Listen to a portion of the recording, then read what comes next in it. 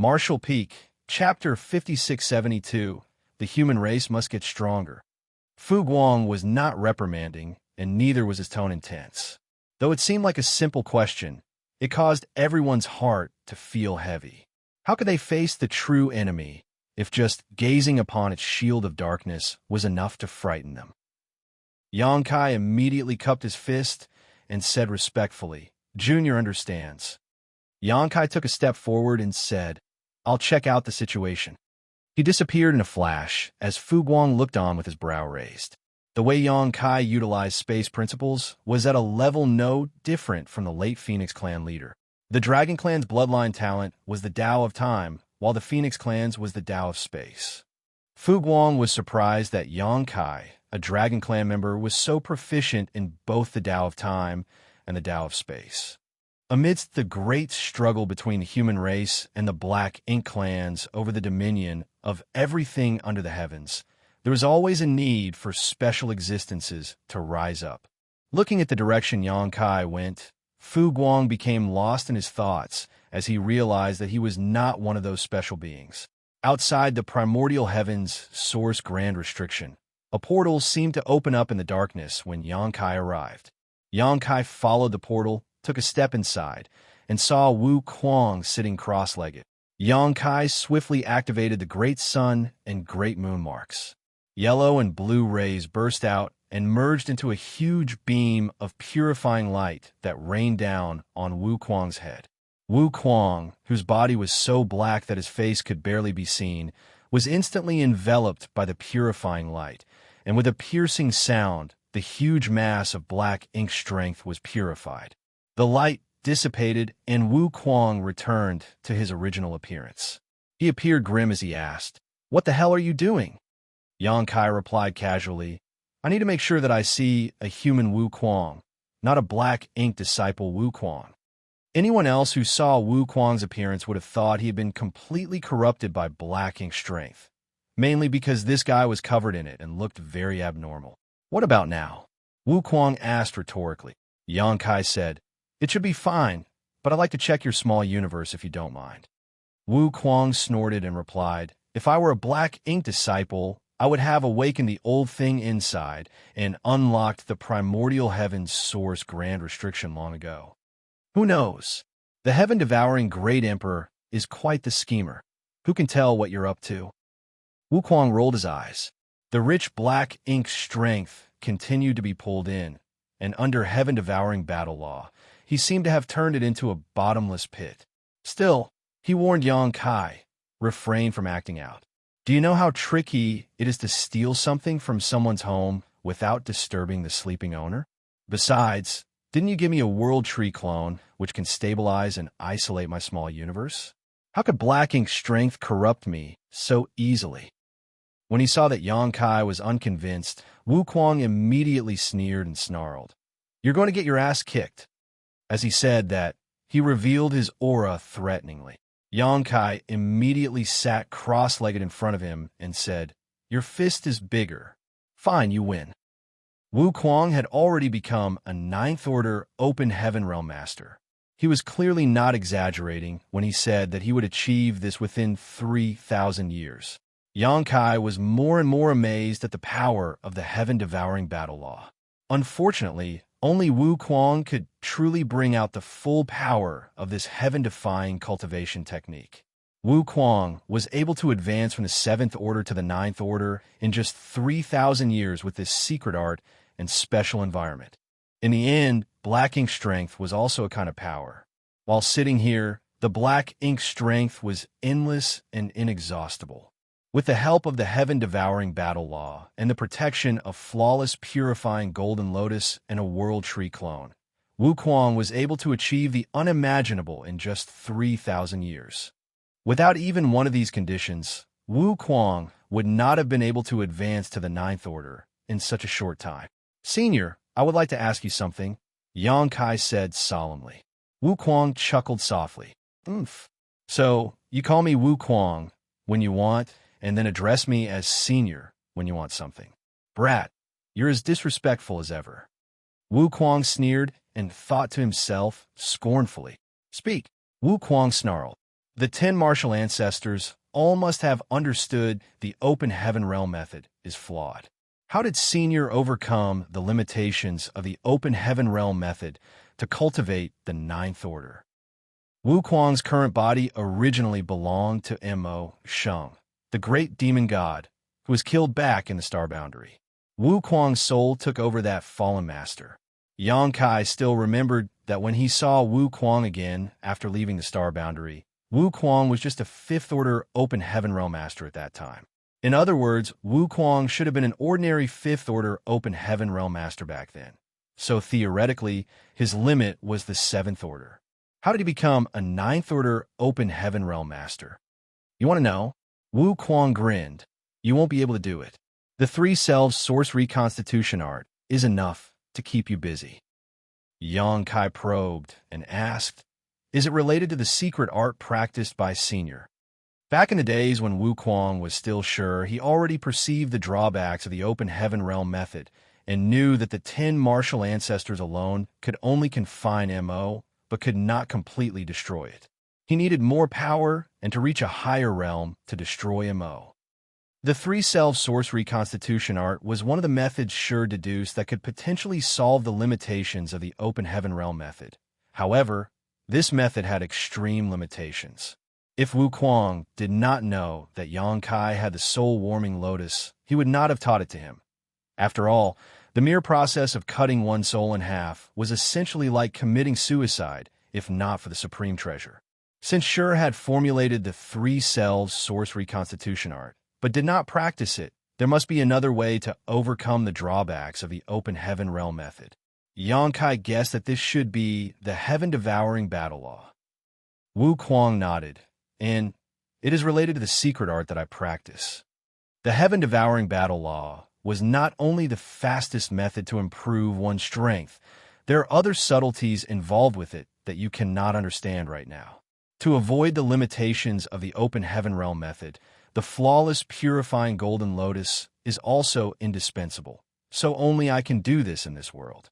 As for the others, Wuquang slowly shook his head, and his message was self-evident. Xianxia was silent for a moment, and then he suddenly said, Senior, I saw the primordial light. Song told the Ninth Order Masters that finding the primordial light was the best and most secure way to resolve the issue of Mo and the Black Ink Clan. Xianxia overheard this when he was serving tea to them. Otherwise, he would not have known about such a secret, as he was just a 7th Order Open Heaven Realm Master back then. However, of those 9th Order old ancestors who were present, only 2 of them were still alive today. Wuquang was the reincarnation of Sure and naturally knew more about the primordial light than anyone else. Wuquang was stunned for a moment before he became incomparably excited, his eyes widening as he asked, Where is it? He was so agitated that he even grabbed Xianxia's shoulders and shook him. Xianxia felt his shoulders were about to be crushed and his body shaken apart, and hastily said, Senior, don't get so excited. I only witnessed the primordial light by chance when traveling back through millions of years of time.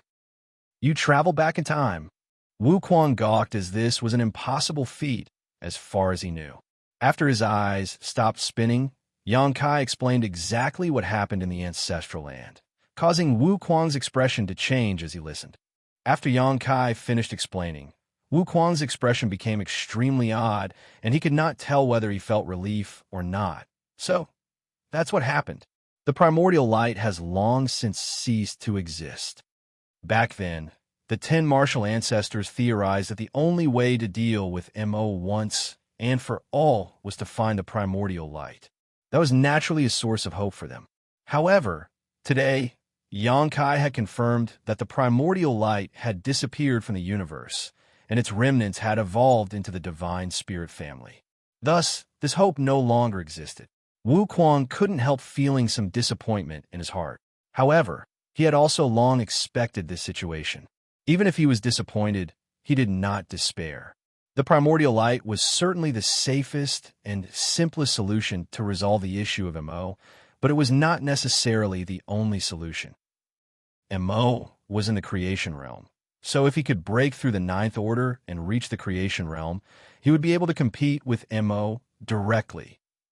Collecting himself, Wu Kuang quickly said, "Brat, since the primordial light has long since dissipated, the only hope for the human race now is to further strengthen themselves and rise above the ninth order as soon as possible." "Yes," Yang Kai answered, but after thinking about it, he did not say anything about Zhang Ruoxi. After all, her story was still just his own speculation. Thus, he would have to take her to that place before he could say for certain his hypothesis was the truth. After a moment of silence, Yang Kai said, "I brought some men and a powerful weapon with me this time to ease the burden on Senior. If Senior needs any help from them, just order them as needed."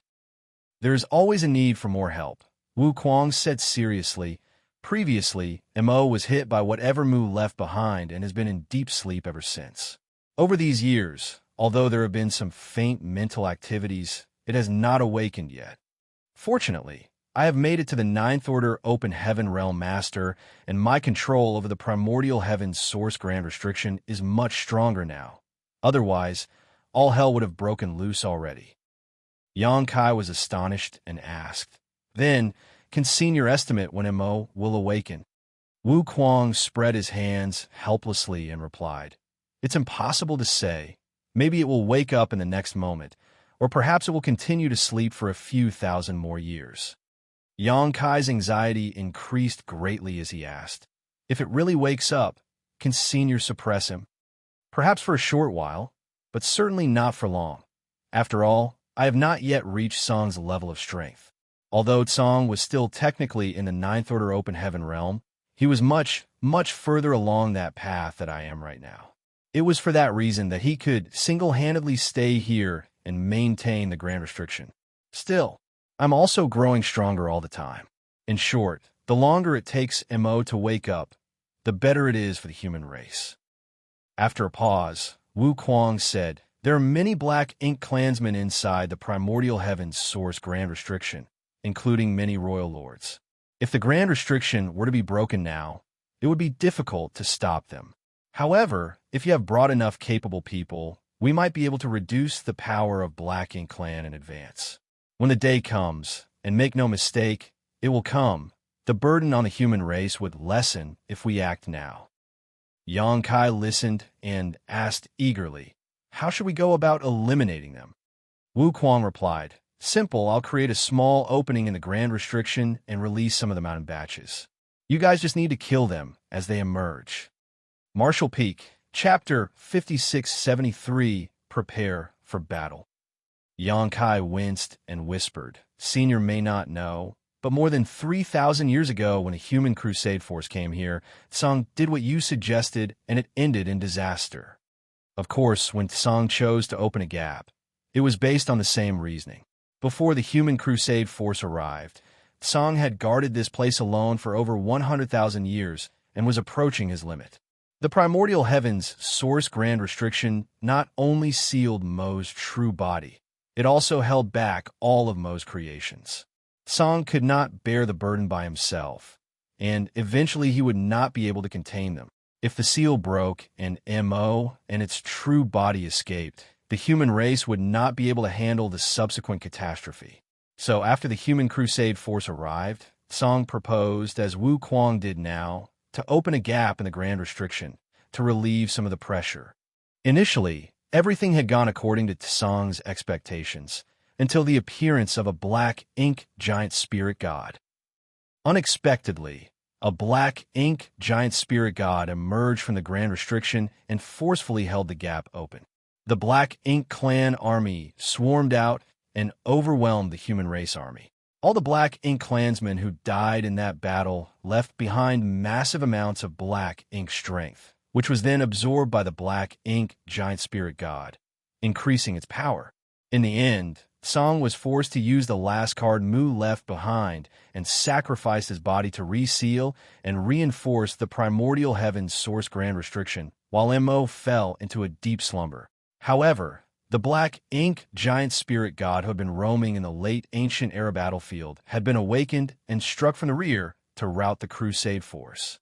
Although Yang Kai was not present for many of those events, he was at least involved up until the emergence of the first Black Ink giant spirit god. Thus, when Wu Kuang proposed this same strategy 3,000 years later, Xianxia was naturally a little worried. Wu Kuang had obviously heard about what happened back then and chuckled. Accidents are inevitable. Xianxia said solemnly, "Is Senior certain that you can reseal the Grand Restriction at any moment?" Wu Kuang said bluntly, "There is no guarantee." Xianxia's face twitched. If Wu Kuang did not dare to make this guarantee, then how could he propose such a risky plan? The hidden ace that Mu had left behind had been used up. The human race could not afford another mistake of that magnitude. However, Xianxia soon realized what the problem was and asked, "Is Senior's burden so great that you are unable to bear it?" Xianxia hit the nail on its head, so Wu Kuang could not help but sigh and reply, "I just became a ninth order master, and my strength is incomparable to Tsang. It's only a matter of time before the primordial heavens source grand restriction breaks apart." "Why didn't Senior just say so then?" Xianxia said with some displeasure. Listening to Wu Kuang's tone earlier, he thought this guy was having an easy time staying here at the primordial heavens source grand restriction. Who would have thought that his life was hanging by a thread all this while? Wu Kuang simply replied, "Don't I need some face?" Xianxia was immediately incensed and did not know how to respond. He fumed for a moment before asking, "If we do as Senior said, will there be any effect on Mo's true body? Would you believe me if I said that there will be no effect? Mu left a strong gambit behind. Now, we can only trust her." "Then what about black ink giant spirit gods?" Xianxia asked again. "There is no way a newly promoted ninth order master like me could sense what's going on inside the primordial heavens source grand restriction when even Tsang, Sure, and the others could not back at their peak. Only Mu ever dove deep into the primordial heavens source grand restriction. We have never done so. Unfortunately, she died after we resealed the restriction and did not leave any clues as to what she saw inside. That is why no one knew a black ink giant spirit god was lurking inside. The only thing I can do now is to try to reseal the gap when I notice any anomalies and try to avoid things getting out of hand." What Wu Kuang meant was that if there was a black ink giant spirit god that wanted to break out of the grand restriction, he would immediately close the opening. It was pointless for Xianxia to ask if he was able to do it at this point. Wu Kuang followed up, "You do not have to worry too much, though. Even if Mo is already at the creation realm, there will not be many black ink giant spirit gods." "How do you know?" Xianxia asked. "Mo must have paid a huge price to create such a powerful being. Every black ink giant spirit god must require a part of its true essence. Although Mo is very powerful, its soul and essence cannot be divided too many times. Otherwise, it will be in great danger itself." "Is Senior certain of that? Or is it just a guess?" Xianxia frowned. "I have evidence this time." Wu Kuang smiled. "Thousands of years ago, the Black Ink clan laid out an elaborate scheme and made many sacrifices to awaken the black ink giant spirit god in the divine spirit ancestral land, just like they did with the one from the late ancient era battlefield. If Mo could freely create black ink giant spirit gods, why would it bother going through all that trouble? Sending even one more out of the primordial heavens source grand restriction would have ended everything right from the start, right?" Xianxia pondered over a little and had to admit that Wu Kuang's analysis had some truth to it. Of course, he could not rule out the possibility that he just wanted to believe a comforting lie rather than face an unwelcome truth. Wu Kuang continued, "So, even if there are still black ink giant spirit gods in this primordial heavens source grand restriction, there won't be many of them. Perhaps just one or two." Xianxia pondered silently before exhaling a long sigh. "In that case, we can only act and see what happens." It was necessary to open up a gap in the primordial heavens source grand restriction as Wu Kuang needed to ease his burden. They could only hope that he could control the situation after. Xianxia was glad that he had convinced the Supreme Headquarters to build the suppressing black ink fortress 1,000 years ago. Otherwise, he would not have known how to handle the current situation. The original purpose of the suppressing black ink fortress was to prevent problems that might emerge from the primordial heavens source grand restriction. including when the Grand Restriction would be broken. Senior, please wait a moment. I will go make some arrangements, Xianxia said and got up to leave. Wu Kuang suddenly said, Wait. There's one more thing I need to explain to you. What is it? Wu Kuang said solemnly. The primordial heaven's source Grand Restriction has existed for a very long time, which means that it has fallen into disrepair. Every time the Grand Restriction opens and closes, it will impact its stability to a certain degree. Do you know why Tsang did not dare to open the gap to relieve its pressure even when he had reached his limits? Xianxia frowned and said, Fear of collapse of the Grand Restriction. Wu Kuang nodded gravely. Indeed, even if there was only a 1 in a million chance, Tsang did not dare to take that risk. Thus, he kept holding on until the arrival of the Human Crusade force. It was only then that he took the risk, as others were around to help him contain the situation. After that, the source Grand Restriction should have become extremely unstable. Should? Xianxia raised an eyebrow. Wu Kuang smiled lightly and replied, This happened many times during the long existence of the Grand Restriction. Otherwise, why do you think my old friends chose to strengthen the restriction by sacrificing themselves? Do you think they didn't cherish their lives? Xianxia finally realized something when he heard this. The primordial heaven's source Grand Restriction was created by us under Mu's instructions. Mo struggled violently when it was in the Grand Restriction. For countless years, it has struggled and attempted to break out a few times, which put a great strain on the Grand Restriction. As a result, whenever there are signs of collapse, someone would make the sacrifice and merge with the Grand Restriction. As he spoke, Wu Kuang's eyes glowed in remembrance, clearly lost in his memories of a time long past. When one of us merged with the Grand Restriction, it was equivalent to reinforcing it. Therefore, it has been maintained until today without collapsing. 3,000 years have passed since Tsang did just that, and today's primordial heaven's source Grand Restriction is no longer the same as when it was first built. When I open the Grand Restriction, you will have to deal with all the Black Ink clansmen that leak out by yourselves. I won't close it unless a Black Ink giant spirit god is trying to break out. Xianxia nodded lightly and replied, I understand. I will explain this to the army. He knew the reason why Wu Kuang had told him this. It was because he did not want the suppressing Black Ink army to expect any help from him. Wu Kuang could only take care of the opening and be ready to close it at any moment. He could not provide any direct assistance to the suppressing Black Ink army. He also wanted the suppressing Black Ink army to be prepared for anything horrendous that may occur. After leaving the primordial heaven's source Grand Restriction, Xianxia returned to the debris of the Great Pass and explained what he had discussed with Wu Kuang. Fu Guang nodded his head and said, We can only deal with it as it is. Xianxia continued, I can't stay for long, so I must ask Senior to take care of things here. Fu Guang smiled and said, Not a problem. I'll take care of it. Xianxia looked at the numerous human 8th Order Masters and shouted, Prepare for battle. Small universe portals opened up and numerous figures emerged from each of them, the soldiers soon assembling according to their divisions and squads. Xianxia moved away from the debris and his world force surged to clear a space in the void. Afterwards, he took out the orb that contained the suppressing Black Ink fortress and threw it forward with force. Manipulating space principles, the orb shattered and space inside expanded rapidly. In the blink of an eye, a large area of space was added to the void, causing ripples in space. Xianxia rapidly formed a set of hand seals and surged both world force and space principles to smooth the disorder.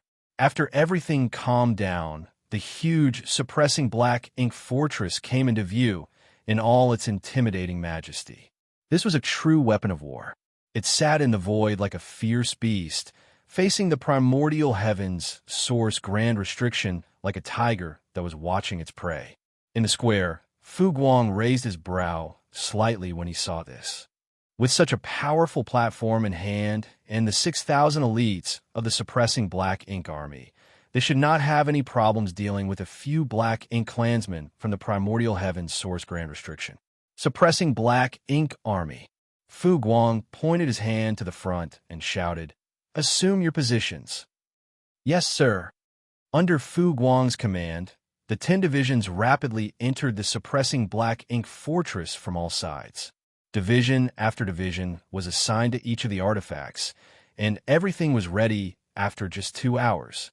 Fu Guang stood proudly in the middle of the void as this huge, suppressing black ink fortress came to life and prepared for war. At the suppressing black ink fortress core, 10 Eighth Order Open Heaven Realm Masters sat cross-legged in a circle, ready to activate its power to provide all possible assistance to the soldiers outside. Martial Peak, Chapter 5674, Shaving Away What's Inside. Xianxia looked on from afar. The primordial heavens, source grand restriction, was the battlefield of the suppressing black ink army. As he told Fu Guang earlier, he could not stay here for long. Thus, he could only observe and did not intend to intervene in this battle. Everything would be fine if the suppressing black ink army and the suppressing black ink fortress could deal with the black ink clan army that rushed out of the primordial heavens source grand restriction. If they could not, then there would be problems. There was another figure standing beside him at this moment. It was Zhang Ruoxi who asked, "Sir, don't I have to go and help?" She thought that she could provide a lot of assistance with her small stone race army, which could form a Fourth Order 9 palaces formations. Even if she was facing an innate territory lord, she could put up a hard fight. Yang Kai slowly shook his head and said, "Your battlefield isn't here." If his guess was right, then Zhang Ruo, she could play a much bigger role in the future than merely controlling a Fourth Order 9 palaces formation. Upon hearing this, Zhang Ruo, she felt a bit confused, but she listened to Yang Kai's instructions and watched quietly beside him. For the last few thousand years, she and Yang Kai had barely met, but ever since she was young, she had built an unconditional trust in Yang Kai. Even after growing up and becoming a Seventh Order Open Heaven Realm Master, she would still obey any request Yang Kai made of her. Now, both the suppressing black ink army and the suppressing black ink fortress were ready.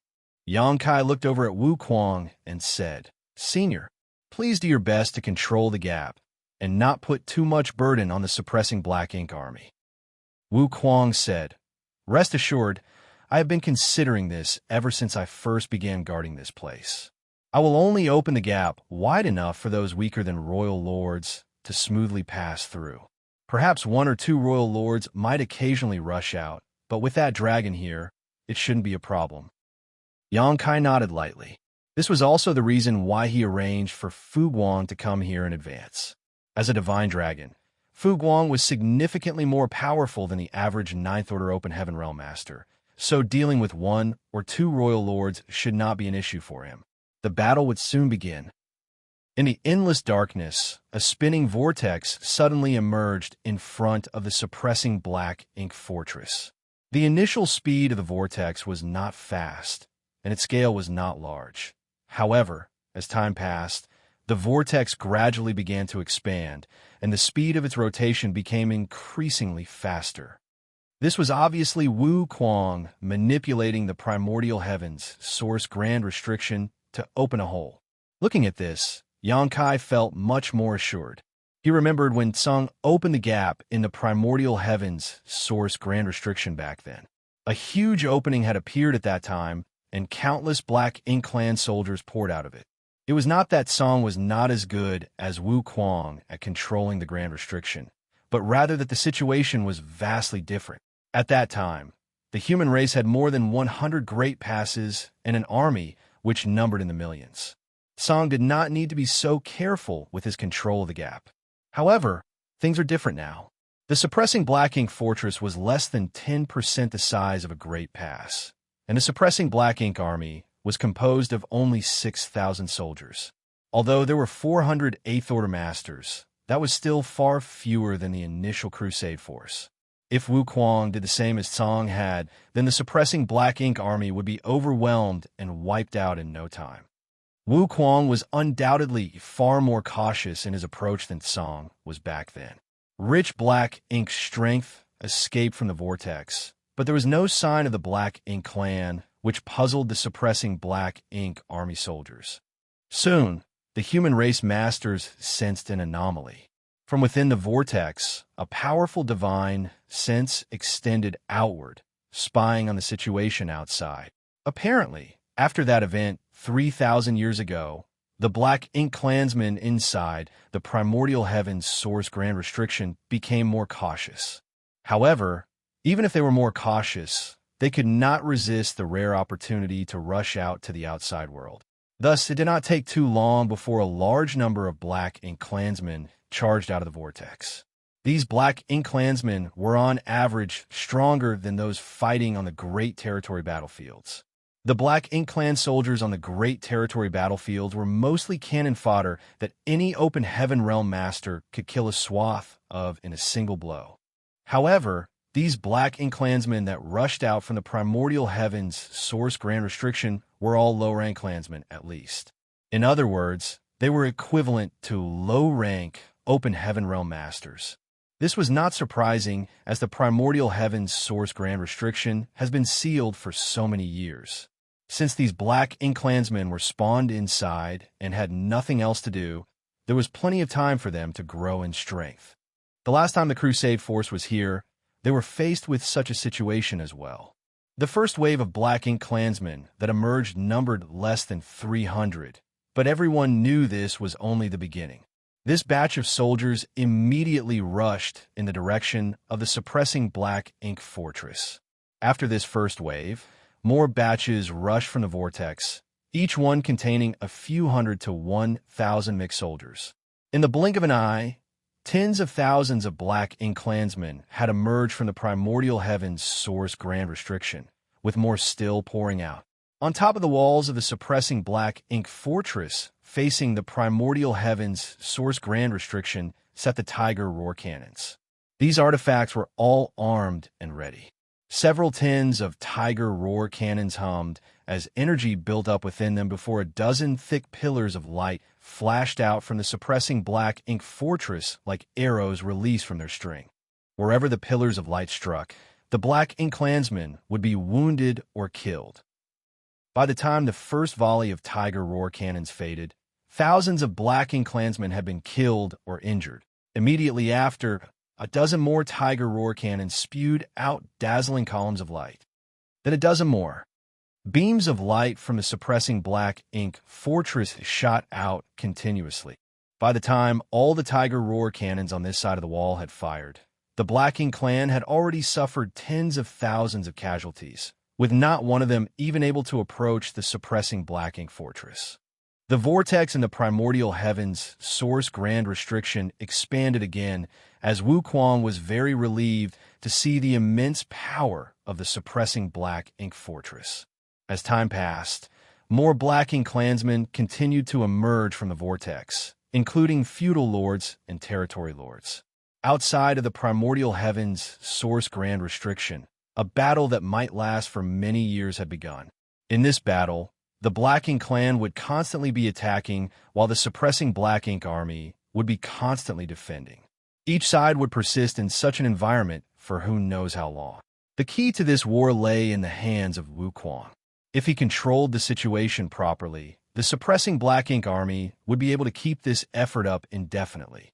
However, if Wuxia did not control the situation well, it would lead to an irreversible collapse. The territory lord from the primordial heavens source grand restriction were all innate territory lords, but although all of them were quite powerful, the moment they emerged they were greeted by Tiger Roar cannons from the suppressing Black Ink fortress. Even territory lords would inevitably be wounded by the Tiger Roar cannons when they appeared, and if they could not respond in time, they would quickly be overwhelmed by the continuous bolts of light. Xianxia saw some innate territory lords coming out of the primordial heavens source grand restriction, but as they emerged, they would all go from being lightly wounded to seriously wounded to dying. There were some innate territory lords who barely survived the bombardment of the Tiger Roar cannons and wisely did not charge straight at the suppressing Black Ink fortress and instead chose to flank it. However, while the suppressing Black Ink fortress was seemingly fixed in place, the suppressing Black Ink army was very mobile. Those innate territory lords who barely survived the Tiger Roar Cannon's attack were all swiftly intercepted by 8th Order Open Heaven Realm Masters before they could get too close. The 8th Order Masters worked in teams to take down these flanking territory lords swiftly and decisively. The entire suppressing black ink fortress soon began spinning at a low speed, thanks to the 10 8th Order Masters powering the core. With this rotation, the fixed Tiger Roar cannons on the 4 walls of suppressing black ink fortress could take turns to fire, allowing the soldiers time to rest and recuperate so that the power of the suppressing black ink army could be maximized. Days went by, and soon an entire month had passed with the situation still under the humans' control. The Black Ink clan had suffered countless casualties, with more than 108 territory lords having been killed, while not one soul from the suppressing Black Ink army had died. The rate of consumption of the soldiers was also under control, and as long as they received enough supplies, the suppressing Black Ink army could continue fighting like this indefinitely. However, accidents and unexpected situations finally began to appear. From the vortex, the aura of a royal lord revealed itself, followed by the figure of a royal lord struggling to emerge from within the Grand Restriction. Wu Kuang had carefully controlled the primordial heavens source Grand Restriction so that the gap he opened was only large enough to allow those weaker than royal lords to pass through smoothly. Any royal lord trying to emerge would have difficulty exiting through the current opening. The royal lord was only delayed for a few breaths of time while passing through the vortex, but during that brief moment, he was naturally struck by multiple attacks from the suppressing Black Ink fortress, causing numerous injuries. Naturally, this caused the royal lord to roar in anger. With great difficulty, he struggled out of the vortex and nimbly dodged the attacks from suppressing Black Ink fortress before charging out towards it. However, he was immediately met with the intense dragon aura of a divine dragon. Fu Guang, who had been waiting on the suppressing Black Ink fortress, personally intercepted the royal lord, forcing him into the nearby void to fight. The royal lord was ripped apart by Fu Guang's claws after only half an hour of fighting, his black ink strength exploding out like a final desperate gasp before he perished. Even in his prime, this royal lord was no match for a divine dragon, let alone after he was seriously wounded by the suppressing Black Ink army's focus barrage. The combination of the suppressing Black Ink army with the suppressing Black Ink fortress and a divine dragon proved to be a solid defense.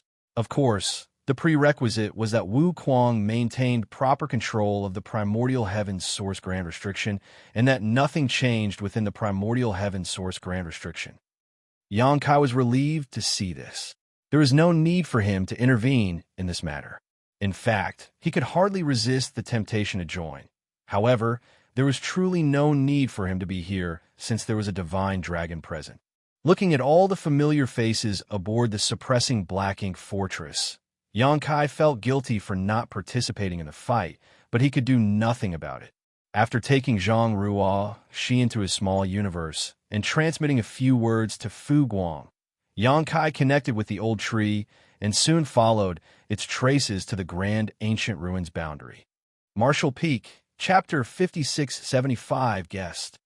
3 months later, in the desolate and vast void of the chaotic dead territory, the two forces of yin and yang entwined, sparking violent explosions and shaking the universe each time they collided. Even an 8th Order Open Heaven Realm Master would not be able to withstand the fallout of such an explosion. This was a sight that had not been seen in the chaotic dead territory for many thousands of years. Such a chaotic and dangerous place certainly had a lot of opportunities, yet the dangers far outweighed those lucky chances. If it wasn't for the protection of giant spirit god Air when Xianxia arrived here the first time, he would have already died many times over with his 6th Order Open Heaven Realm Cultivation. After the Black Ink clan invaded the 3,000 worlds, they had also set their sights on this place, but when they realized how dangerous it was, they gave up on it entirely. They couldn't hold their ground in a place this dangerous. The Royal Lord was previously worried that these two supreme beings would direct animosity towards the Black Ink clan and attack, But after so many years of observation, these two showed no signs of leaving. Subsequently, he discovered from some black ink disciples that, though these two had a fierce reputation, they had never left the chaotic dead territory since ancient times, allowing the royal lord to breathe a sigh of relief. Xianxia arrived in this place without difficulty and soon found Big Brother Huang and Big Sister Lan, who were nurturing another small stone race army. Both Big Brother Huang and Big Sister Lan were speechless when they saw Xianxia again. Ever since Xianxia gave them these unique creatures, the two of them had been fixated on this type of game-like combat to establish their seniority. However, the last two times Xianxia visited, nothing good happened. In addition to taking away a massive amount of yellow and blue crystals, he also took away their entire army, which they had worked so hard to nurture. It was as if every time Xianxia appeared, they would be robbed clean of all that they owned. So, seeing Xianxia appear so soon after his last visit, Big Brother Huang's headache, and he couldn't help grumbling. "Why are you here again?" Big Sister Lan later added, "You can take some yellow and blue crystals, but there are no more forces for you to take. It has only been a short time, and they haven't grown much yet." It had only been a few hundred years since the last time Xianxia visited, so naturally they had yet to recover from the damage he caused last time. Xianxia cupped his fist with a smile and bowed to the two in front of him. "Little brother greets Big Brother Huang and Big Sister Lan. You two seem to have some misunderstanding about this little brother." Big Brother Huang snorted sarcastically. Seeing this, Xianxia hurriedly explained, "The reason this little brother came this time is not to ask for anything. Instead, I am purely here to visit you both. Of course, if you have anything to give." "No, if you were to give me anything, I would not dare to refuse." "No." Big Brother Huang shook his head like a rattling drum. "There's nothing for you here. Now that you've visited us, you can go." Xianxia suddenly felt a little heartbroken. "Big Brother Huang, why are you treating me like an outsider?" If the names Big Brother Huang and Big Sister Lan felt like a joke before, after seeing records of the primordial light and uncovering the truth of what happened in the past, Xianxia no longer felt any reservations about addressing them as such. Big Brother Huang and Big Sister Lan really were the big brother and big sister of the Divine Spirit family. Big Brother Huang sighed, looking a little exasperated and helpless. "If I don't treat you like an outsider, I'm afraid you'd really take away everything we own." Despite having a thick skin, Xianxia couldn't help but flush. He certainly did go overboard the last two times he visited. "All right, why did you come this time?" Big Sister Lan empathetically questioned. Now that the Blacking clan had invaded their land and the human race was in a dire situation, how would Xianxia come here to chit-chat with them for no particular reason? Xianxia's expression turned serious. "Indeed, I have something to discuss. Do Big Brother and Big Sister remember the primordial light I mentioned the last time I came to visit you?" Big Brother Huang couldn't help but look up at him. "Did you discover something?" The primordial light was also related to Big Brother Huang and Big Sister Lan's origins. Thus, they were naturally concerned about it. It was simply that despite having lived for so long, they had no clue about it and didn't even know where to go for information, leaving them with no choice except to place their hopes in Xianxia. Xianxia nodded and said, "By coincidence, I happened to see the primordial light when I experienced the events of the past." Following, he narrated all the things he experienced in the Divine Spirit ancestral land, including the blurry human figure that emerged when the primordial light first arrived there. "Everything I saw should be the events that occurred in the ancestral land during the primordial era, and these memories were born by the ancestral land itself. When this little brother was cultivating, I resonated with the ancestral land itself and got a glimpse of the mysteries of the primordial era. But from what I saw, before the primordial light hit the ancestral land, it was not as stable and powerful as it should have been. It undoubtedly separated its yin and yang components from it. This little brother believes that before the primordial light arrived at the ancestral land, it had already separated from Big Brother and Big Sister in the chaotic dead territory. After yin and yang were separated from the primordial light, they did not immediately become Big Brother Huang and Big Sister Lan. Rather, it took many years of evolution for the pure yin and yang to become the burning light and serene glimmer of today. Big Brother Huang previously mentioned this too. In the beginning, they were muddled and only felt as though they had been abandoned somehow. It was only a long time after they gained full sentience that they realized that they were in the chaotic, dead territory and had never left this place since ancient times. Big Brother Huang and Big Sister Lan exchanged glances, their expressions unreadable. Sometime later, Big Brother Huang finally murmured, "So, we were really born from the primordial light." He had this conjecture the last time Xianxia discussed the primordial light with them, but he had no way to prove it. Now, Xianxia's words had eliminated all his doubts. Xianxia said with a smile, "This is no surprise. The primordial darkness of this world also awakened its sentience and became MO, so it is not strange that both of you were born from the primordial light. Besides, the primordial light not only created both of you, but all the divine spirits as well." After giving it some thought, Big Sister Lan said in a daze, "In that case, we are a family with the divine spirits. Xiao Huang and I were born first, followed by those divine spirits." Xiao Huang remained silent. The corner of Xianxia's brow twitched as he acted like he didn't hear this name. Big Sister Lan cheered, "Xiao Huang. This means all the divine spirits are our little brothers and sisters." She was delighted beyond belief to realize such a relationship. She had been fighting with Big Brother Huang since time immemorial about who was the elder sibling, but now, all of a sudden, they both had so many younger brothers and sisters. Big Sister Lan was filled with satisfaction. When he heard this, Big Brother Huang's eyes glistened too.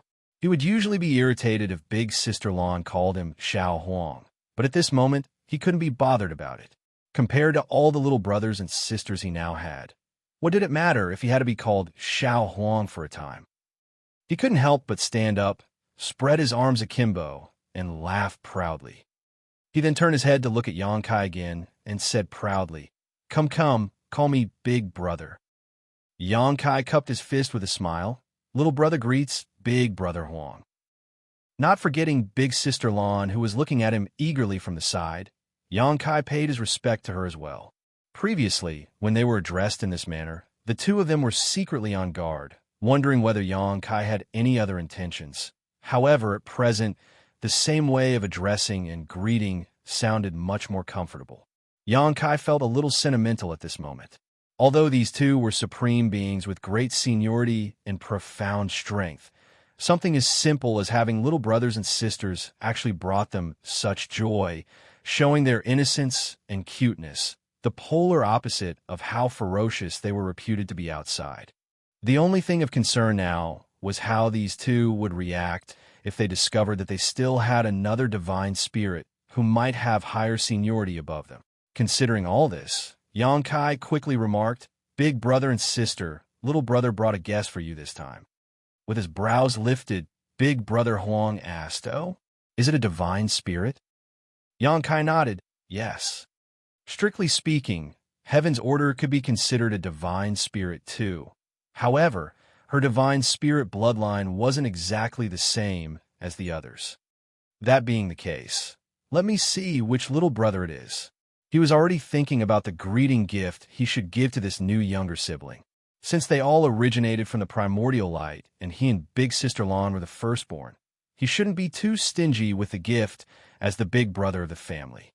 In response, Xianxia opened up his small universe right away, and a figure emerged. When he decided to bring Zhang Ruo Shi to the chaotic dead territory to meet Big Brother Huang and Big Sister Lan, Xianxia imagined many different ways this first contact would go, but nothing could have prepared him for what happened next.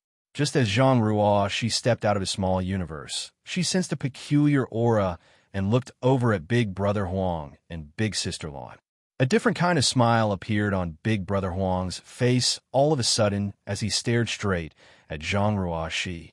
Though it was their first time meeting each other, he felt incredibly warm and close to this person in front of him, like a long-lost child finally meeting a family member. Big Sister Lan tilted her head as she gazed at Zhang Ruo Shi, her eyes somewhat lost.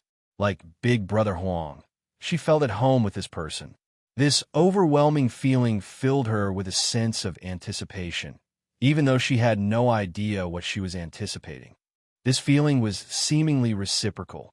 Xianxia had not told Zhang Ruo where they were heading or who she was about to meet. She only stayed in Xianxia's small universe and waited for his instructions. The moment Zhang Ruo stepped out of the Xianxia's small universe, she was attracted to the two tiny children in front of her. Maternal love flooded her heart as she reached out and stroked Big Brother Huang's hair and patted Big Sister Lan's head. Xianxia felt chills all over his body and secretly thought that women were definitely bolder than men.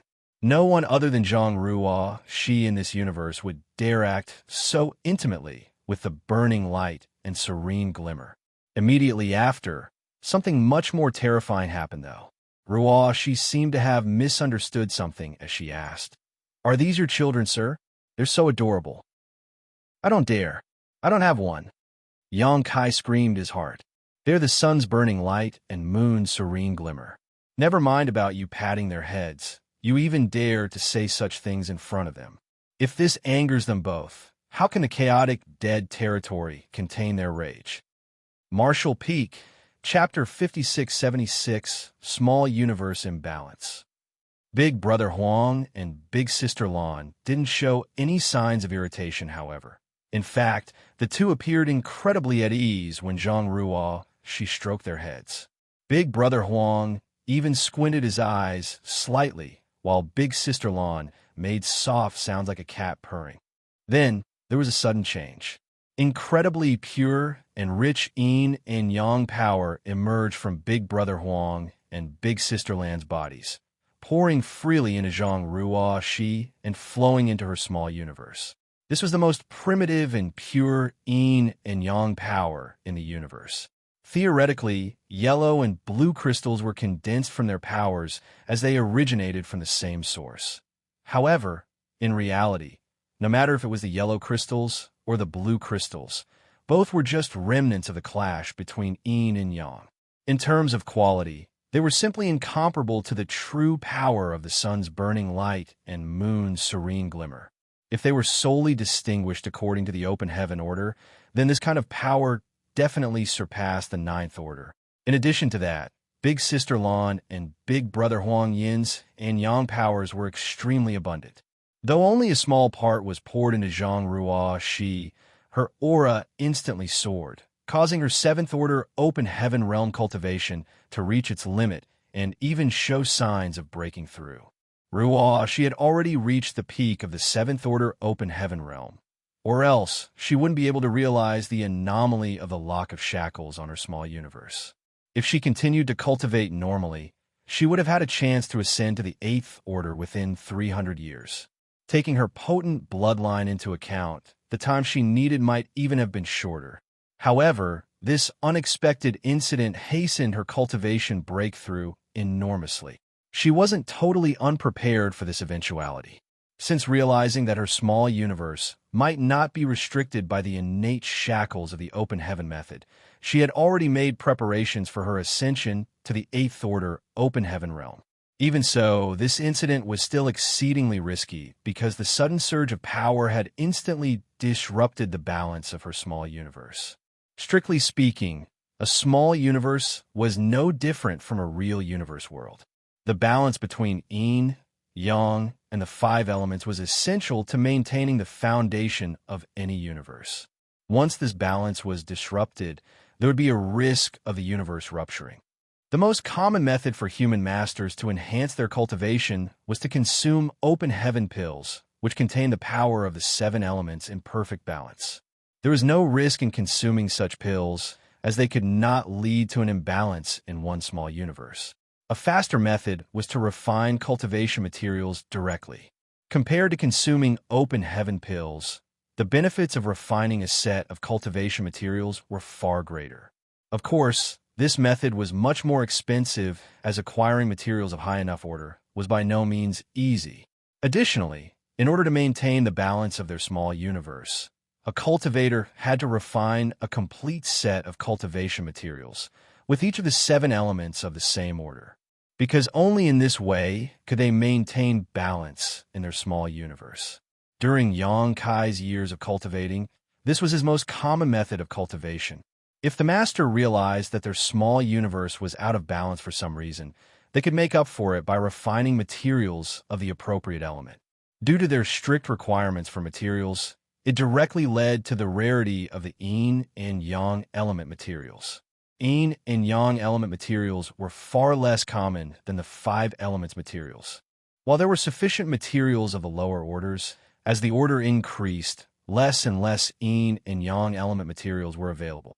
Before Yang Kai obtained a large amount of yellow and blue crystals from the chaotic dead territory, even the cave heavens and paradises lacked such materials above the fifth order. It wasn't until the appearance of yellow and blue crystals that this issue was solved. Big Brother Huang and Big Sister Lan did not intend to pour their strength into Zhang Ruoxi's body. Rather, it was drawn out by her mysterious bloodline power, causing Zhang Ruoxi to unintentionally devour their power. This surprised both of them greatly. Zhang Ruoxi did not anticipate such a thing to occur either, nor did she intend to devour these two's powers, but everything happened so seamlessly after just a moment of contact. Immediately, Zhang Ruoxi's world soared, and her aura rampaged as the imbalance of her small universe shook and violently impacted her. Her gorgeous face turned pale in an instant, and she frantically cried out, "Sir!" Yang Kai was shocked as well. He was just admiring the strange act of Big Brother Huang and Big Sister Lan a breath ago, and the next instant, Ruoxi's small universe was in peril. Behind Ruoxi, the illusory phantom of her small universe emerged all on its own. Its original tranquility with majestic mountains and pristine waters now enveloped in a storm of yellow and blue light. As these two hues clashed, a scene of violence and destruction played out. It was similar to what the chaotic dead territory looked like before Yang Kai first came here. Right away, Yang Kai snapped back to his senses and immediately took out a set of 5 elements materials, all in the 7th order, and passed them to Zhang Ruoxi, urging her, "Focus. Concentrate on holding together your small universe, and quickly refine these." Since she had received a massive infusion of yin and yang element power, the only way to restore the balance of her small universe was to quickly refine more 5 elements power. Zhang Ruoxi obviously also understood that her life was at stake, so she did not hesitate to accept the 5 elements materials, sat cross-legged, and followed Yang Kai's instructions to stabilize her mind as she went all out to suppress the chaos of her own small universe while preparing to refine the materials. However, a human master was always greatly impacted by any disturbance in their small universe. If there was a fight between masters of the same order and strength, the one whose small universe was shaken first would quickly be defeated and perish. Because of this, every cave, heaven, and paradise had developed divine abilities or secret techniques designed exclusively for protecting their small universe. These methods were mainly used to defend their small universes from external shocks. During the Great Evolution Army's battle at the Royal City of the Great Evolution Theater, Yang Kai used his cow punch secret technique to kill a 9th Order Black Ink disciple. In terms of raw strength, Yang Kai wasn't a match for a 9th Order Black Ink disciple. In fact, a 9th Order Black Ink disciple might only be slightly weaker than a pseudo-royal lord like Emo Nai. However, Yang Kai's cow punch was the most profound secret technique capable of directly impacting an enemy's small universe. Even if there was a great disparity in strength between Yang Kai and his opponent, cow punch could bypass all conventional defenses to cause massive damage. The current situation of Zhang Ruoxi was equivalent to her small universe being attacked by rampaging energy. Worse yet, this power was the purest essence of the burning light and serene glimmer, 2 supreme beings whose strength exceeded the 9th Order. As someone only at the peak of the 7th Order, how was Zhang Ruoxi supposed to be able to endure it? The only reason her small universe did not rupture on the spot was because only a small amount of yin and yang element power flowed into her before it was cut off. However, This disturbance in her small universe made it incredibly difficult for her to focus her mind. In such an unsteady state, let alone refining materials to balance her small universe, even suppressing the chaos in her small universe was proving all but impossible. If Xianxia, she was unable to suppress the turbulence in her small universe quickly, it would only further destabilize, worsening her condition and creating a deadly feedback cycle. In a matter of breaths, Ruoxi's aura became more and more chaotic, and the illusory phantom of the small universe behind her also began to expand and contract, showing extreme signs of instability. The yellow and blue lights also became more violent as they thrashed about wildly. Yang felt chills all over. He thought that having Xianxia visit Big Brother Huang and Big Sister Lan might bring about some unexpected gains, but he never imagined that things would go so awry. Racking his brain desperately, Yang suddenly thought of something that might help Ruoxi, so he quickly shouted, "Open your mind."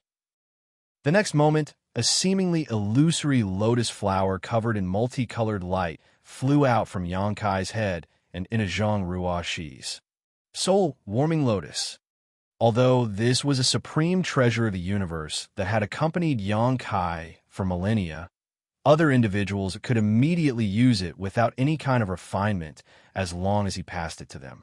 Since he previously lent it to old ancestor Xiao to use in her battle inside the black ink nest space, it meant that he could lend it to Xianxia as well.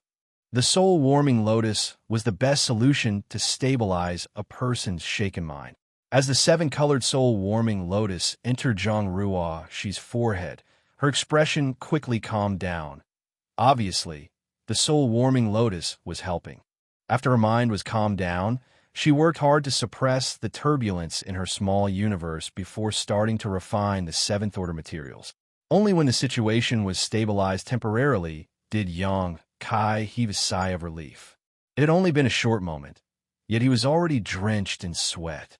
Big Brother Huang and Big Sister Lan stood to the side, completely dumbfounded by what they just experienced. Only after a long silence did Big Brother Huang murmur, How did this happen?" Although the two of them have lived for countless years and were far more powerful than any other divine spirit, due to their lack of interaction with others, they were quite innocent and naive. All they knew was the woman in front of them, who they felt quite close to, almost died because of their power. Big Sister Lan gave it a little bit more thought than Big Brother Huang before turning to Yang to ask, "Who is she?" Even when she first met Yang a member of the Dragon Clan, she had never experienced the same level of closeness as she did with this mysterious woman. She was even more puzzled by the fact that this young woman had freely drawn in her and Xiao Huang's power. That was their pure yin and yang power, their innate strength. It wasn't something just anyone could devour. However, recalling when her power was being devoured, Big Sister Lan felt no sense of rejection of disharmony at all. "I'll let you both know later. Can Big Brother and Sister restrain and take back your power?" Yang asked seriously. Allowing Ruoxi to refine 5 elements materials to balance her small universe was the best solution to the current problem. Yang quickly discovered a problem at this moment. It was taking too long. Refining materials was not something that could be done overnight.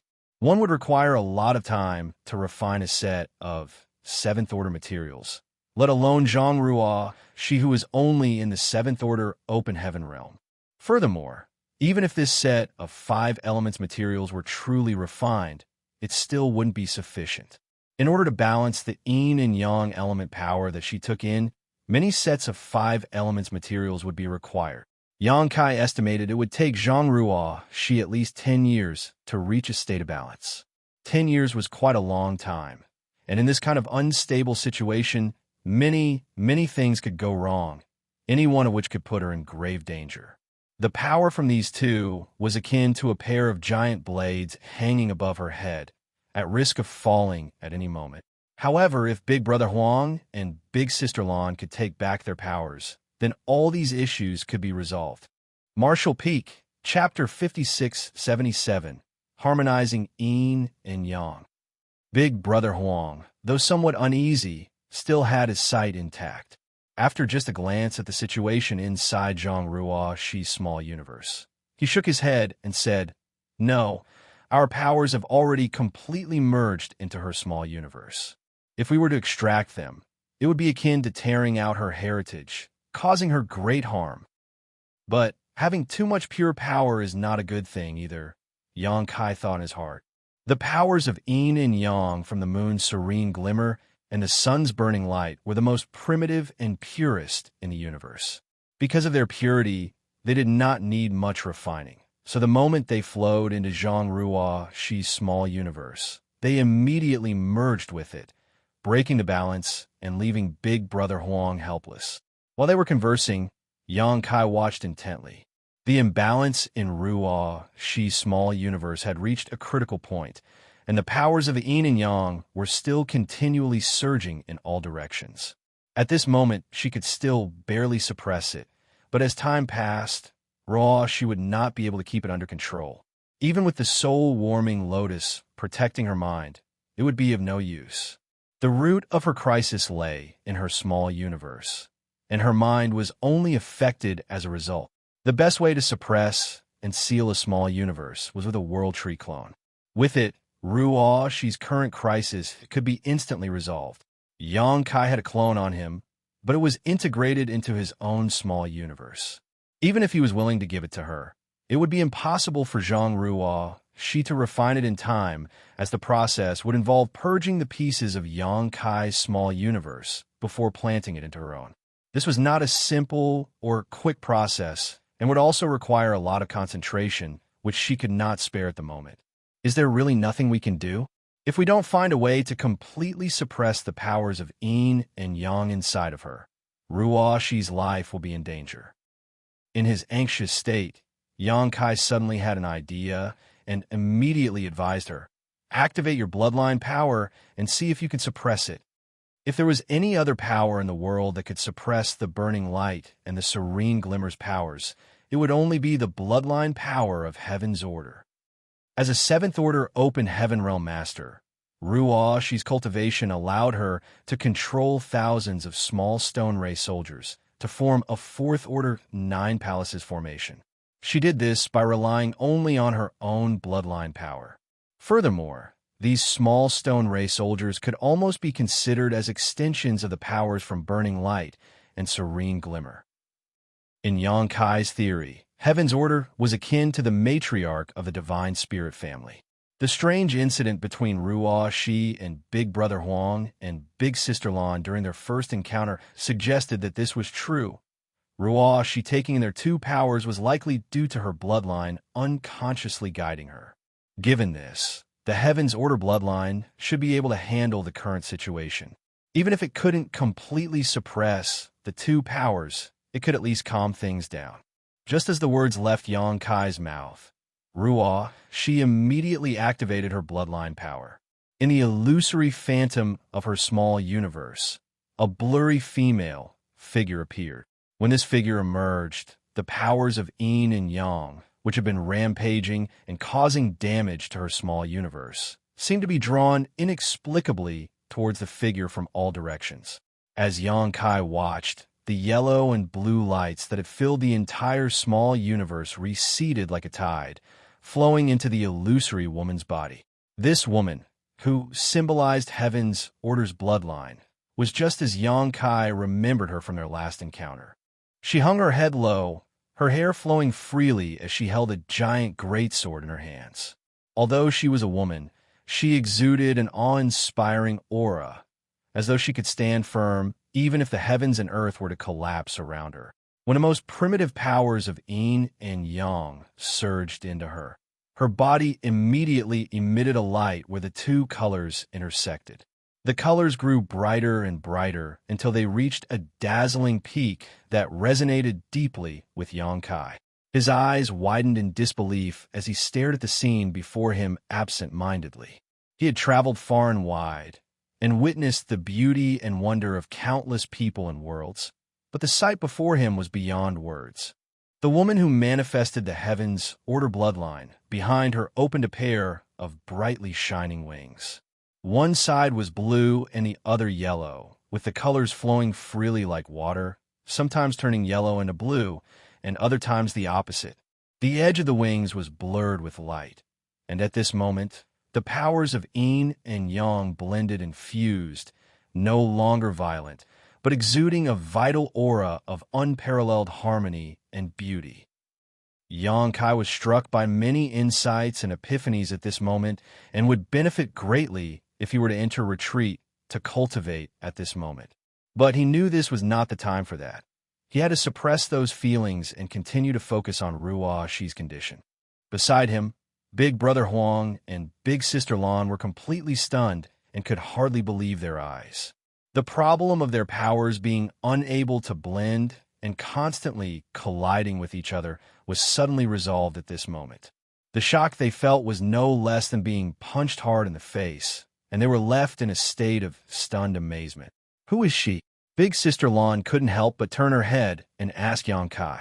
Her curiosity was piqued by this existence who had the power to reconcile the powers of Xiao Huang and herself, so she knew she was certainly not any ordinary being. For countless years, they remained in the chaotic dead territory, unable to leave. This was not because they didn't want to, but because they couldn't. According to ancient legend, they were the progenitors of all divine spirits, a myth that had been distorted and exaggerated over time. However, there was another legend that held true. They were the embodiments of destruction. Since their birth, they were incomplete and unable to control their powers with precision. Leaving the chaotic, dead territory would result in a catastrophic explosion of yin and yang, laying waste to all things, living or dead. Back in the early days, the chaotic, dead territory was not as vast as it was now. Many great territories were destroyed over the years, the boundary walls between them torn down, leading to the creation of the current, extremely large, chaotic, dead territory. These two ancient beings scattered their power throughout the territory, retaining only a fraction of it to transform into their present forms, two small children, and allowing Xianxia to stand before them and communicate with them. If they were in their true, complete forms, Xianxia would not have the privilege of standing here, as he would have been vaporized by the violent yin and yang powers they innately gave off long ago.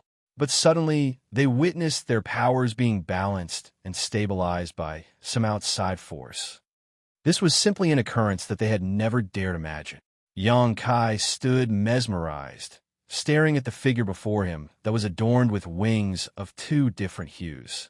However, after Zhang Ruo, she activated her own Heaven's Order bloodline power.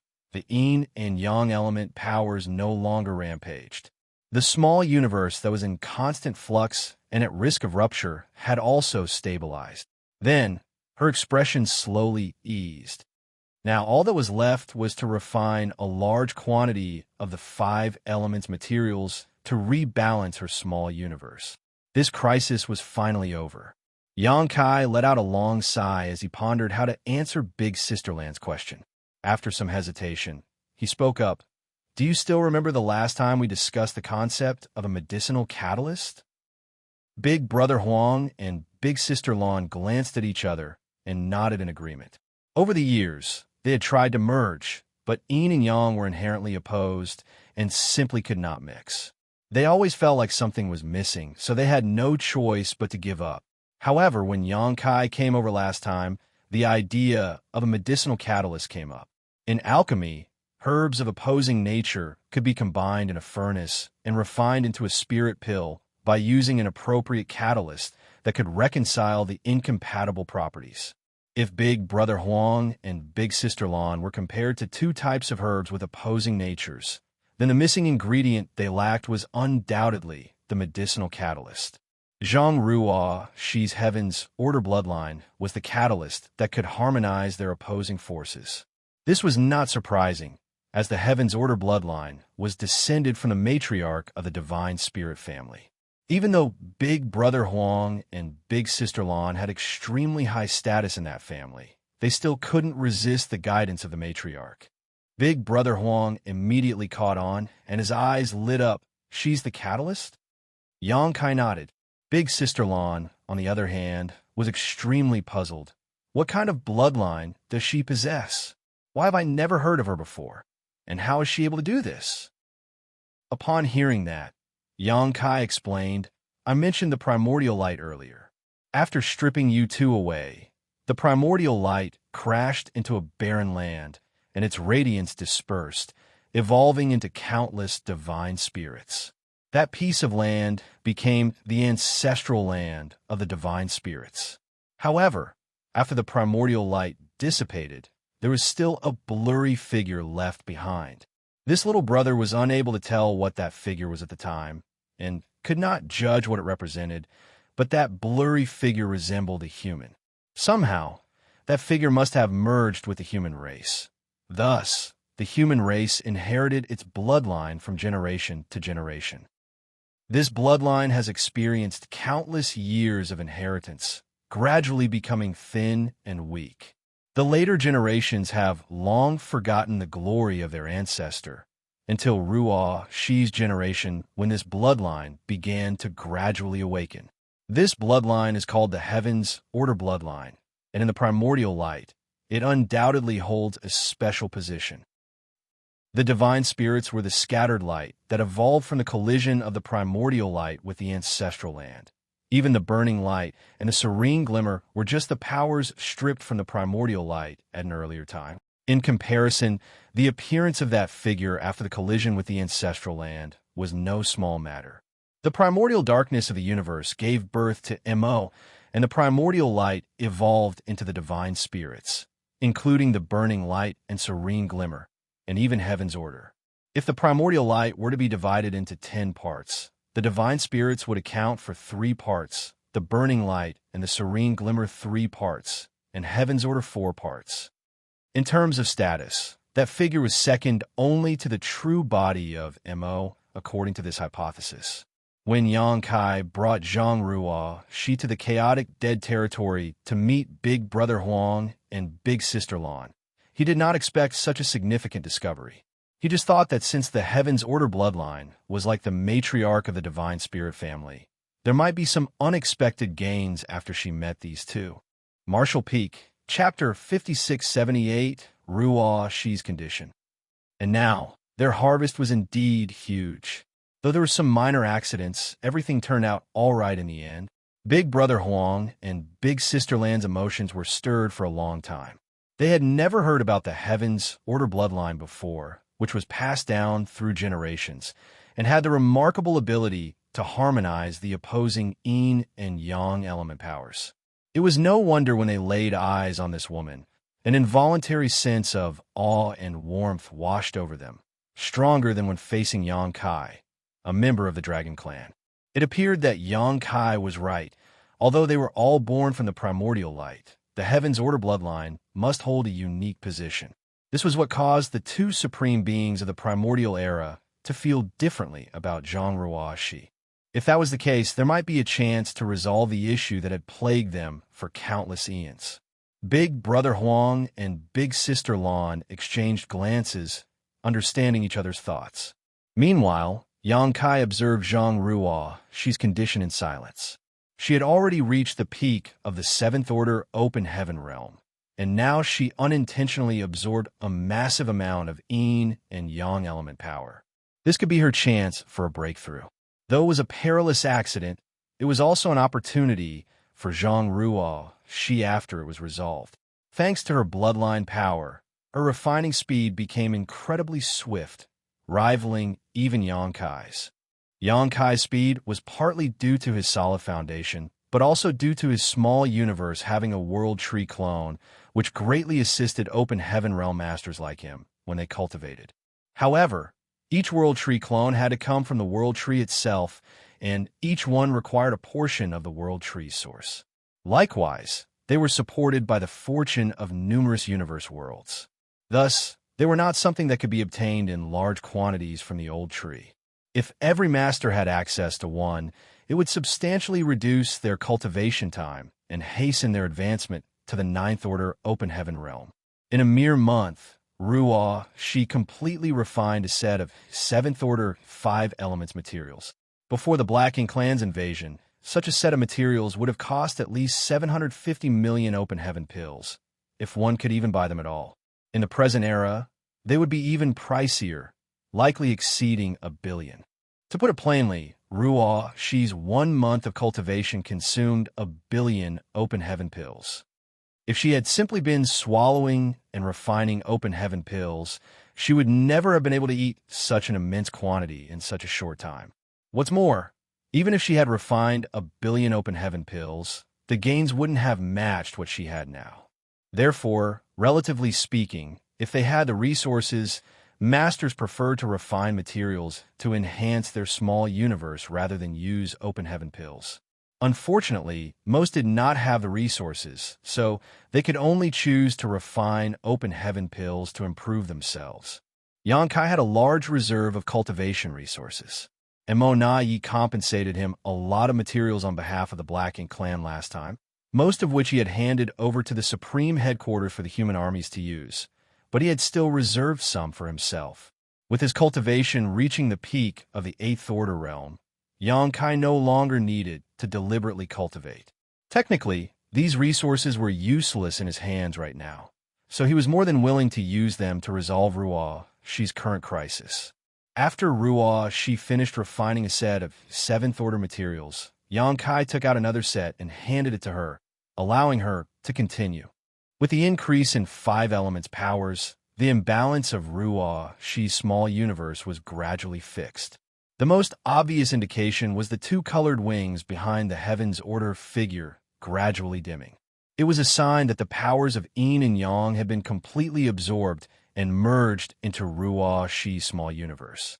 As her small universe's heritage increased, its boundary walls also showed signs of reaching their limit. Once this limit was broken through, it would be time for Ruo Shi to advance to the 8th Order open heaven realm. At that time, her entire small universe would greatly expand, and Ruo Shi's heritage would also increase significantly. 12 years passed by in a flash.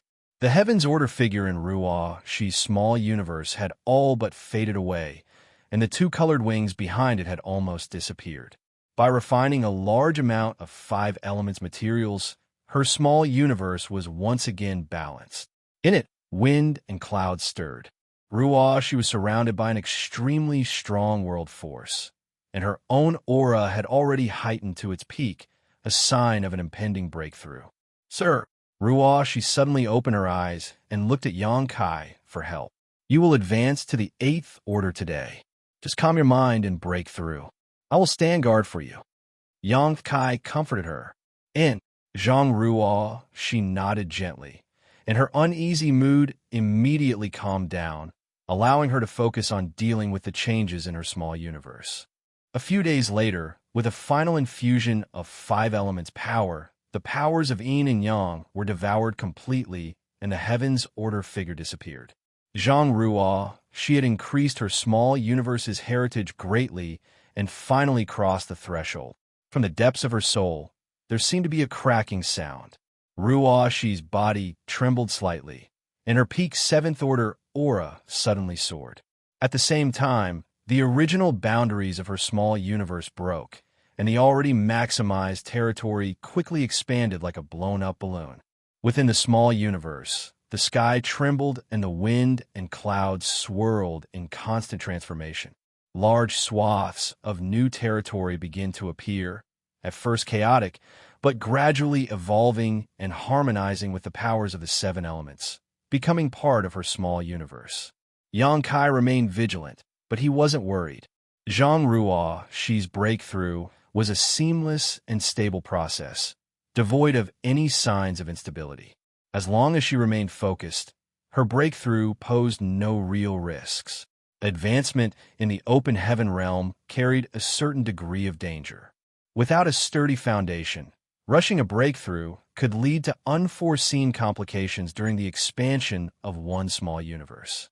For example, some of the newly formed territory might not have fully evolved and instead retain their initially chaotic state.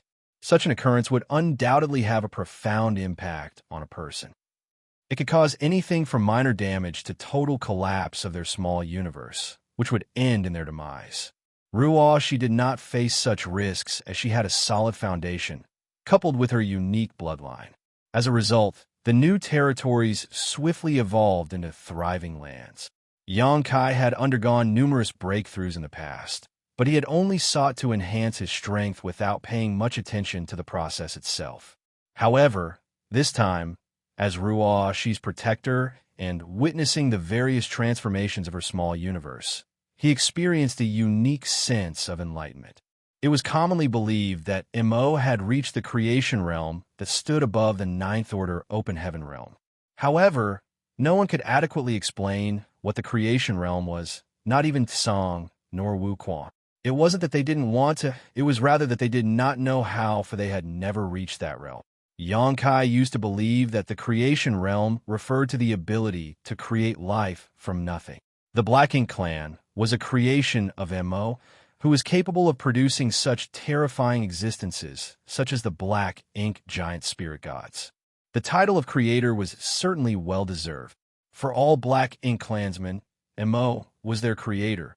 Throughout the universe, the only existence of a similar level of power as Mo was the primordial light. The primordial light had stripped itself of its yin and yang elements to create the serene glimmer and burning light.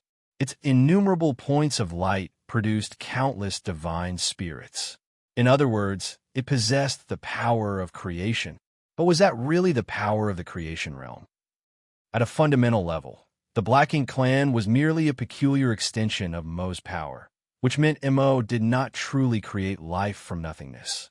Whether it was the Black Ink clan soldiers or the Black Ink giant spirit god, without Mo's power, they had no basis for existence.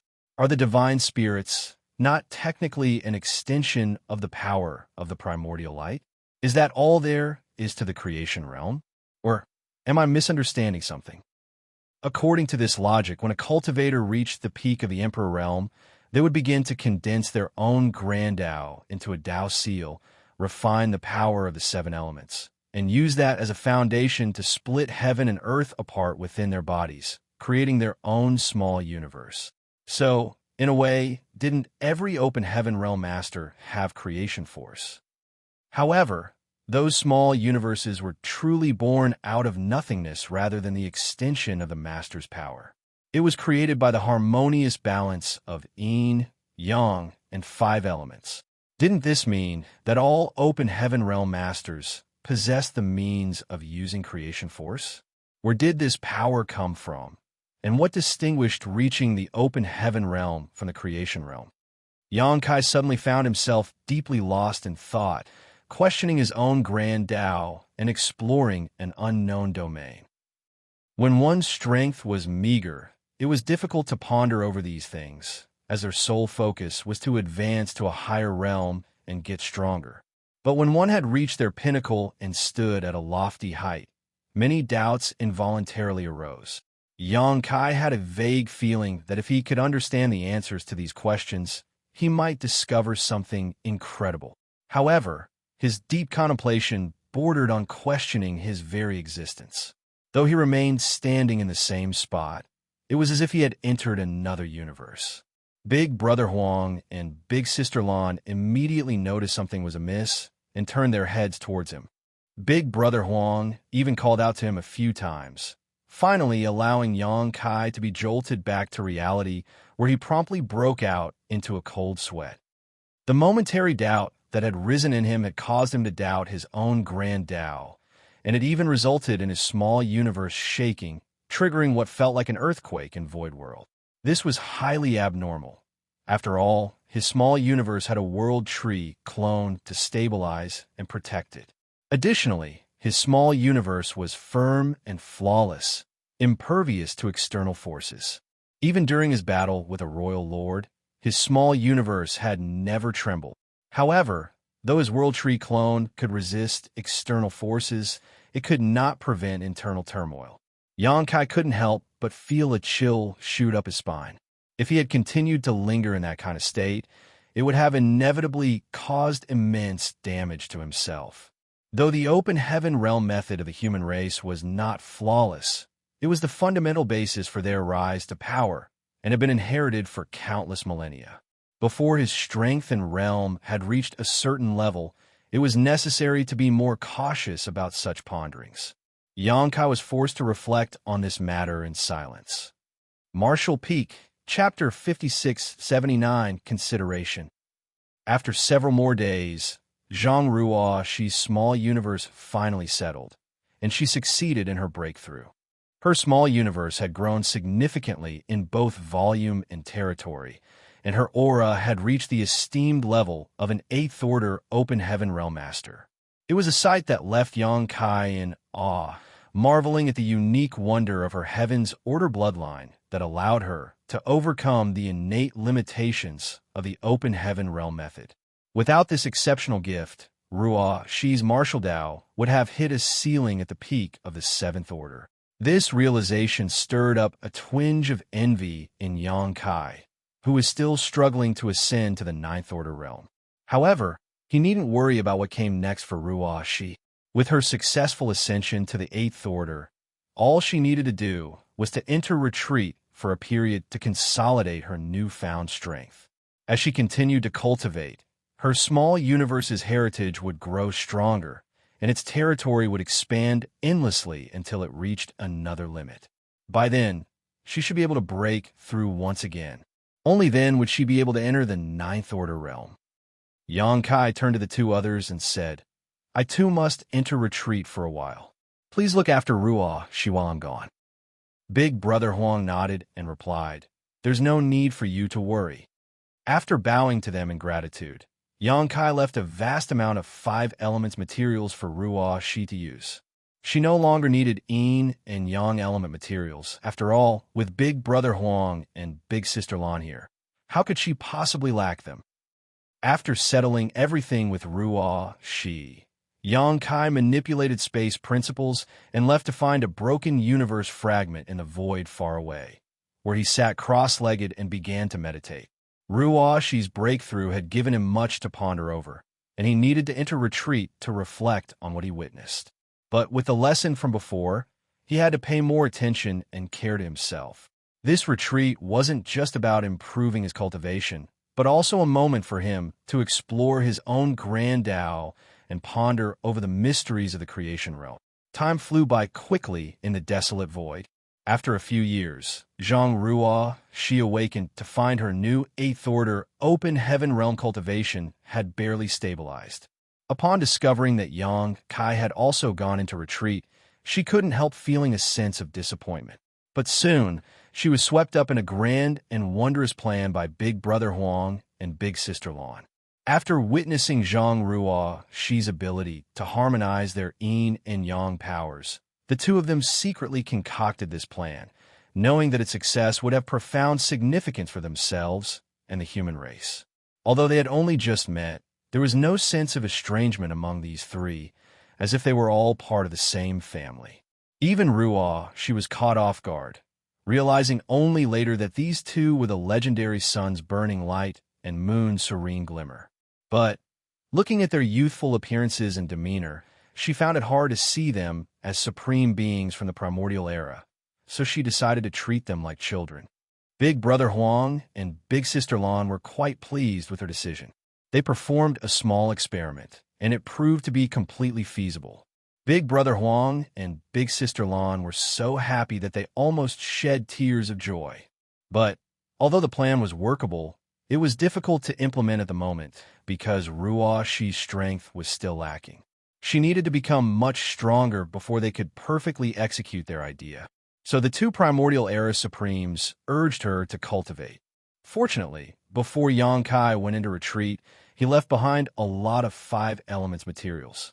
Ruoxi had some reserves of her own as well, which prevented her from being in the embarrassing situation of not having enough resources. Ordinary masters usually cultivated by building up the heritage of their small universe, and even if they chose to refine materials, they needed to consume complete sets of 7 elements. But in the chaotic, dead territory, with the assistance of Big Brother Huang and Big Sister Lan, Ruoxi did not need to go through this trouble. She only needed to refine materials of the 5 elements. As for the yin and yang element powers, it was easy to draw them from Big Brother Huang and Big Sister Lan.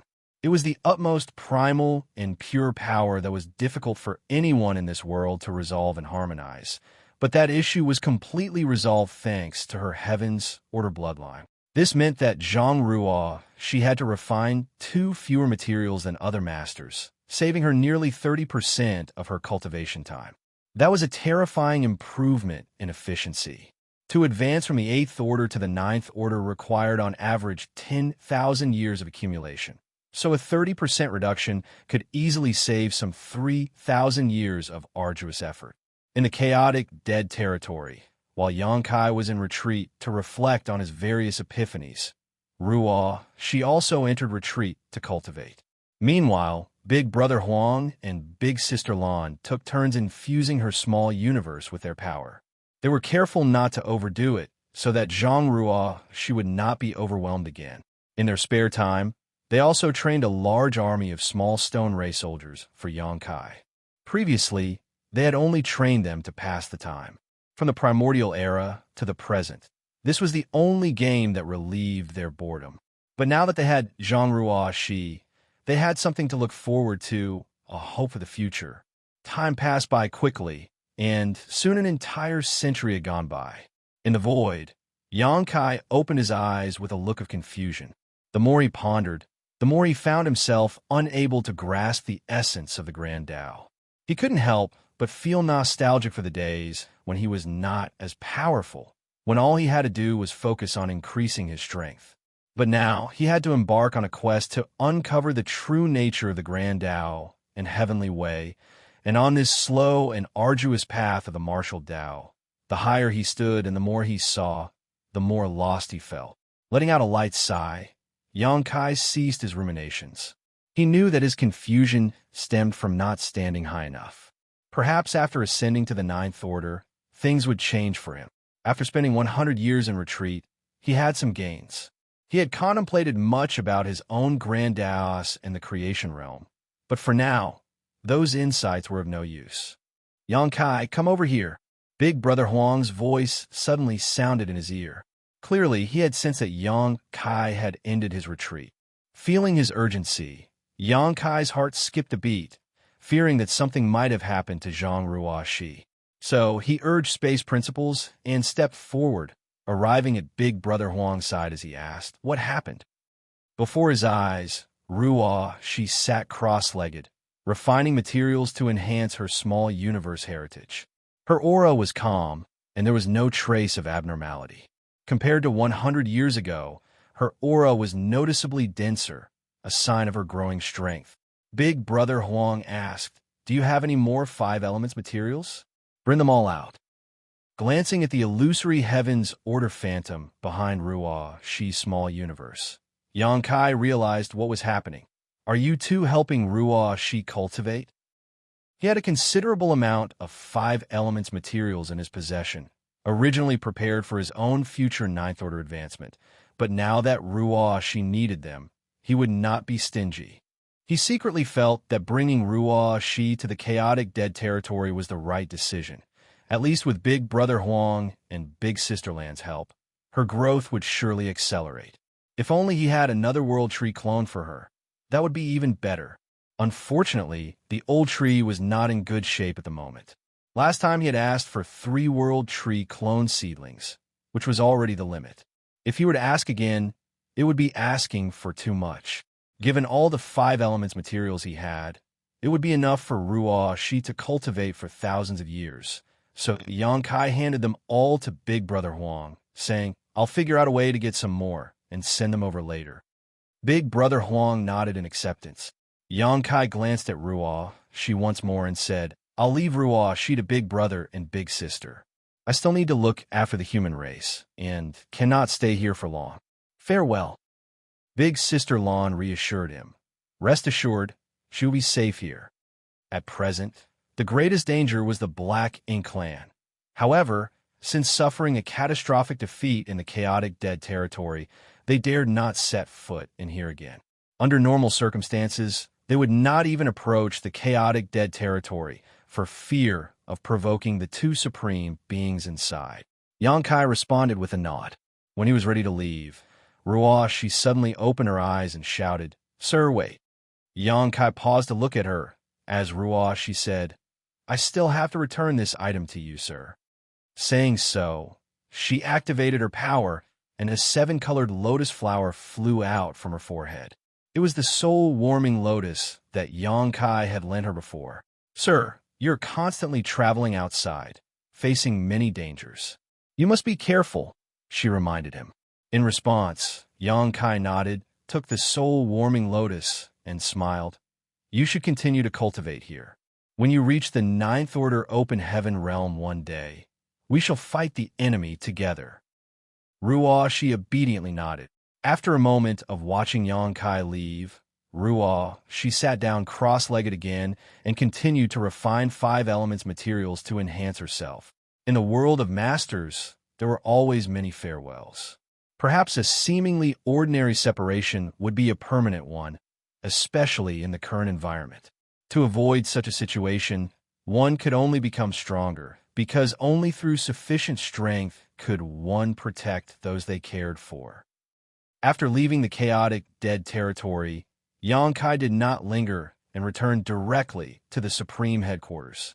As soon as he exchanged a few words with Mi Jinglun, who was overseeing the situation, Xianxia learned that the various battlefield had remained much the same over the years, allowing him to relax slightly.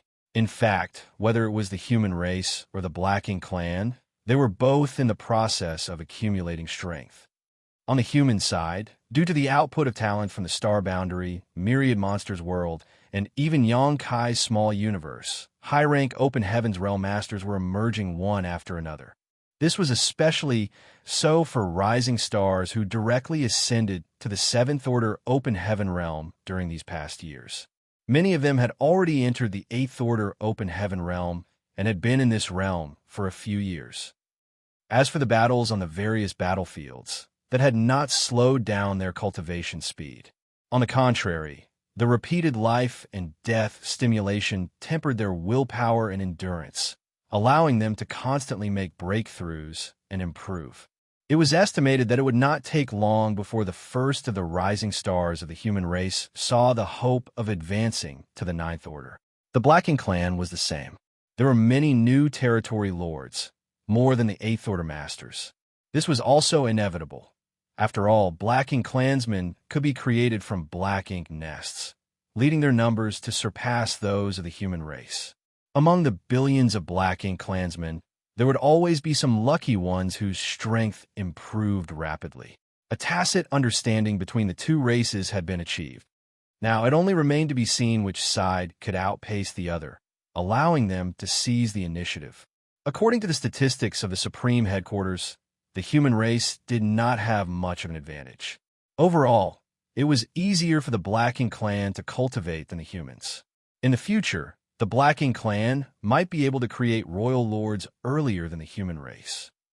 The only advantage of the human race lay in their greater individual strength, their intelligence, and their will to resist. Martial Peak, Chapter 5680, Finally Free.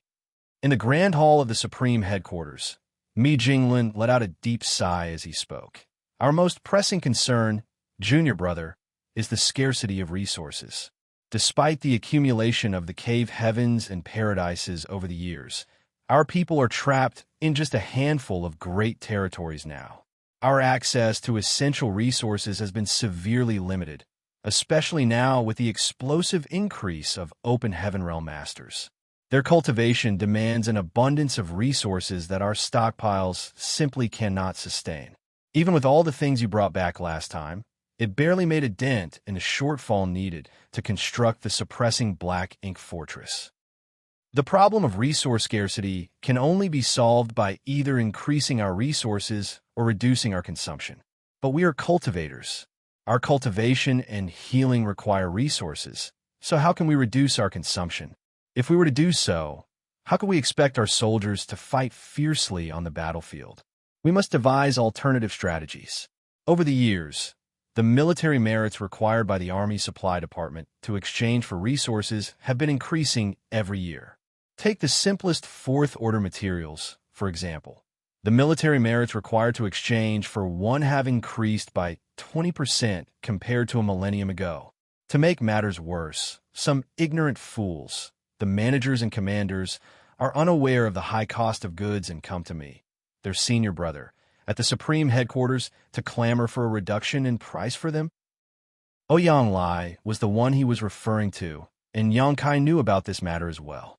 Ouyang even sent someone to relay a message to him, saying that the prices for resources in the Army Supply Department were abnormal, and requested that he talk to Mi Jingluan about it. HAA. Mi Jingluan sighed again. Do you think I don't want to reduce the prices? I just can't simply do so. The military merits that our soldiers earn are priceless, paid for with their own lives. If there was a possibility, how could we, the Supreme Headquarters, do such a thing? We just can't achieve two opposing goals at the same time. As for increasing our resource sources, there are only two ways for our human race to do so. One is to mine them from a new great territory, and the other is to loot the Black Ink clan. But the resources in the new great territory are also limited. After so many years of mining, they may not last much longer. Although looting the Black Ink clan's convoys is a profitable enterprise, it also entails enormous risks, and the amount we can get each time is not stable. In the past, although there were many open heaven realm masters in the 3,000 worlds, there were not many in the high rank. They were always exclusive to the cave heavens and paradises, and those who had successfully cultivated to the high-rank open heaven realm were sent generation after generation to the Black Ink battlefield to fight against the Black Ink clan, resulting in countless casualties. Overall, the resources flowing through the market in the 3,000 worlds were more than sufficient for humans to use. But now, the situation had changed. The human race was confined to just a dozen or so great territories, and the channels for obtaining resources had decreased greatly, while the number of high-rank open heaven realm masters had increased exponentially. This increase in demand and decrease in supply resulted in a substantial deficit in resources. Although the various cave heavens and paradises had offered up their reserves, they would not be able to sustain themselves for much longer. After hearing Mi Jingluan's complaint, Yang Kai realized the gravity of the situation. Though the issue of materials had long plagued the human race, he had never given it much thought until now that it had become a pressing matter that demanded immediate attention. If one day the humans were to run out of supplies, the consequences would be dire. Senior brother, if I may ask, do you have a solution? Yang Kai asked solemnly. Mi Jingluan replied, I've given it some thought. The only way to resolve this is to seek resources outside. You have a direct route to the Black Ink battlefield, right? I'd like to request that you send some people there to gather resources. The resources on the Black Ink battlefield were abundant. Within the countless dead universe worlds lay many precious resources waiting to be extracted. If they could successfully harvest them, it would greatly ease the pressure on the humans' demand for supplies. I can do that. Yang Kai nodded in agreement. It's settled then. I'll send people over when the time comes.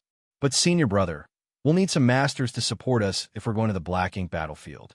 That is still the Black Ink clan's territory, so if the mining teams encounter them, they will be at serious risk without enough masters to protect them. I'll take that into consideration. Mi Jingluan nodded lightly. Then, senior brother, I'll wait for your message, Yang Kai said as he rose from his seat. Leaving the Supreme Headquarters, Yang Kai did not venture far, choosing instead to head to profound Nether territory. However, since the agreement he made with Six Arms, the battle in profound Nether territory had not been as intense as before. After all, the territory lords and Eighth Order masters were banned from fighting. Without the clash of such masters from both sides, the battles in profound Nether territory were relatively tame. At most, skirmishes between the feudal lords and Seventh Order open heaven realm masters took place. Rising stars from both sides continued to make a name for themselves and hone their skills on this battlefield. But for someone like Ouyang, an Eighth Order master, life had become unbearably dull.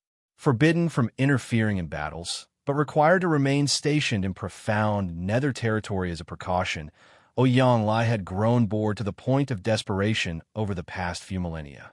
Otherwise, he wouldn't have taken an interest in the army's logistic affairs at all. He had even requested to be transferred to other great territories like Azure Sun territory, where 8th Order Masters could participate in battles, only to be rejected by Mi Jingluan time and time again. Ouyang Lai was so infuriated that he considered cutting ties with Mi Jingluan and even vented his frustration by insulting him in front of others at the Supreme Headquarters. When he saw Yang Kai coming, Ouyang Lai's eyes filled with tears as he clamored for Yang Kai to leave his seal on the transfer order. The main reason Ouyang Lai hadn't been transferred from profound nether territory for all these years was that Yang Kai was like an elusive dragon, appearing and disappearing unpredictably. Yang Kai, as the army commander of the profound nether army, had Ouyang Lai as his subordinate general. Even if the Supreme Headquarters wanted to mobilize manpower from the profound nether army, they would need to go through Yang Kai. Otherwise, what would be the point of having an army commander? Mi Jingluan had previously told Ouyang Lai that as long as he could receive Yang Kai's seal on the transfer order document, the Supreme Headquarters would have no objections. But where and how could Ouyang Lai find Yang Kai? Previously, Yang Kai had been in retreat at the World Tree, so it was not convenient to disturb him. That retreat lasted for some 2,000 years. It was not until Ouyang Lai heard the news that Yang Kai had finally ended his retreat that he rushed back to the star boundary, only to find that Yang Kai had already left.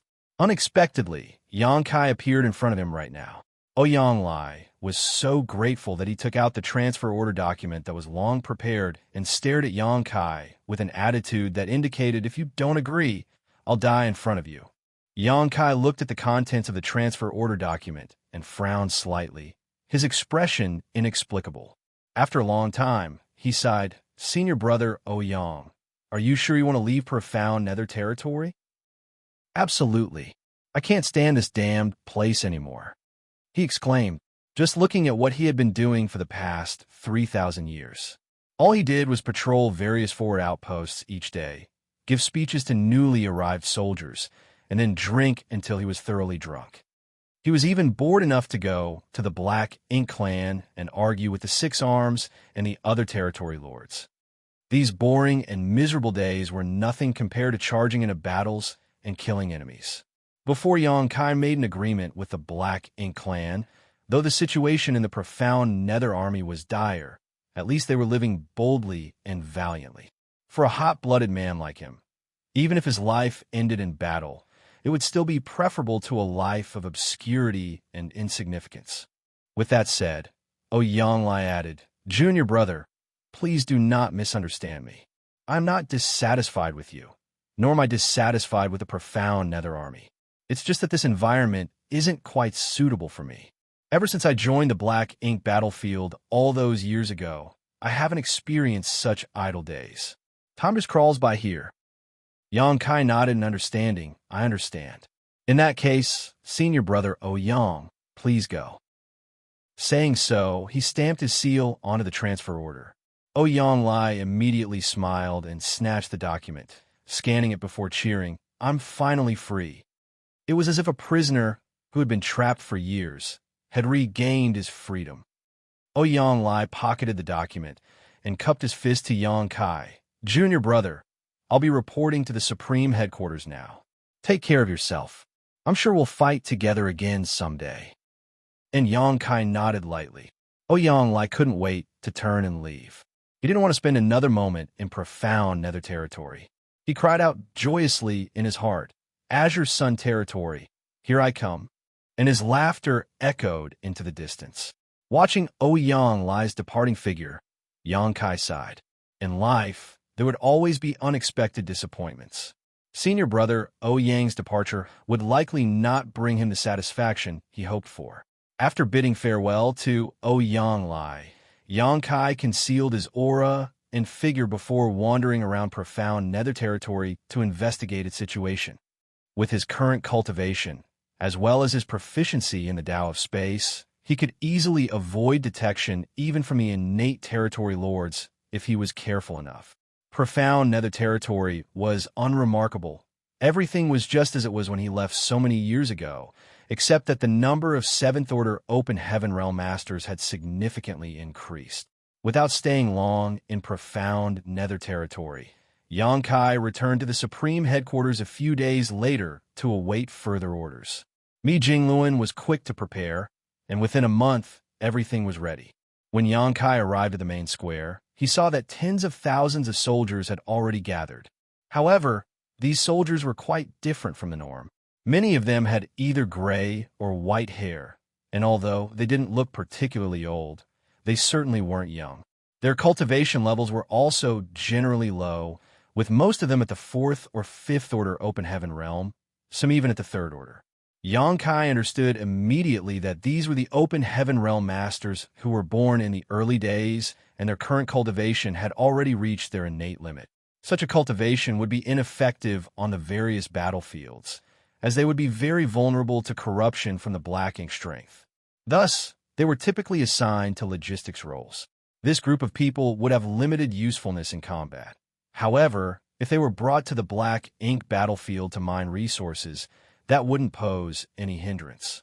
It was clear that Mi Jingluan had considered this issue thoroughly, which was why he had summoned this group of people, wanting Yang Kai to escort them to the black ink battlefield. Martial Peak, Chapter 5681, Selfishness. Apart from the thousands who were responsible for mining or sourcing resources, 9 8th Order Open Heaven Realm Masters were standing among them. These were the veterans from the Cave Heavens and Paradises, all of whom had participated in the battles on the black ink battlefield. Yang Kai respectfully greeted these elders, acknowledging their vital role in protecting the ones tasked with mining the dangerous black ink battlefield. While 9 8th Order Open Heaven Realm Masters might not seem like enough, the nature of this mission required a discreet approach. Their presence was only a precaution for any unforeseen circumstances, not to start a conflict with the Black Ink clan. Too large and powerful a force would draw unwanted attention, and it would also affect the deployment of the human race army on the various other battlefields. Junior Brother Yang, we're counting on you, Mi Jingluan nonchalantly instructed. Senior Brother may rest assured. With a nod, Mi Jingluan turned to address the thousands of low-rank cultivators. They knew their mission, and even though they had never set foot on the Black Ink battlefield before, they had heard of it and understood that it was a place where the blood of their ancestors had been shed in defense of their people. While this was not a crusade, how successful they were in amassing resources would play a big role in determining the fate of the human race. Thus, there was no killing intent, but there was still a heavy solemnity in the air. In a sense, going to the Black Ink battlefield to gather resources was another kind of battle, and the stakes were just as high. Soon enough, Yang Kai and the 9 8th Order veterans opened their small universes, allowing the thousands of cultivators to enter in an orderly fashion. As the preparations were finalized, Mi Jingluan quietly informed Yang Kai of a separate mission. Junior Brother, Ouyang has already gone ahead to the Black Prison. When you meet him there, you don't have to say too much. Just take him to Black Ink battlefield, and the others will explain the situation to him. Yang Kai was taken aback as he commented, I thought Senior Brother Ouyang had already gone to Azure Sun territory. He hadn't seen Ouyang lie in the square just now, but it seemed his guess from before was wrong. Mi Jingluan had obviously arranged for Ouyang Lai to be part of this operation without giving the latter any prior information. Of course, if Ouyang Lai knew about the mission beforehand, he probably would have refused. He had left the profound Nether Army because he was tired of the dull and boring days, and he craved excitement and battle. Guarding profound Nether territory was not fundamentally different from watching over the teams extracting resources on the Black Ink battlefield. The former was influenced by the agreement between the two races, which forbade the 8th Order Open Heaven Masters from interfering in battles, except in 6 Great Territory battlefields. As for the latter, success depended highly on stealth and evading detection from the Black Ink clan. Comparing the two, life would possibly be even harder for Ouyang Lai on the Black Ink battlefield than in profound Nether territory. Mi Jingluan let out a sigh. I know what his thoughts are, but after thousands of life and death battles, he has accumulated too many dark injuries that can't be healed. If he could advance to the 9th Order, it would be all right, but he has no hope of doing so in this lifetime. Those hidden wounds are constantly sapping away his vitality, so he shouldn't participate in fights against the masters of the Black Ink clan anymore. Yang Kai fell silent for a moment before saying, "Senior brother, Yang will definitely blame you later." In response, Mi Jinglun smiled wryly. "Let him blame me all he wants. It's just my own selfishness. So many of our old friends are gone forever, with more leaving us every day. Someone needs to stay alive to witness the day when the human race triumphs." Yang Kai said, "Rest assured, senior brother Mi. The younger generation has risen to the challenge and can take over the banner from the seniors to resist the Black Ink Clan. As for that day, it will come sooner or later." He turned around and bowed, continuing, "Take care, senior brother Mi. I hope you and senior brother Yang can witness that glorious moment together." "Good." Mi Jinglun smiled. "Farewell." Yang Kai cupped his fist, turned around, and flew away, followed closely by the 9 Eighth Order Masters. Under Yang Kai's guidance, they passed through various great territories, each using their own secret techniques to conceal their auras. This time, they were going to the Black Ink battlefield to mine resources, unlike the last time when they went to the Primordial Heavens Source Grand Restriction.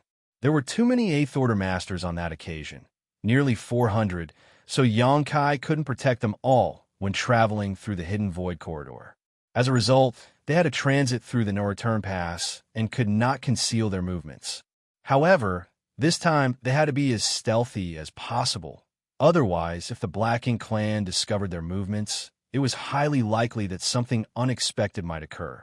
On the way, they encountered some Black Ink Clansmen, but there were no elite combatants around guarding them, making it impossible for the enemy to detect Yang Kai and the others' movements. They hurried all the way to Black Territory. Currently, apart from High Heaven Territory controlled by the human race, the new Great Territory, and the Great Territory where the Supreme Headquarters was located, there were Black Ink Clansmen in essentially every other Great Territory in the 3,000 worlds. However, there were two exceptions, one of which was the Chaotic Dead Territory. After the Black Ink Clan suffered a huge loss at the hands of the Burning Light and Serene Glimmer, they declared the Chaotic Dead Territory as a forbidden zone, where even the Royal Lord dared not venture.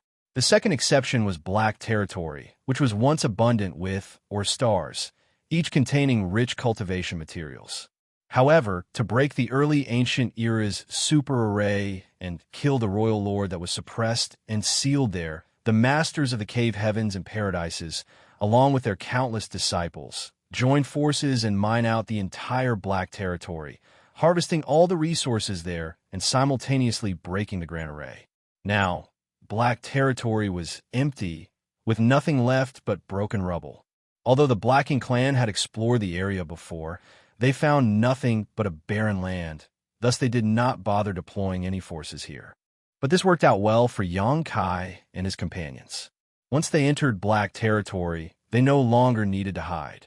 Under Yang Kai's lead, they rushed towards the entrance of the secret passage. Finally, after a couple of days, they arrived at their destination. Yang Kai scanned his surroundings with his divine sense and spotted an asteroid floating nearby before calling out, "Senior brother Yang." Ouyang Lai leaped out from behind the asteroid and approached Yang Kai with a grin. "You got sharp eyes, brat. I thought I had hidden well, but you still found me." He was clearly in a good mood. Ever since he left profound Nether Territory with his transfer order in hand, he had been feeling quite content. When he noticed the 9 Eighth Order Masters behind Yang Kai, Ouyang Lai's eyes lit up as he greeted them warmly. They were all old acquaintances who had fought alongside each other on the Black Ink battlefield against the Black Ink Clan. Their friendship stretched back to the days when they were cultivating in their respective sects. After some heartfelt conversation, Ouyang Lai eagerly asked Yang Kai, "Junior brother, why are we going to the Black Ink battlefield this time? Are we going to attack the no-return pass?" Having arrived here at Mi Jinglun's instruction and seeing Yang Kai lead 9 veteran Eighth Order Masters over, Ouyang Lai guessed they were up to something big. This stirred up his battle instincts that had been dormant for over 2,000 years. "I have no issue if we were to attack the no-return pass, but it seems like we are short on manpower." Ouyang Lai began to worry. A Royal Lord was guarding at the no-return pass, along with a pseudo-Royal Lord and many territory lords. It was going to be difficult for them to make any headway with just these few people. However, considering Xianxia's many achievements in the past, the situation suddenly became clear to him. I know. We're going to launch a quick raid to destroy those black ink nests. He was obviously excited and had a lot to say. Xianxia did not know how to explain the situation to Ouyang Lai, but luckily, an old veteran who had a close relationship with Ouyang Lai pulled him aside and said, Ouyang, don't ask too much. You'll know when we get there. Ouyang Lai nodded vigorously like a chicken pecking rice. Good, good. Let's go. Xianxia nodded and looked around. Please connect your auras to mine for this journey. I will do my best to protect all of you. However, this void corridor is highly turbulent. If we get separated, please don't panic, senior brothers. Just hold your ground and wait for me to find you while ensuring your own safety. All the 8th Order Open Heaven Realm Masters nodded. Good. Xianxia shouted, and space principles surged out, causing ripples to spread in front of them like a calm lake that had been disturbed by a stone. Everyone was amazed as they watched. All of them were 8th Order Open Heaven Masters and were capable of breaking the void when they exerted all their might, but none of them could manipulate it skillfully like Xianxia did. This was the ability of someone who was proficient in the Tao of space. As the ripples spread, a noticeable difference in the void appeared ahead. With Xianxia's continuous manipulation of space principles, a certain spot ahead of them slowly revealed the illusory phantom of a portal. Looking up, the portal looked like an abyss, chaotic and terrifying. Stay close to me, Xianxia urged while taking the lead to step into the portal. Following him were the 10 8th Order Open Heaven Realm Masters, steadily connecting their auras with Xianxia's. In the passageway ahead, Xianxia broke through the barrier he had set during his previous transit while also forming a new one behind the last person of their group. If he was alone, or even with 2 or 3 people, it wouldn't have been very difficult for Xianxia to accomplish this. However, with 10 people at once, it was a bit taxing. Fortunately, everything was still within his limits, though it was much more time-consuming than previous trips through this void corridor. Ouyang Lai and the others all had high cultivation and extensive experience, but walking through this kind of void corridor was a first for them. Still, they didn't dare to look around carelessly for fear of triggering any unnecessary accidents. By sensing their surroundings, they only perceived the chaotic void turbulence and the surging power of chaos filling the surroundings of this mysterious and unpredictable place. Even for 8th Order Open Heaven Realm Masters like themselves, getting lost in such a place would likely not have a good outcome. If they were lucky, they might one day find a way out, but if luck wasn't on their side, they could be trapped here for the rest of their lives. That was why they became increasingly cautious as they proceeded forward. In this peculiar environment, both time and space seemed to blur, and they lost track of how long they had been wandering until a sudden flash of light appeared in front of them.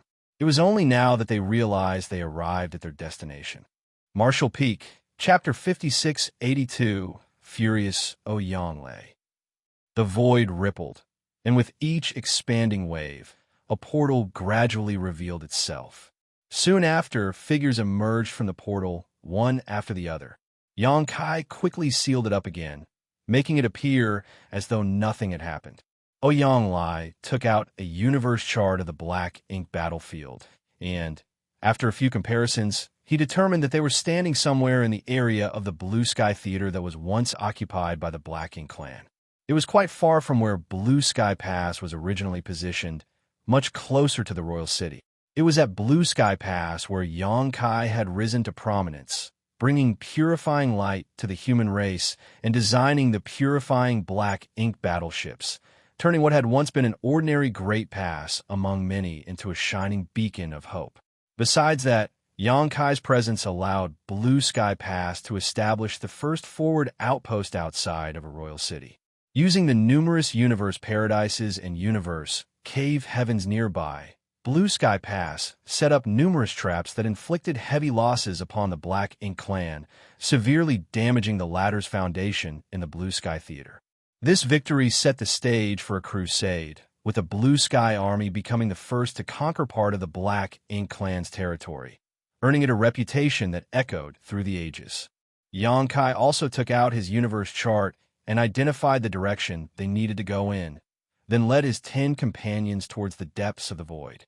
Ouyang followed behind him, completely puzzled, so he asked, "Junior brother, aren't we going the wrong direction? The no-return pass is that way." The direction they were taking was completely different from where the no-return pass was located, leaving Ouyang confused. Although Xianxia was tempted to explain everything to him, he chose to hold his tongue, fearing the consequences. "Senior brother, please be patient. I'll explain everything once we arrive." Upon hearing that, Ouyang suppressed his doubts and followed silently. Along the way, Xianxia left several space beacons behind to be used as waypoints, knowing he would have to come back once he had escorted Ouyang and the others to their destination. They passed by the royal city that was once magnificent, but was now ravaged by the previous wars. The entire universe world was in shambles and broken into numerous fragments, faintly showing the devastation from the battle millennia ago. When the Blue Sky Army had set forth on their crusade, the Black Ink Clan's forces in the Blue Sky Theater had not fully recovered, so they were left defenseless against the formidable might of Blue Sky Pass. In the end, the royal city was reduced to rubble and their army was decimated. The old ancestor of Blue Sky Pass, aided by some of the strongest Eighth Order Masters, had beheaded the Royal Lord in that battle. The Royal Lord's demise marked the complete defeat of the Black Ink Clan in the Blue Sky Theater. But that was all in the past now, and Xianxia had long since left Blue Sky Pass. When Blue Sky Pass went on its crusade, Xianxia was leading his comrades into battle as part of the Great Evolution Army. To avoid running into teams from the Black Ink Clan who were harvesting resources, the humans had to venture deeper into the Black Ink battlefield. Only by putting enough distance between themselves and the enemy could they avoid any disastrous encounters. Only after a month's journey beyond where the royal city was located did Xianxia stop and sweep the area with his divine sense. Here, there were many dead universe worlds with little evidence of mining, making it an obvious place for a fruitful harvest. "This is the spot," Xianxia declared. The Eighth Order Masters didn't object, except for Ouyang, who wore a dark expression and remained silent. He might be impulsive at times and not skilled in cunning schemes, but that didn't mean he was stupid. The many signs on the way here made him understand that this mission might not be as straightforward as he had imagined. There was a high chance that he got tricked by Big Head Me. While he was lost in thought, Xianxia had already dispersed with the other 9 Eighth Order's Masters. He then opened the portal of his small universe, releasing all the cultivators stored inside. Besides them, there were many warships, including 2 purifying Black Ink battleships. Ouyang's suspicion grew as he took in the sight before him. The cultivators who had been released were mostly of the 4th and 5th Order Open Heaven realm. Some were even in the 3rd Order, and almost all of them were elderly, not the type of lineup one would expect for a significant combat mission. It was more like they were on a retirement trip. Xianxia turned to the Eighth Order Masters and said, "I entrust this matter to you. Here is a space beacon for each of you. Please keep it close. Every 100 years or so, I will come to find you and collect the resources you've gathered. It would be troublesome to send everything back that tens of thousands of people had mined. Only Xianxia could handle it personally. By handing over the space beacons, it would also be convenient for him to locate them in the future. As long as they weren't too far away, Xianxia could easily locate them and arrive instantly. The Eighth Order Masters accepted the space beacons and stored them carefully, except for Ouyang, who was now glaring at Xianxia with eyes spewing flames of anger. With a wry smile, Xianxia grabbed his arm and slapped a space beacon into his hand, apologizing. "Senior brother Ouyang, if you have any questions, please ask the other senior brothers later. Junior brother has other important matters to attend to and can't stay long." The truth was he couldn't face Ouyang's disappointment. Turning his head, he reminded other Eighth Order Masters, "If you encounter any danger that cannot be resolved, please lead everyone to the Primordial Heavens Source Grand Restriction, where the suppressing Black Ink Army is stationed and Dragon Clan Senior Fu Guang is assuming command. This statement caught everyone off guard. They had never heard of the suppressing Black Ink Army and had no idea that Supreme Headquarters had made such arrangements. Moreover, they were surprised to learn that the Dragon Clan's Fu Guang, who had disappeared for so many years, was actually guarding the Primordial Heavens Source Grand Restriction this whole time. One of the Eighth Order Master immediately nodded and said, "Junior brother may rest assured.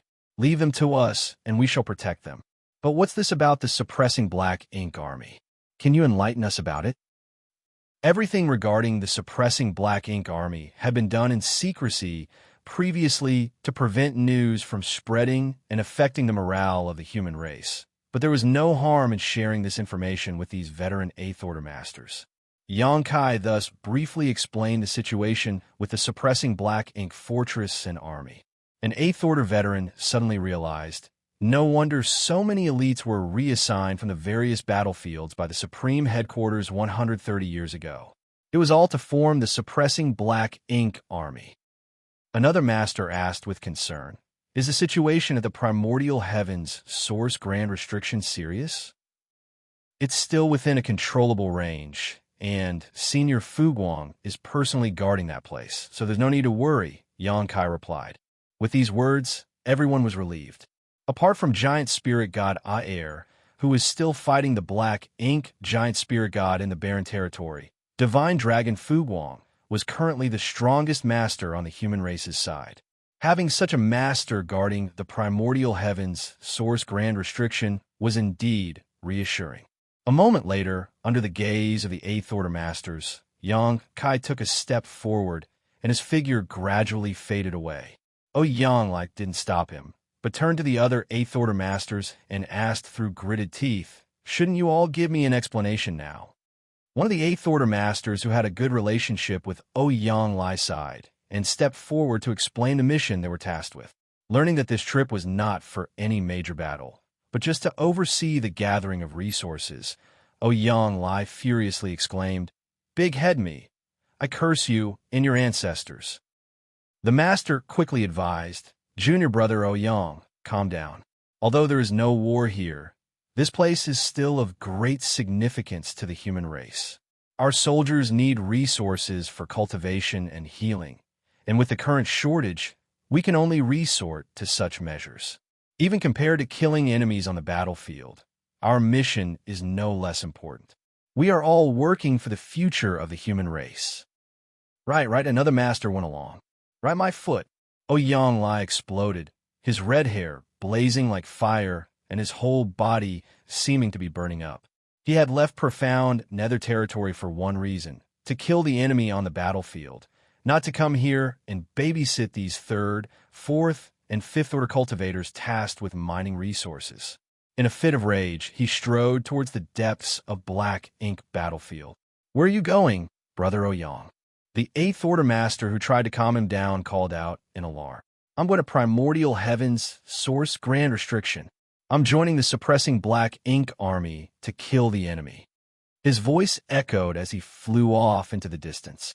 The other 9 masters looked at each other, unsure of whether to stop him or not. In the end, Xianxia disappeared without a trace. After a while, one of them finally said, "Thank goodness he didn't go to the no-return pass impulsively." Going to the no-return pass alone was a death sentence, but going to Primordial Heavens Source Grand Restriction and joining the suppressing Black Ink Army was still acceptable. "Don't worry, he'll come back," another Eighth Order Master said. "How do you know?" "Brother Xianxia may not be from Great Battle Heaven, but ever since he ascended to the Sixth Order Open Heaven realm, he has fought on the Black Ink battlefield. He has long become accustomed to military life, and he's a true soldier. Although he has a foul temper, he won't act recklessly in defiance of orders. Otherwise, he wouldn't have stayed in profound nether territory for so many years just to get his transfer order stamped," the master explained. Everyone felt that what he said made sense. Xianxia's behavior was indeed like this. If he was someone who truly acted on impulse, he wouldn't have stayed in profound nether territory for so long. As expected, half a day later, Xianxia appeared from the depths of the void, still a little mad, but his fury somewhat subsided. An Eighth Order master welcomed him back personally, patted his shoulder, and laughed. "Oh, Yang Lai, just accept it. Isn't this me Jing Luan's favor to us old friends?" Everyone understood why they were sent here to look after the mining team. Each of them had experienced countless life and death crises, and each had accumulated many hidden injuries. As they got older, their conditions deteriorated, and some of them had already fallen from their peak state. They all had great passion for protecting and serving the human race. But if the day came when the human race defeated the Black Ink clan, cleared the ashes of war, and rebuilt order, the experience of the older generation would be an indispensable guide for the new generation. Sending them here to look after this resource-gathering team was not only me Jing Luan's favor, but also for the future of the human race. Oh, Yang Lai immediately snorted. "Do I need him to take care of me? I'm still strong, and age has only made me tougher. If we're going to fight the Black Ink clan, what are we old guys good for if we don't lead the way and instead shove all the heavy burdens onto those young brats?" Marshall Peak, Chapter 5683, The Black Ink Clan's Good News.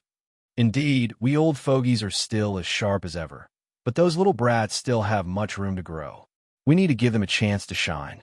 The Eighth Order Open Heaven Realm Master knew well that Oh Yang Lai was a stubborn mule and wouldn't challenge him.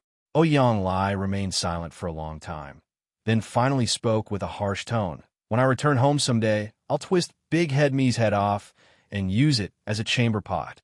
He then thought of Yang Kai and added, "And that young boy, he's not a good thing either. He dared to trick me like this. I'll give him a beating when I see him." "Good. Us fellow brothers will help you." The Eighth Order Master responded with a big smile. "With our combined strength, that brat won't stand a chance." Oh Yang Lai looked at him and sighed heavily, his face full of sadness.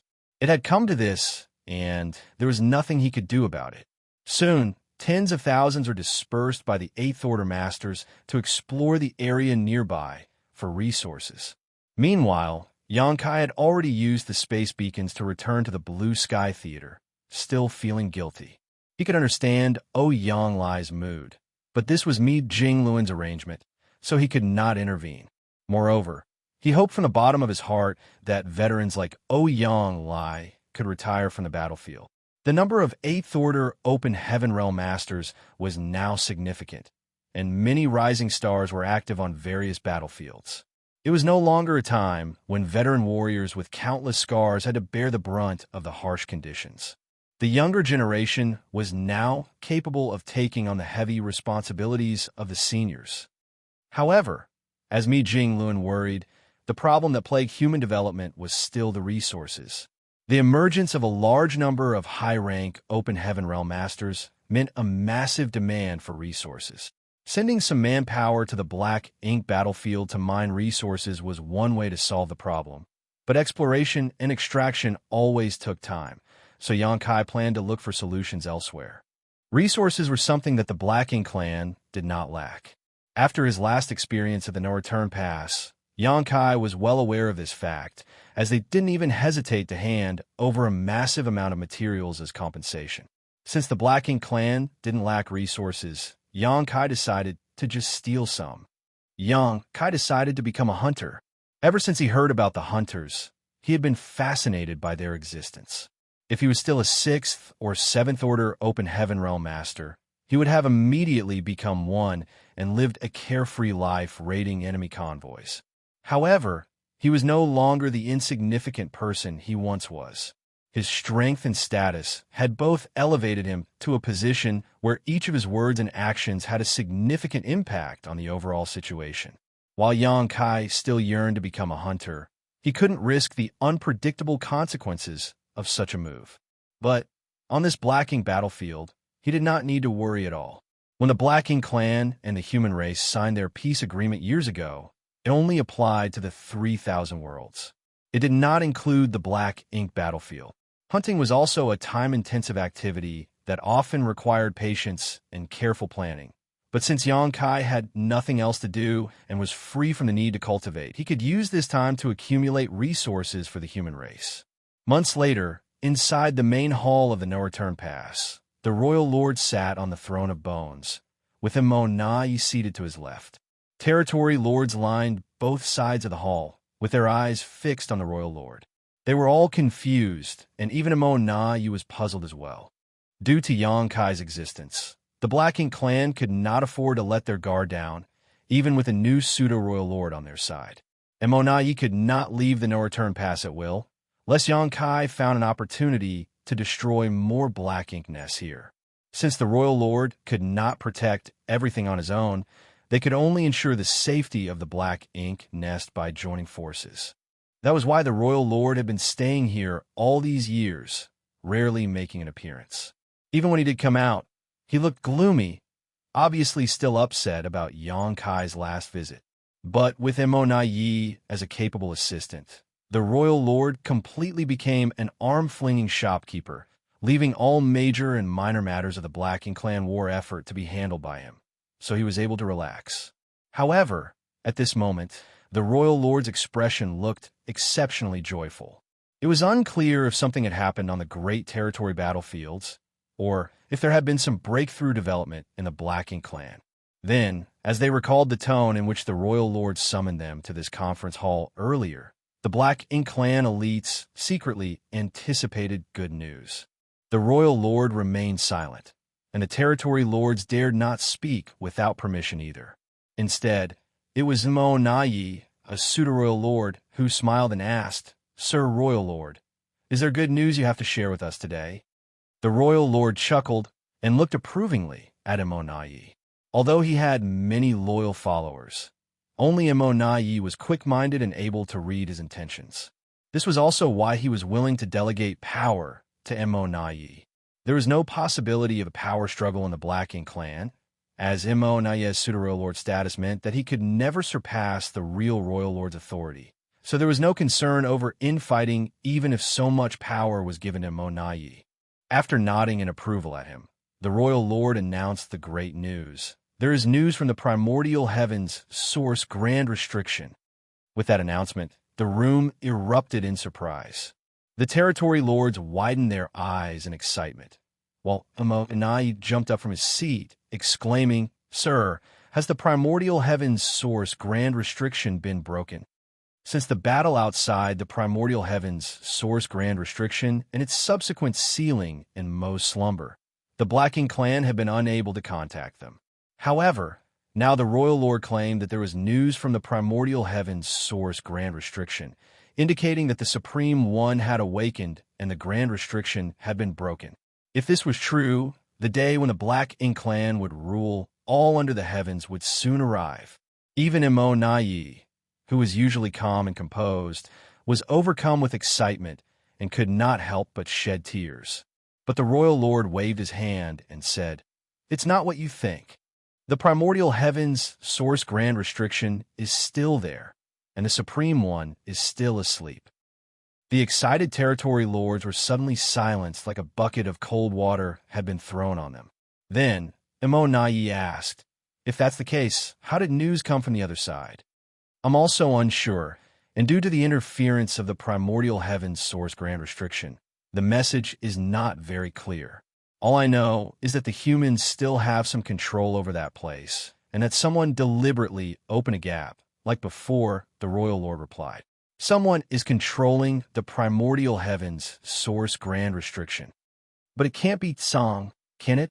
How can anyone control the primordial heavens source grand restriction? Who is this person?" The territory lords were clamoring and asking questions. They were all innate territory lords who came from inside the primordial heavens source grand restriction, so they knew about the situation there very well. They knew that Tsang was the last human race master who could control the primordial heavens source grand restriction, and after his death, no one should be able to do so.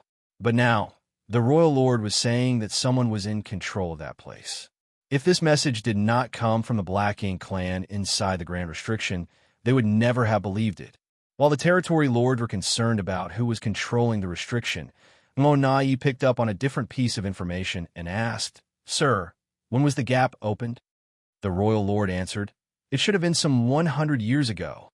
Xianxia murmured with a frown, "Around 100 years ago.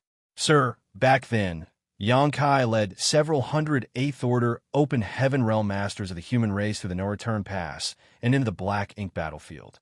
Considering the timeline, could it be that the person who controls the primordial heaven's source grand restriction now is Xianxia? This was not a wild guess, as Xianxia often accomplished things that others couldn't. If he was really the one controlling the primordial heaven's source grand restriction, you wouldn't be surprised. The royal lord, however, shook his head and said, "It's not him. Although the information from the grand restriction is not complete, I've inquired carefully. The person who controls the grand restriction now does not resemble Xianxia at all. It must be someone we don't know about." Yi didn't doubt him, and only sighed. The human race still has such a heritage. After Tsang's death, it was assumed that there would be no one who could control the primordial heavens source grand restriction again. This was good news for the Black Ink clan, as they could easily break it once the Supreme One awakened. However, it was different if someone was guarding it.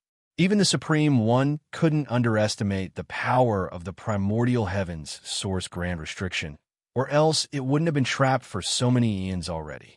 Yi continued to ask, but if the human race has someone who can control the primordial heavens source grand restriction, why did they take the initiative to open a gap? The royal lord replied, "Those inside the grand restriction can sense that the human controlling it now is much weaker than Tsang, so their control over the grand restriction is far inferior. This person must have opened the gap to alleviate the pressure he was facing. This is clearly something the human race had planned to do long ago. When Xianxia passed through the no-return pass with those hundreds of Eighth Order Masters, it was to go to the primordial heavens source grand restriction. Now, there's an elite human race army and a divine dragon, Fu Guang, fighting against those who are rushing out. This has been happening for over 100 years. Yi suddenly realized, curse those humans. When the territory lords below heard that their clansmen were being constantly killed at the primordial heavens source grand restriction, they immediately started clamoring again. A territory lord even stepped forward and bowed, saying, "Sir Royal Lord, please let me lead a large army to the primordial heavens source grand restriction to coordinate with those inside and crush those humans." Yi immediately stopped him. That would not be appropriate. Although the territory lord was intimidated by Yi's pseudo-royal lord authority, he couldn't help but ask, "Why is it not appropriate?" Yi explained, when Xianxia passed through the no-return pass, he had as many as 400 Eighth Order Open Heaven with him, and that's just what we could see on the surface. Although there were suspicions at the time, we couldn't be sure. Now that we have first-hand information, we can confirm that those 400 we saw that day were not the entire human force. Many more must have been staying in their small universes, which is why they were able to form a large army at the primordial heavens source grand restriction. Martial Peak, Chapter 5684, How Despicable. This human race army must be filled with elites with exceptional strength. Otherwise, they wouldn't have been able to ambush and kill the clansmen who broke through the primordial heavens source grand restriction. Furthermore, there's also a divine dragon on their side. If we want to go against such an army, we can't afford to send in too few masters from our side, or we will just be sending them to their deaths. However, if we draw too many of our forces away from the front lines, how can we stabilize the situation on the various battlefields? The humans will inevitably seize the opportunity to attack and break through our defenses. Saying so, Yi then looked at the royal lord and asked, "Do you know how many people are in that army?" There shouldn't be more than 10,000 in total, which isn't a lot, but each individual is quite strong, especially those 400 Eighth Order Open Heaven Realm Masters. Additionally, they seem to have a large-scale artifact similar to a Great Pass with them. A Great Pass? Yi furrowed his brow, and the territory lords all became fearful.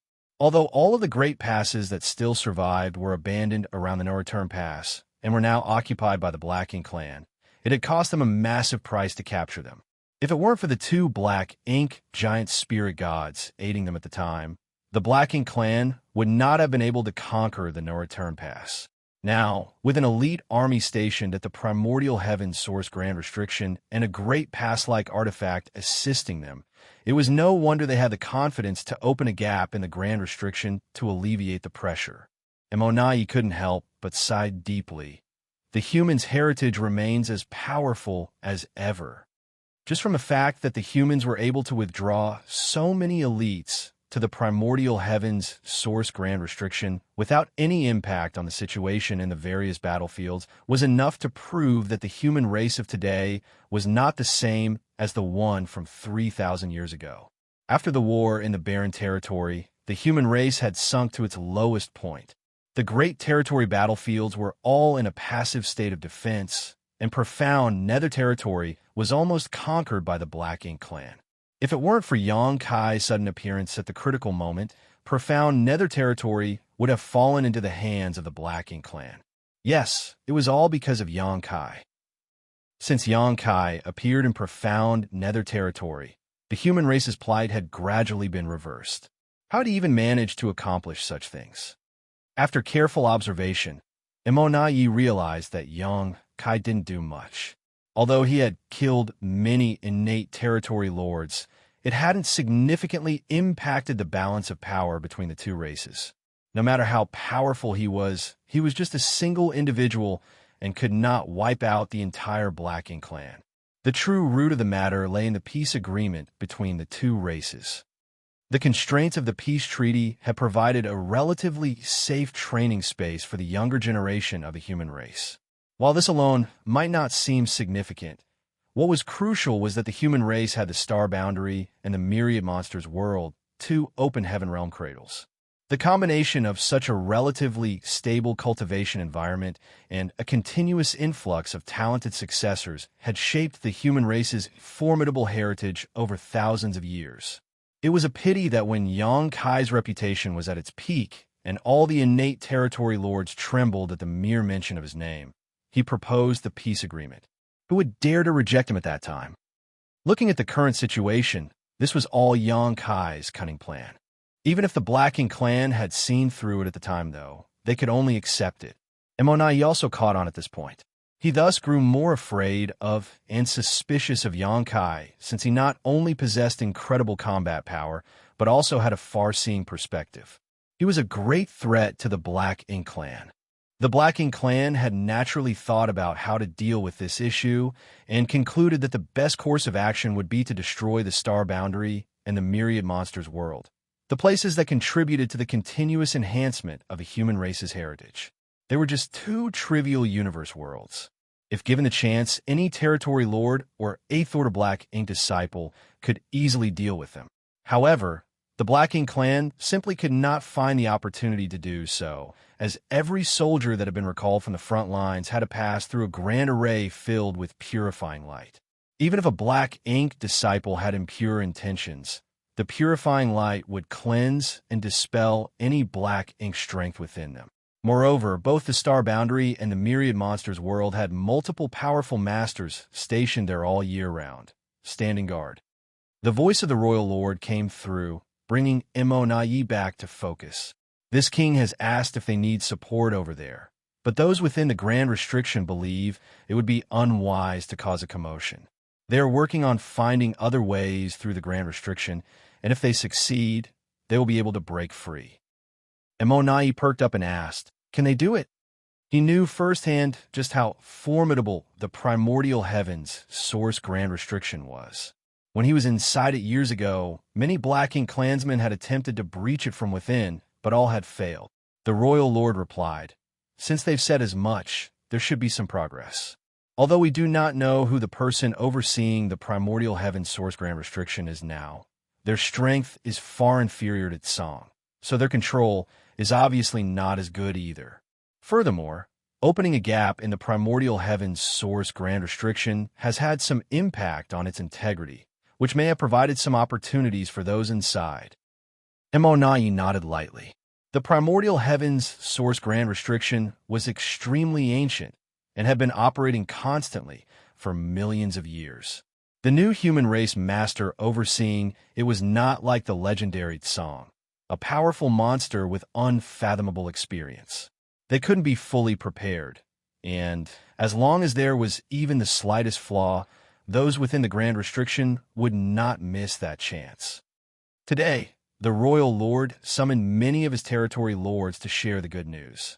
He wasn't worried about any territory lord leaking the information because the Black Ink clan was not the same as the human race. If a human was corrupted by Black Ink strength, they would tell everything they knew to the Black Ink clan, but the Black Ink clan would never leak critical information to the humans.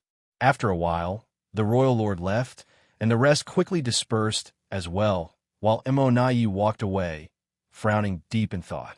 He was thinking about none other than Xianxia. Over 100 years ago, Xianxia led a group of 8th Order Open Heaven Realm Masters through the No Return Pass and into the depths of the Black Ink battlefield.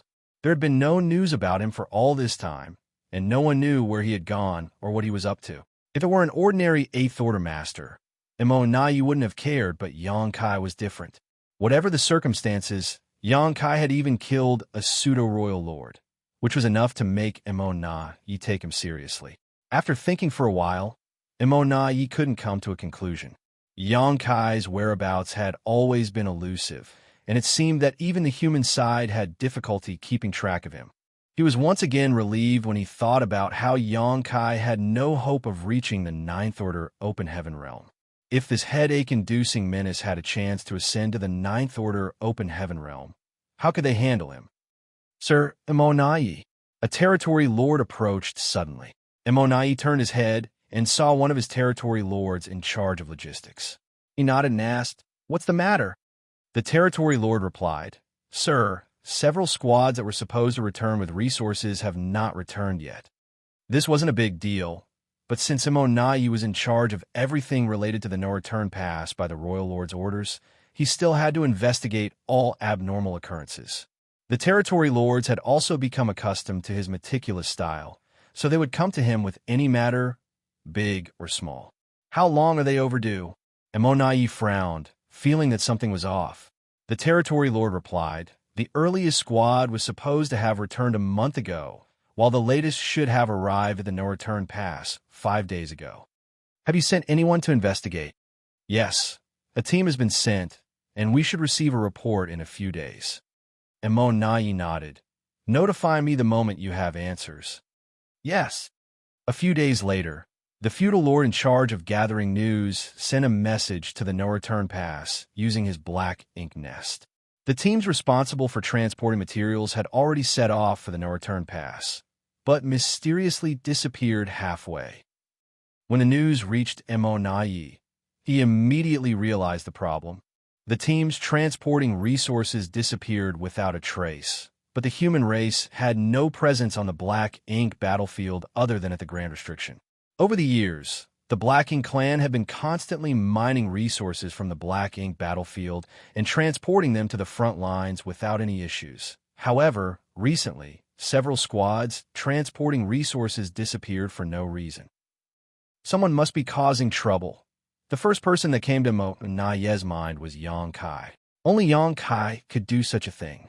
Considering that he had gone deep into the Black Ink battlefield over 100 years ago and had not been seen since, it was almost certain that Xianxia was now camping near the No Return Pass, waiting for the Black Ink clan's resource teams to appear so he could rob them.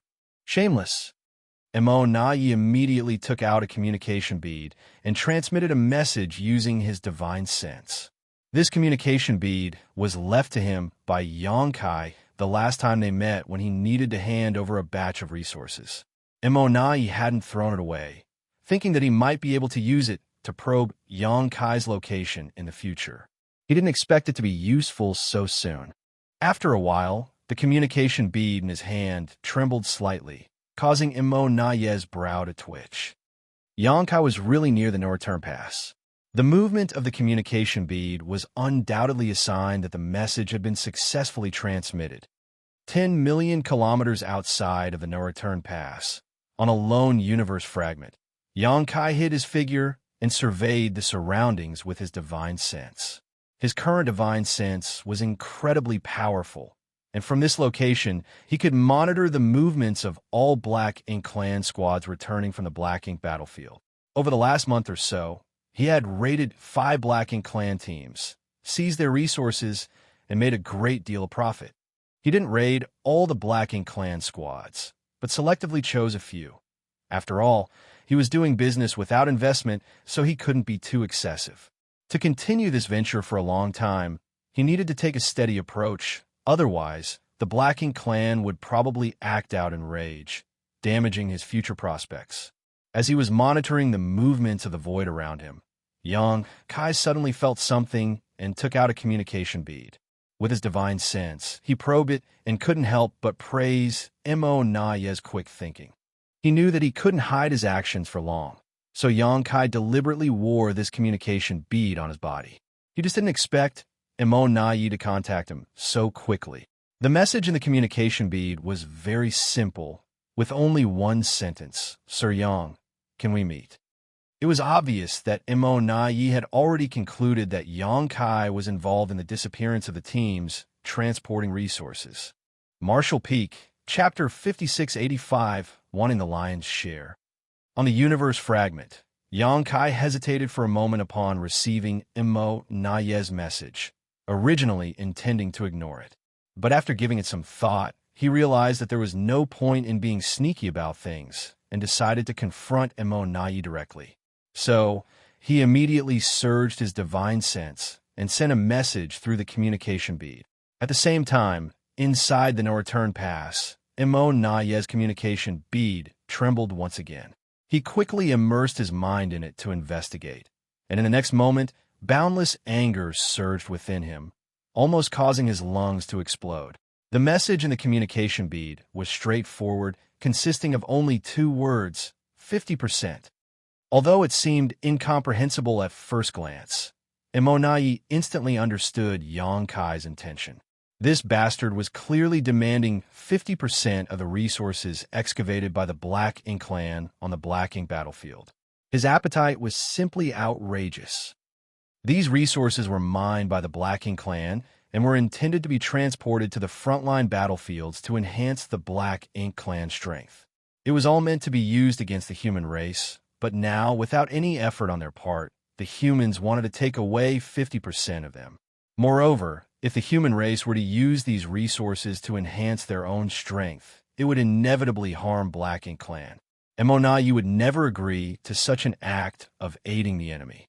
If he did, he would forever become a criminal in the eyes of the Black Ink clan. The more Xianxia interacted with Xianxia, the more he found the latter to be difficult to deal with. At this moment, he had formed a new evaluation of him. Xianxia was shameless beyond all imagination, able to make such outrageous demands without any scruples. It was simply unbelievable. Suppressing the anger in his heart, Xianxia sent a message to the territory lord in charge of the resource affairs, asking him to come over. At the same time, he feigned ignorance and replied, "Sir Yang, what do you mean? Please explain in detail." The communication bead quickly trembled, and Xianxia replied with only 2 words, "Ha!" Xianxia's brow twitched, and Xianxia's annoying face inexplicably appeared in his mind, causing the anger he had just suppressed to surge up again.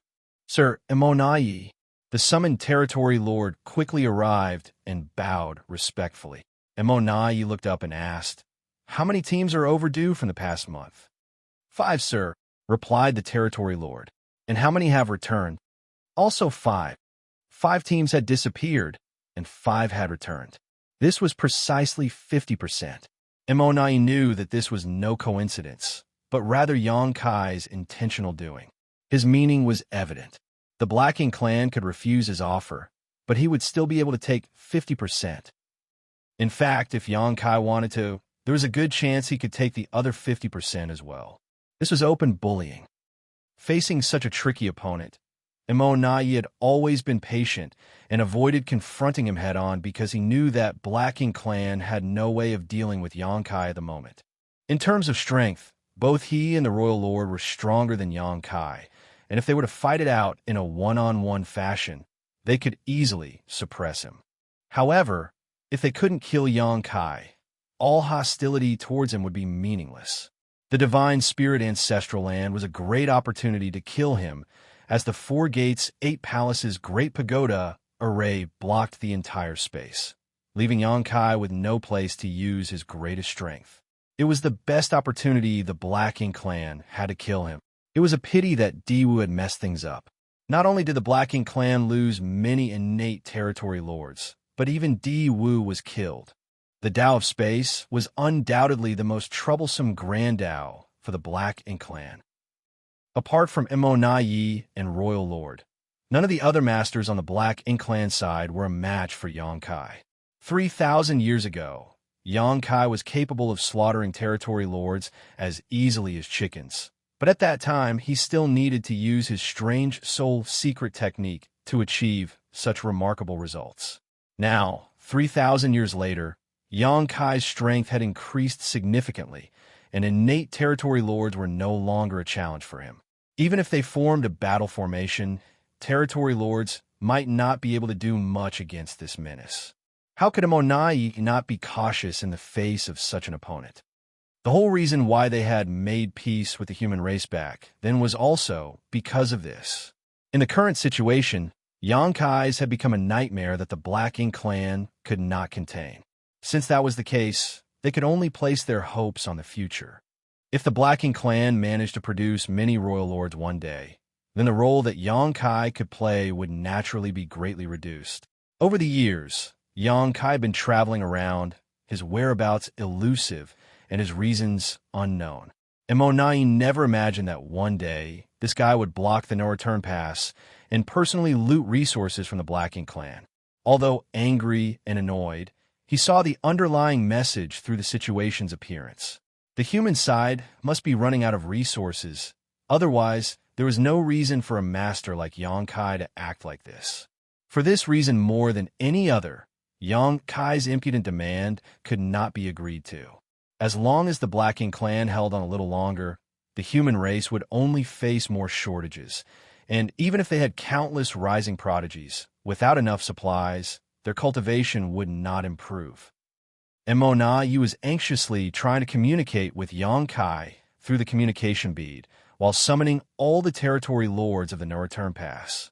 Within moments, hundreds of territory lords gathered in the main hall, but this time, the royal lord did not appear, and only Imonai stood below the throne of bones. Although the royal lord was absent, Imonai did not dare to sit on the main throne, which was exclusively reserved for the royal lord. As a pseudo-royal lord, he did not have the qualifications to sit there. Looking at the group of puzzled territory lords below, Imonai stated bluntly, Yongkai is currently somewhere outside of the no-return pass. Some of the more belligerent territory lords began clamoring to lead their armies to surround and kill Yongkai. The more timid ones turned pale because they had suffered losses at Yonkai's hand. Imonai took in the expressions of the territory lords and continued. The human race doesn't have enough resources, so now Yongkai has come to plunder our supply transports. Although the losses are small for now, if this issue is not resolved soon, our resources will probably be cut in half compared to previous years. This will inevitably affect our plans for conquest. The noisy territory lords instantly quieted down, while a particularly sturdy-looking one cupped his fist and asked, "How should we solve this problem, Sir Imonai?" Imonai declared, "The matter of resources is fundamental to both the Black Ink clan and the human race. The plundering of ours is a secondary loss compared to helping the human race grow stronger. For now, I need you to investigate Yonkai's movements and escort the resource transports and their goods back." The sturdy territory lord then said, "If that's the case, we have to move in teams capable of assuming battle formations. Against that killing star, not forming a battle formation would be equivalent to sticking out our necks and letting him chop our heads off." Fortunately, in recent years, the territory lords of the Black Ink clan had not been idle and had been diligently practicing various battle formations. It was ridiculous to say that these innate territory lords were already powerful enough to not fear any Eighth Order Open Heaven Realm Masters. But just because of Yonkai's presence, they had to practice these battle formations to protect themselves. This was humiliating, but they were left with no other choice. Imonai nodded. Yes, you will all need to form battle formations, with 4 symbols formations being the minimum requirement to face Yangkai. Only territory lords who can form a 4 symbols formation can perform this task. Those who cannot should not go out for the time being. A battle formation was not something that could be just casually formed. The human race squads could do this because they grew and developed in a totally different environment compared to the Black Ink clan. The invasion and oppression of the Black Ink clan had long made all human race masters sincerely united. Each squad also had time to become familiar with each other through daily interactions and battles. So no matter when or where, they could easily form battle formations as there was innate trust among each other. It was different for the Black Ink clan, especially the innate territory lords, as each of them was born strong and naturally had their own arrogance and opinion. They were not willing to fully trust each other and entrust their lives to others, preferring to believe in their own selves above all else. This wasn't a surprise, though, as in the face of danger, the first reaction of most living beings was to protect themselves. At the time of forming a battle formation, the auras of all in the formation were linked, essentially turning them into a single entity. However, once an individual had the intention to protect themselves over the group, the battle formation would collapse. That was why, when Di Wu led 20 innate territory lords to surround and kill Yang Kai in the ancestral land, the battle formations they formed were only 4 symbols formations. It was not because they lacked the numbers, but rather because forcing a more advanced battle formation was impossible. Most of the territory lords of the Black Ink clan could only form the 4 symbols formation at most, with a select few capable of forming the 5 elements formation. No 6 paths formation had ever been formed among them. In fact, this was not a problem unique to territory lords. It was also difficult for 8th order human masters to form a 6 paths formation, though not impossible. So far, the highest record for 8th order masters was a 7 stars formation, which happened during a life or death crisis against a royal lord. The higher the individual strength, the more difficult it was to form a battle formation. This principle applied to both the humans and the Black Ink clan. For example, back when Yang Kai was squad leader of Dawn, he led his squad members to kill many enemies and once formed a 9 palaces formation. However, if he were to try to form such a formation with other 8th order masters now, he would not be able to do so. With the command from Immortality given, a few territory lords relaxed because they could not form a battle formation with other territory lords at all. Unexpectedly, this lack of competence had allowed them to avoid a potential crisis. Immortality then deployed all the territory lords who could form battle formations into 2 groups. One group was responsible for searching for Yang Kai's whereabouts outside the no-return pass, with the other was responsible for protecting the squads returning from gathering resources in the depths of the Black Ink battlefield. He then said, "The objective this time is not to kill Yang Kai. If you encounter him, prioritize self-preservation." After speaking these words aloud, Immortality could not help but feel a sense of helplessness deep down in his heart. Faced with a master like Yang Kai, he actually unconsciously gave up the idea of killing him. Now, he only hoped that the acquired territory lords would grow up soon. As long as more royal lords appeared in the Black Ink clan, the threat that Yang Kai posed to the Black Ink clan would be greatly weakened. The territory lords then dispersed quickly, following Immortality's previous assignments. They dared not be careless, forming 4 symbols and 5 elements formations immediately after leaving the no-return pass, and quickly dispersing as they headed towards the depths of the Black Ink battlefield. Back in the main hall, Immortality looked at the more than 10 territory lords who remained, furrowing his brow slightly before waving his hand. "Be vigilant against any potential attacks from Yang Kai." Yes, the territory lords then left with their orders. Marshall Peak, Chapter 5686, Main K. After leaving the main hall, Immortality headed straight towards the high-rank Black Ink nest belonging to that royal lord. Ever since Immortality had been entrusted with the affairs of the no-return pass and the entire Black Ink clan after his ascension to the rank of pseudo-royal lord, the royal lord frequently stayed inside this Black Ink nest and rarely ventured out. It was only because he had received the news from the clansmen inside the primordial heaven's source grand restriction a few days ago that the royal lord made an appearance to deliver good news to the many territory lords. Standing before the black ink nest, Imonayi sighed inwardly. Despite having arranged for clansmen to track Xianxia's movements and protect the teams carrying resources, their enemy was Xianxia. No matter how meticulous the arrangements were, they were simply not secure enough.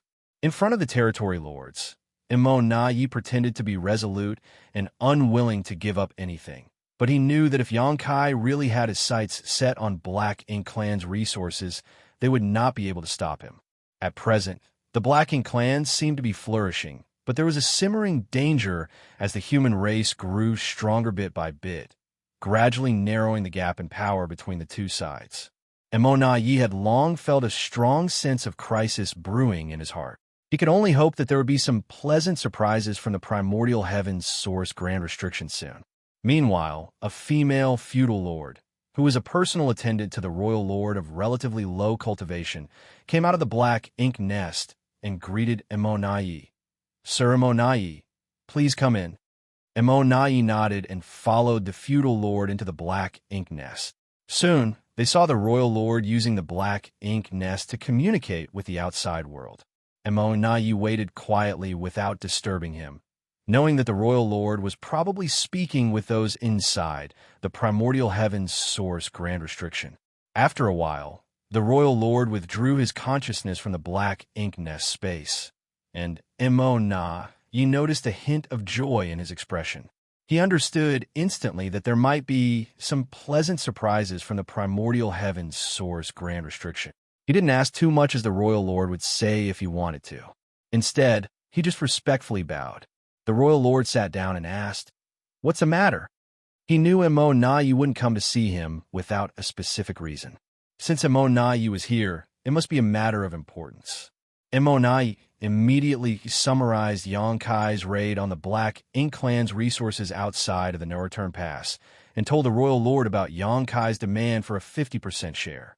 Hearing this, the royal lord was infuriated, and his good mood was instantly ruined. Impudence! How dare he make such a request?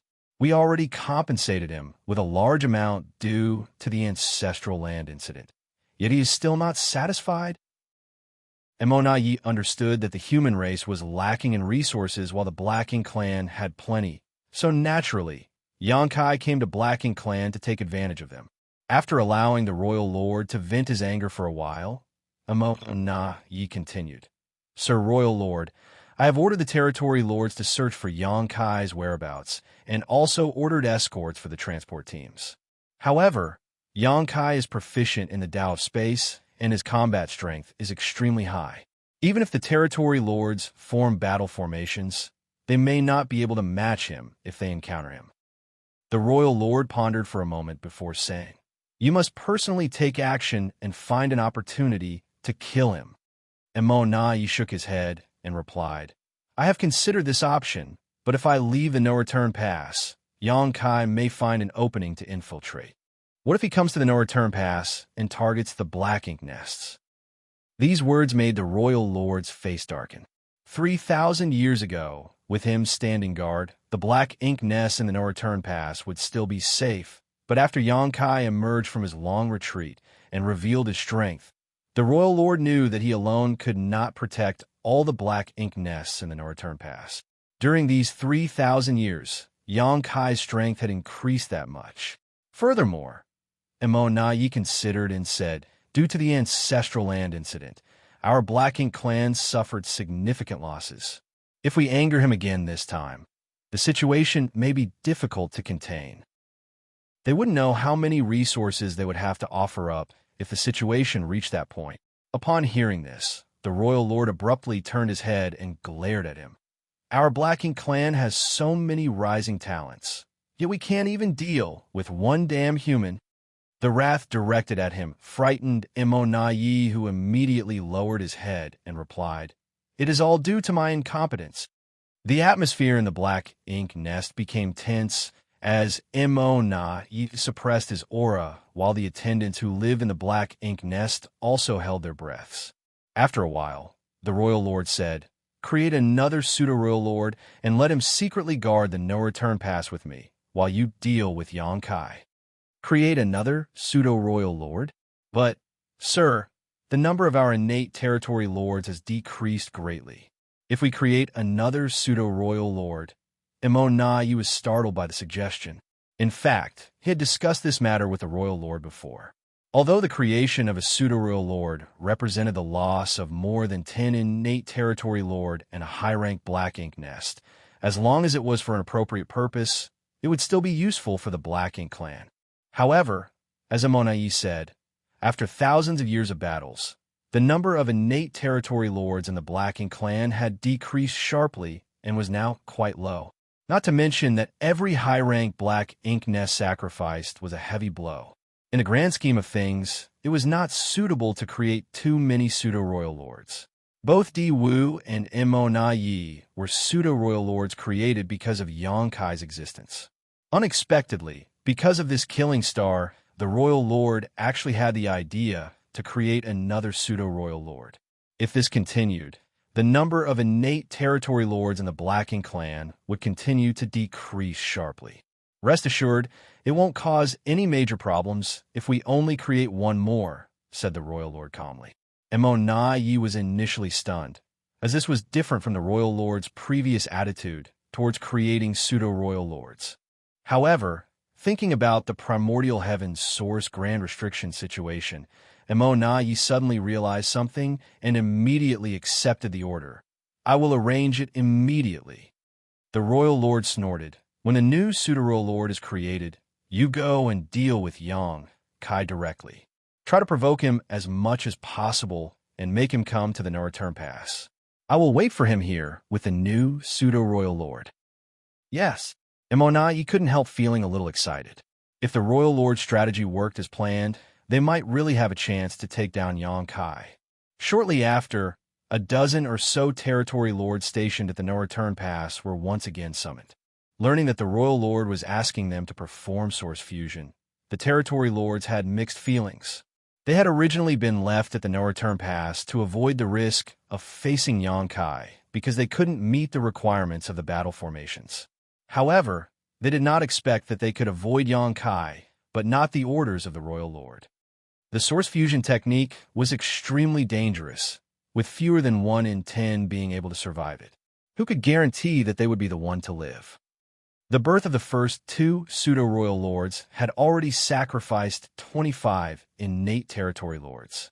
Could they be so lucky to avoid sacrificing themselves?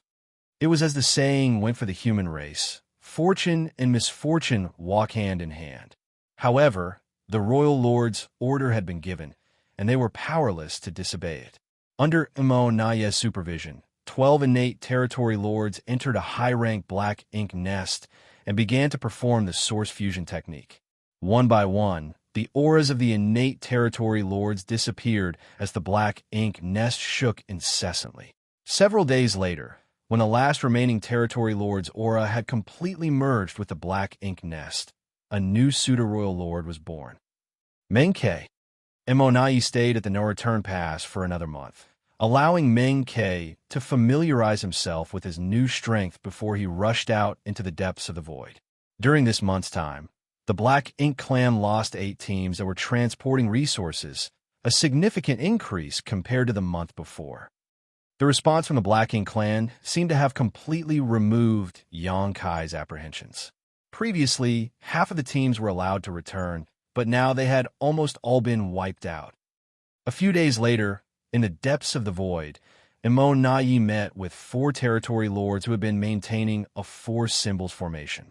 They had clearly experienced a great battle recently, but it had ended almost as quickly as it began. There were many bodies of Black Ink clan soldiers left behind, but the 4 territory lords remained unharmed. Seeing Immortality, the 4 exhausted territory lords finally had the opportunity to catch their breath, as maintaining the 4 symbols formation consumed a great deal of their focus and energy. Though it was manageable for a short time, these 4 territory lords had not dared to relax once since leaving the no-return pass. No one knew when the human killing star, Xianxia, would appear. If they did not maintain the battle formation at all times, they might die the moment he mysteriously showed up. Sir Immortality. The four territory lords saluted apologetically. Immortality looked around, frowning. He didn't fight you. The dead here were just some ordinary black ink clan soldiers, and the four territory lords had no wounds on them, which was obviously suspicious. The four territory lords glanced at each other, and the leader sighed. He moves stealthily, and we find it difficult to predict when he will appear. Immortality nodded in understanding. If Xianxia didn't want to fight, they could do nothing about it, so he instead asked, "What about the resources?" The territory lord who had spoken before looked even more ashamed. "It was originally with me. After meeting with the team, transporting the resources, he took the space ring, which contained them. And then Xianxia took it from me." Immortality frowned again. "How did he take it from you if he did not come face to face with you?" The space ring was so small and could easily be kept close to the body. Unless Xianxia had completely incapacitated them, they should not have been easily robbed. The territory lord hung his head. "I handed it over."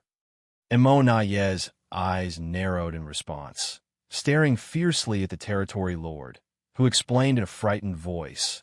"Xianxia locked us with his divine sense and threatened to kill us even if it meant damaging his soul if we didn't hand it over."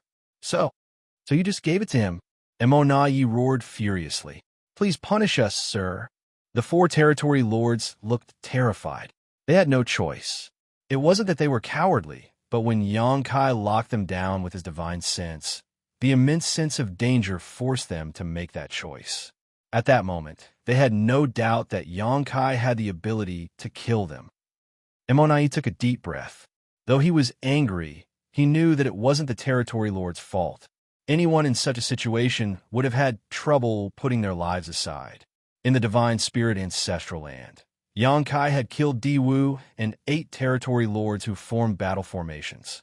If he could do that, then killing a mere 4 territory lords would not be an issue. Martial Peak, Chapter 5687, Sincere Cooperation.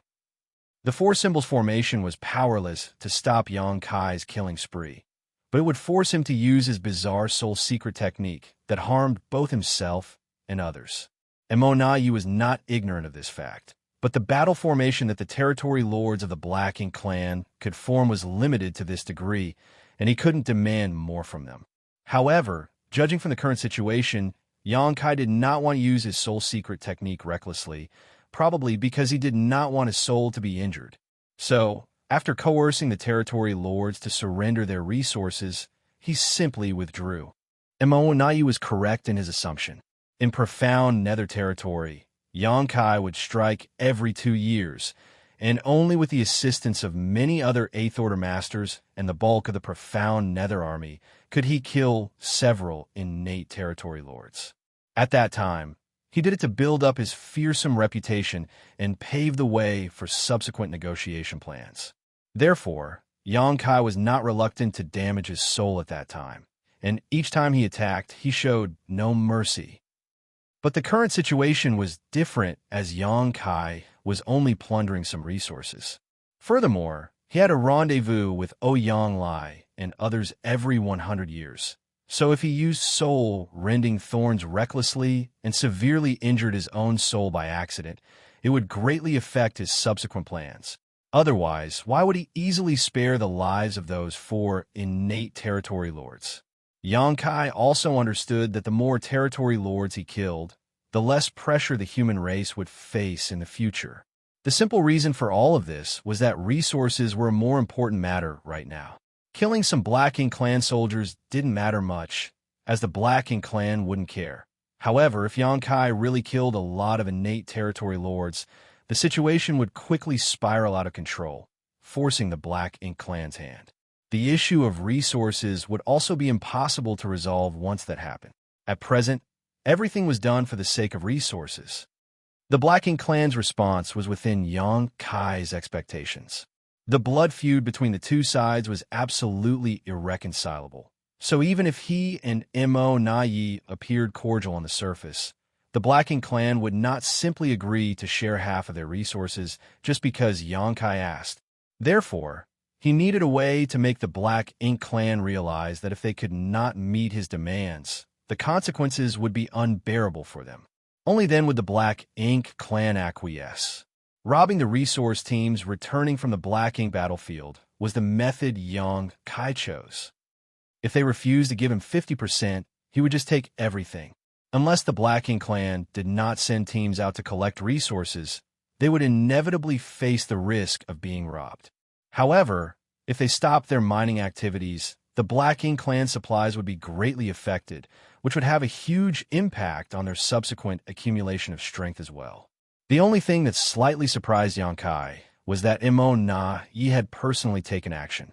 Was Immortality not afraid that he would go to the no-return pass to destroy those Black Ink nests now that the defenses there were weakened? In the void, Immortality sent the 4 territory lords away to continue escorting other supply teams, holding the communication bead in his hand and transmitting his thoughts to it.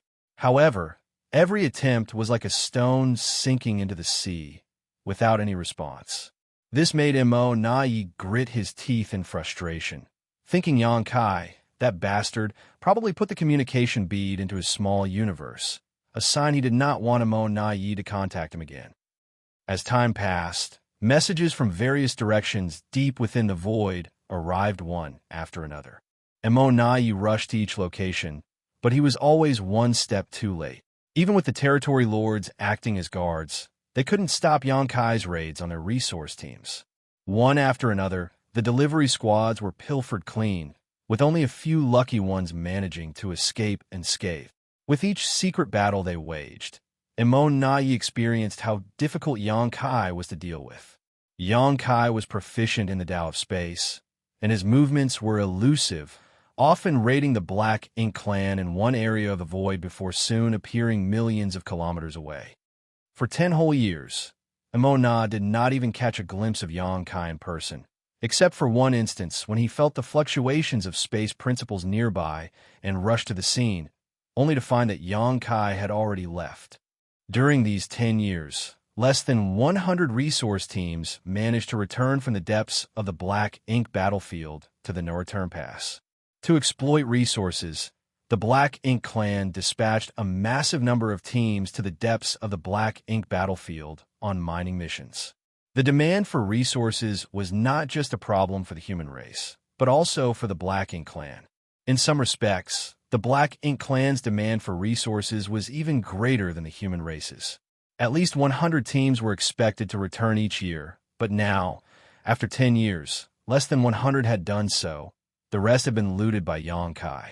This was not just a loss of 50%, but a staggering 90%. While the casualties in each individual raid were not significant, that did not mean they weren't adding up over time. Additionally, although no territory lords died, a number of feudal lords were slaughtered and the loss of critical resources was becoming serious. For 10 years, Immortality had been searching for Xianxia's whereabouts in the void, constantly trying to intercept or contact him, but he had never succeeded. What made him even more frustrated was that Xianxia showed no intention of going to the no-return pass. Originally, in the Royal Lord's plan, when Immortality joined the hunt, Xianxia should be tempted to head to the no-return pass and threaten the safety of the Black Ink nest, thus forcing the Black Ink clan to agree to his unreasonable demands. If Xianxia had done so, the Royal Lord and Meng Ke could have had a chance to ambush him. As long as they could entangle him, the territory lords could set up the 4 gates, 8 palaces, Great Pagoda array to prevent this killing star from escaping. But over the past 10 years, Xianxia only wandered the void, never coming within 10 million kilometers of the no-return pass. This left Immortality feeling defeated, like he was punching with all his strength only to hit a wad of cotton. If Xianxia never went to the no-return pass, what was the point of sacrificing a dozen territory lords and a high-rank Black Ink nest to create Meng Ke, the new pseudo-royal lord? Faced with such a cunning and cautious opponent, who also possessed extraordinary strength and means like Xianxia, Immortality felt incredibly frustrated.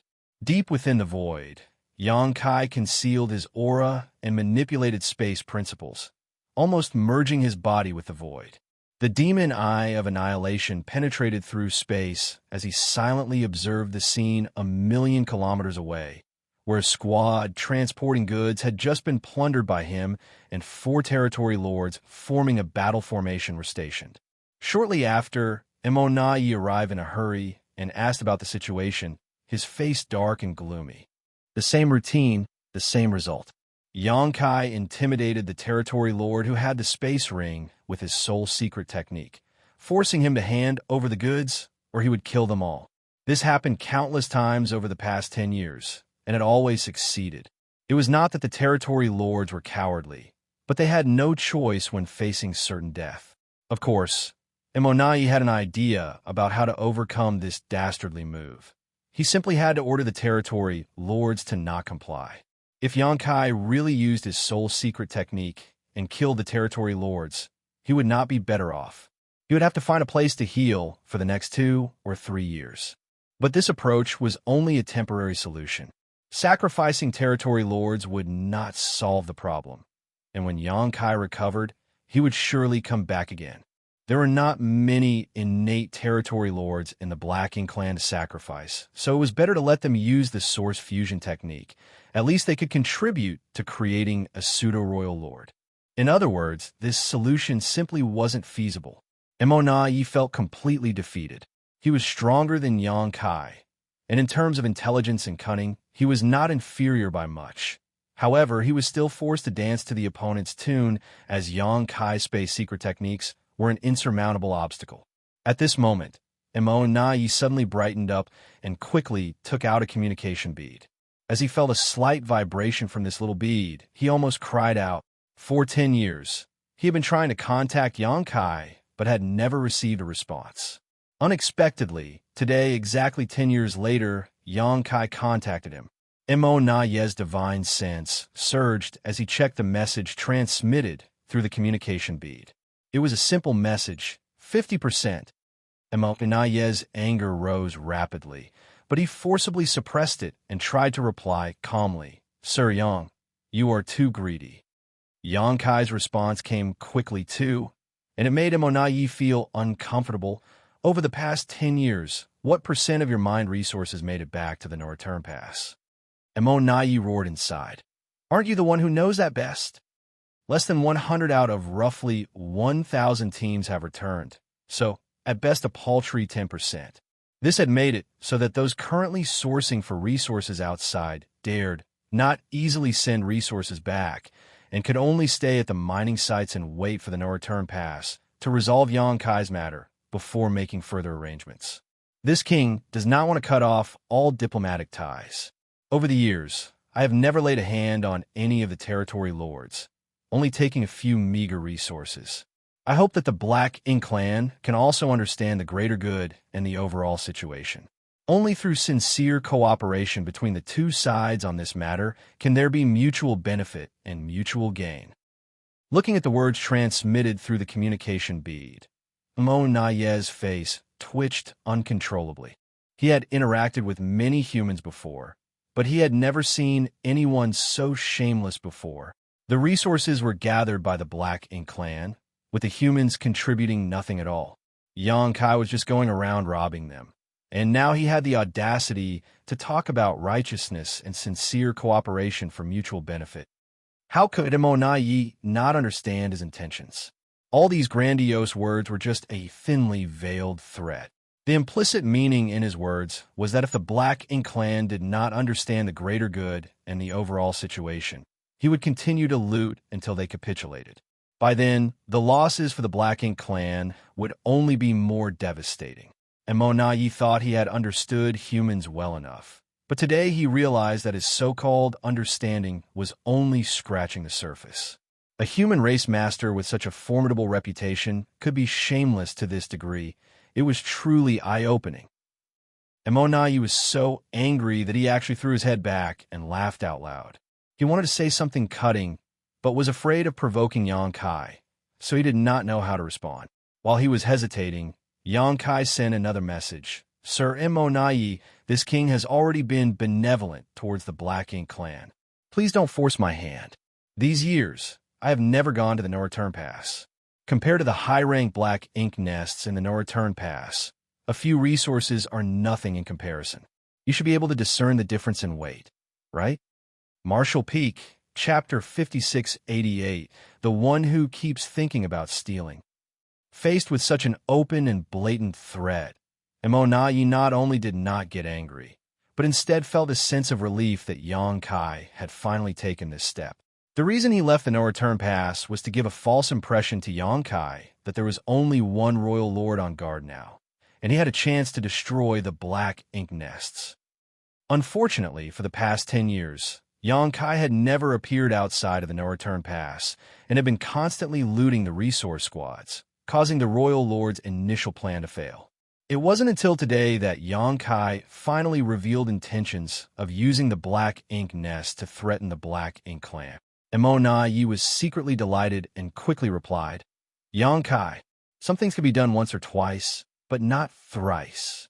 You have trespassed into the no-return pass twice and destroyed many black ink nests. But if you dare try this again, I, Imonayi, will never let you go." The message was sent out, but there was no response after a long time of waiting. 1,000,000 kilometers away, Xianxia carefully observed each change in Imonayi's expression and began making plans in his heart. He had thought about going to the no-return pass to threaten to destroy some black ink nests and force the black ink clan to meet his demands, and had even taken action for this purpose. Over the past 10 years, he had secretly investigated the no-return pass several times. However, with his increasing mastery of the Tao of Time, his sensitivity to future crises had become much higher. This sense had helped him avoid some dangers during his last rampage in the no-return pass, and it was the same now. Every time he approached the no-return pass, the idea of destroying black ink nests would unconsciously bring a sense of peril, as if there was a great danger hidden within the no-return pass that could threaten him. This puzzled Xianxia greatly. Imonayi had gone to the depths of void for all these years, and only one royal lord was guarding the no-return pass. According to his current strength, as long as he avoided that royal lord, the no-return pass would be his to enter and exit as he pleased. With the no-return pass being such a large area and the numerous high-rank black ink nests of the black ink clans so scattered, one royal lord couldn't look after all of them. So, where did this sense of danger come from? The sense of danger he felt during his last rampage in the no-return pass was due to Imonayi hiding in the shadows. Based on his experience from last time, Xianxia naturally guessed that the Black Ink clan had produced another pseudo-royal lord. Imonayi believed that Xianxia knew nothing about the situation at the no-return pass, but in reality, Xianxia had been observing secretly to confirm his suspicions. And Imonayi's response this time was undeniable evidence of this. Regardless of whether it was Imonayi when he was still an innate territory lord in the past, or the current Imonayi as a pseudo-royal lord, he would always address Xianxia as Sir Yang, naturally showing respect to an elite fighter regardless of their hostile relationship. But this time, Imonayi addressed Xianxia by his name directly, and his words carried a hidden threat, almost like he was daring Xianxia to immediately cause trouble at the no-return pass. This was not Imonayi's usual behavior. Xianxia, seeing this, knew that his suspicion was probably correct. There must be a new pseudo-royal lord at the no-return pass, lying in ambush with the royal lord. In the void, Xianxia raised his brow and smiled, finding it quite interesting to engage in this battle of wits with Imonayi. He thus quickly replied, "Just wait and see. This time, this king will not rest until he destroys 10 high-rank black ink nests." After transmitting the message, Xianxia put away his communication bead and disappeared from sight. In the distant void, Imonayi also hurriedly put away his communication bead, raised his palm, and a surge of thick black ink strength rushed out, quickly forming a vortex in his palm. Within the vortex, a very delicate and small black ink nest appeared. This was a low-rank black ink nest, which was not yet mature. Such a black ink nest was not very useful to the Black Ink clan, but it was perfect for transmitting messages. Now, The territory lords who were searching for Xianxia's whereabouts and escorting the supply teams almost all had such a miniature black ink nest, just to facilitate rapid communication with each other. By summoning this small black ink nest, Immortality sent a message to the No-Return Pass, informing the royal lord about Xianxia's imminent arrival and telling them to prepare. After doing so, Immortality also hurried towards the No-Return Pass, secretly praying for a swift victory. If Xianxia thought that there was only one royal lord guarding the No-Return Pass, he would surely make a mistake. And if the royal lord and Meng Ke teamed up, they only needed to entangle him for 10 breaths, so the territory lords could activate the 4 Gates 8 Palaces Great Pagoda Array. Once the Grand Array was formed, Xianxia would be trapped like a cornered beast. Without the ability to use space principles to flee, Xianxia would only be a slightly stronger 8th Order Open Heaven Realm Master, incapable of facing all the elites of the Black Ink clan. After years of entanglement, is it finally time to determine the winner and loser of our little game? And Immortality suddenly felt like he was dreaming. However, he had only made it halfway back when he suddenly stopped and hastily summoned the miniature black ink nest. As his divine sense poured it to investigate, his face turned pale in an instant. The message from the black ink nest was too bizarre to believe at first, but after verifying it a few times, he confirmed that he had indeed read it correctly.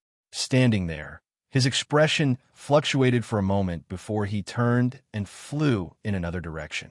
Half a day later, he arrived in a spot in the void and appeared before 4 territory lords who had formed a battle formation. Sir Immortality. The 4 territory lords were overjoyed to see him, as if they had seen their savior. What happened? Immortality asked in a deep voice. One of the 4 territory lords immediately recounted their encounter with Xianxia, which was actually quite simple. They were escorting a supply team back to the No-Return Pass when Xianxia suddenly appeared. Over the years, they had encountered Xianxia several times, but he had never attacked them directly. Instead, he attacked the Black Ink clansmen who were transporting materials, killing mostly low-rank soldiers. For the 4 territory lords, Xianxia mainly used his soul secret technique as a threat, forcing them to compromise and hand over the resources. Under threat of imminent death, the territory lords had no choice but to comply. As a result, every time Xianxia made a move, he was able to gain something. But this time, Xianxia not only slaughtered the Black Ink clansmen transporting the materials, but also injured the 4 territory lords, one of whom was seriously wounded. Immortality was not angry after listening to this, but rather pleasantly surprised. He used his soul secret technique. Xianxia often used his soul secret technique to intimidate territory lords, but he had never actually activated it before. Immortality even suspected that Xianxia was just bluffing this whole time. Immortality had intended to prevent the territory lords from compromising at all costs, but he knew that even if he issued such an order, the territory lords would find it difficult to hold out in a life-or-death crisis. Losing the materials was a small matter, but losing territory lords was a serious blow. But if Xianxia had used his soul secret technique this time, it meant that he would enter a period of retreat and recuperation for the next 2 or 3 years. This would undoubtedly be his weakest time, and if they could find his whereabouts, the situation would be promising. However, to Immortality's surprise, the 4 territory lords looked embarrassed and shook their heads in unison. The speaking territory lord cried out, he did not. Upon hearing that, Immortality's joyous expression instantly disappeared, and he frowned. If he didn't use his soul secret technique, how did he manage to injure all of you like this? The 4 innate territory lords had formed the 4 symbols formation, making it impossible for Xianxia to pose a substantial threat to them without using his soul secret technique. Although Xianxia was strong, he was not yet strong enough to break this formation forcibly. Even Immortality would have to work hard to injure the 4 territory lords who were united in this formation. The expressions of the 4 territory lords became even more embarrassed, and they stammered, not knowing how to explain. However, Immortality had already figured it out at that point and asked with a stern face, "Did you break the battle formation yourselves?" Only then could Xianxia pick them off one by one. The territory lord who spoke earlier shamefully admitted, "Yes. It's just that maintaining the four symbols formation consumes our mental strength, and although there was no problem in the short term, it's been 10 years now. We find it difficult to maintain the battle formation at all times, so." In fact, it wasn't just these four territory lords. Other territory lords who had formed four symbols and five elements formations also encountered similar problems. Maintaining the battle formation for a long time put a heavy burden on their minds, so sometimes they would break the battle formation to disconnect their auras and let themselves recover a little. How could they have known that Xianxia would take advantage of this opportunity to attack them? If they hadn't been on alert and quickly formed the battle formation again after Xianxia appeared, they might have suffered more than just injuries. The territory lord cautiously peered at Immortal's expression, thinking that he would be severely reprimanded for their failure. However, all Immortal did was sigh. "It was my carelessness." He thought that their operation against Xianxia would not take too long, but he never expected that it would take 10 years and still not produce any results. If Xianxia could injure four territory lords in just 10 years, what about another 10 or 100 years? It was as the saying went, one need not fear a thief who always steals. They should fear the thief who constantly thinks of stealing. When Immortal first heard this, he did not understand, but now he finally did. "Xianxia, that thief, you are truly my eternal nemesis. That bastard even vowed to destroy 10 high-rank black ink nests in the No-Return Pass. But all he did was go against his words and injure 4 territory lords. I was a fool to have believed anything he said." It appeared that Xianxia had seen through the arrangements of the No-Return Pass, which was why he had never gone there, but instead wreaked havoc out here in the void. "Send a message to the other squads and tell all territory lords to be careful. Xianxia could strike at any time." Immortal ordered, remembering the lesson from these 4 territory lords as he believed that Xianxia would strike again. Then, the 4 territory lords followed Immortal's order and took out their miniature black ink nests to spread the word. Martial Peak, Chapter 5689, A Big Mouth Can Swallow Up the World.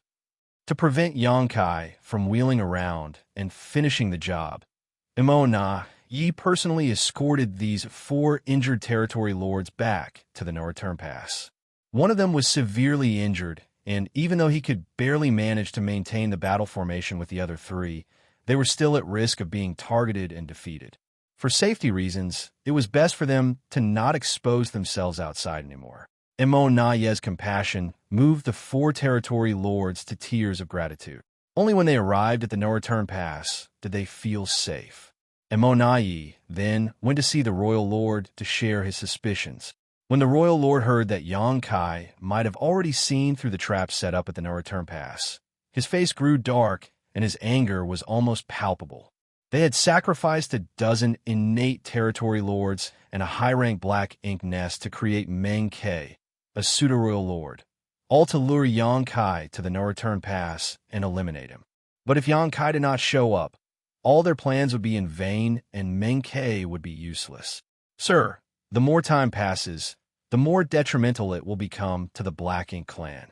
There are no longer many supply squads that can return to the No-Return Pass. Besides, the territory lords are already exhausted from maintaining the battle formation for such a long time, and they may not be able to hold on much longer." Immortal reported carefully while observing the royal lord's reaction. Why can't we deal with one 8th-order human?" The royal lord exclaimed in anger. Immortal was speechless upon hearing this. If they had a way to deal with Xianxia, the Black Ink clan wouldn't be in such a difficult spot in the first place. This human was not someone they could defeat with brute strength alone. After some contemplation, Immortal said, "Sir Royal Lord, please be prepared. This time, our Black Ink clan may really have to make sacrifices to quell the situation." The royal lord turned to him and glared. "Are you suggesting that we agree to his ridiculous demands?" Immortal shook his head and replied, "It's impossible to agree to his demands for 50%. Those resources were painstakingly extracted by our Black Ink clan, while he did nothing but threaten us with despicable means." He is out of his mind if he thinks he can take half of all our hard-earned resources. However, if we give him too little, he may not agree either." The royal lord waved his hand impatiently. "It's up to you to decide. Don't bother me with this matter anymore." Just hearing Xianxia's name gave the royal lord a headache. How could a human like him exist? He would rather fight Fu Guang, a real divine dragon, than hear Xianxia's name ringing in his ears again. Then, Immortality nodded respectfully before withdrawing in embarrassment. As a subordinate, he should not burden the royal lord, but instead, he felt the humiliation of being incapable of resolving the issue at hand. However, there was no other solution to the current problem. Xianxia had been causing trouble for the past 10 years, plundering 90% of their resources while holding the territory lords of the No-Return Pass in check. Even Immortality himself had been running around in circles all these years, with nothing to show for his efforts. If this chaos continued, the territory lords would likely collapse from exhaustion, and once that happened, the losses that followed would far exceed a few measly resources. After some contemplating, Immortality decided to contact Xianxia using his communication bead to discuss the matter. However, before he could do so, he summoned his miniature black ink nest and inspected a new message that was just sent to him. Letting out a sigh after seeing this message, he hurriedly rushed towards the depths of the void. Another 4 territory lords who had formed a battle formation were ambushed and injured by Xianxia, losing all their resources in the process. When Immortality arrived at the scene, he realized that the situation was much worse than he had expected. The injuries to these 4 territory lords were not too serious, as they had been on guard and immediately formed the 4 symbols formation to protect themselves after the ambush. However, after a more careful inspection, Immortality was startled to find that 2 of the territory lords had identical injuries, just a finger's length left of their heart. This position was not a fatal wound for a Black Ink clan master, but it still made Immortality frown. Was this intentional, or just a coincidence? If it was unintentional, everything would be fine, but if Xianxia had done this deliberately, it was a worrying issue. If this was Xianxia's doing, it was undoubtedly a message that said he could kill one or both of these territory lords, but chose to hold back to not escalate the situation further. This was his way of showing both his sincerity and his determination. And Immortality couldn't help a wry grin from appearing on his face. This guy came to the Black Ink clan trying to take the lion's share, plundering the Black Ink clan's resources, and yet he was still showing sincerity. What was he trying to do? Earn profit by being friendly. But the wealth he would be earning belonged to the Black Ink clan. "Sir Immortality," a territory lord walked over and handed him an item with caution. "We found this after Xianxia disappeared. It should be something he left behind on purpose." Immortality turned to look and recognized it as a universe chart from the human race. But why would Xianxia leave such a thing here? Immortality was puzzled, so he took the universe chart and immersed his divine sense to investigate it. After a moment, he let out a long sigh. Xianxia deliberately left this universe chart here for no other reason than to further threaten them. When Immortality inspected the universe chart, he easily identified many locations that were highlighted. When he projected this onto the real Black Ink battlefield, it was not difficult to see that all of the marked positions were staging points for the Black Ink clan's mining operations. There were hundreds of these marked positions, which meant that Xianxia had already found most of the locations where the Black Ink clan was gathering resources. If he wanted to, he could just go to those places directly, wipe out the Black Ink clan soldiers, and take all the resources for himself. If that happened, the Black Ink clan source of resources would be greatly reduced. It should be noted that there were no elites guarding those places. Faced with a killing star like Xianxia, the low-rank clansman could not resist at all. How did he manage to do all this and still raid so many of our convoys? He couldn't figure it out at all. Xianxia had been plundering resource squads everywhere for the past 10 years. Yet he somehow found the time to investigate these mining outposts where resources were being exploited as well. It had to be noted that each of these locations was no less than a few million kilometers away from each other, which would take a significant time to travel between. Imo could only sigh and think that space secret techniques were truly unparalleled when it came to mobility. The distances that seemed far away to others were nothing to Xianxia. This was what allowed him to gather so much information in a mere 10 years. The markings on this universe chart were like the wounds on the two territory lords, both a threat and a sincere gesture. Imo understood everything and became crestfallen. Even if he had achieved the status of pseudo-royal lord, he was still defeated by Xianxia in this confrontation. Both he and the Black Ink clan were defeated. Xianxia alone had disrupted the Black Ink clan's entire operation on the Black Ink battlefield, despite them going all out to stop him.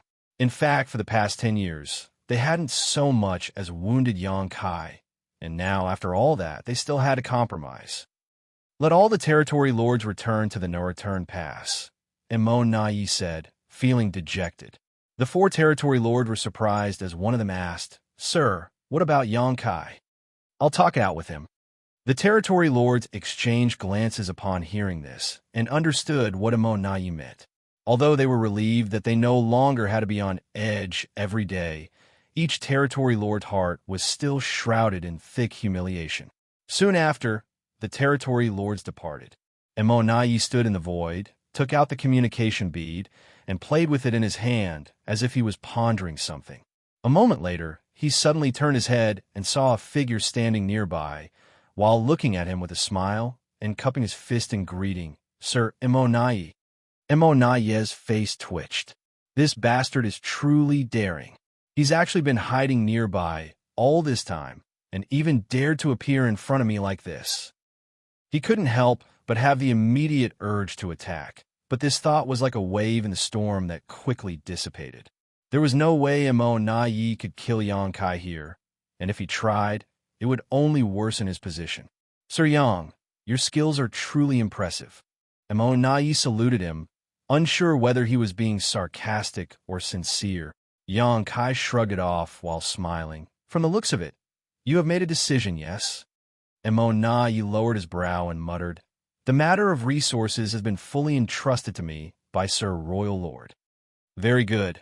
Xianxia smiled and declared, "My proposal from last time is still valid." Imo immediately shook his head vigorously like a rattle drum. "Sir Yang," he paused, then continued, "We've known each other for many years now, and as you humans say, you don't truly know someone until you've fought them. Although we're on different sides, I admire you greatly, and calling you sir seems a bit formal. How about I call you Brother Yang?" "What should I call you then? Brother Imo? Those from the Black Ink clan don't have surnames, right?" Imo said solemnly. "Only the Royal Lord has the qualification to use Imo as a surname. For example, our current king is Mou. Those beneath the Royal Lord may use their own names and surnames. Brother Yang can just call me by my name." Xianxia nodded lightly, as he felt like he had heard a piece of news of some importance. The human race had never figured out the name or surname of the Royal Lord and didn't know how to address him. Fortunately, there was only one true Royal Lord in the Black Ink clan right now, so they always addressed him as the Royal Lord. Unexpectedly, Xianxia learned this bit of information from Imo today, though it wasn't of much use. Imo continued, "Brother Yang, 50% is impossible. All the resources are extracted by my Black Ink clan and transported by us. You haven't put in any effort, yet you want to take away half. Aren't you being a bit too greedy?"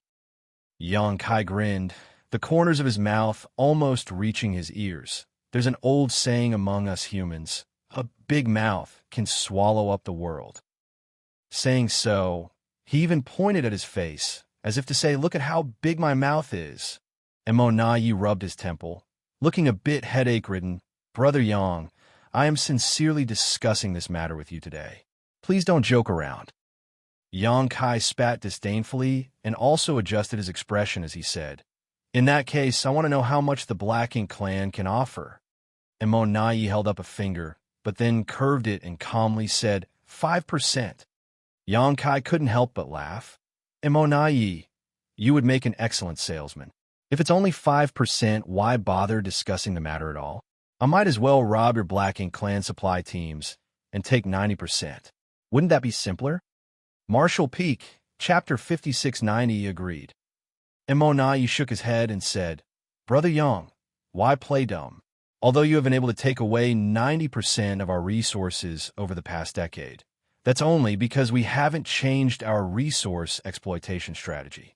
But if this continues, we will likely completely give up on the black ink battlefield resource extraction. What will you gain then? If this were to happen, it would be a disastrous outcome for both sides. The Black Ink clan would stop extracting resources from the black ink battlefield, and Xianxia would naturally not be able to plunder anything. However, such a situation was impossible. The resources from the black ink battlefield were indispensable to the Black Ink clan. They needed these resources to maintain their military advantage and to provide for those within the clan, especially the acquired territory lords. If the supply of resources from the black ink battlefield was cut off, there might not be an immediate impact, but over time, the Black Ink clan's overall strength would inevitably decline significantly. This was not something that the Black Ink clan would be willing to accept. On the other hand, the human race would not be affected in the slightest. It was just that Xianxia would be restricted from acting. However, now that he was unencumbered, being restricted was not a big deal. Xianxia was well aware of this, so he remained unmoved. As Immortality realized he couldn't convince Xianxia, he sighed and put down his raised finger. Good, Brother Yang, you can have 10% of our clan's resources. That should be enough, right? 10% is not small indeed, Xianxia replied, but it's still not enough. Immortality frowned. Brother Yang, how much do you want? Please be straightforward. I'll compromise. I won't ask for 50%, and you won't offer 10%. Let's settle on 40%. 20%. Immortality immediately counter-offered. After some thought, Xianxia gestured with his hand, 30%. Immortality, there's no need to haggle further. 30% is my bottom line. If the Black Ink clan can't agree, then there's no need to continue this conversation. Immortality felt angry at Xianxia's domineering approach, wondering if he was there to rob them or just looking for trouble. There was no space for negotiation if he had to put it that way. However, Xianxia continued, all resources gathered from outside should be handed over by the Black Ink clan. Every 10 years. No, every 5 years, the Black Ink clan will allocate 30% of everything that they've gathered from the Black Ink battlefield and hand it over to me at the no-return pass. If you agree, I won't obstruct the Black Ink clan's resource-gathering operations in the future. Immortality raised his brow at this proposal. If this was the deal, then there would still be room for maneuvering. Frankly speaking, the amount and quality of resources returned by each mining team was different, and if they were not carefully inspected, no one would know exactly what was in the shipment. Xianxia said he wanted 30%, but he couldn't check all the resources gathered by each squad. Besides, the Black Ink clan would also not allow him to do so.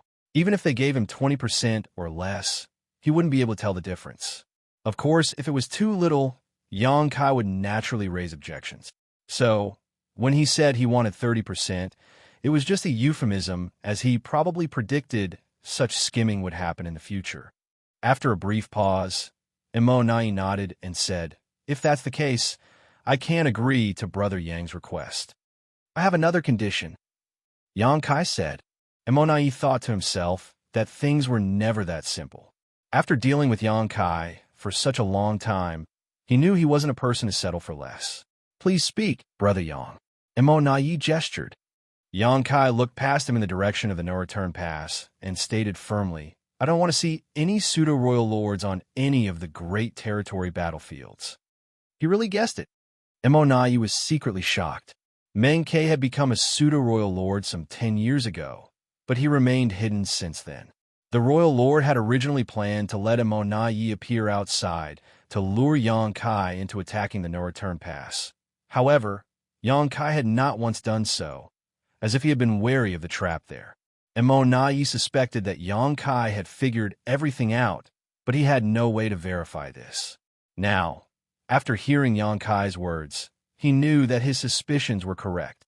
In addition, Immortality had planned to let Meng Ke continue to lurk after this matter was resolved, working with the royal lord to guard the no-return pass. This way, Immonayi could leave for the front lines, and the addition of a pseudo-royal lord would be enough to shift the tide on the battlefield. However, before he could implement this plan, Xianxia stopped it with just a few simple words. This should not have been something that could be agreed to easily, but Immonayi did not hesitate at all and said with a smile, "Rest assured, Brother Yang. I have been stationed at the no-return pass for many years. Sir Royal Lord has put me in charge of all battlefield affairs. I do not have the spare time or capacity to head to the front lines." The implication here was that there was only one pseudo-royal lord in the Black Ink clan, which was not the case. Xianxia didn't point this out, nor did he have any thoughts of verifying it. The sense of crisis he had felt during the few times he approached the no-return pass over the past 10 years was enough to convince him that the Black Ink clan had another pseudo-royal lord besides Immonayi. In that case, is this matter settled? Xianxia asked while smiling. After some thought, Immonayi replied, "Yes, it is." In response, Xianxia laughed and casually grabbed something from the void and threw it towards Immonayi. Immonayi looked wary, but Xianxia responded, "I said last time that I would buy you a drink when I come to the no-return pass again. This bottle of wine will serve as an appreciation gift for our cooperation." Immonayi reached out and caught the bottle, only to find that it was not an artifact or a secret technique, just a simple container. At the same time, space principles fluctuated, and Xianxia had already disappeared without a trace when Immonayi looked up. Although he was constantly monitoring Xianxia's movements, he could only vaguely sense the direction in which he left. The exact location was impossible to determine unless he actively chased after him. This secretly shocked Immonayi. This bastard's mastery over the Tao of space is becoming more and more mysterious. If this continues, who among the Black Ink clan will ever be able to restrain him?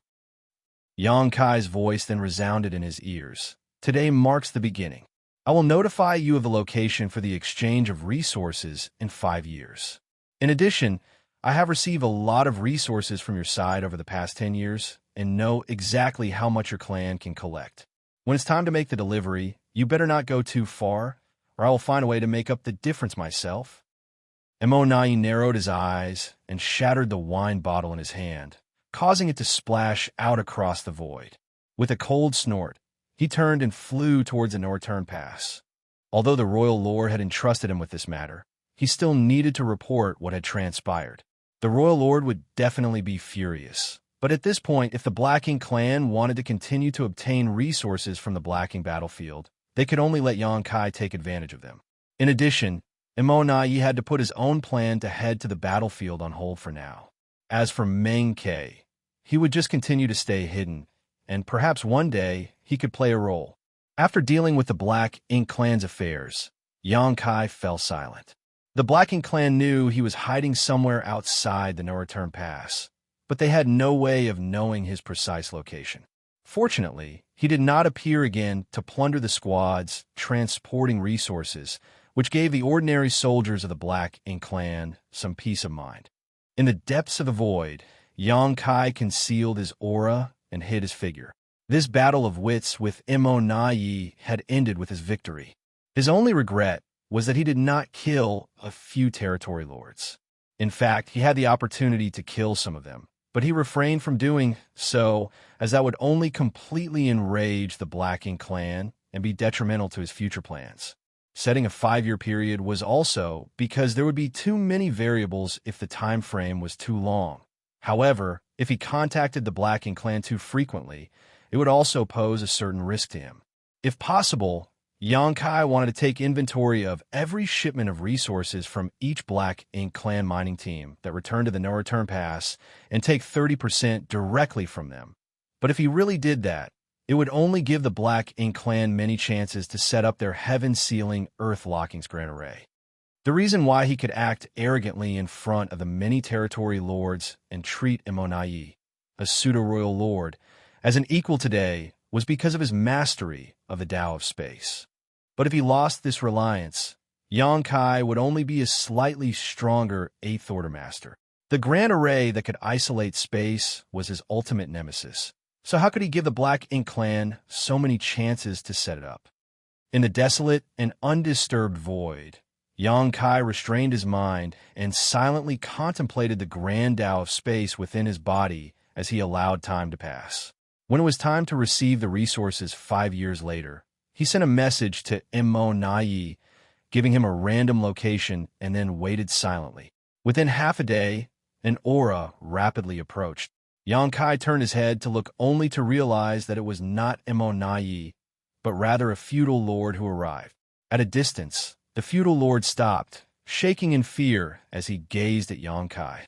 It was as if the one standing in front of him was not a human, but an ominous beast that could strike and devour him at any moment. This couldn't be helped, as Yang Kai's name was too intimidating among the Black Ink clan. Dozens of innate territory lords had already died at his hands.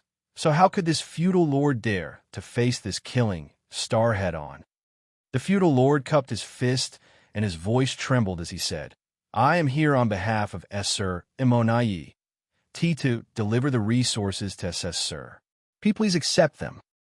Saying so, he threw out a space ring. Yang Kai nodded lightly and grabbed the space ring, pouring his divine sense into it to inspect the contents. There were quite a few supplies, but according to Yang Kai's estimation, it should be less than the 30% which was agreed upon. It was certain that they had withheld some, as the Black Ink clan would not be so obedient to hand over the full 30% of resources as agreed upon. However, the amount withheld was not excessive. There was still probably around 25%. So Yang Kai pretended not to notice, as he had already anticipated this would happen. After waiting for a moment and seeing that Yang Kai had no further reaction, the feudal lord hurriedly said, If there are no problems, I shall report back now." After stumbling over his words, he immediately turned around to flee, not wanting to stay here a moment longer. Marshall Peak, Chapter 5691, Every 5 years. "Wait!" Yang Kai called out suddenly. The feudal lord froze upon hearing that, and turned to look at Yang Kai with a smile. "Is there something else, sir?" Yang Kai took out a bottle of wine and tossed it over. "Take this to Immortality." Having received benefits from the Black Ink clan, it was only natural for him to return something in exchange. This was the principle of reciprocity, and besides, Yang Kai had plenty of fine wine in his small universe. The feudal lord accepted the bottle and carefully stored it away, but when he looked up again, Yang Kai had already disappeared. The feudal lord couldn't help but shiver as he quickly flew back to the no-return pass. When he arrived, he reported the exchange of goods and presented the bottle of wine. However, Immortality's brow just twitched upon seeing it, feeling absolutely disgusted. Last time, Yang Kai gave him a bottle of wine which he refused to drink and just smashed directly. That time could be considered a private gift from Yang Kai to him, which nobody saw, so it didn't matter. However, it was different this time. The resources were handed over by the feudal lord, and it was the first time that they had exchanged goods with Yang Kai. Many in the no-return pass were watching this matter closely. If this matter were to spread, what would the royal lord think? What would the other territory lords think? It would seem as if Immortality had a close relationship with Yang Kai, possibly even engaging in some shady deals. If he didn't explain this matter clearly, how could the royal lord trust him in the future? Immortality wished he could immediately go out and fight Yang Kai to prove his innocence. After dismissing the feudal lord, he dared not delay. He took the bottle of wine and went to the royal lord's Black Ink nest to report word for word what the feudal lord said. Fortunately, the royal lord didn't have much of a reaction. He simply acknowledged the matter calmly and dismissed Immortality. Immortality reaffirmed that he could not let his guard down when dealing with such a despicable and shameless person like Yang Kai. Otherwise, he would likely be taken advantage of by him. However, the enmity between the human race and Black Ink clans was deep and unresolvable, so Yang Kai's little tricks had minimal effect. Though this simple method of sowing discord could have unforeseen consequences if it was used on someone else not within the two camps, it had negligible consequences between blood enemies. The soldiers of the human race and Black Ink clans on the frontline battlefield continued to clash, while the no-return pass remained as calm as usual. In fact, since the Black Ink clan captured the no-return pass, Yang Kai had either come alone or led a small group of humans to cause trouble less than a handful of times. Without Yangkai, the no-return pass would have been completely quiet and comfortable, with many territory lords who have been severely injured in battle willing to return here and rest in the high-rank Black Ink nests. Every 5 years, the Black Ink clans sent out the counted goods from the no-return pass and handed them over to Yangkai. However, since the first time they were deceived, no Black Ink clansman dared to easily accept the fine wine that Yangkai offered, leaving him helpless. Each time Yangkai exchanged goods with a Black Ink clan, he would simply designate a random location. The void was vast anyway, so if he simply chose a spot at random, he would not have to fear that Black Ink clan would set him up. Overall, everything went smoothly, and over the past century, Yangkai accumulated many valuable resources. Considering the time, the day was soon approaching that he had agreed to meet Yonglai and the others. After receiving a bit less than 30% of the Black Ink clan's gathered resources again, Yangkai hurriedly rushed to the humans' resource gathering site. Before this, he had left space beacons along the way, so it was not difficult to cross this route and search for Yonglai and the others. As expected, Yonglai vented his pent-up anger on Yangkai as soon as he arrived. He roared about how Yangkai and Big Head Me were wasting his talents by sending him here. He also wanted Yangkai to go back to the Supreme Headquarters and request Big Head Me to transfer him back to the front lines of the battlefield. Only when Yangkai agreed to make the request did Yonglai stop complaining. Over the past 100 years, tens of thousands of human race cultivators have been mining and gathering resources in this region. This place was deep within the Black Ink battlefield, far beyond the region where the royal city used to be. So, even though a century had passed, this area remained peaceful and undisturbed. This was good news, and it was also what Yangkai hoped to see. If the Black Ink clan found traces of the tens of thousands of human race masters collecting resources here, they would have to relocate far away. It was not wise to fight the Black Ink clan here because these human masters' strength was generally not high, which was why they were sent here to gather resources in the first place. Fighting was not their concern. After gathering the past 100 years' harvest, Yangkai bid farewell to Yonglai and the others. Then he connected to the World Tree and used it to guide him into the grand ancient ruins boundary, then returned to the star boundary. Without delay, he went directly to the Supreme Headquarters and handed over all the harvests of the past 100 years to Mi Jinglun. After examining the items, Mi Jinglun was greatly surprised and couldn't help asking, when did the resources from the Black Ink battlefield become so rich? He had roughly estimated how much the tens of thousands of soldiers could mine in 100 years, as he knew the situation in the Black Ink battlefield very well, having spent over 10,000 years there. However, the amount that Yangkai brought back was easily triple what he had estimated. Originally, according to his estimation, the tens of thousands of soldiers could only delay the exhaustion of their supplies, even if they worked day and night to gather and mine in suitable areas. But with Yangkai bringing back so much, the human race's consumption of resources over the past century was immediately replenished, and there was even some surplus. This was truly an unexpected delight. However, he soon thought of something and looked at Yangkai solemnly. Did you plunder these from the Black Ink clan? Only the Black Ink clan could have so many resources. Otherwise, there was no way to explain the sight in front of him. Yangkai smiled and said, "You could put it that way. I made some agreements with the Black Ink clan, and from now on, I will receive 30% of what they mine from the Black Ink battlefield. What I've passed to you includes those that were gathered by the humans and those obtained from the no-return pass." Mi Jinglun's expression became complex. Although Yangkai did not say how he achieved this, Mi Jinglun could imagine the difficulties and dangers he faced. If it weren't for the fact that the Black Ink clan had no choice but to agree due to certain circumstances, how was it possible for them to agree to Yangkai's outrageous demands? Moreover, Yangkai acted alone. So how did he manage to make the Black Ink clan agree to his terms? Over the past 100 years, Yangkai must have faced a lot of life-or-death crises. Mi Jinglun felt a complex mix of emotions as he thought about how the heavy burden of hope for the entire race was placed on one person's shoulders. After taking a breath, he dropped to one knee to show his respect. Xianxia was taken aback and quickly helped Mi Jinglun up. Senior brother, what are you doing? Mi Jinglun, however, refused to stand up as he quickly replied, This senior brother, on behalf of the trillions of humans, thank you, junior brother. That made Xianxia feel embarrassed. Senior brother, you're taking this too seriously. I was born human too, and many of my friends and family are fighting against the Black Ink clan on the battlefield. This is just what I should do. After helping me Jinglun up forcefully, he changed the subject. Senior brother, how is the situation between the two sides? It's still the same as before. No major changes. On the various great territory battlefields, newcomers from both sides constantly emerged, while many elites also died on the battlefield.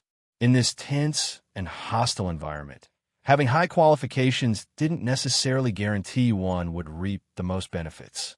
High qualifications only represented great potential. To gain more strength, one must first survive on the battlefield. Only then would they be capable of seizing their own future. The human race was not lacking in talent, but time. The first batch of good seedlings who directly ascended to the 7th Order Open Heaven Realm had now reached the 8th Order Open Heaven Realm, but to ascend to the 9th Order, they still needed time to accumulate heritage and hone their skills. As for the old 8th Order masters like Mi Jinglun and Ouyang Lai, they had already reached their limits due to their initial potential and would never ascend to the 9th Order. On the other hand, Xianxia and Wei Junyang, who were a few of the eligible veterans to advance to the 9th Order Open Heaven Realm, were still in retreat, and no one knew how they were doing or if everything was going smoothly. Breakthroughs were matters that outsiders could not help with. They could only rely on themselves. Xianxia silently prayed that someday when he returned, he would be able to receive good news. Without staying long at the Supreme Headquarters, after his brief exchange with Mi Jinglun, confirming that the situation between the two sides would not worsen in the short term, Xianxia set out again, heading to Black Territory to use the secret passageway and rush back to the Black Ink battlefield. Every 5 years, the No-Return Pass sent out a batch of resources, while Ouyang Lai and others worked for 100 years before delivering their harvest. Over the long years, Xianxia shuttled back and forth through the void alone, bringing one batch of resources after another from the Black Ink battlefield to the human race to use for their cultivation. With Xianxia's efforts, the Supreme Headquarters no longer had to worry about resources as the amount he brought back every 100 years was enough to fulfill their needs. During this period, Xianxia also took the time to go to the Primordial Heavens Source Grand Restriction to investigate the situation. The battle there was extremely intense, but thanks to Wu Kuang's cooperation with the suppressing Black Ink army, the gap in the Primordial Heavens Source Grand Restriction had never expanded. Those from Black Ink clan that could rush through the gap were greatly suppressed in both quantity and quality. As a result, the 6,000 soldiers of the suppressing Black Ink army, coupled with the various arrangements of the suppressing Black Ink fortress and Divine Dragon Fu Guang, who was assuming command, were able to maintain the status quo. However, even after so many years of slaughter, there was no sign of decline among the Black Ink clan within the Primordial Heavens Source Grand Restriction. It was truly frightening, as no one knew how many of them were lurking in the area and how many Black Ink clansmen would emerge in the end. It seemed as if they could never be eradicated.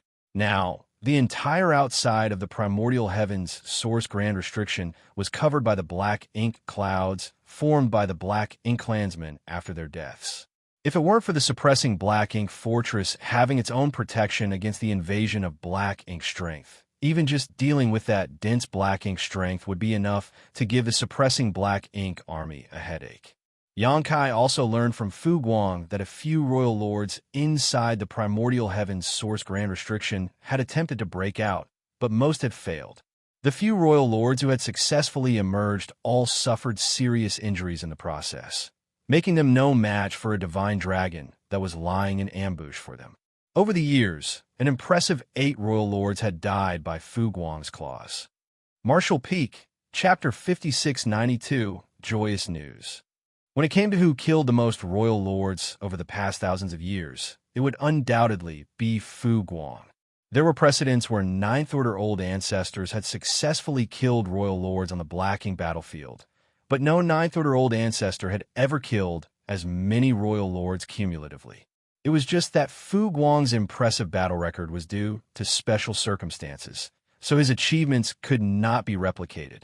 Under Wu Kuang's full control, the gap that was opened in the primordial heavens source grand restriction could only allow territory lords to pass through safely. The same could not be said for the royal lords. The only consequence of forcing their way through the gap was being injured by the grand restriction as well as suffering bombardment from the suppressing Black Ink army. Accordingly, none of the royal lords who charged out of the primordial heavens source grand restriction came out intact. Most of them only had 70% of their strength left, so how could they survive against a master like Fu Guang? Wu Kuang paid a heavy price for this feat, though. Although he was now a Ninth-Order Open Heaven Realm Master, he needed to exert all his strength to control the primordial heavens source grand restriction. For that reason, even his cultivation had been set aside. When Yang Kai came to ask him about the situation, he only spared a few words before cutting off their contact, apparently worried that he might make a mistake that would lead to irreparable damage. The situation at the primordial heavens source grand restriction was stable for the time being, so there was nothing for Yang Kai to worry about. In reality, there was nothing he could do either.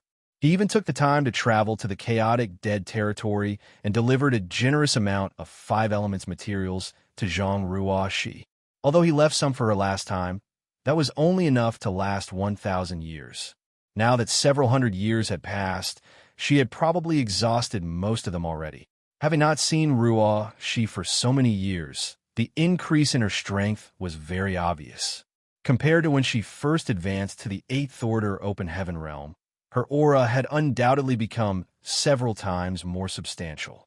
The reason behind everything was the continuous refinement of her Heaven's Order bloodline and the increase in the heritage of her small universe. That was especially true for the latter reason. Ordinary cultivators had to refine a full set of 7 elements materials to maintain balance in their small universe. But Zhang Ruo, she had the help of Big Brother Huang and Big Sister Lan, so she only needed to refine 5 elements power, while pure yin and yang were simply supplied directly to her. As a result, her cultivation period was reduced by some 30% compared to ordinary cultivators. Both Big Brother Huang and Big Sister Lan attached great importance to Ruo Shi's cultivation. Over the years, they had been encouraging her to cultivate the 5 elements materials without the slightest pause. Fortunately, Zhang Ruo Shi herself had the kind of character that could endure great loneliness and hardship. Knowing that she would only shine brightly in the upcoming war if she became stronger, she had doubled her diligence over the past few years. In this way, it was only natural for her strength to grow in leaps and bounds. In the blink of an eye, 1,000 years had passed since Yang Kai reached an agreement with Mo Nai to receive 30% of the cultivation resources from the Black Ink clan. Over the past 1,000 years, Yang Kai not only traveled to the chaotic dead territory and the primordial heavens source grand restriction, but also the no-return pass. He had ferried the resources gained by the human race masters from various places to the supreme headquarters, perfectly acting as a delivery man, providing the best guarantee for the cultivation of the human race masters. When Yang Kai was weak, months and years seemed like an extremely long time, but now that he was stronger, 1,000 years was nothing to be bothered about. Especially considering the war between both races had lasted for hundreds of thousands of years. Yang Kai had not been actively cultivating over the recent years, but he would still take time to contemplate the grand chaos of space and time during his downtime. Even so, he had reached the peak of the 8th Order Open Heaven Realm. His small universe had been expanded to its limits, and he could clearly perceive the invisible shackles surrounding it, restricting him from further improvements to his strength. These were the inherent shackles produced by the Open Heaven Realm method. Aside from the Heaven's Order bloodline that Zhang Ruo Shi carried, which allowed her to ignore these shackles, nobody had ever succeeded in breaking these bonds since ancient times. Inside the main hall of the No-Return Pass, Imo Na-yi was reading various reports regarding the front lines. One of the battlefields had suffered a strong attack from the human race and experienced heavy losses recently, so the number of troops there needed to be replenished. The territory lords of another battlefield had been slaughtered, so more masters needed to be transferred over. Recently, he could clearly sense that the battle between the Black Ink clan and the human race had become more fierce. That was not just caused by the continuous development of the situation, but also the increasing number of masters among the two races. After so many years, the Eighth Order Open Heaven Realm Masters and the Territory Lords were no longer comparable to when the invasion of the 3,000 worlds began. The more masters there were, the more fierce the battles became. Imo Na-yi had a vague feeling in his heart that the current situation between the Black Ink clan and the human race would not last for much longer. When the masters of both races reached a critical number, or some external factor was triggered, the flames of war would fully erupt and engulf the entire universe. Imo Na-yi had been helping Royal Lord Imo manage the affairs of the Black Ink clan for many years now, so he naturally knew how to deal with the situation at hand. The only thing that troubled him was the other pseudo-royal lord, Meng Quebec. Ever since Meng Ke advanced to become a pseudo-royal lord, he had been restless and anxious, wanting nothing more than to slaughter the human race masters to prove his strength. Fortunately, the royal lord did not allow him to act. Leaving aside their agreement with Xianxia, it was problematic for a pseudo-royal lord to appear on the battlefield. Even without the agreement, Meng Ke was one of the Black Ink clan's hidden trump cards, so how could they reveal their hand so easily? Slaying a small number of human race masters would not affect the larger picture, so Meng Ke should only reveal himself during a critical situation. It would be best if he could reverse the power balance between the Black Ink clan and the human race in one fell swoop, which would lay the foundation for the success of the Black Ink clan. Besides, Imo Na-yi suspected that there were new Ninth Order Open Heaven Realm Masters among the human race. Take Xianxia, for example. It had been many years since he disappeared. Even if Meng Ke made an appearance, the humans might not be helpless against him. Imo Na-yi considered the best interests of the Black Ink clan and Meng Ke, but Meng Ke refused to understand his kindness, becoming more and more presumptuous over the years. When the royal lord forbade him from leaving the no-return pass, Meng Ke had the brilliant idea of splitting authority instead. Therefore, Imo Na-yi couldn't help feeling a headache. A dozen innate territory lords had performed the source fusion technique, so why did Meng Ke have to succeed?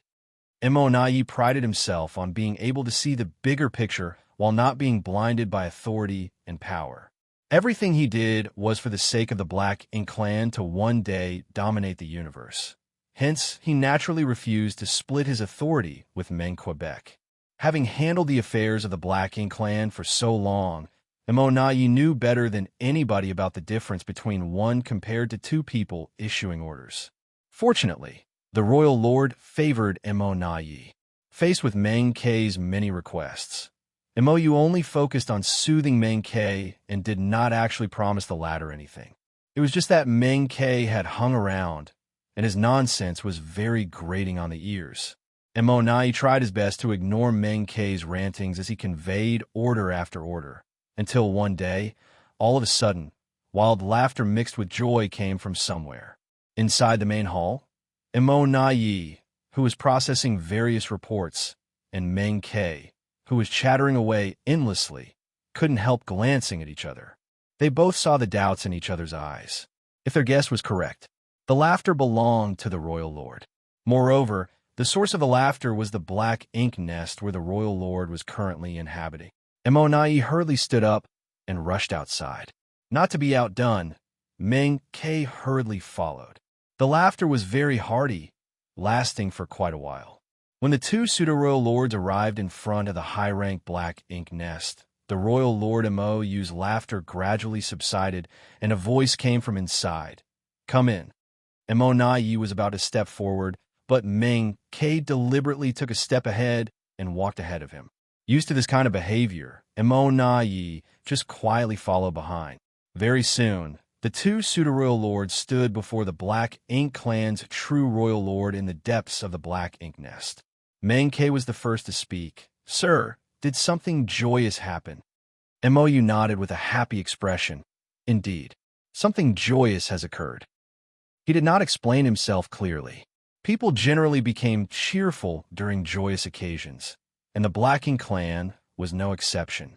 Instead, he probed his two closest aides for their thoughts. "Tell me, where does this joy come from?" Meng Ke was stunned and did not know what to say in response. It was true that he was a pseudo-royal lord, but he had always been known for his bad temper and straightforward temperament. Wit and intelligence were not his strong points. He frowned and pondered for a moment, then laughed in embarrassment. "Sir, this subordinate can't think of an answer. Keep thinking and speak whatever comes to mind." Mou said lightly.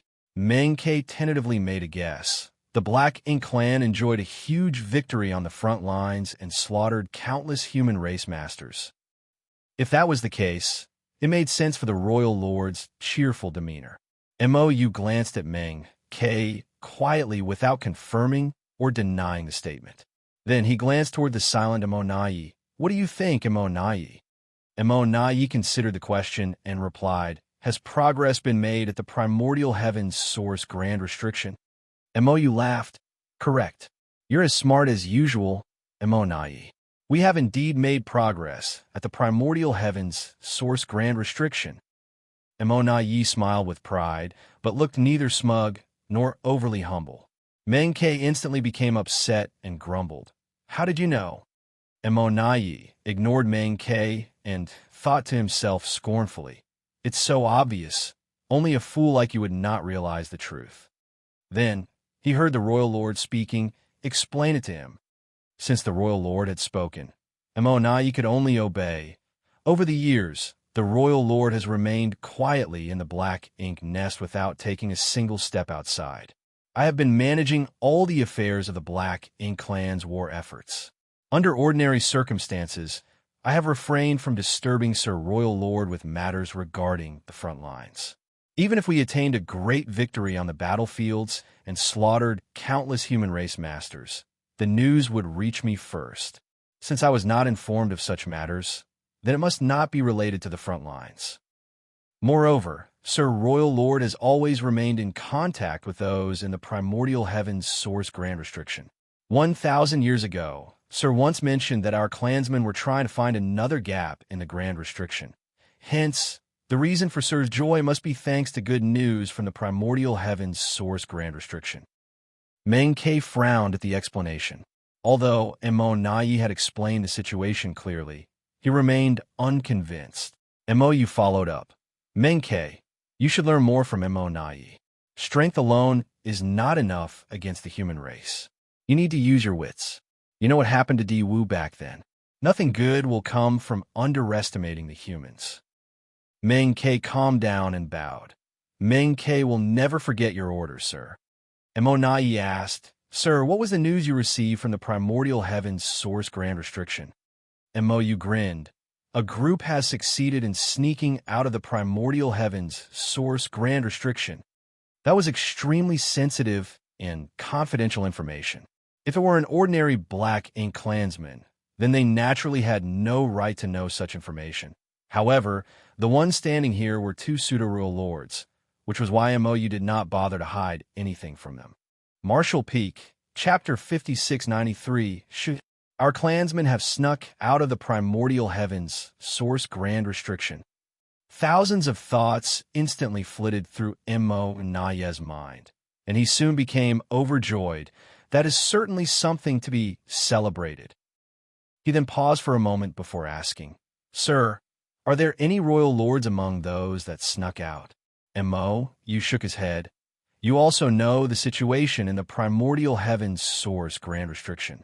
With a human master overseeing the primordial heaven's source grand restriction, those inside took 1,000 years just to open up a gap wide enough they could exploit. The commotion would be too large if a royal lord tried to sneak out, and the humans would definitely notice. So only the innate territory lords managed to escape." Immo instantly understood the situation. Sneaking out of the primordial heavens source grand restriction had to be done stealthily, so they did not expose their actions. Otherwise, the human race master guarding the grand restriction might take action and turn their clansmen's 1,000-year effort into a waste of time. There were many territory lords at present, but the number of surviving innate territory lords was far from their initial numbers back then. After years of fighting, countless innate territory lords had lost their lives on the battlefield. At the moment, less than 10% of the innate territory lords remained compared to their peak. On the other hand, there was no shortage of innate territory lords inside the primordial heavens source grand restriction. If they could sneak out, then they would be a huge boost for the current Black Ink clan. The number that came out is not great, but more and more will soon leave the primordial heavens source grand restriction, Mo added. Mo was a little curious and asked, "Sir, a human master is guarding the primordial heavens source grand restriction. How did our clansmen avoid detection and discovery of the gap?" He did not doubt the ability of his clansmen in the primordial heavens source grand restriction. Rather, he was worried that all of this might be part of a trap set up by the human race. If the human master knew that Black Ink clansmen were sneaking out of the primordial heavens source grand restriction, he might have simply allowed it to happen after setting up some kind of ambush or counterplan. After fighting the human race for so long, Mo had gotten used to considering all possible situations. Mo glanced at Mo approvingly, obviously aware of what the latter was worried about. He thus explained, "As I told you before, the strength of that human master is inferior to Tsong's. He is roughly at the level of an ordinary Ninth Order master at most. With his strength, he will never be as good as Tsong when it comes to monitoring and controlling the primordial heavens source grand restriction." Back then, this human was foolish enough to open a gap in the grand restriction to cooperate with the human race army and that divine dragon to intercept and kill all those who rushed out of the opening. Over the past 1,000 years, that battle has never ceased, but that was intentional. Those in the primordial heavens source grand restriction maintained this situation as, although it resulted in great casualties, it also allowed them to divert the human master's focus. Several royal lords were even sacrificed to ensure that the enemy remained unaware of our actions. Mo immediately understood. If the human race master guarding the primordial heavens source grand restriction was completely focused on maintaining the gap he opened up, then his vigilance over the rest of the grand restriction would naturally weaken considerably. In this way, those inside would have the opportunity to sneak out unnoticed. After 1,000 years of hard work, they finally succeeded in their efforts. That was definitely a great achievement. After all, they even sacrificed several royal lords just to keep that human distracted. Judging by the situation, this human's control over the primordial heavens source grand restriction was indeed far inferior to Tsong. The humans should have no knowledge of those who had snuck out of the primordial heavens source grand restriction. Mo immediately felt relieved. Meng Ke listened by the side for some time. Then he suddenly spoke up, "Sir, those that came out are unfamiliar with the world outside since they have never left the primordial heavens source grand restriction. Should I go and welcome them?" He had remained in the no-return pass ever since he became a pseudo-royal lord, so he was feeling extremely bored and constricted. The royal lord had not allowed him to fight on the front lines, but welcoming some fellow clansmen should not be a problem. Before Mo could answer, Mo snapped decisively, "Absolutely not." Meng Ke immediately glared at Mo and questioned, "Why not?" Mo glanced at Meng Ke coldly before muttering, "Xianxia is currently loitering outside the no-return pass. He will definitely notice you if you leave. Once that happens, what would be the point of hiding your existence until now?" Meng Ke opened his mouth but found himself speechless to refute the statement. But that only vexed and annoyed him even more, making him wish he could punch Mo at least once. Mo nodded. "That's right. Meng Ke, it's not the right time for you to reveal yourself. Besides, those that escaped should not come to the no-return pass either." Mo bowed. "You are wise, sir. If Xianxia notices this kind of movement, he will easily realize that something has gone wrong at the primordial heavens source grand restriction. At that time, the human army on that side will surely take action to intercept our clansmen, or worse, fix the hidden gap in the primordial heavens source grand restriction. The 1,000-year effort of our brethren would all be wasted at that point. Sir, I ask that you send a message to them to rest and recover at a suitable location for now. They need to stay hidden and wait until the timing is right. MOU agreed. Good. But the no-return pass will need to send them some supplies. Most who snuck out of the primordial heavens source grand restriction will be heavily injured, so they will need resources to heal. I will leave this matter to you. Yes. Mo received the order and took the opportunity to obtain another miniature black ink nest from the royal lord. Then, he used it to communicate with the clansmen living outside. He generally acted with great caution, and considering that Xianxia was hiding somewhere outside the no-return pass, monitoring the movements here, Mo could only rely on the teams that were extracting materials outside to secretly divert some resources if he wanted to avoid arousing Xianxia's suspicions. It did not take long for large amounts of resources to be sent out without notice. At the same time, several Black Ink clansmen silently left the mining locations where the cultivation resources were being gathered and scattered in all directions across the Black Ink battlefield. Meanwhile, a steady stream of territory lords began sneaking out from inside the primordial heavens source grand restriction. Not only was Wu Kuang not strong enough, but he was also being distracted elsewhere. Hence, it was difficult for him to detect these hidden movements of the Black Ink clan. The territory lords who snuck out had no intention of attacking the suppressing Black Ink army, as that would be meaningless.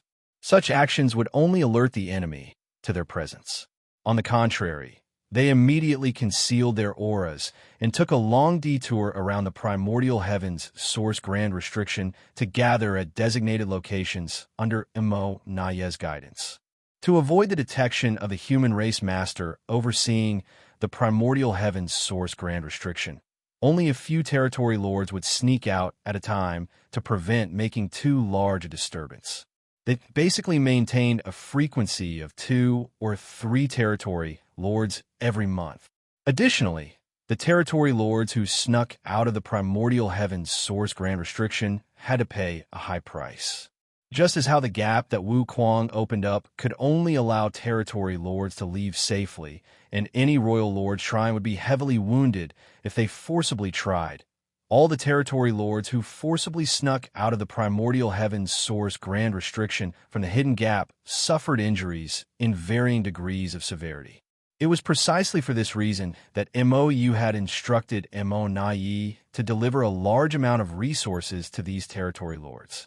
The innate territory lord from the primordial heavens source grand restriction brought out many Black Ink nests with them, but cultivation resources were needed to hatch these Black Ink nests. Once the Black Ink nests were hatched, they could enter them in order to treat their wounds while waiting for Mo Nayi to summon them. In time, they would gather a huge force and deal a critical blow to the human race. Everything took place in secret.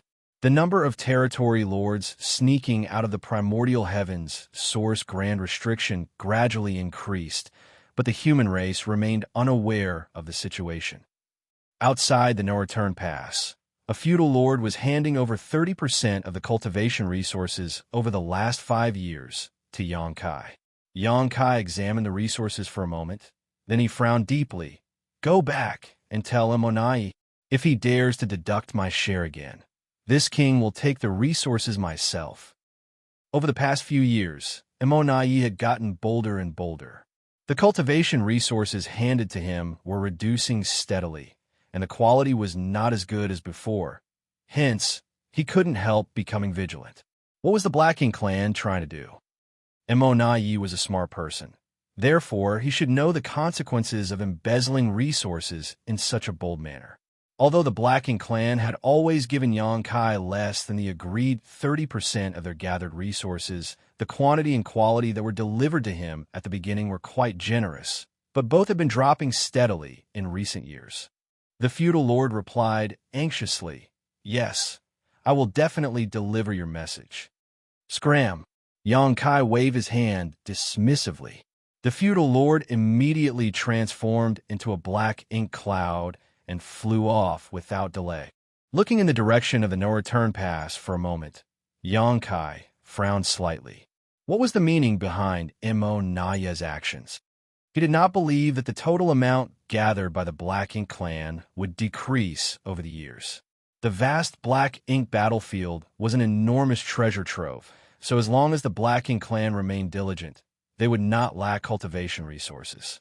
If the same thing happens again, I will personally take action to retrieve my rightful share. Turning around, Xianxia traveled towards the depths of the void. It was already time for the 100-year meeting with Ouyang and the others.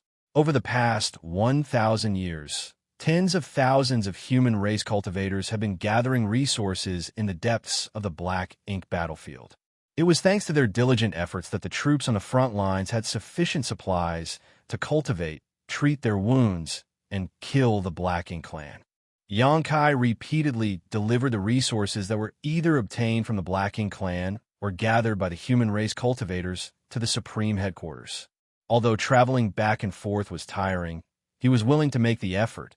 After all, he was the only person with the ability to perform this task. Speeding towards the place where Ouyang and the others had been operating over the last 100 years, Xianxia constantly checked for their location with his space beacons. After a few days, he realized that Ouyang and the others were no longer at the same location as 100 years ago. Xianxia was not surprised by his discovery, though, as it was common for them to mine out a region and then move on to the next. Over the past 1,000 years, the tens of thousands of cultivators had already relocated several times under Ouyang and the other veteran 8th Order Master's leadership. For Xianxia, he could easily figure out their location as long as Ouyang and the others carried space beacons on them. It was not as though he could not find them. Manipulating space principles, Xianxia took a step forward. The world turned upside down, and he appeared next to Ouyang. Before Xianxia had time to greet Ouyang, he heard a voice in his ears. He instinctively concealed his aura and turned to look around himself. Then, Xianxia immediately became more confused. There is no sign of other people in the area, much less the lively scene he expected where tens of thousands of cultivators were scattered nearby to diligently mine or gather cultivation resources. Ouyang seemed to be the only person here. Nevertheless, he was acting extremely cautiously, as though he was guarding against some kind of danger. Ouyang was currently located on a small universe fragment, one that was barely the size of a small mountain. Similar universe fragments could be found everywhere on the Black Ink battlefield. Moreover, he was sticking close to a pit so that his body sank inside completely. Once his aura was concealed, he would not be found unless someone probed this universe fragment very carefully. What is he doing? Martial Peak, Chapter 5694, So Fierce. Look over there. Standing next to Xianxia, Ouyang sent a divine sense message while pointing in a certain direction. Xianxia turned to look where he was directed, and what entered his vision at a glance was a dead universe world. He could not tell how long the universe world had been dead, with its world force long gone. Even the universe world's Grand Tao had collapsed and withered away for who knows how many years. An abundance of universe worlds in similar conditions could be found scattered across the Black Ink battlefield. In the distant past, these universe worlds might have either been prosperous or contained countless living creatures. Unfortunately, they were dead and lifeless now. For both the human race and the Black Ink clan, the only value left in these universe worlds was the opportunity to obtain various resources that remained in them. Needless to say, what Ouyang wanted to point out to Xianxia was not the universe world itself, but something that could be found in the universe world instead. It turned out to be a special existence that resembled a small mountain surrounded by dense Black Ink strength, towering several thousand meters high into the sky. The structure seemed deeply rooted in the world, almost as though integrated with the universe world itself. A Black Ink nest. Xianxia's eyes shrank at the sight. What stood in the middle of the dead universe world was none other than a black ink nest here. Moreover, judging by the size of the black ink nest and the density of the surrounding black ink strength, it was at least a mid-rank black ink nest, but more likely a high-rank black ink nest. Why is there a black ink nest here? Xianxia couldn't help wondering as great confusion inadvertently flooded his heart. Ouyang voice rang in his ears again. After our most recent migration, several 8th Order Masters and I were investigating the surrounding vicinity when we accidentally came across this black ink nest 10 years ago. Not knowing how many black ink clansmen were hidden inside the black ink nest, Ouyang and the others did not dare to expose themselves. Hence, they simply decided to monitor the situation for the time being. Ouyang was tasked with waiting for Xianxia's arrival at this spot, while the other veterans brought the resource-gathering team away from this region to continue sourcing materials from other sites. The wait lasted 10 years. After all, it had always been Xianxia who took the initiative to approach them, while Ouyang and others had no means to communicate with Xianxia. For that reason, Ouyang had been anxiously counting the passing days. It was truly fortunate that Xianxia had shown up on time. After observing the black ink nest intently, Xianxia discovered that it was most likely a high-rank black ink nest. In all likelihood, the black ink nest lacked the magnificence of a true high-rank nest because it was not fully hatched.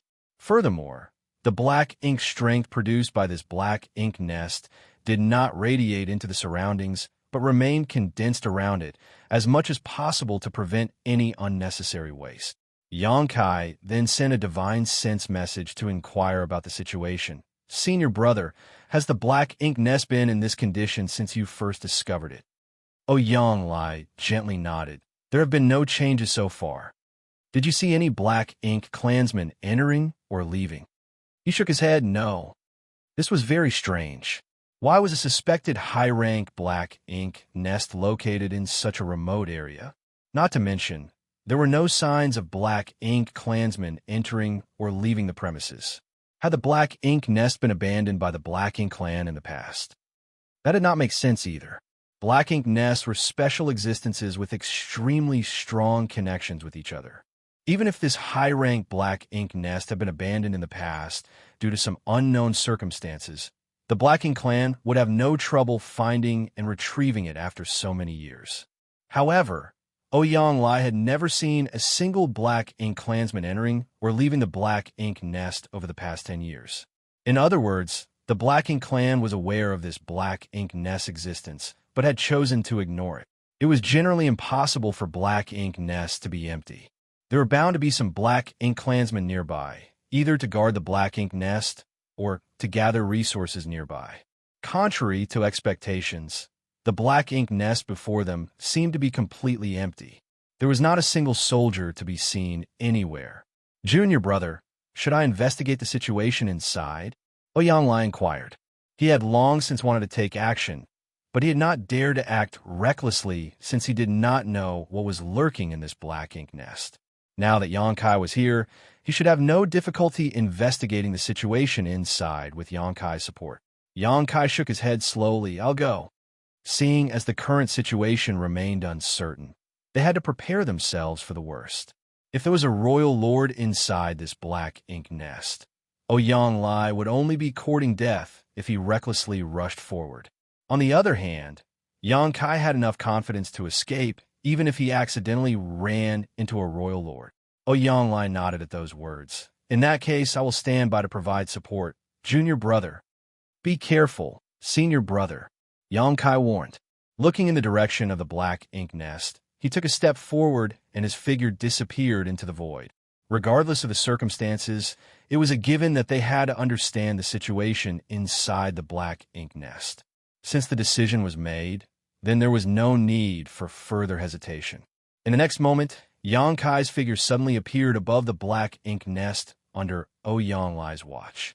A huge and dazzling great sun suddenly leapt into the sky, illuminating the surrounding void in all directions. Despite standing 1,000,000 kilometers away, Ouyang could clearly feel the power behind this attack. Following the appearance of the great sun, the sound of a golden crow reverberated. The attack landed directly upon the black ink nest, causing a burst of light to erupt throughout the void, illuminating it like the first rays of morning. The several thousand meters tall black ink nest instantly evaporated under the scorching sun. At the same time, Ouyang sensed more than a dozen powerful auras flickering into existence from the ruins. He immediately calmed down after he determined the strength of those auras. Although the situation was bad, it was not completely helpless. More than a dozen territory lords were hidden inside the black ink nest, but there were no royal lords. With Xianxia here, there would be no issues so long as there were no royal lords. The thought had only just passed through Ouyang mind when the aura of a territory lord vanished from existence. How quick! In the blink of an eye, one of the territory lords died at Xianxia's hands. The speed left Ouyang absolutely flabbergasted. Such killing efficiency was completely beyond his means. Before he could compose himself, though, he sensed the aura of another territory lord withering away and suddenly felt powerless in comparison. At this moment, he couldn't tell whether Xianxia was too strong or the territory lords were too weak. Ouyang was too far away to perceive the situation clearly. In comparison, Xianxia stood in the middle of the battlefield and understood everything at a glance. When his golden crow cast the sun destroyed the black ink nest, Xianxia had been on guard against the possibility of a royal lord awakening. Fortunately, there was no royal lord inside this black ink nest, only territory lords. More precisely, there were a dozen or so innate territory lords. The golden crow cast the sun was just a probe, so Xianxia had not planned to achieve much from that attack alone. But not only was the high-rank black ink nest destroyed under the force of his divine manifestation, the dozen or so territory lords hidden inside were wounded as a result. However, Xianxia soon realized that something was wrong. Not all the wounds on the territory lords were caused by his golden crow. Cast the sun innate territory lords were inherently powerful, so even if they suffered injuries from this sudden attack, it did not make sense for their wounds to be so severe. Realization struck Xianxia abruptly. These innate territory lords were wounded in the first place. They had been hiding inside the black ink nest to recuperate from their wounds, which left them completely unguarded towards his attack earlier. Seeing as they were already injured, the impact of the golden crow cast the sun had only worsened their condition. 1,000 years ago, Xianxia had traveled to the divine spirit ancestral land and encountered an innate territory lord at his peak. Even then, Xianxia had managed to kill that territory lord in just 3 moves. He had employed various tricks at the time, but from the results of that clash, Xianxia estimated he could have slain the innate territory lord within 10 moves without resorting to any deeper strategy. Now, 1,000 years later, Xianxia's strength had improved significantly. At this moment, he was much stronger in terms of cultivation, physique, heritage, and his comprehension of the Grand Tao. Even if an innate territory lord as prime were to stand before him now, Xianxia would no longer need 10 moves or special tricks to kill them. He was confident he could slaughter any innate territory lord within 3 moves now. Not only were these wounded territory lords weakened in the first place, but they were also caught off guard and thrown into confusion after the initial sneak attack. Combined with meeting a killing star like Xianxia, they were bound to suffer a tragic fate. 2 of the territory lords lost their lives in the blink of an eye, and the disturbance caused by their withering auras frightened the other territory lords greatly. At that moment, they subconsciously assumed that the one who attacked them was a 9th Order Open Heaven Realm Master. Contrary to their expectations, though, their senses told them that their assailant was only in the 8th Order. Was the outside world so dangerous? Since when did 8th Order human masters become so powerful? Wasn't it said that innate territory lords were stronger on average than 8th Order masters? If the territory lords at the No Return Pass had faced such a situation, they would have hurriedly gathered together to form battle formations to protect themselves. Unfortunately, these innate territory lords had never learned about battle formations. They had also never truly fought an enemy before, so their mentality and reaction speed were abysmal. How could they come up with a suitable countermeasure in a state of panic and desperation? They simply followed their instincts and began besieging Yangkai from all directions. Black Ink's strength surged violently as world force stirred turbulently. The silent void instantly became a bloody battlefield. The spear in Yangkai's hand swept out as more great suns leapt into the sky and exploded with great force. Furthermore, various Tao strengths wove together at the tip of his spear. Yangkai spun an impenetrable net of death around him. The innate territory lords caught in the invisible net struggled and howled like chained beasts, but ultimately, they could not escape the fate of being killed. In the distance, Ouyang Lai was stunned by the scene playing out before him. The rapid and consecutive withering of powerful auras left only one thought churning in his head. How was this brat so fierce? Ouyang Lai himself was a veteran 8th Order Open Heaven Realm Master, but be that as it may, he felt as though he could barely compare to Yangkai in terms of strength anymore. We are both at the peak of the 8th Order Open Heaven Realm, so why is there such a large gap between our strengths? It doesn't make sense. It doesn't make sense at all. Even if the innate territory lords were wounded, they were not chickens and dogs that could be slain so easily. Faced with Yangkai's ruthless assault, the power behind their instinctive counterattacks was not to be underestimated. If it was any other 8th Order Open Heaven Realm Master, even if they managed to seize the initiative, they could not persist for so long under the fierce barrage of attacks that came from all directions if their defenses were not strong enough. Unfortunately for the territory lords, Yangkai was different. Yangkai's dragon form was only one step away from breaking through to reaching the divine dragon realm. Hence, his physical toughness was almost unparalleled. He was perfectly capable of withstanding a few attacks from these territory lords that landed on him. As long as he was not subjected to this bombardment for too long, his life would not be endangered in the slightest. Moreover, the corruption of the Black Ink strength was completely ineffective against Yangkai. With no fear of Black Ink strength and equipped with impregnable defensive abilities, he only needed to bring out his strongest killing moves as quickly as possible to end the fight. For the most part, Yangkai traded equal blows with the territory lords. It was just that the outcomes for each party after receiving a blow from their opponent were distinctly different. Yangkai suffered some shocks after being hit, suffering light injuries at most. In contrast, the territory lords basically died on the spot. In less than an incense stick of time, 10 out of the dozen or so territory lords have been killed.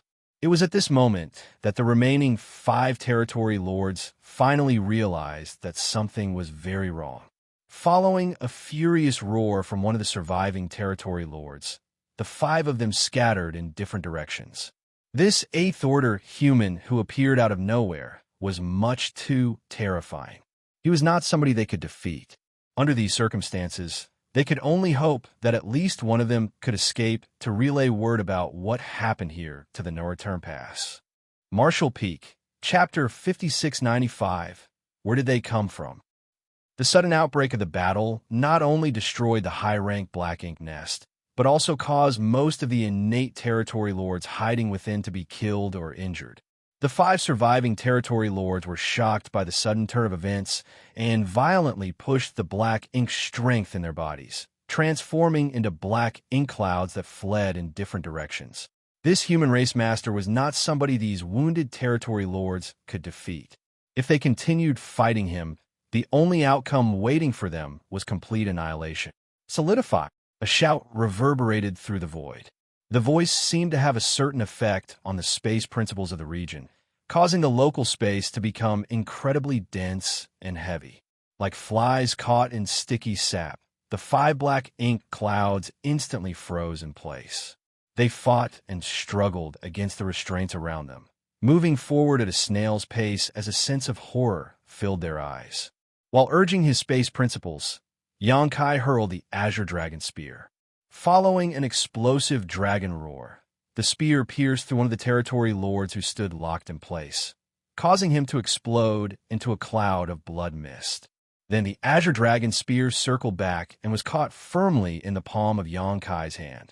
A cracking sound filled the air as the local space shattered. Having realized how dire the situation was, the four remaining territory lords had desperately stimulated their power and broken free from Xianxia's space solidification technique. Four black ink clouds began escaping again, but most of them were coughing up blood as they tried to run. After all, they had to pay a high price to quickly break free from the restraints of space. Only after escaping 100,000 kilometers in the blink of an eye did one of the innate territory lords take the time to glance behind him. He could not see the human race master anywhere, but before he could heave a sigh of relief, he abruptly noticed something strange ahead of himself and quickly glanced in that direction. What entered his vision nearly frightened him to death as his mind went completely blank. A figure had mysteriously materialized right in front of him. This figure blocked his path and leisurely stabbed at him with a spear. The aura of death washed over him at that moment. The territory lord let out a furious roar, and the black ink strength in his body swept forward like the raging river. The immense strength of the spear stabbing forward stagnated for a moment. However, the stalemate lasted less than a breath before various mysterious Tao strengths manifested along the length of the spear, causing the already dense murderous intent to explode violently. The defenses formed from the black ink strength that the territory lord desperately mobilized were as vulnerable as paper against this attack. The spear thrust forward before swiftly being retracted as the burst of black ink strength dissipated into nothingness. The human race master was no longer standing in front of him, but the territory lord knew that the human had simply gone to hunt down the rest of his clansmen. The territory lord stood quietly in the void with a look of complete disbelief on his face. How? How can a human master like that exist? I can't believe he killed so many innate territory lords like he was slaughtering chickens and butchering dogs. Just who is he? His questions remained unanswered.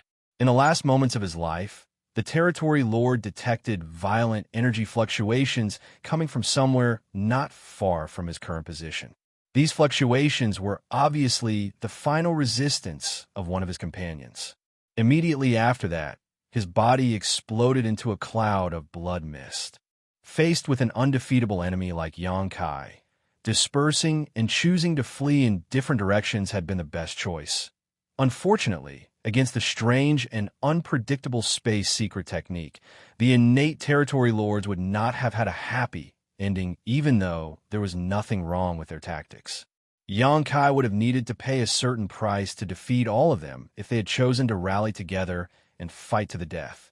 However, he had no trouble killing them without receiving any damage if he was only hunting them down one by one. A short while later, Xianxia moved to his last target, only to see Xianxia fighting one of the innate territory lords. Xianxia was bombarding the innate territory lord indiscriminately as his world force surging violently around him.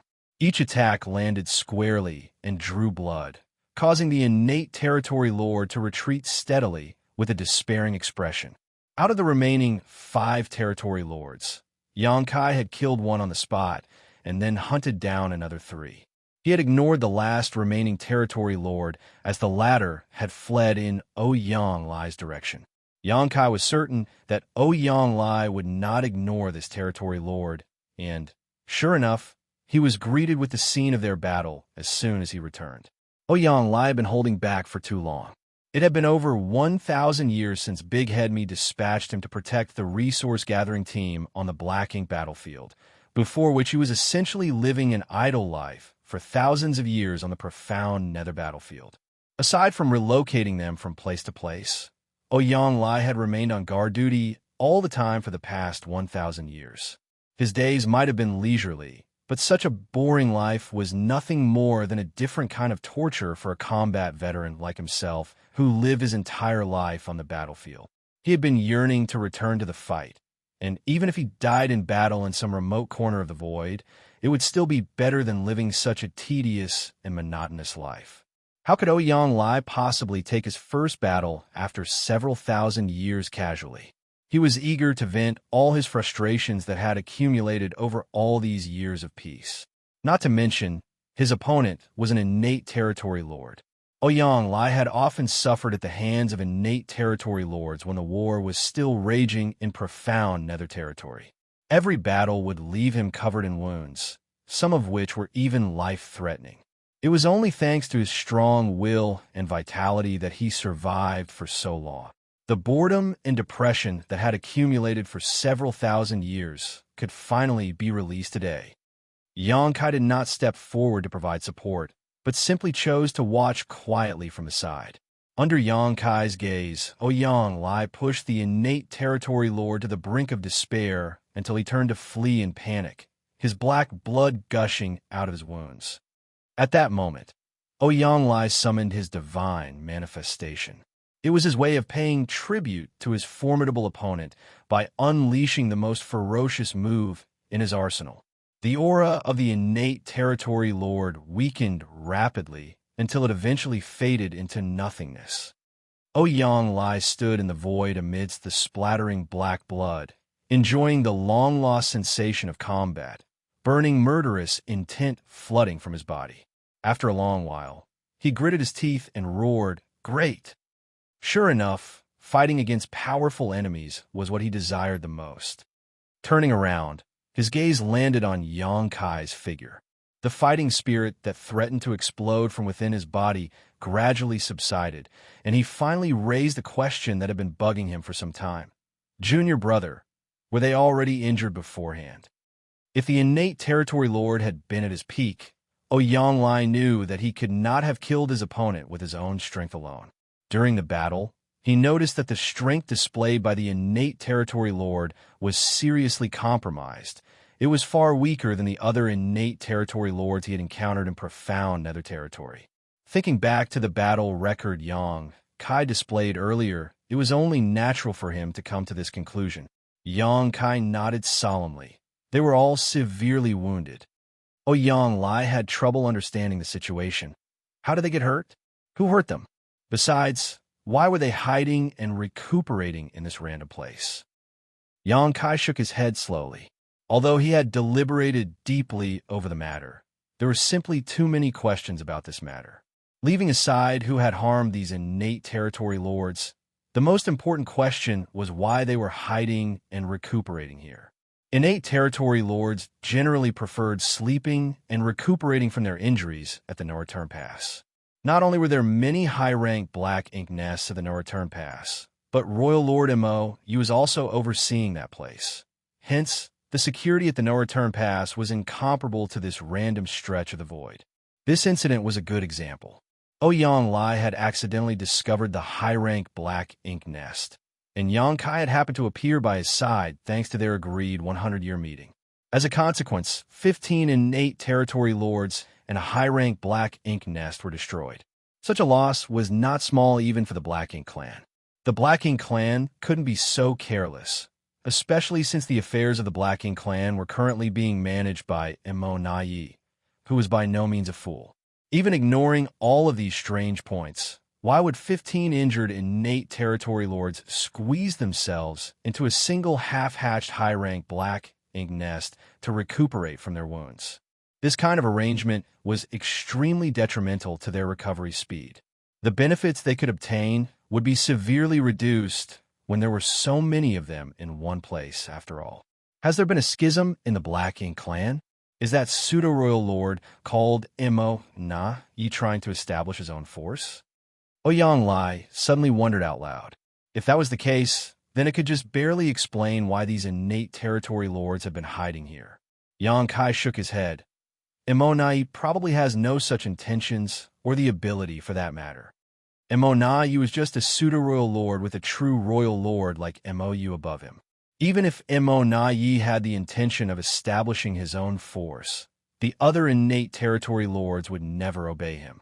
From Yang Kai's long years of experience with the Black Ink clan, it was undeniable that power struggles existed, and some Black Ink clansmen had their own agendas. However, the Black Ink clan as a whole was extremely united against external forces. It was impossible for Imo Yi to do something stupid, like setting up his own force. What puzzled Yang Kai even more was the origin of these innate territory lords. Where do they come from? For the last 1,000 years, Xianxia had more or less remained on guard outside the no-return pass because the Black Ink clan was supposed to hand over part of their supplies to him at regular 5-year intervals. Seeing as he generally had nothing more important to do, Xianxia would generally use his spare time to monitor the movements of the Black Ink clan at the no-return pass.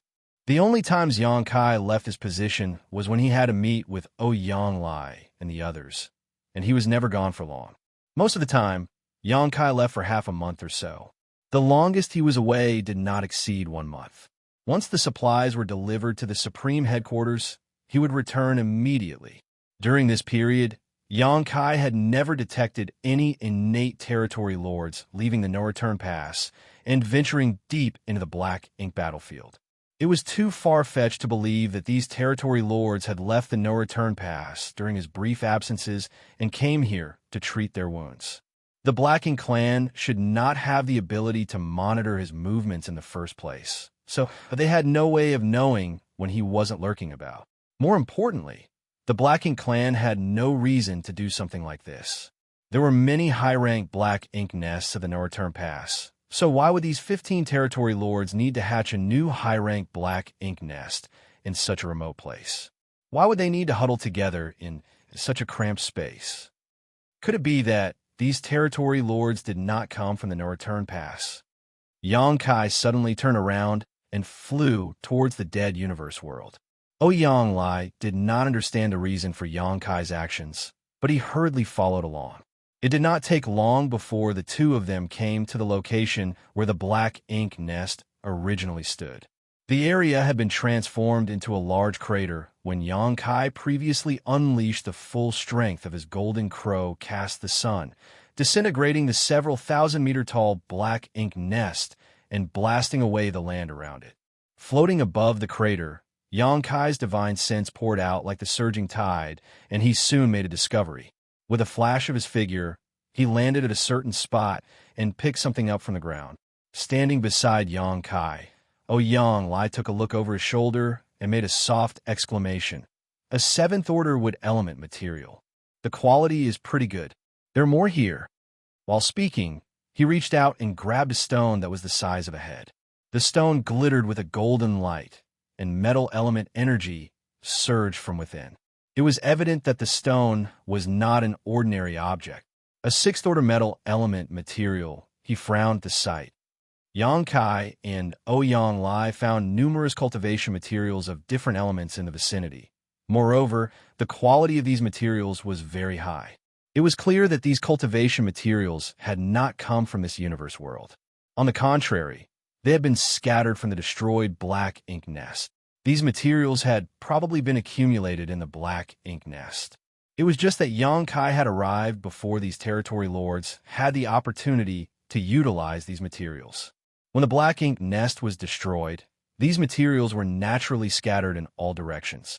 Martial Peak, Chapter 5696, The Calculations of Man Cannot Compare to Those of Heaven. Xianxia and Ouyang searched the vicinity at random, but in less than half an hour, they found thousands of cultivation materials of good quality and different attributes. It had to be said that these were simply the ones that could be found in plain sight, and there were bound to be more which had either been depleted or buried nearby. Standing in the void, Xianxia held an earth element material in his hand with a deep frown on his face. How did these territory lords accumulate so many cultivation resources? The dozen or so innate territory lords hiding here to treat their wounds did not have any Black Ink clan troops under their command. In that case, who brought them these materials? He then suddenly recalled an incident that had caught his attention recently. The Black Ink clan had been increasingly excessive in their embezzlement of cultivation resources during their delivery of supplies. In all likelihood, the no-return pass knew about the existence of this high-ranked Black Ink nest and the 15 innate territory lords here and diverted resources to this place, cutting into his share. What if the no-return pass was not embezzling the resources? What if the number of cultivation resources in their possession was simply that limited? If they were secretly transporting large amounts of cultivation resources away from the no-return pass and delivering them to the innate territory lord hiding outside so that they could hatch a high-ranked Black Ink nest and treat their wounds. Combined with the dubious origins of these innate territory lords, a certain thought caused a sudden jolt of horror in Xianxia's heart. He immediately turned and instructed senior brother Ouyang, "Join up with the others as soon as possible. Be careful to remain in hiding until I return. More importantly, don't act rashly even if you encounter something abnormal." "What did you discover?" Ouyang Lai asked. Although he had not considered the matter as deeply as Yang Kai, he could instinctively sense that something was very wrong. Yang Kai replied, "I'm not sure yet, but I have to investigate further." After saying so, he vanished from sight with a ripple of space principles. On the other hand, Ouyang Lai was left with his mouth hanging open. Swallowing the words he had not been in time to speak, he turned around and went to join the other 8th Order veterans on guard duty. Meanwhile, Yang Kai flew forward at a rapid pace. There was no particular target destination in his mind. He was simply carrying out a careful and sweeping search of the general area. If his guess was correct, then the innate territory lords he encountered were not the only ones hiding outside the no-return pass. There were likely more of them in other remote places. The Black Ink clan was essentially under Imo Naye's command at the moment, and for that reason, Yang Kai and Imo Naye had interacted with each other on several occasions. While Yang Kai did not dare to claim that he had a thorough understanding of Imo Naye, he was not completely unfamiliar with his enemy either. Therefore, he placed himself in Imo Naye's shoes and considered the matter from the latter's perspective. If the truth was as Yang Kai speculated, then the question was simple: what arrangements would he make for the innate territory lords living outside? The answer came to him quickly. He would never allow them to return to the no-return pass. That was because Yang Kai was always standing guard outside the no-return pass. If these territory lords headed to the no-return pass, their whereabouts would definitely be exposed. These territory lords with unknown origins were most likely Imo Naye's hidden trump card. In that case, it was only natural to keep them as deeply hidden as possible until they could all be mobilized at a critical moment. Their sudden emergence was bound to catch the human race by surprise. If that was the case, they could not be placed too near the no-return pass. Otherwise, their existence might be exposed. After all, Imo Naye could not confirm that Yang Kai would remain in the periphery of the no-return pass at all times. If Yang Kai was struck by an impulsive whim and arbitrarily decided to wander deeper into the Black Ink battlefield, he might accidentally discover something. Combining his speculations with the location of the high-rank Black Ink nest he destroyed earlier, Yang Kai quickly found the answer. The ruins of the royal city of the major theaters were located quite far from the no-return pass, far enough that even if he wanted to take a random walk, Yang Kai would not venture this far. In reality, there was nothing wrong with Imo Naye's arrangement. What he never expected was that the human race had a team of tens of thousands of cultivators mining for resources in the depths of the Black Ink battlefield, much less that Yang Kai's considerations would coincide with his own.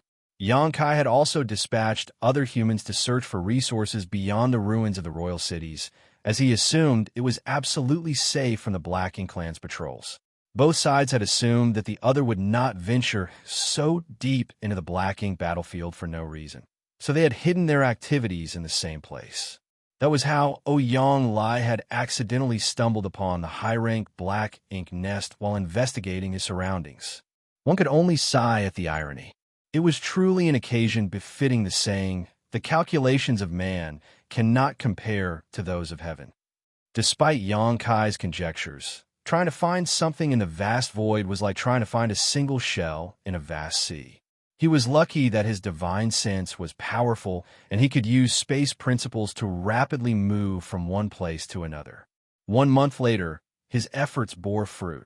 In a dead universe world, located deep in the void, Yang Kai came across a scene similar to the one he had seen previously. A high-rank Black Ink nest was standing there quietly. Furthermore, the high-rank Black Ink nest was not fully hatched to avoid any wastage of resources or Black Ink strength. All the Black Ink strength was condensed around the Black Ink nest with no sign of it spreading into the surroundings. That was part of the countermeasures to conceal the existence of the Black Ink nest.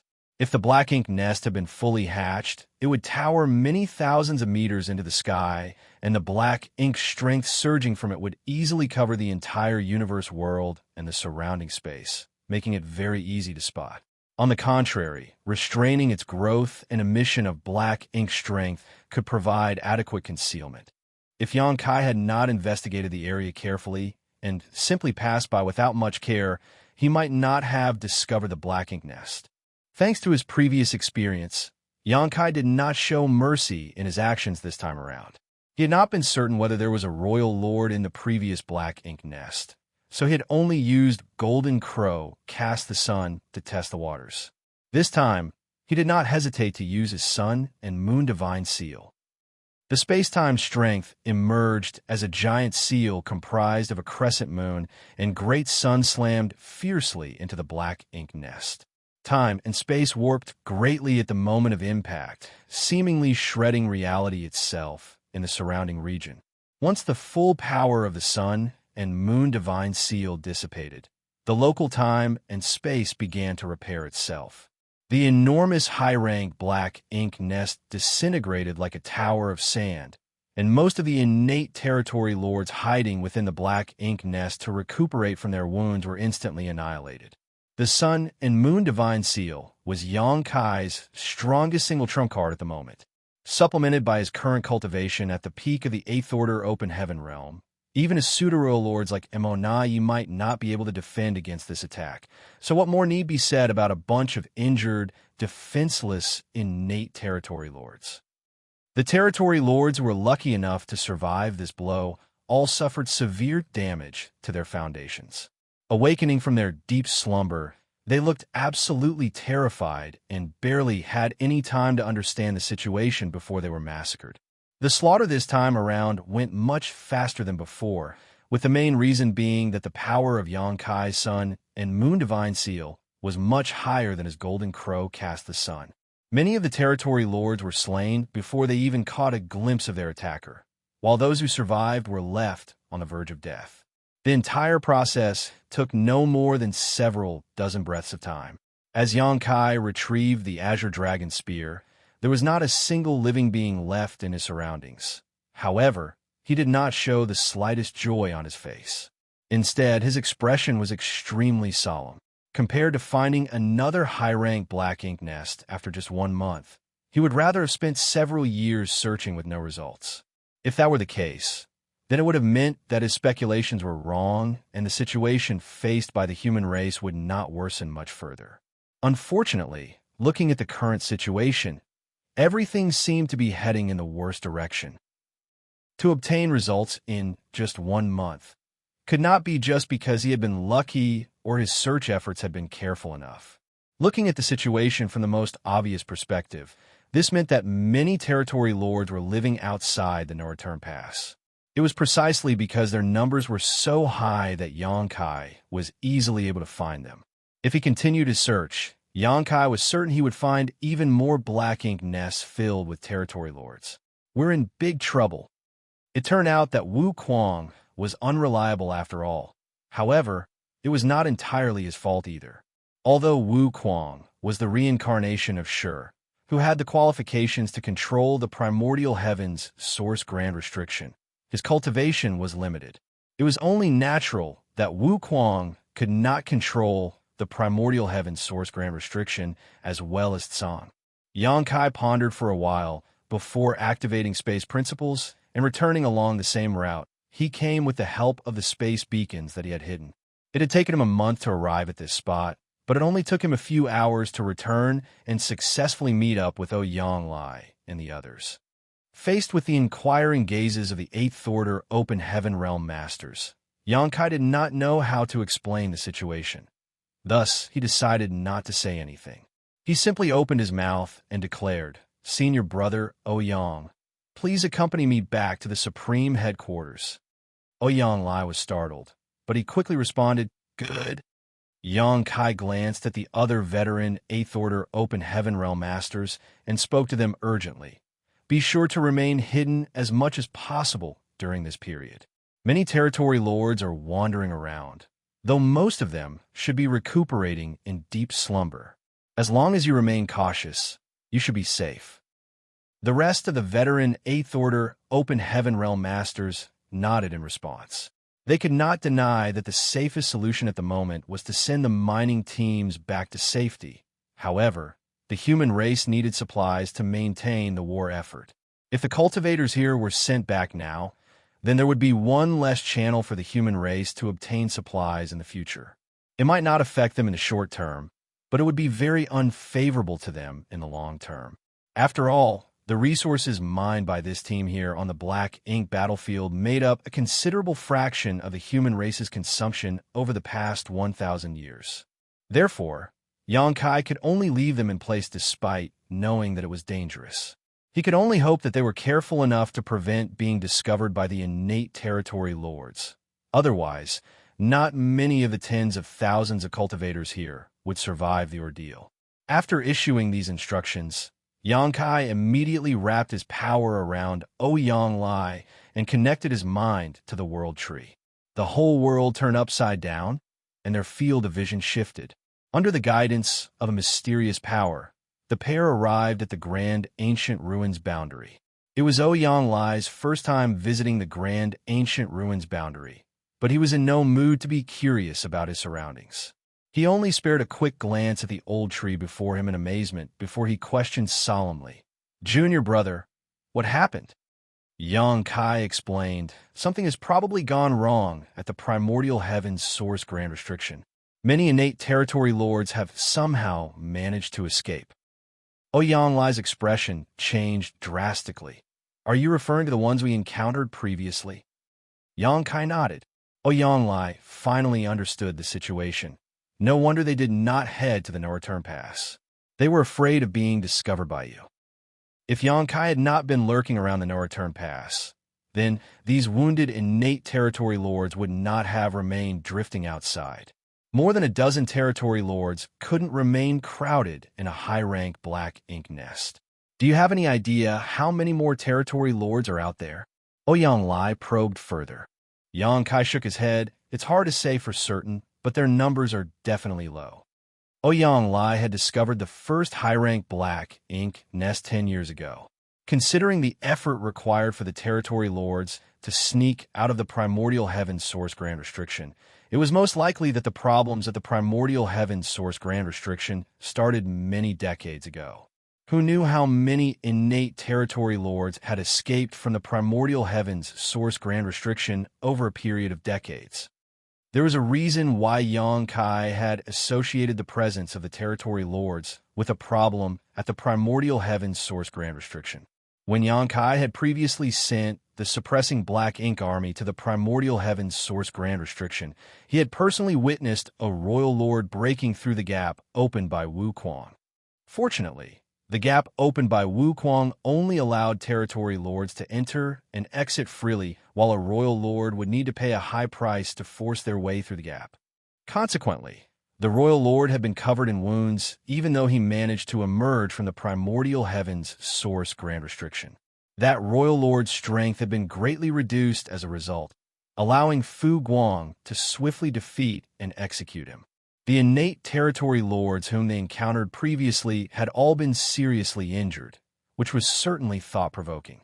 Their conditions were exactly the same as the royal lord whom Xianxia had met in the past, allowing him to make the association. Martial Peak, Chapter 5697, You Won't Be Receiving Anything Ever Again. According to Xianxia's speculation, the Black Ink clan and the Primordial Heavens Source Grand Restriction were shielded from the outside world. The innate territory lords were incapable of escaping from it unnoticed without paying a heavy cost. Every territory lord would suffer deep wounds when they escaped from the Primordial Heavens Source Grand Restriction, and for that reason, the no-return pass had gone to special lengths to deliver cultivation resources to them, so that they could rest and recuperate until they were needed in the future. If Ouyang had not discovered this issue by chance, the Black Ink clan would have gathered a massive group of powerful innate territory lords over hundreds or even thousands of years. These innate territory lords would have been enough to alter the situation on a battlefield, and there was a high possibility that they would become a force that would eventually crush the human race. Senior Brother Ouyang, I need you to return to the Supreme Headquarters. Contact Senior Brother Me and inform him about the situation here so that the human race can come up with the appropriate countermeasures as soon as possible. Understood.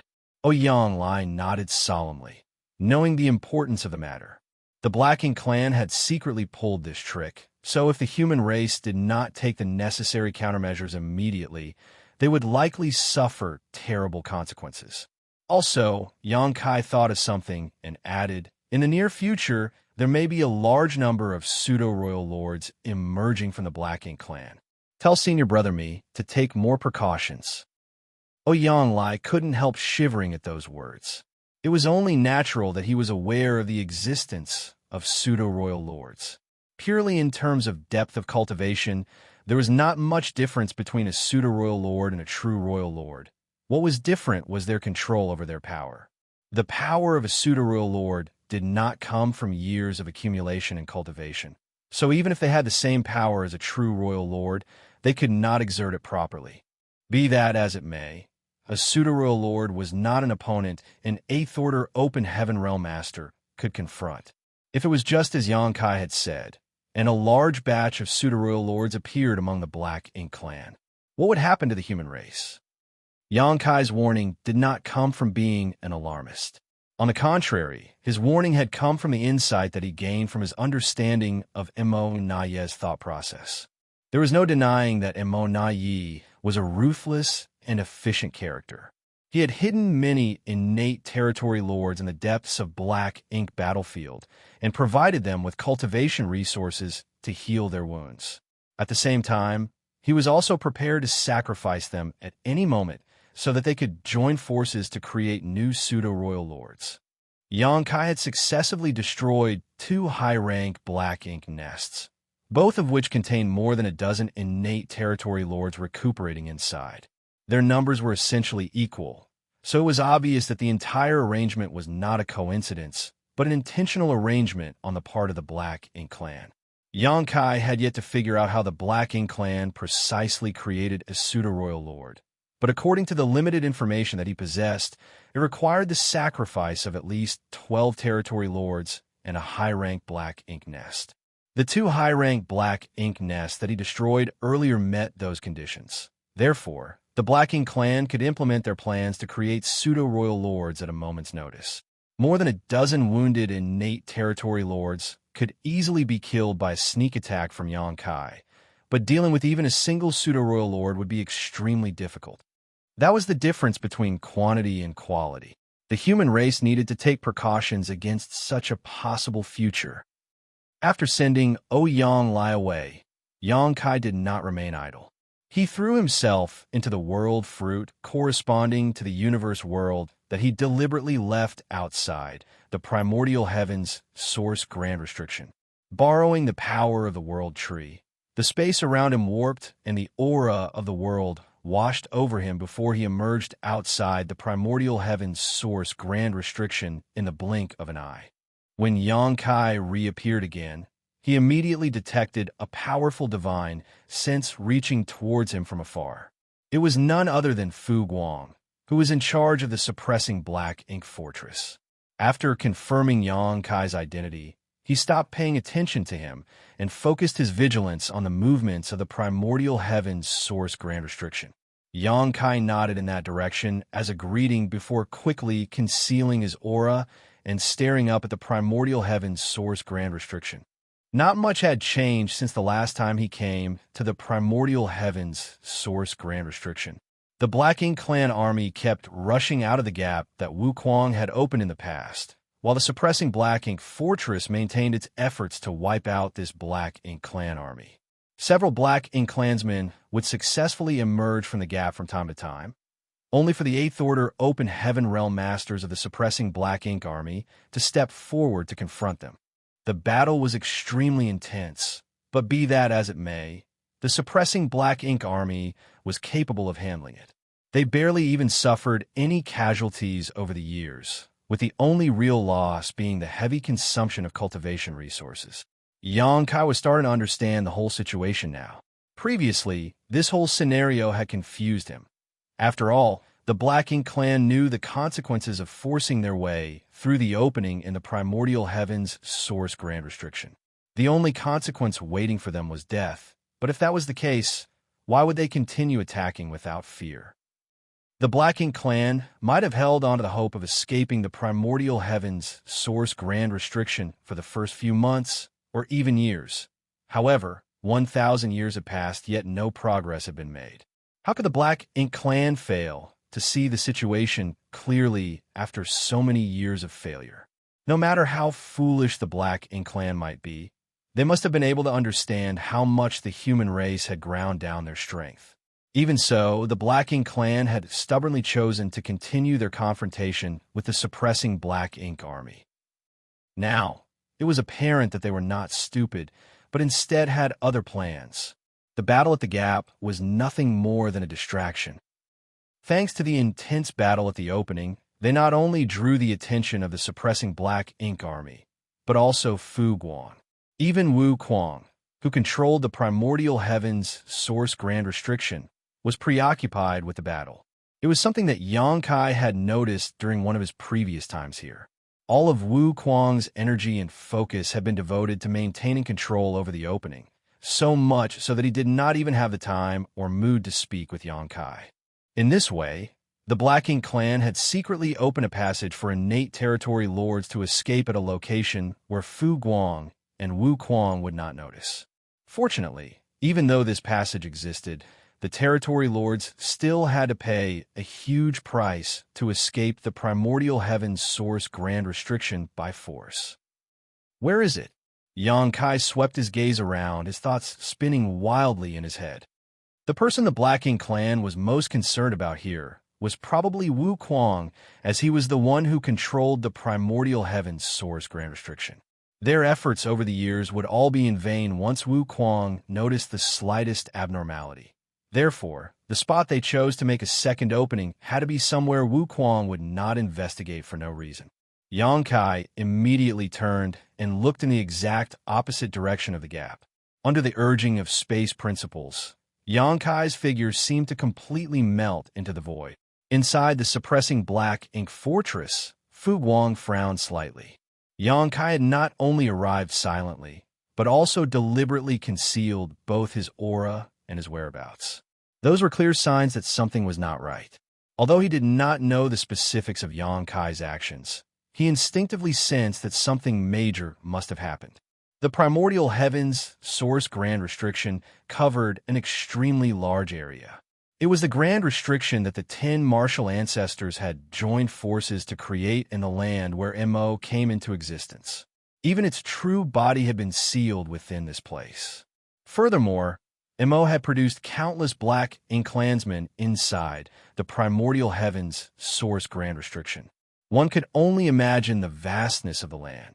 With it being so vast, it was indeed difficult for Wu Kuang to conduct comprehensive monitoring when most of his attention had to be focused on a single spot. What's more, he mentioned something 1,000 years ago. The grand restriction was too ancient, so flaws had naturally developed in it. When Wu Kuang took the initiative to open the gap, it probably caused tremors throughout the entire primordial heavens source grand restriction, which the Black Ink clan probably found a way to exploit. Half a month later, Xianxia had silently swept about half of the primordial heavens source grand restriction. Unfortunately, he did not discover any abnormalities during his comprehensive search. He did not relax his guard, though, for if the anomaly could be found so easily, Wu Kuang would not have been kept in the dark for so long. Suppressing his impatience, Xianxia wandered back and forth without aim. A few more days passed before he suddenly detected a strange energy fluctuation coming from a certain spot in the void. Since he happened to be in the vicinity at the time, he hastily rushed over to investigate the situation. From what Xianxia could see, there seemed to be a black lump that wriggled vigorously like a living creature in the deep and endless darkness. The black lump was gradually squeezing its way out of the primordial heavens source grand restriction. It did not take long before the black lump broke free. When the pitch-black darkness melted away, a figure was revealed, one of an innate territory lord. The innate territory lord immediately concealed his aura as much as possible. As he had just escaped the primordial heaven's source grand restriction, his wounds were severe and he did not dare to stay for long, quickly turning in a certain direction to flee.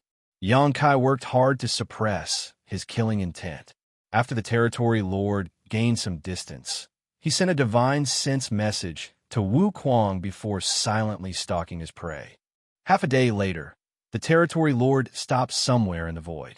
His divine sense surged as though communicating with someone. Then he swiftly traveled in a certain direction. He arrived at an asteroid after some time, where 6 other territory lords had gathered together, each one of them looking extremely weak and tired. When the territory lord arrived at the meeting spot, he finally burst out into happy laughter. "I'm finally out." Anybody would be ecstatic to escape from the prison they had been confined to since the beginning of their life. Likewise, the other territory lords could not hide their joy either, smiling as they exchanged a few happy words. Nevertheless, they soon focused their attention, with one of the territory lords saying, "We need to wait for a few more of us to come out. Once 15 have gathered here, we will set off for our destination." The territory lord who arrived last immediately became a little impatient. "Why do we have to wait until 15 of us have gathered here? Won't we have to wait for a long time, then?" The territory lord who spoke earlier answered, "That's what the no-return pass has arranged for us. We simply need to follow our orders." The territory lord who came last couldn't help feeling frustrated, but there was nothing he could do, so he just complained bitterly, "There is neither a black ink nest nor black ink strength here, so we are unable to treat our wounds. Don't you think just waiting here without doing anything is a waste? The no-return pass has already arranged everything for us, so we only need to arrive at the designated place on time. At that point, we will receive everything we could possibly need. I guess that's our only option." He sighed heavily. "I'm afraid you won't be receiving anything ever again." A deep voice suddenly sounded behind them. The territory lords were stunned for a moment before they all stood up and looked in the direction the voice came from. However, all that entered their vision was a torrential storm of spear shadows. If it was said that Xianxia had expended some effort to destroy the innate territory lords hidden within the 2 high-rank black ink nests, then slaughtering the territory lords gathered here was practically effortless. The territory lords inside the black ink nests had been recuperating for some time, so they had recovered some of their strength. In comparison, these territory lords had just escaped from the primordial heaven's source grand restriction, and each one of them had severely damaged their foundations, so the strength they could exert was less than 30% of their maximum. Besides, there were only 7 territory lords here.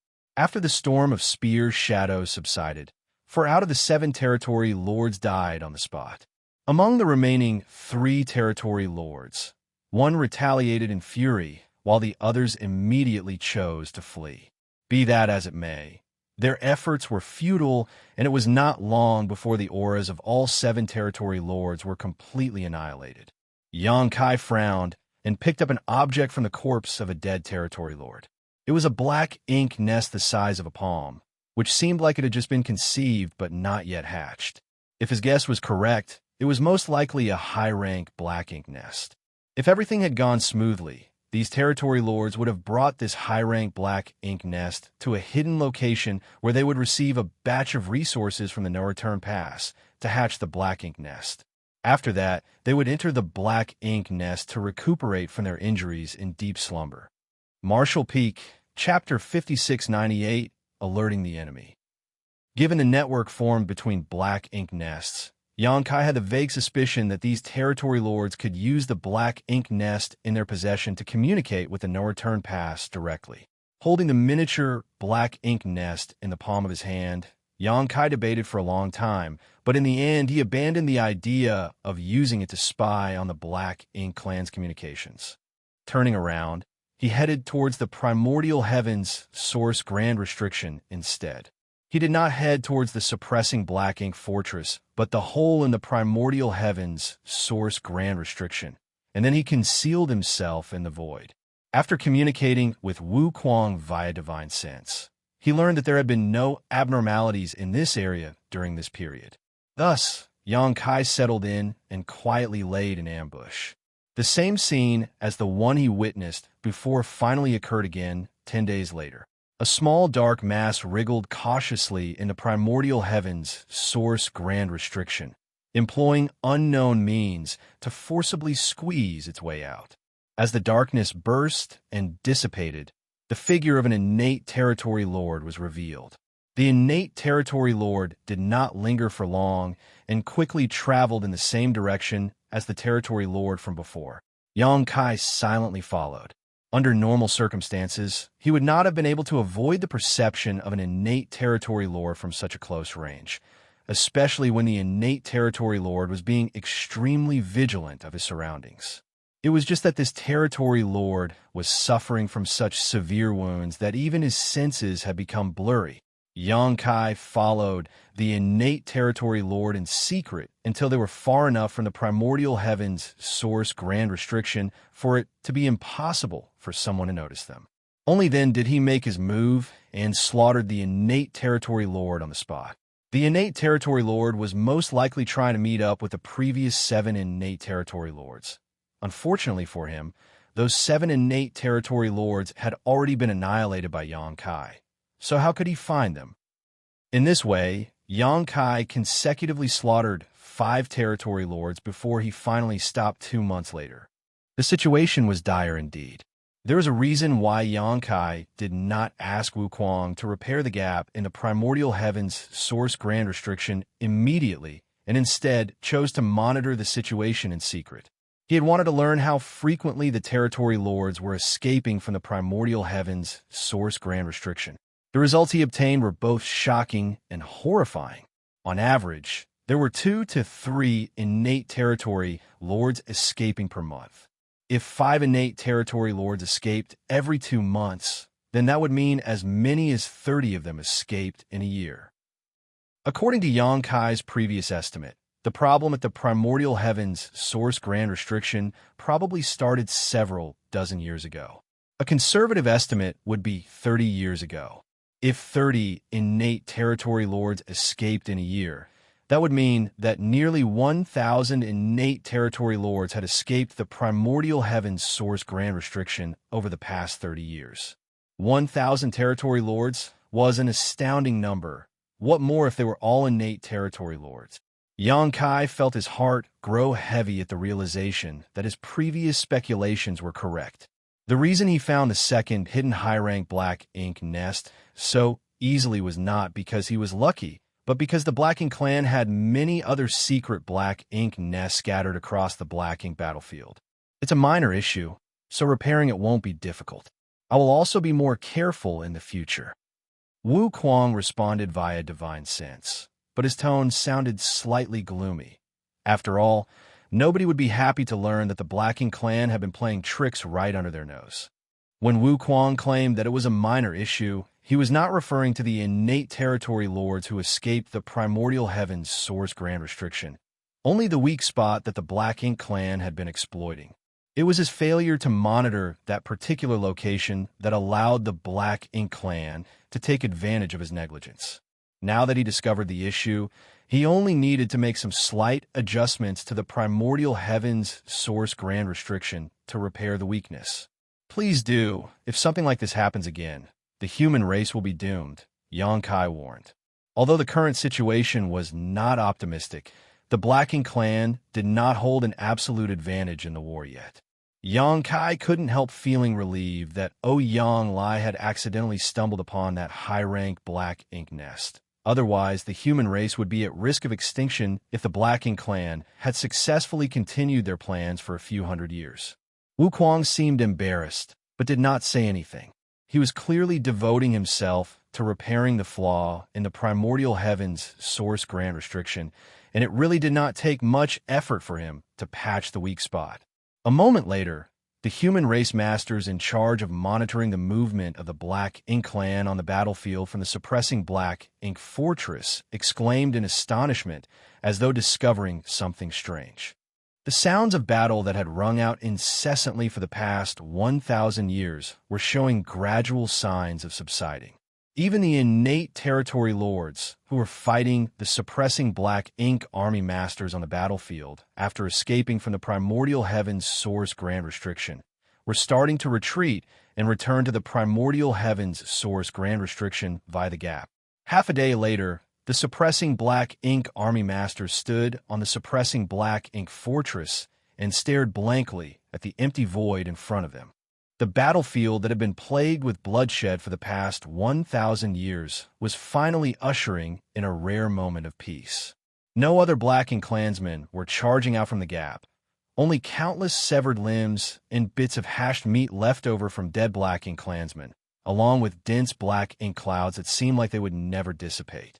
Cheers started from a certain location and soon spread throughout the suppressing Black Ink fortress like a tidal wave.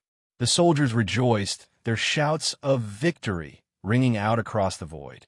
The volume of their cheers nearly threatened to turn the entire universe upside down. The soldiers at the lower ranks seemed to believe that they finally won the battle after 1,000 years.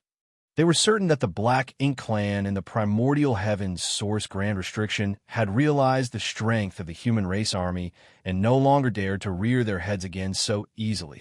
On the other hand, the Eighth Order Open Heaven Realm Masters frowned deeply. They initially took the initiative to open a gap in the primordial heavens source grand restriction so that they could lure the Black Ink clan into attacking. Their actions were a measure to reduce the pressure on the next generation. Therefore, the sudden withdrawal of the Black Ink clan could not be considered a good thing. Nevertheless, the suppressing Black Ink army was indeed in need of some rest after enduring 1,000 years of constant battle. The current situation was an acceptable outcome for them. Only Xianxia, who was hiding in the shadows, secretly heaved a sigh of relief. The weak spot in the primordial heavens source grand restriction that the Black Ink clan found had been repaired by Wuxia. The Black Ink clan no longer had a reason to sacrifice themselves on the battlefield to draw Wuxia's attention, so they naturally stopped dispatching their soldiers to the battlefield. Taking into consideration that Wuxia had repaired the weak spot in the primordial heavens source grand restriction and Xianxia had slaughtered so many innate territory lords recently, there was a high possibility that their actions had already alerted the enemy. Immortality was not such an easy opponent after all. I have to move faster. After communicating with Fu Guang and Wuxia via divine sense transmission, Xianxia connected his mind to the world tree once more and returned to the star boundary via the grand ancient ruins boundary. From there, Xianxia did not pause for a single moment. Exiting high heaven territory, he detoured through the great territory where the supreme headquarters was located and snuck past a battlefield in a certain great territory. Then, he traveled directly in the direction of Black Territory. When he arrived at Black Territory, he passed through a secret void corridor and finally arrived at the Blue Sky Theater. No matter how fast Xianxia was, though, this journey took a whole month despite him pushing his space principles to the extreme. As soon as he arrived on the Black Ink battlefield, he made some arrangements before beginning a search for traces of the hidden high-rank Black Ink nest. It was a fact that many innate territory lords had escaped from the primordial heavens source grand restriction. That was not a reality that could be changed. Furthermore, the Black Ink clan had tried to hide these territory lords so that they could heal peacefully. At this point, Xianxia could only attempt to locate and annihilate these territory lords before the Black Ink clan could take preventive measures. While he would not be able to annihilate many with his strength alone, he could only do his utmost best to kill as many of them as possible. Thanks to his past two experiences, Xianxia had gotten better at searching for the high-rank Black Ink nests that were hidden in the depths of the void. His search was no longer as aimless as before. Another month later, Immortality stood inside the main hall at the no-return pass and studied the miniature Black Ink nest in front of him with a deep scowl. The Black Ink nest came from MOU and was something the Royal Lord had personally given to him so that he could communicate with the clansmen in the primordial heavens source grand restriction. For some reason, he had been having trouble establishing contact with the primordial heavens source grand restriction since about 2 months ago. He had not paid much attention to the issue at the beginning, as it was not the first time such difficulties occurred. There were many occasions when he had trouble transmitting or receiving information effectively. Most of the time, he couldn't even connect to the primordial heavens source grand restriction. That was why he had not thought much about the issue and had just assumed that it was nothing more than a normal phenomenon. However, 2 whole months had passed since he last received any message from the primordial heavens source grand restriction, which was beginning to arouse his suspicions. Had something gone wrong on the other side? That was not impossible. Those in the primordial heavens source grand restriction had been very careful up until now to ensure that the human masters guarding the primordial heavens source grand restriction did not notice anything unusual. However, there's always a risk of exposure with their clansmen sneaking out at regular intervals. The hole in the primordial heavens source grand restriction was bound to be repaired once discovered, in which case the territory lords would never succeed in sneaking out again.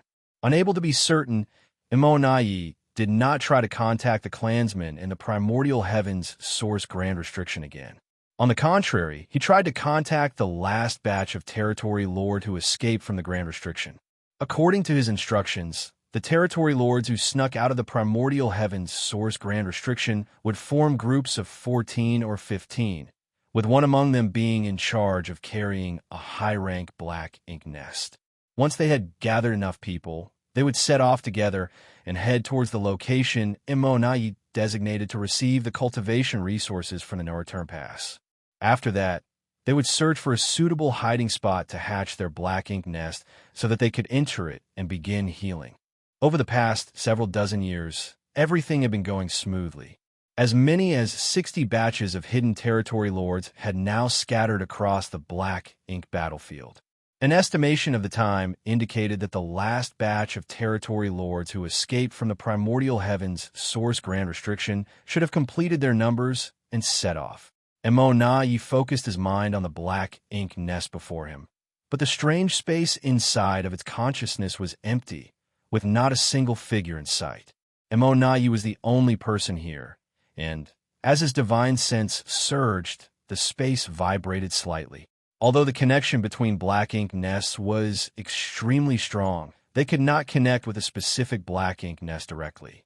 If Immortality wanted to contact a specific group of territory lords, then he could only send out a general message and wait for them to respond.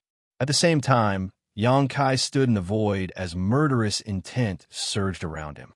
The spear in his hand contained many Tao strengths interweaving with each other. Numerous innate territory lords had died at his hands, and the high-rank black ink nest where the territory lords were hiding had been destroyed earlier. There were 15 territory lords, as usual, the number not any different from the 2 batches he annihilated previously. This only made him increasingly certain that Immortality intended to use these territory lords to create pseudo-royal lords. Unfortunately for Immortality, Xianxia had eliminated 3 of these nests before the plan could be implemented. It was not an intense battle. Under the premise that Xianxia had launched a sneak attack, these wounded innate territory lords had almost no power to resist, and when the dust settled, black ink strength scattered wildly across the void. There was not a single living creature around him as he calmed the surging world force in his body.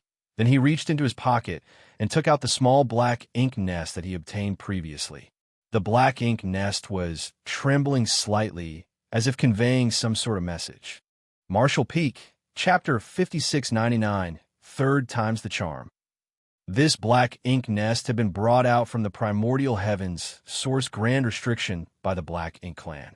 Its first purpose was to contact the no-return pass, and the second was to hatch into a place where the territory lords could rest and treat their wounds after they received the necessary cultivation resources. Seeing as the black ink nest was vibrating, the no-return pass must be trying to make contact. Xianxia was tempted to attempt communication in order to gain enemy intelligence. However, he decided to give up on the idea after he weighed the risks.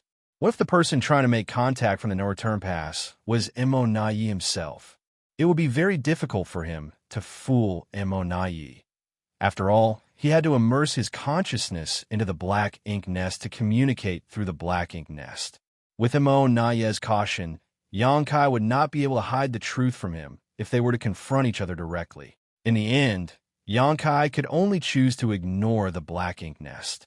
His choice might arouse Immortal's suspicions, but the truth would not be exposed immediately. Therefore, this was the best way to buy a little more time. Xianxia put the black ink nest away and resumed his search for the black ink nest hidden by the Black Ink clan.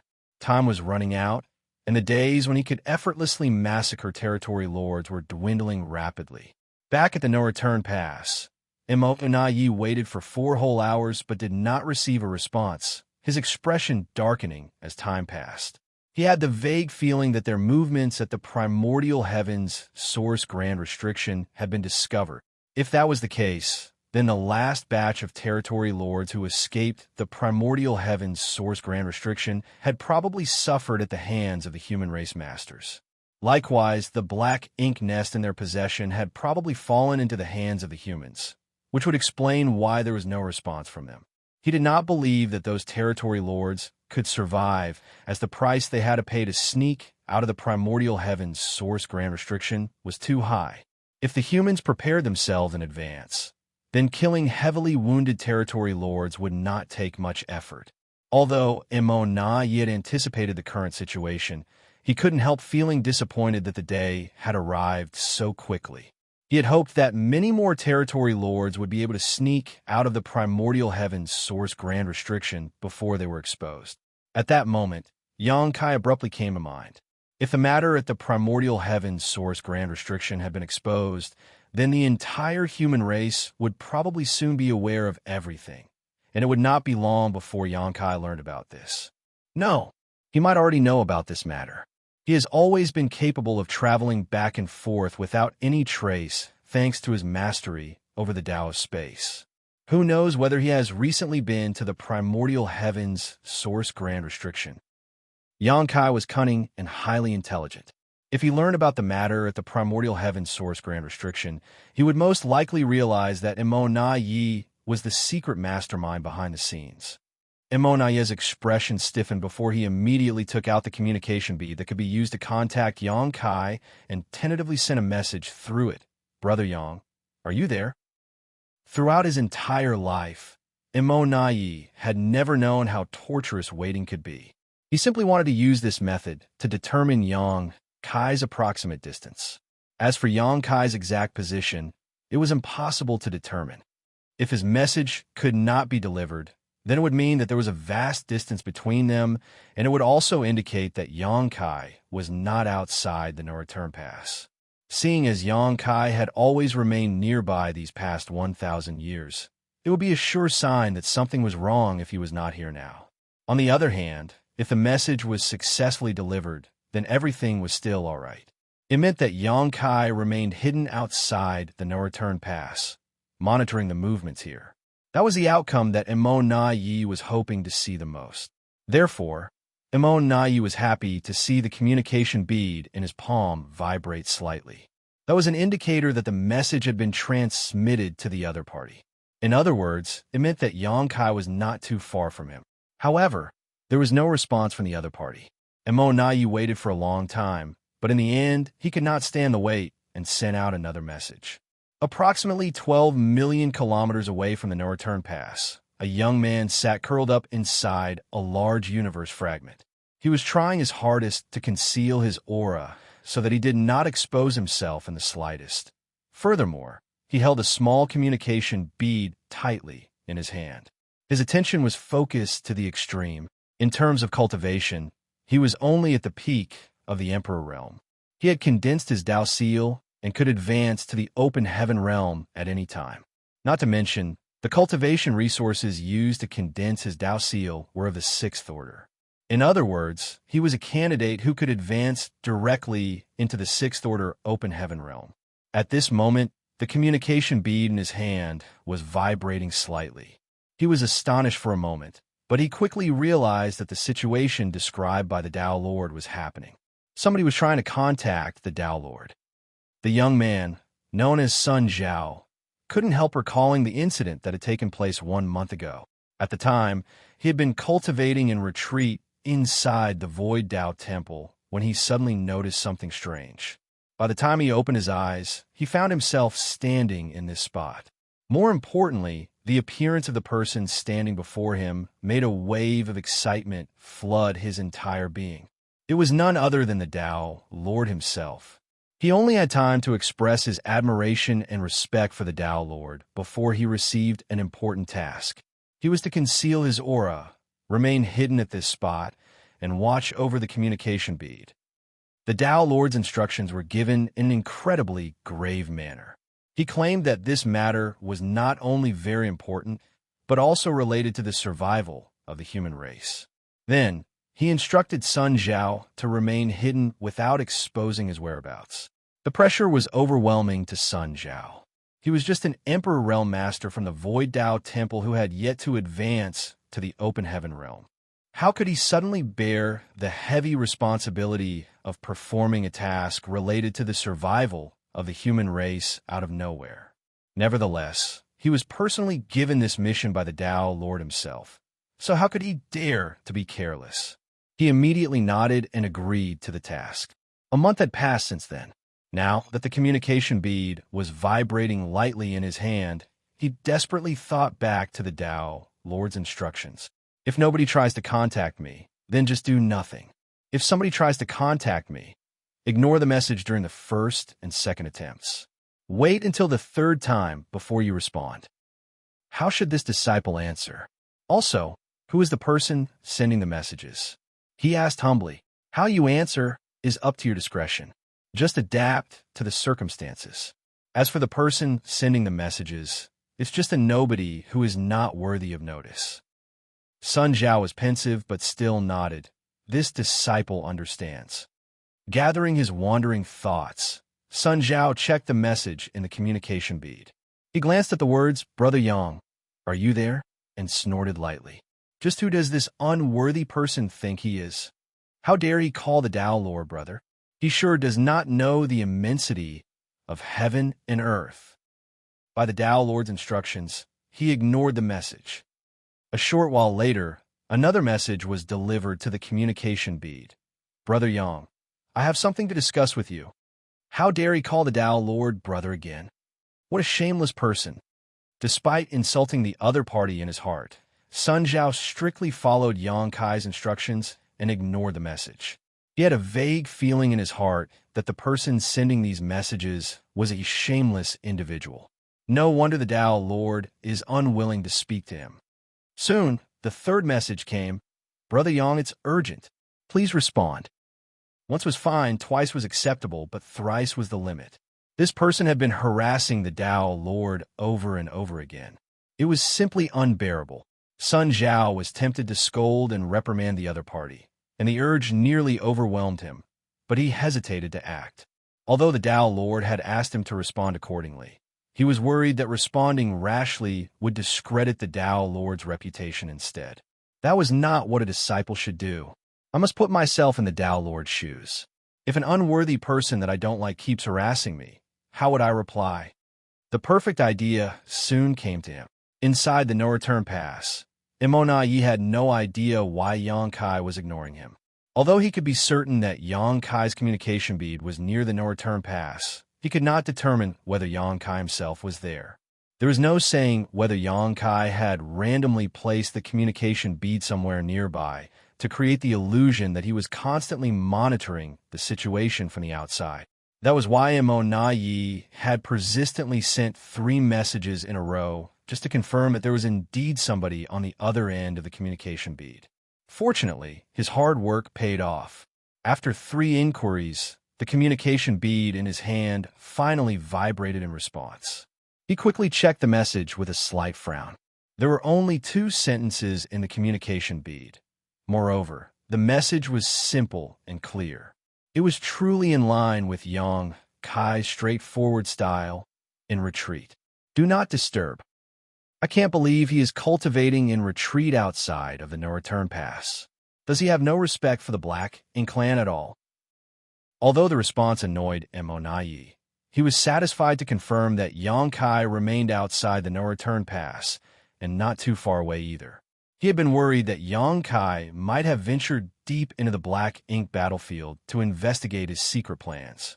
If that were the case, then the heavily wounded territory lords would not be able to defend themselves from this killing star. Now that most of his worries had been laid to rest, Immortality couldn't help lamenting that the secret at the primordial heaven's source grand restriction had been exposed.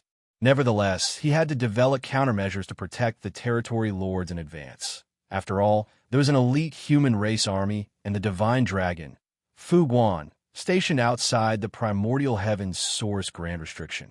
Not to mention, even if Yang Kai was ignorant about the situation now, it would only be a matter of time before he found out. Once Yang Kai learned about these plans, the various arrangements that Immortality prepared outside would no longer be sufficient. I need to figure out a way to lure Yang Kai away so that the territory lords living outside can sneak over to the no-return pass. Immortality had not allowed the territory lords into the no-return pass for fear that Yang Kai would discover their presence, which would in turn affect the situation at the primordial heaven's source grand restriction. Now that the primordial heaven's source grand restriction plot was exposed, he had to figure out a solution to protect the territory lords who had already snuck out. Immortality had to settle this matter as soon as possible. It could not be delayed any further. Despite pondering deeply, he could not come up with a good solution. The greatest issue was that the Blacking clan could not grasp Yang Kai's movements at all. It was impossible for Yang Kai to constantly remain outside the no-return pass throughout the past 1,000 years. However, the Blacking clan remained clueless concerning his movements. They did not know when he would leave or when he would return. There might be a chance after each delivery of resources. After all, there was no doubt that Yang Kai demanded the cultivation resources from the Blacking clan for the sake of the human race. While mulling over these matters, he suddenly froze up. He vaguely sensed that he had overlooked an important point. Standing stiff in place, he urged the wheels in his head to spin faster. It did not take long before sweat beaded his forehead. He finally realized what he had overlooked previously. He had been considering matters from a positive perspective, but he had forgotten that not everything would go as he wished.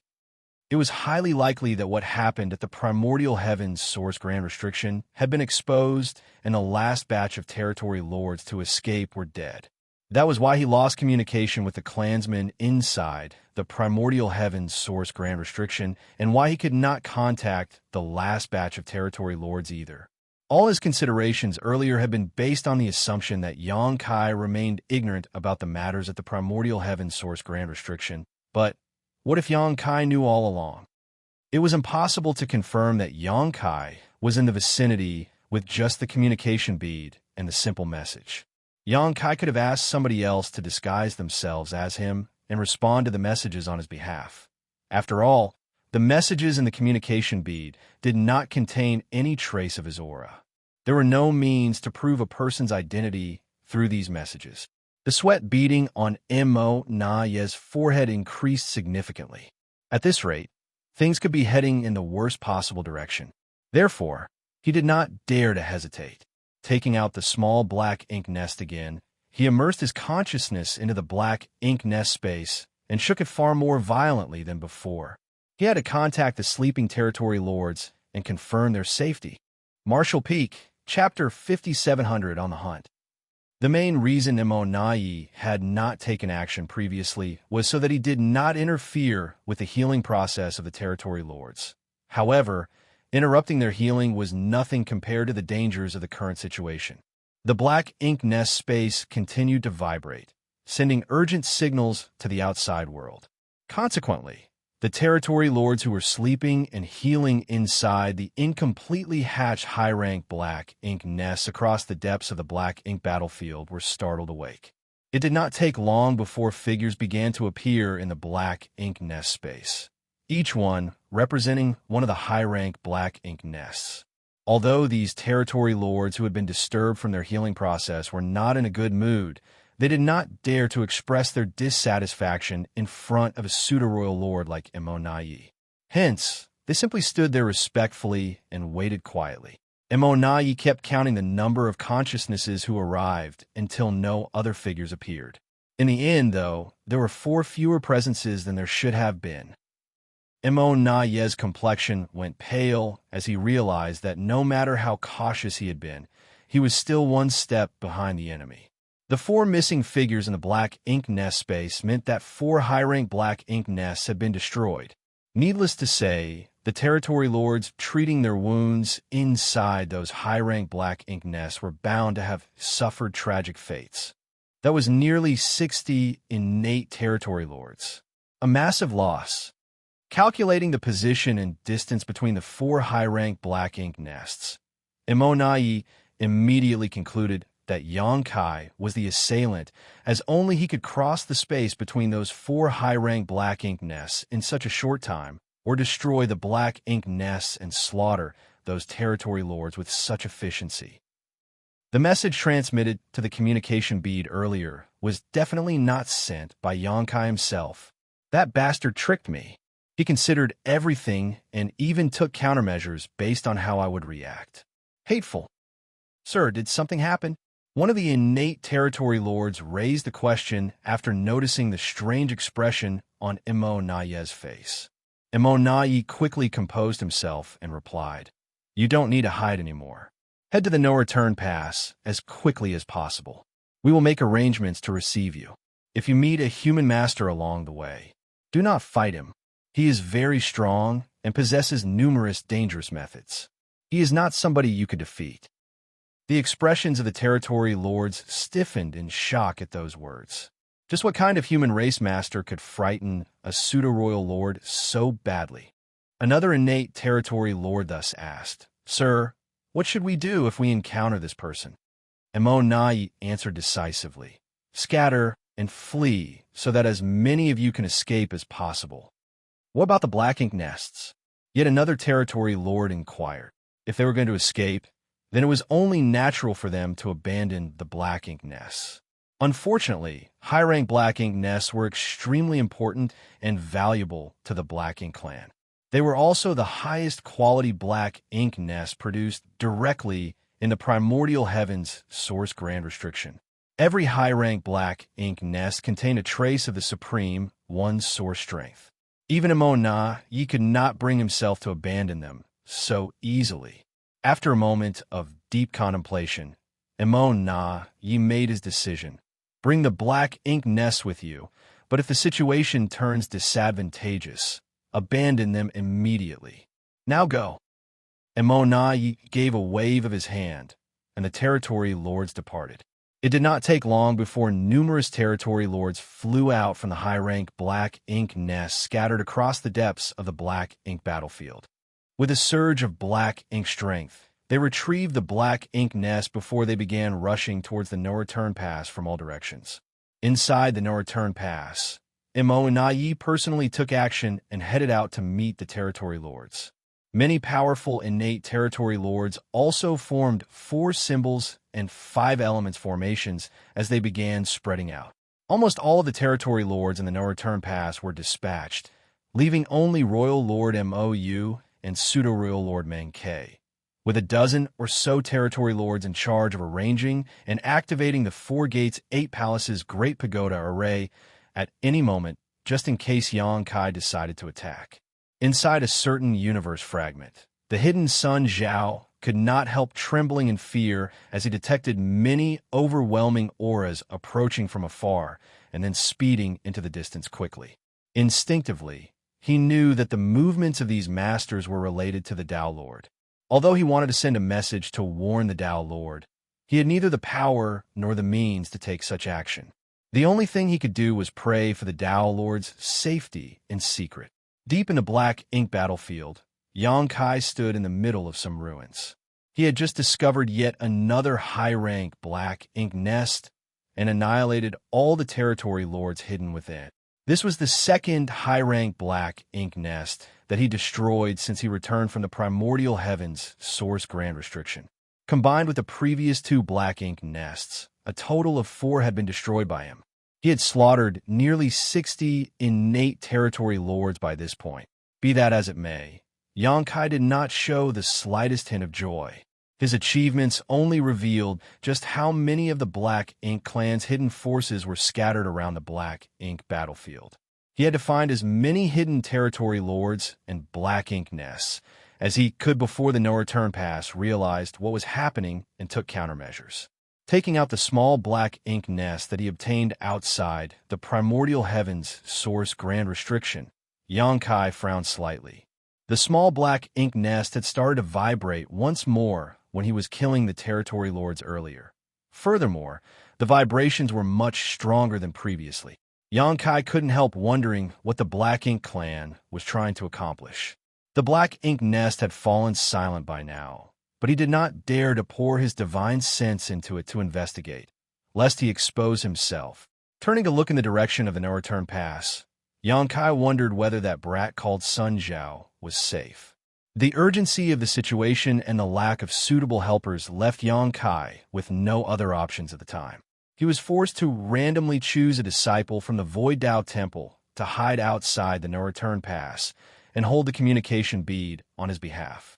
In this way, he could create the illusion that he was still there to confuse Yi and buy himself some more time. Putting the miniature black ink nest away, Xianxia embarked on his bloody journey to search for black ink nests once more. Time was running out, so he continuously activated space principles, causing his figure to flicker across the void erratically.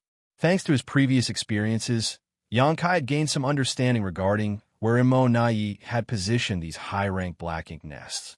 Several days later, Xianxia was passing by a dead universe world when he suddenly turned around and landed at a certain spot, looking around with a slight frown as soon as he touched the ground. There were strong traces of the black ink strength remaining in this area, which was rather abnormal. Moreover, traces were indicating that something had once been attached to the ground. Judging by the size, the object was not small. A black ink nest. It would seem that there used to be a high-rank black ink nest here. However, the Black Ink clan had used various means to remove it. That was why there were hints of the black ink strength lingering in the area and traces of something being attached here. Recalling how the small black ink nest he obtained previously had vibrated strongly, Xianxia couldn't help cursing. Yi, that bastard. Does he have a dog's nose? How does he have such a keen sense of smell? I've only destroyed 4 black ink nests so far. How did he notice so quickly? There was no way the black ink nest positioned here would be removed for no reason, not unless there was an order from the higher-ups of the Black Ink clan. Seeing as Yi was currently in charge of all the Black Ink clan's affairs, the order could only have come from him. It would seem that Xianxia's precautions were not enough to fool Yi. There was no room for carelessness in a battle of wits against an enemy like Yi. If even the slightest flaw existed, the other party would eventually deduce the truth from the various insignificant clues. Nevertheless, Xianxia did not expect this moment to arrive so soon, even though he had mentally prepared himself for this situation when Wu Kuang repaired the flaw in the primordial heavens source grand restriction. After a brief pause, Xianxia soared into the sky and rushed in the direction of the no-return pass. The territory lords who escaped out of the primordial heavens source grand restriction previously had hidden themselves outside the no-return pass under Yi's orders. The reason for this was simple. Yi did not wish for their presence to be exposed because he planned on catching the human race by surprise at a critical moment in the war. Now that these territory lords' presence had been exposed, though, it was only natural for Yi to prioritize their safety. From his point of view, the best solution to the current situation was for them to head toward the no-return pass immediately. Xianxia knew that he could not intercept all of the territory lords. That was an unrealistic notion. Be that as it may, he could put his best effort into hunting down as many of them as possible as they gathered towards the no-return pass. In doing so, he could relieve some of the pressure that the human race would face in the future. I still have a chance. Not only were the territory lords heavily wounded, but they were also carrying the half-hatched high-rank black ink nests with them. In terms of speed, it was impossible for them to compete with Xianxia, who was proficient in the Tao of space. Furthermore, Yi had placed them far away from the no-return pass to prevent these territory lords and black ink nests from being discovered by Xianxia. These positions were generally located beyond the ruins of previous royal cities scattered throughout various theaters. Hence, the distance between these positions and the no-return pass was extremely vast. When Yangkai traveled from Great Evolution Pass to the no-return pass under old ancestor Xiao Zhao's orders, it took him more than a year without using space secret techniques. Comparatively, the ruins of previous royal cities were located far beyond each great pass, which would add several more months of travel to a journey. Even if these territory lords could move faster than the Yangkai of the past, they were destined to spend at least half a year to arrive at the no-return pass. That would allow Yangkai to ambush them. Half a day later, Yangkai spotted a cloud of dense black ink strength in the distance. With time being of the essence, Yangkai did not bother to conceal his arrival. In any case, the murderous intent wrapped around him during the chase could not be hidden. At the same time that Yangkai sensed this group of territory lords, the territory lords also discovered his presence. Their divine senses surged as they quickly communicated among themselves. Is that an 8th-order human? Yes, it's an 8th-order human master. Split up and flee. Why are we fleeing? It's just an 8th-order human. But Sir Mo-Na-Yi ordered us to split up and flee if we encountered a human race master. Sir Mo-Na-Yi was probably referring to a 9th-order open heaven realm master. This guy is just an 8th-order. He's already here. How's he so fast? The endlessly surging divine senses froze at that moment as a full moon rose alongside a great sun into the void. At the same time and space became chaotic in the local area. The territory lords felt their perceptions becoming completely disrupted as a result. In the next moment, the wounded territory lords were horrified to discover that they could neither speak nor move. Not only did the space around them become extremely warped, but they couldn't even perceive the passage of time properly. Naturally, they were terrified. It was only at this moment that they understood the warning Mo-Na-Yi gave them. If they encountered a human race master, they absolutely should not try to fight. On the contrary, they should immediately split up and escape so that as many of them could flee as possible. This person's methods were strange indeed, far beyond their ability to comprehend. The territory lord who previously looked down on the approaching human for only being in the 8th-order open heaven realm was filled with a deep sense of regret. He initially thought that killing an 8th-order open heaven realm master when there were so many innate territory lords on their side would be effortless even if they were wounded. However, it only took a single breath for him to become the fish on the chopping block instead. He was secretly resentful that Mo-Na-Yi had not given them a more detailed explanation.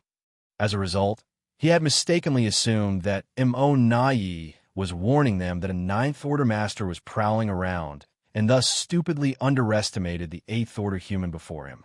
The power of the sun and moon divine seal exploded as both time and space in the vast void were stretched and distorted wildly. It felt like there was an invisible millstone of space-time strength grinding everything to dust. Martial Peak, Chapter 5701, The Territory Lord Bane. It almost seemed as though nothing had happened, but when the effects of the sun and moon divine seal gradually subsided, the several thousand-meter-tall high-rank black ink nest crumbled into dust and disappeared.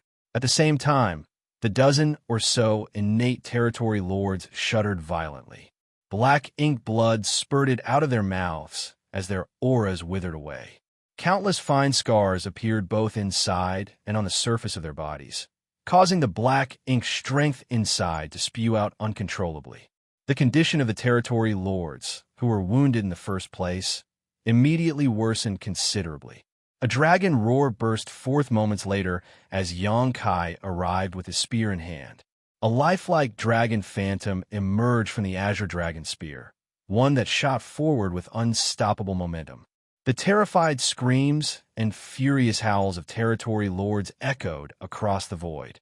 With space principles sealing the local region, the supreme limitless spear art reigned unchallenged as each thrust and every sweep of the Azure Dragon Spear reaped the life of a territory lord. Yangkai was like a tiger who descended upon a herd of defenseless sheep. None of the territory lords was able to resist more than a handful of attacks before succumbing. In this situation, An uninformed human master would have mistakenly assumed that Yang Kai's opponents were mere miscellaneous soldiers of the Black Ink clan army. Otherwise, it should have been impossible for him to slaughter them so easily. However, the fact was that these were genuine, innate territory lords. If these territory lords were at full strength, they would each not be inferior to a veteran 8th Order Open Heaven Realm Master in terms of combat power. It was a pity that they encountered a killing star like Yang Kai when they were so heavily wounded. The only fate waiting for them under these circumstances was death. There were some occasional counterattacks, which Yang Kai did his best to either block or avoid. Those that he could not dodge simply bore with his body. His dragon form, which was only one step away from becoming a divine dragon, was indescribably tough. So the attacks of the territory lords who could not exert anywhere near their full strength were well within his ability to withstand. A mere 30 breaths after the encounter began, the chaotic energy fluctuations subsided and the dust settled. There was a large amount of black ink strength scattered throughout the void, dotted with hashed meat and severed limbs. However, there was no trace of vitality in the void. Even Yang Kai was nowhere to be seen, as he had immediately flown off after slaying the last territory lord. While Yang Kai appeared and attacked the territory lords, Immortal Ballad was moving towards the depths of the void. He had been on his way to meet the various territory lords who were heading to the no-return pass when he received a message through the miniature black ink nest in his hand. He then abruptly turned to look in a certain direction. Yang Kai is there. Just moments ago, he lost contact with a group of territory lords in the direction he was currently staring. One of the figures gathered inside the black ink nest space had also gone missing. It was obvious that something unfortunate had happened to them. Immortal Ballad did not rush in that direction to provide support, as he knew he would be too late even if he went all out. The fates of those severely wounded territory lords were practically sealed when Yang Kai discovered their whereabouts. What was the point of rushing there now? Was he supposed to collect the corpses of the dead territory lords? Instead of wasting time on such pointless things, he might as well spend it considering how he could better help the territory lords who were still alive. The previous arrangements he made had backfired on him. To guard against the possibility that Yang Kai would accidentally discover the whereabouts of the escaped territory lords, Immortal Ballad had arranged for them to remain far away from the no-return pass.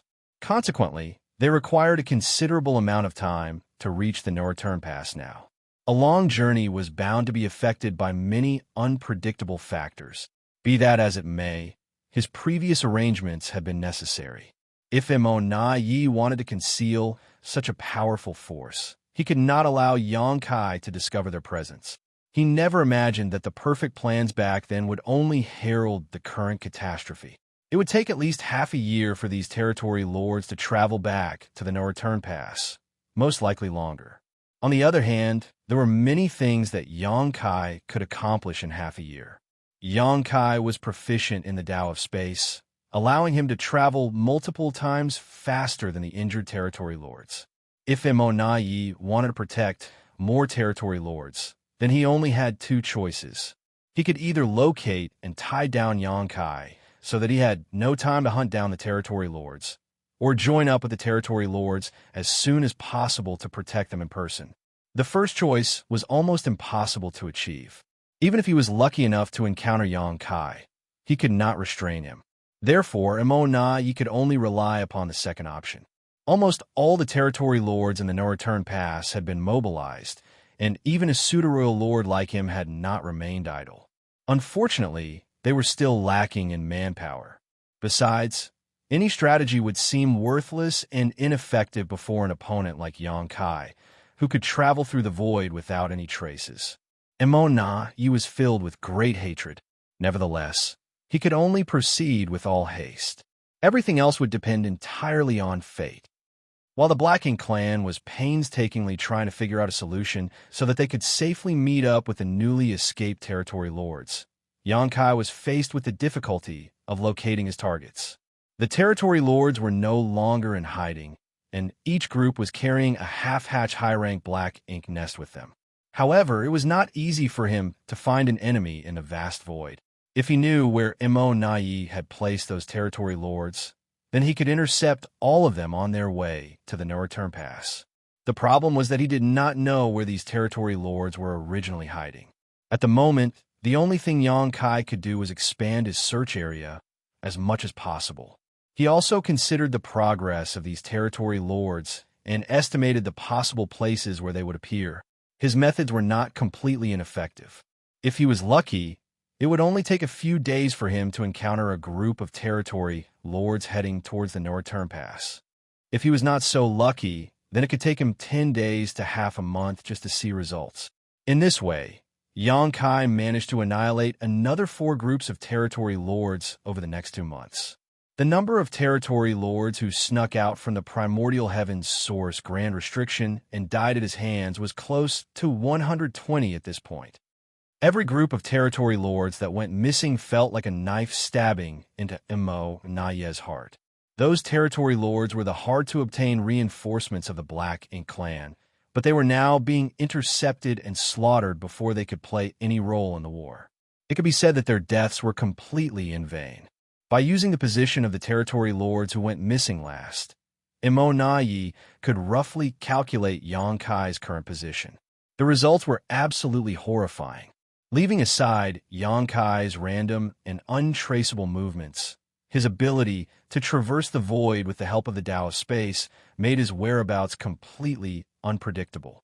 He would be in a certain position one time, but then he would appear in a position that was in the completely opposite direction just days later.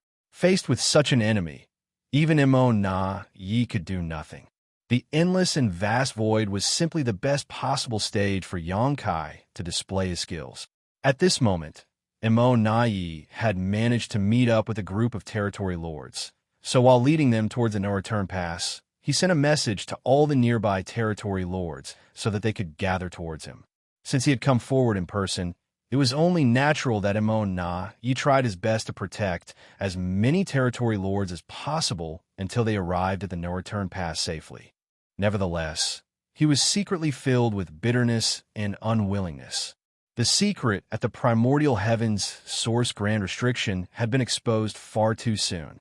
If their secret was only exposed after another 100 years, or even 1,000 years, then the Black Ink clan would have amassed an enormous amount of innate territory lords to form an overwhelming force that could destroy the human race.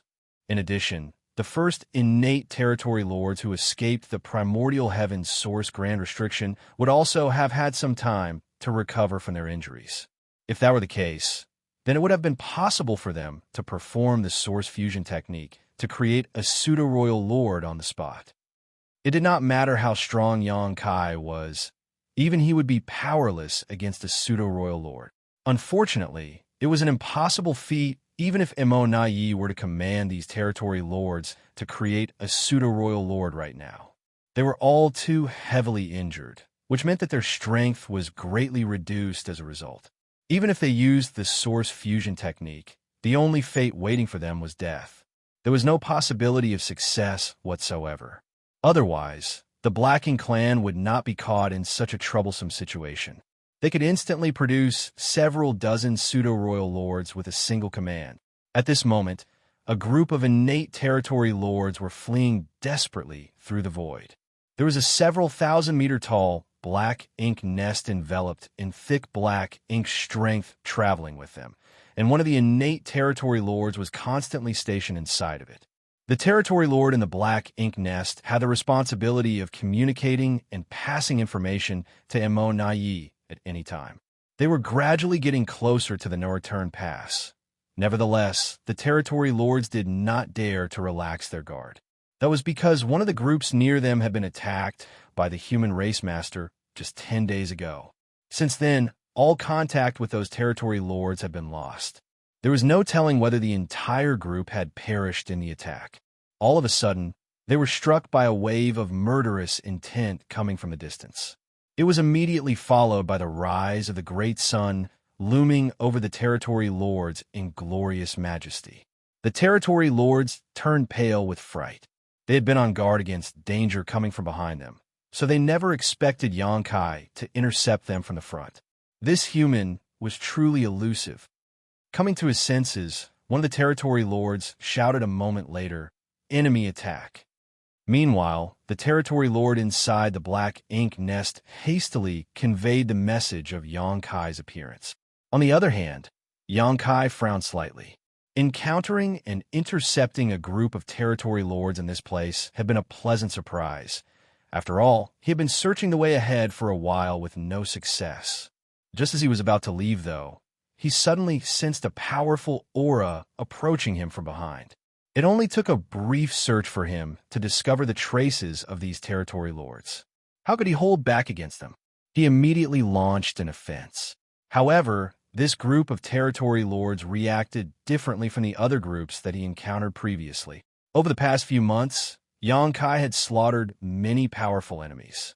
Aside from the first group of territory lords who had failed to react in time, the others would immediately choose to flee in separate directions as soon as they noticed him. They didn't even bother about the black ink nest that they had been carrying with them. Unfortunately for the territory lords, none of them had managed to escape from Yang Kai. Although the group of territory lords before him had enough time to react and escape in separate directions, they showed no intention of doing so and instead huddled together tightly. What's more, there was something wrong with their numbers. Most of the territory lords Yang Kai encountered recently had been traveling in groups of 14 or 15. Most likely, that was because Immo and Nai had considered the most suitable number of territory lords needed to create a pseudo-royal lord. However, nearly 20 territory lords were standing in front of him at this moment.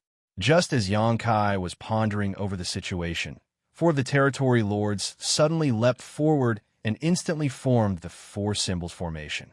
Their auras became closely interwoven with each other as a result, and their surging black ink strength transformed into a sturdy barrier. The great sun slammed into the barrier and tore it apart.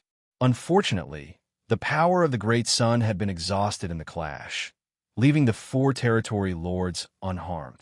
So that's how it is. When Yang Kai saw the 4 symbols formation, he immediately understood. This group of territory lords had managed to join up with the territory lords who came from the No Return Pass.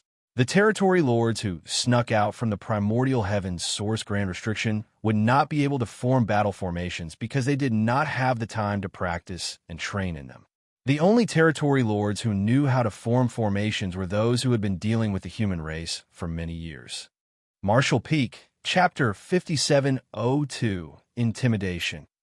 With the help of the 4 symbols formation, the 4 territory lords from the No Return Pass successfully defended against Yang Kai's golden crow, Cast the Sun, as the eyes of their wounded companions brightened in astonishment at the sight before them.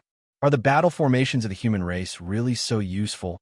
They had always been in the primordial heaven's source grand restriction, so they did not know much about battle formations. However, the information they heard about most often in recent days was regarding Yang Kai. All the territory lords who encountered him went missing without any exceptions. Hence, the 8th Order Open Heaven Realm Master, known as Yang Kai, became a trauma in the hearts of the territory lords. Without overcoming this trauma, it would be difficult for them to proceed towards the No Return Pass. The power of the Golden Crow, Cast the Sun, that Yang Kai unleashed when he showed up had greatly frightened the injured territory lords. At the same time, they were secretly relieved. If the 4 territory lords who came to protect them had not combined forces to block that attack, if they had been struck directly by such force, what would have happened to them? The answer left them shuddering in fear. If their allies had failed to block the attack earlier, the impact would have significantly worsened their injuries, even if they survived. The only fate waiting for them would be death after that. At this moment, they had a vague realization about the fate that had befallen their comrades who went missing previously, and they secretly made a vow to themselves.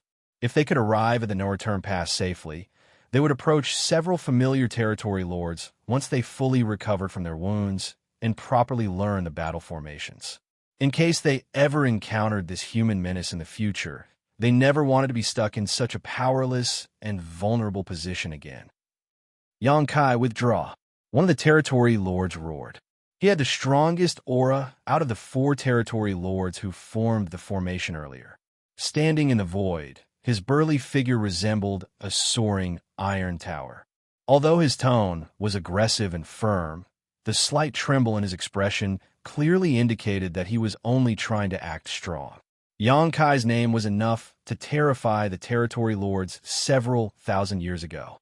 Now that his battle record included slaughtering a pseudo-royal lord like Di Wu, his name was enough to inundate all the innate territory lords with fear. Even Imo Yi had to tolerate him to a certain extent. So how could these territory lords dare to act presumptuously in front of him? Unfortunately, the current situation forced them to grit their teeth and confront the killing star head-on. The burly territory lord was filled with great bitterness. How can I have such bad luck? I can't believe I encountered Xianxia here. What will happen to us now? Xianxia seemed unfazed by those words. Without saying a word, he raised his hand and summoned the azure dragon spear. Then he thrust the spear forward without any fancy moves, causing spear shadows to cover the entire sky in an instant. The four territory lords in the formation roared in unison, joining forces to defend against the attack. However, they quickly discovered that the spear contained neither form nor power. The burly territory lord who spoke earlier immediately shouted, "Not good." As soon as the words left his mouth, two short screams rang out behind him, and he could tell what was happening without even turning back to look. On the other hand, the figure of Xianxia, stabbing forward with his spear, gradually faded from his vision. It was nothing more than an afterimage. "Attack!" he shouted, taking the lead to charge towards the rear. The other three territory lords tacitly cooperated with him.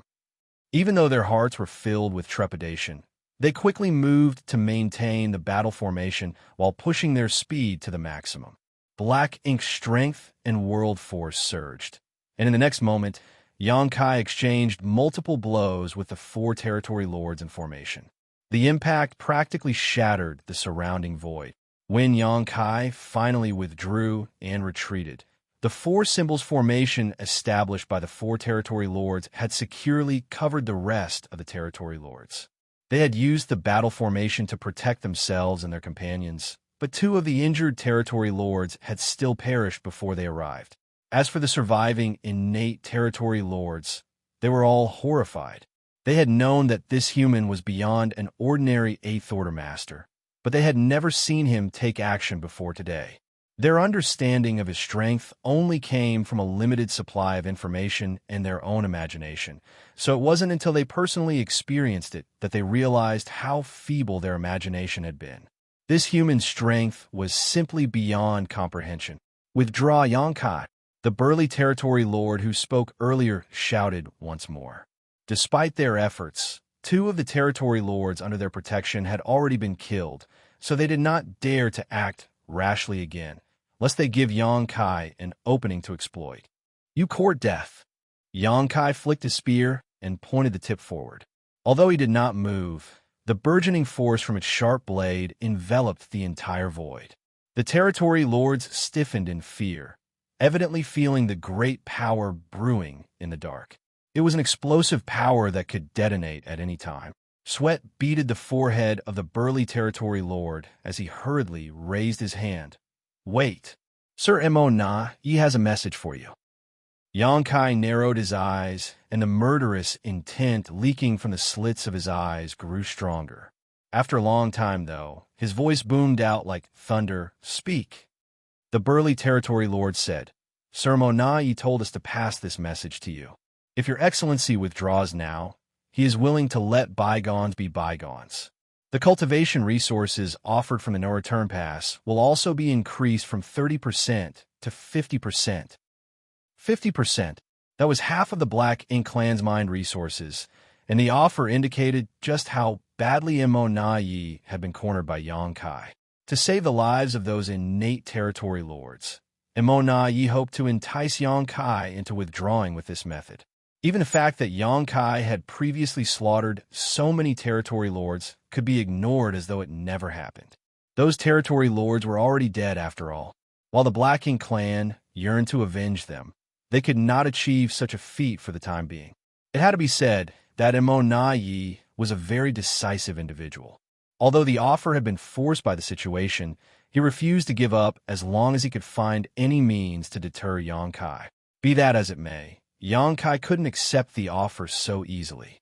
Forget 50%.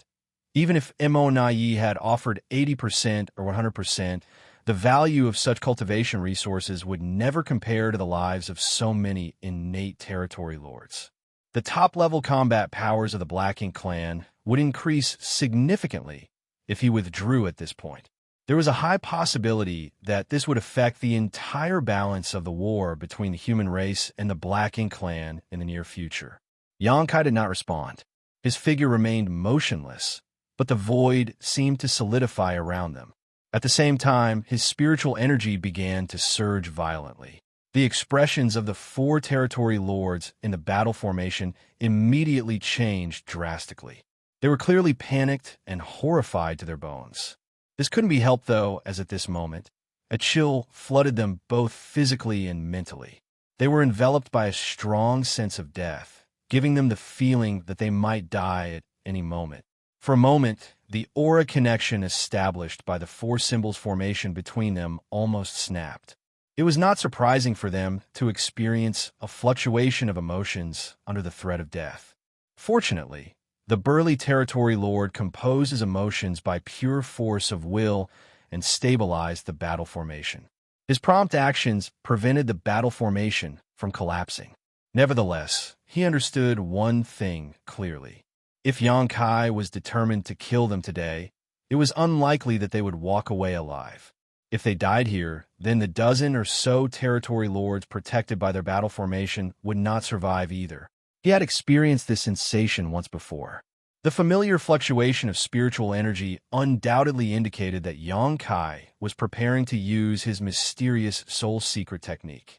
Even with the support of the 4 symbols formation, the 4 territory lords would have trouble defending against Yang Kai's assault once that technique was brought out. The last time they encountered Yang Kai, they had been escorting a team that was transporting cultivation materials back to the no-return pass. Yang Kai had threatened them with the same move and forced them to hand over the space rings containing the resources. They had given up fairly easily back then, as their lives were naturally far more valuable than some cultivation resources. It was for such a reason that Mo Nai did not blame them for that incident either. Unfortunately, the situation was different now. They were not guarding mere cultivation resources, but the lives of more than a dozen of their clansmen. They cannot afford to back down. The burly territory lord couldn't help recalling what Mo Nai had told them before they departed from the no-return pass. Once you meet up with the clansmen, escort them back to the no-return pass immediately. If you encounter Yang Kai, try to entice him first. It will be best if he decides to withdraw. If he stubbornly insists on fighting, then he will definitely unleash his soul secret technique to break the battle formation. Even if you have to fight him to the death, you must not concede. It would seem that Mo Nai was wise and insightful. He had clearly anticipated this possibility and issued the necessary orders to handle the situation. For that reason, the 4 territory lords under the burly territory lord's leadership did not dare to disobey Mo Nai's command despite their fear and sorrow. If they disobeyed the command, they were bound to suffer a terrible ending even if they return alive. On the other hand, if they could force Yang Kai to activate his soul secret technique here, then he would also suffer heavy damage as a result. It would be impossible for him to hunt down the rest of their clansmen after that. That was most likely part of Mo Nai's plans. In the best-case scenario, Yang Kai would willingly withdraw in exchange for 50% of the cultivation resources mined by the Black Ink clan. In the worst-case scenario, the lives of an entire group of territory lords would be sacrificed in exchange for rendering Yang Kai incapable of moving about freely for the next 2 years. That would be better than if Yang Kai went around slaughtering even more territory lords and increasing the losses of the Black Ink clan. If you retreat now, I will pretend I never saw you. Yang Kai's surging spiritual energy became even more threatening. At the same time, the soul-rending thorns stood at the ready. The 4 territory lords in formation trembled in fear as they could vaguely feel an invisible blade hanging above their heads, threatening to fall and reap their lives at any time. Gritting his teeth, the burly territory lord shook his head slowly and replied grimly, "Impossible. There was a clansman stationed inside the high-rank black ink nest, reporting everything that was happening here in real time. In other words, Immortality was monitoring the situation here at all times. He knew everything that happened, so how could they choose to escape with their lives? In that case, I will grant your wishes. Xianxia shouted through gritted teeth, and his spiritual energy surged wildly. Filled with terror, the 4 territory lords in formation drew upon their full strength to protect their souls. They initially thought that an explosive force would bombard them in the next moment, but contrary to their expectations, the spiritual energy only rose to a certain extent before disappearing abruptly. It was almost as though everything had been nothing more than an illusion.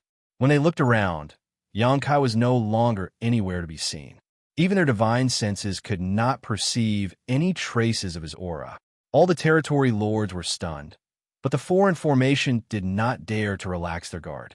After standing frozen in place for a long time, they did not detect any changes whatsoever.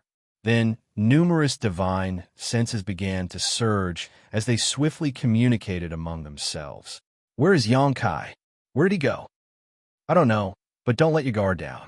He might be waiting somewhere for an opportunity to strike. There are bound to be traces of his aura if he is hiding in the shadows. Could it be? Did he leave? Was he only trying to intimidate us earlier? The last statement seemed to enlighten them.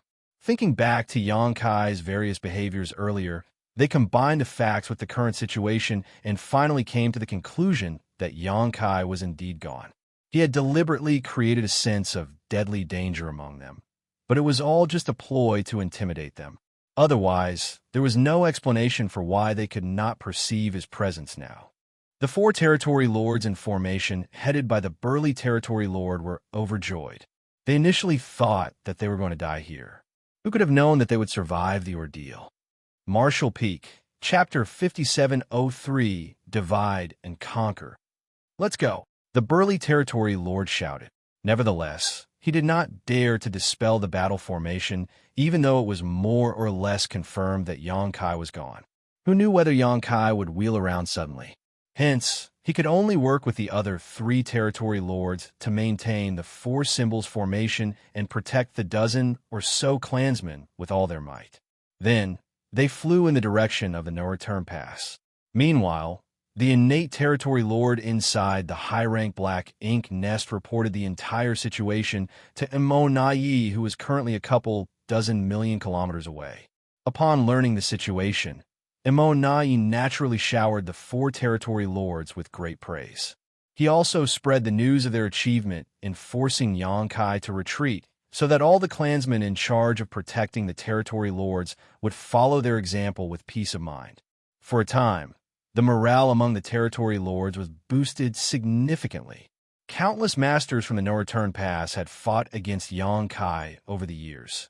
However, it was the first time they held the upper hand in the battle. Although 2 innate territory lords had lost their lives in the fight, their deaths were nothing compared to the results that were obtained. At the same time, Xianxia sped off into the distance with the help of his space principles. He couldn't help feeling slightly helpless and frustrated because of the situation.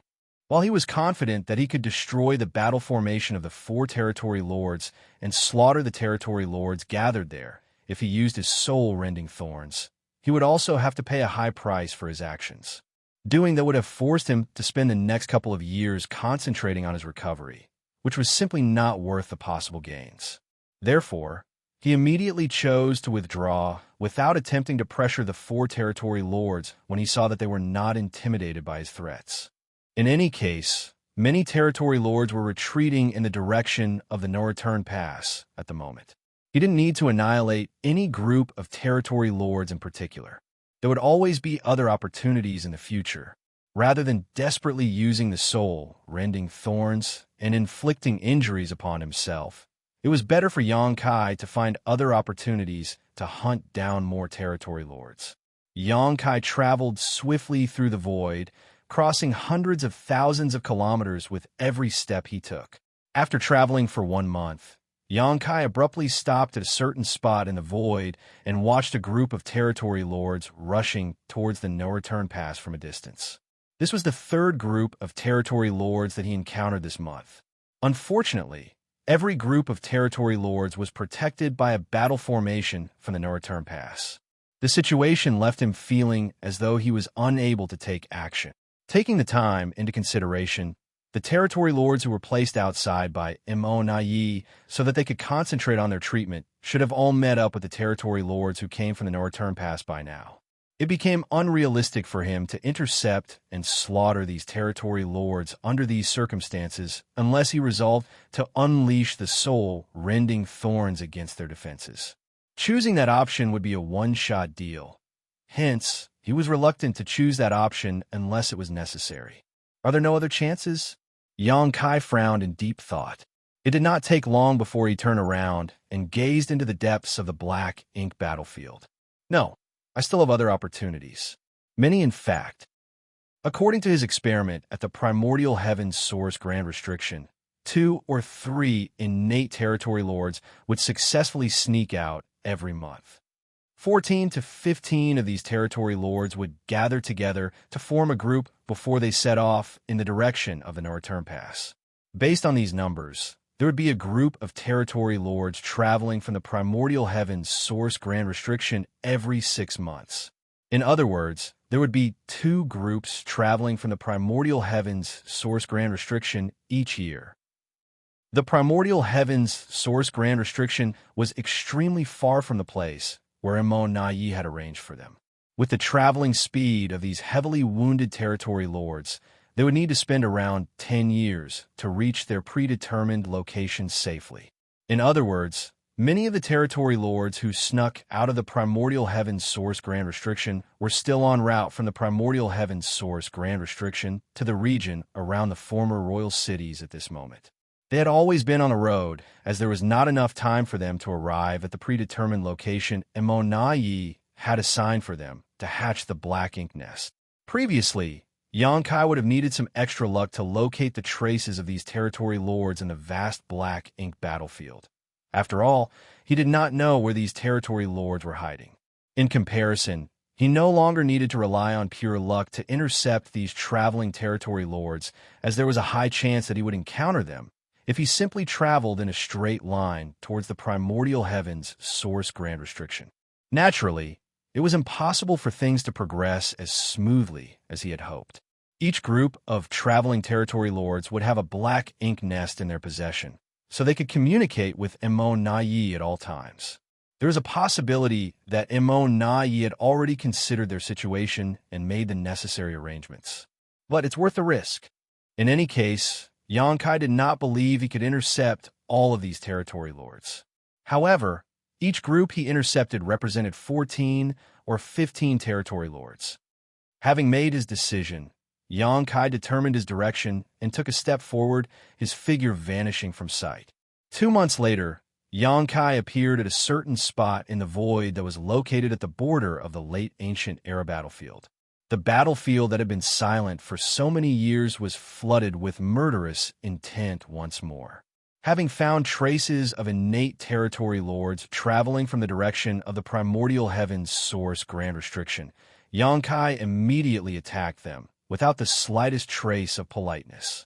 In this battle, he single-handedly defeated the combined efforts of more than a dozen territory lords and annihilated the entire group, with only minimal injuries to himself. After some rest, he set off again. Things were much easier for Xianxia now that he had found the first group of territory lords. He only needed to use his current position to calculate the distance equivalent to half a year's journey to find traces of the second group of territory lords. That was because the territory lords who came from the primordial heavens source grand restriction traveled in half-year cycles. However, it only took Xianxia slightly more than 10 days to cover the same distance that had taken these heavily wounded territory lords half a year to cross. Approximately 10 days later, Xianxia arrived at another spot in the late ancient era battlefield, and his divine sense surged. He searched his surroundings carefully as his figure traveled around the local area, and it did not take long before he made a discovery. These territory lords had most likely received instructions from Immortality in advance. They showed no intention to rush on their journey. instead choosing to conceal themselves on a universe fragment nearby instead. As they were heavily wounded, their auras were greatly weakened, so it was very difficult to find their whereabouts, especially when they were deliberately trying to conceal their presence. If not because Xianxia had been carefully searching for their traces and his search radius was wide enough, these territory lords would have escaped his attention. When the territory lords realized that their whereabouts had been exposed, they knew that there was no hope of escape. Hence, they immediately fought back desperately. Still, the result was just another one-sided massacre. Back at the No Return Pass, Immortality had just finished escorting several groups of territory lords over. The rest of the groups that were escorted by the territory lord from the No Return Pass were also gradually making their way back, so it would not take long before all of them arrived safely. Unfortunately, not all of the territory lords who snuck out of the primordial heaven's source grand restriction had received escorts in time. Not counting those who were slain by Xianxia previously, there were many other groups of territory lords still traveling from the primordial heaven's source grand restriction towards the No Return Pass. Immortality had been worrying about these territory lords. Knowing Xianxia was an intelligent and meticulous person, it was always a possibility that he would target these en route territory lords. After all, these territory lords had not even had the chance to hatch their black ink nests. Combined with their seriously wounded bodies, they would be completely powerless against an enemy like Xianxia. Immortality's worries quickly became a reality. Before he even returned to the No Return Pass, he abruptly lost contact with a group of territory lords who were on their way over.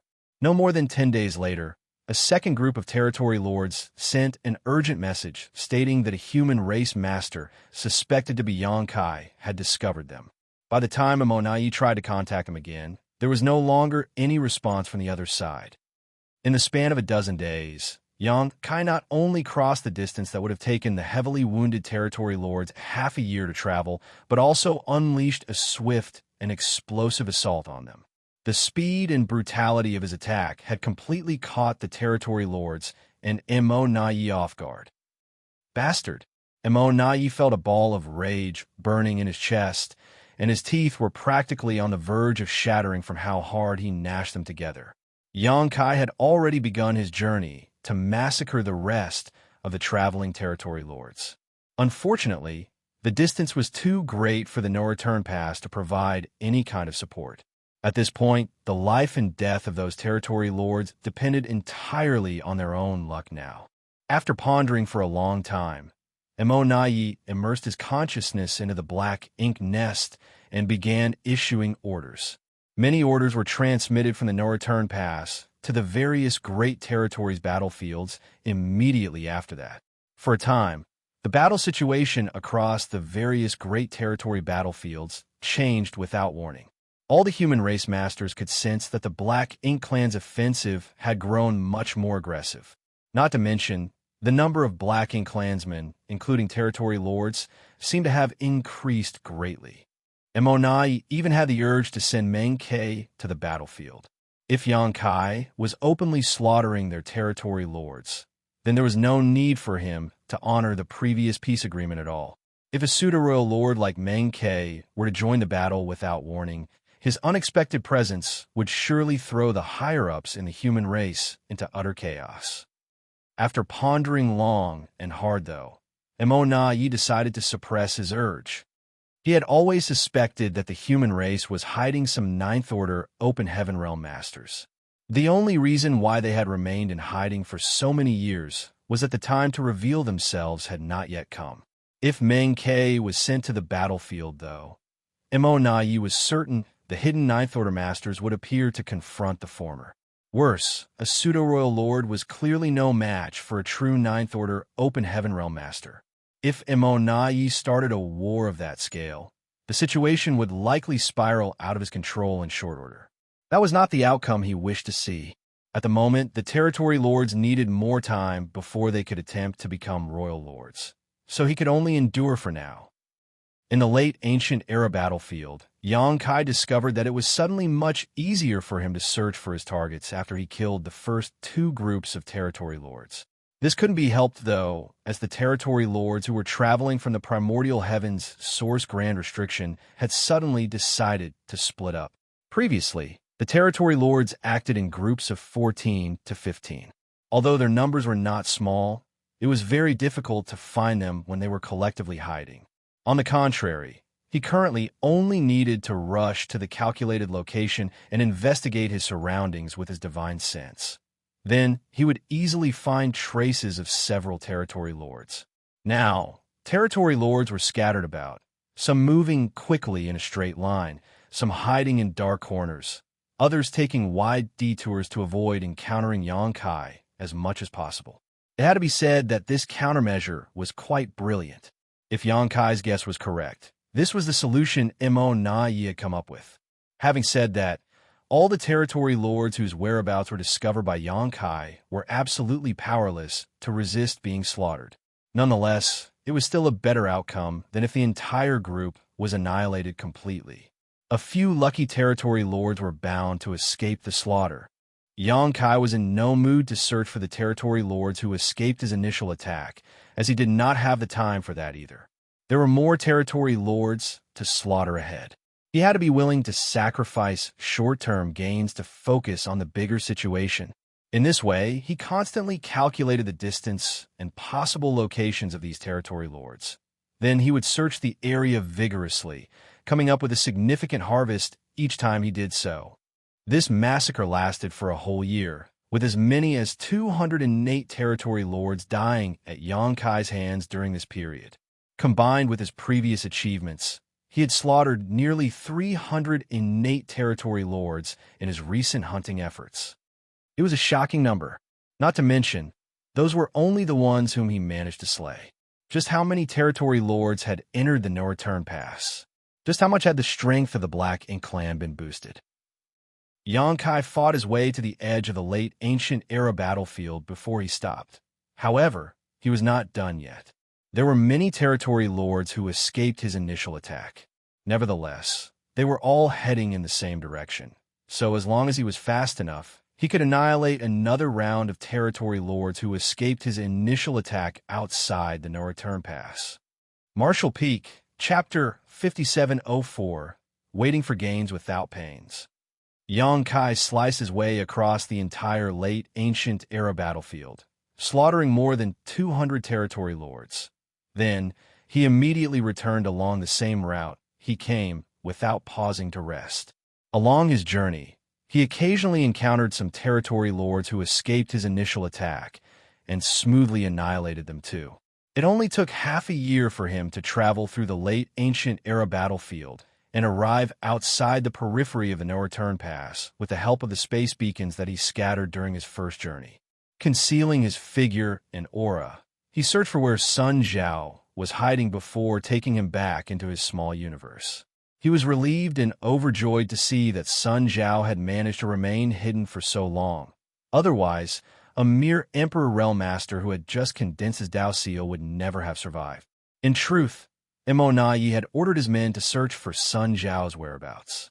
When he used the communication bead to contact Xianxia previously, he deduced that somebody was impersonating Xianxia to communicate with him. More importantly, they could not be too far from each other because the communication beads would not have been able to transmit messages across great distances. Be that as it may, the not too far distance still covered a vast area in the spacious void. The Black Ink clan had searched intensively, but their efforts proved futile in the end. In any case, Immortality did not pay much attention to this matter. During this time, he had been traveling back and forth to meet the various territory lords with all his energy and attention focused on investigating Xianxia's movements. How could he be bothered by such a trivial distraction? There were two reasons for Sun Zhao's survival.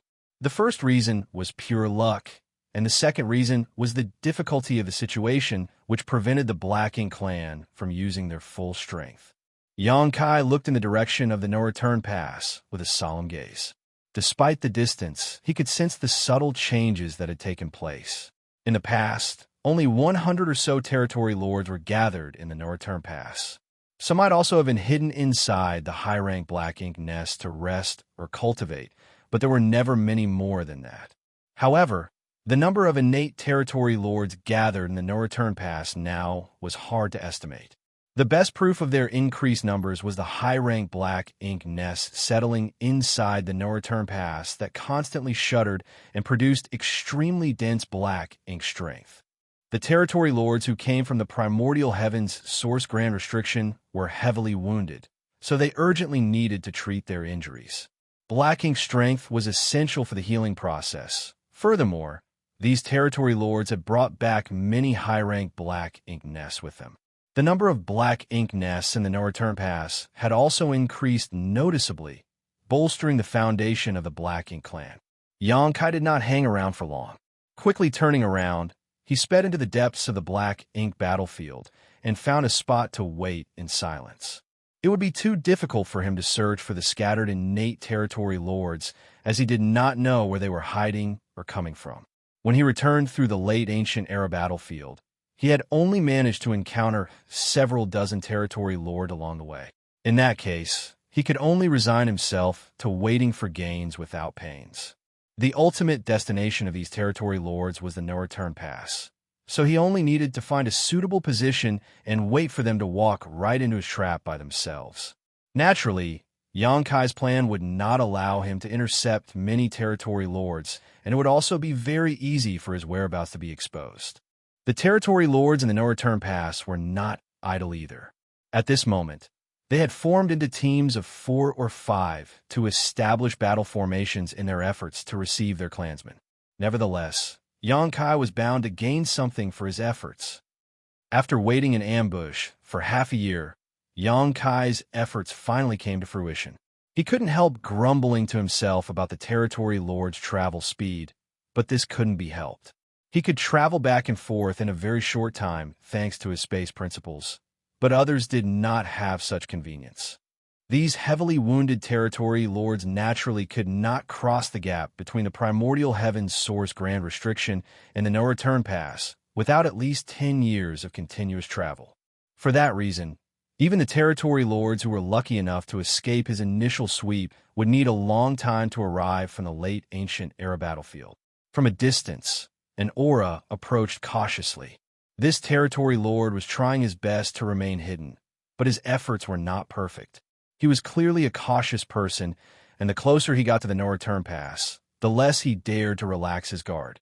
Unfortunately for him, the group of territory lords that he had been traveling with previously had long since scattered, and the black ink nest was in the possession of another territory lord, so he had no means to contact the no-return pass and request support. He had traveled through the late ancient era battlefield by comparing the surrounding scenery with the map he received before splitting ways with his initial group. When he determined that he was only half a year's journey from the no-return pass, he couldn't help feeling overjoyed. However, he felt a sharp, murderous intent enveloped him before the thought could even form in his head fully. Turning in that direction, he saw the tip of a spear was rapidly magnifying in his vision. He hastily and desperately condensed his black ink strength and defense. But this layer of protection was as vulnerable as paper before the spear. Xianxia retrieved his spear a moment later. Reaching out with his large hand, he stored the territory lord's corpse and the black blood that gushed out of the corpse in his small universe to wipe away the traces that were left behind by the battle. Then he went back into hiding. The territory lords originally traveled in small groups before they split up and went their separate ways. Hence, their travel speed should not be very different from each other. It would not be long before more territory lords appeared in the wake of the first territory lord arrival. It had taken Xianxia half a year to find just one territory lord, but he successively killed 4 more in the following month. What followed next was another long period of waiting. As the territory lords fled back to the no-return pass from different directions, the power of the Black Ink clan steadily grew stronger. Be that as it may, Immortality did not feel the slightest sense of joy. Their losses were simply too great. As many as 408 territory lords had been slain by Xianxia over the years. What's more, it was obvious that Xianxia was hiding somewhere nearby to kill more of the approaching territory lords. It was a pity that the Black Ink clan could not pinpoint his location. The Black Ink clan had been stepping up their offensive in the battlefields across the various great territories, placing greater pressure on the human race. But the Black Ink clan on the Black Ink battlefield would have no peace until Xianxia was eliminated. Even Yi was helpless against such an elusive and powerful opponent. The only thing he could do was repeatedly send messages to Xianxia, but there was never any response. That was because Sun Zhao had destroyed the communication bead on Xianxia's order after he responded to Yi message. It was a countermeasure to prevent Yi from figuring out his position. How could Yi use the communication bead to contact Xianxia now? I need to figure out a method to locate him. 2 years later, Xianxia changed his hiding position and waited quietly for the territory lords who snuck out of the primordial heavens source grand restriction to come to him. The groups of territory lords had split up under Yi's orders, so although they traveled from the direction of the late ancient era battlefield in general, they would arrive at the no-return pass from various directions. As long as he was not terribly unlucky, Xianxia would always achieve success, no matter where he lay in ambush. Nonetheless, he would change positions at half-year intervals to avoid the Black Ink clan discovering his whereabouts. The half-year period was only the rough cycle when the territory lords would arrive at the no-return pass, which meant that he could not stop all the territory lords from reaching their destination. He only managed to intercept a small part of the territory lords, but there was only so much that he could do at this point. In any case, he had to reduce the power of the Black Ink clan as much as possible in hopes of decreasing the pressure on the human race in the future. Half a month later, the aura of a territory lord suddenly barged into Xianxia's range of perception. Similar situations had already taken place many times over the years, so this had become routine by now.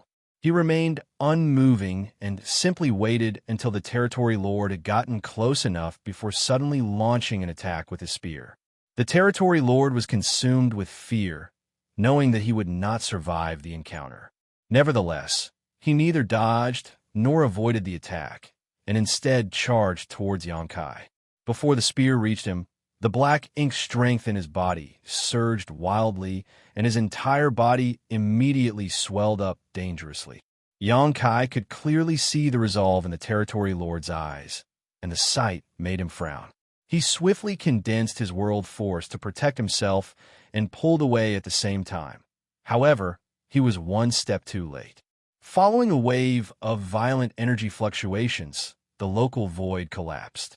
The vicious impact lifted his body and threw him backwards as the layer of protection he just erected rippled and shattered almost instantly. After Xianxia stabilized his figure once more, the void that had collapsed in front of him remained broken. One could only imagine the power behind the blow. If not for his sturdy dragon form, the impact would have seriously injured him. I can't believe a territory lord chose to self-destruct. Xianxia had never encountered this situation before. In fact, he never even knew that the territory lords had such a hidden trump card. Being caught off guard was not a pleasant feeling. But why did the territory lord choose to self-destruct? Even ants would cling hard to their lives, much less a powerful innate territory lord. Even in a desperate situation, a territory lord was bound to struggle and resist as much as possible. Although Xianxia had slain many territory lords, he had never encountered a territory lord who would immediately choose to self-destruct. It did not take long before Xianxia understood the reason why this territory lord had chosen to self-destruct, though. While he was pondering in confusion, several powerful auras quickly flew over from the distance. It was obvious that they had noticed the commotion that took place here. That was not all. However, as soon Xianxia detected even more auras converging around him from various directions. There were at least several dozen of them, and these were only the ones he could perceive. Xianxia was certain that others were further away that he failed to sense. It was not as though he had never encountered similar situations in the past. Many territory lords from the No-Return Pass had formed battle formations and patrolled the surroundings to welcome their clansmen who came from the primordial heavens source grand restriction. On several occasions, Xianxia had inadvertently exposed himself and attracted the territory lords nearby to investigate the situation when he attacked. It was just that he had never bothered to face them in the past. After all, he was helpless against the territory lords who formed battle formations unless he used his soul, rending thorns. His only option currently was to ignore them. However, there had never been so many territory lords before.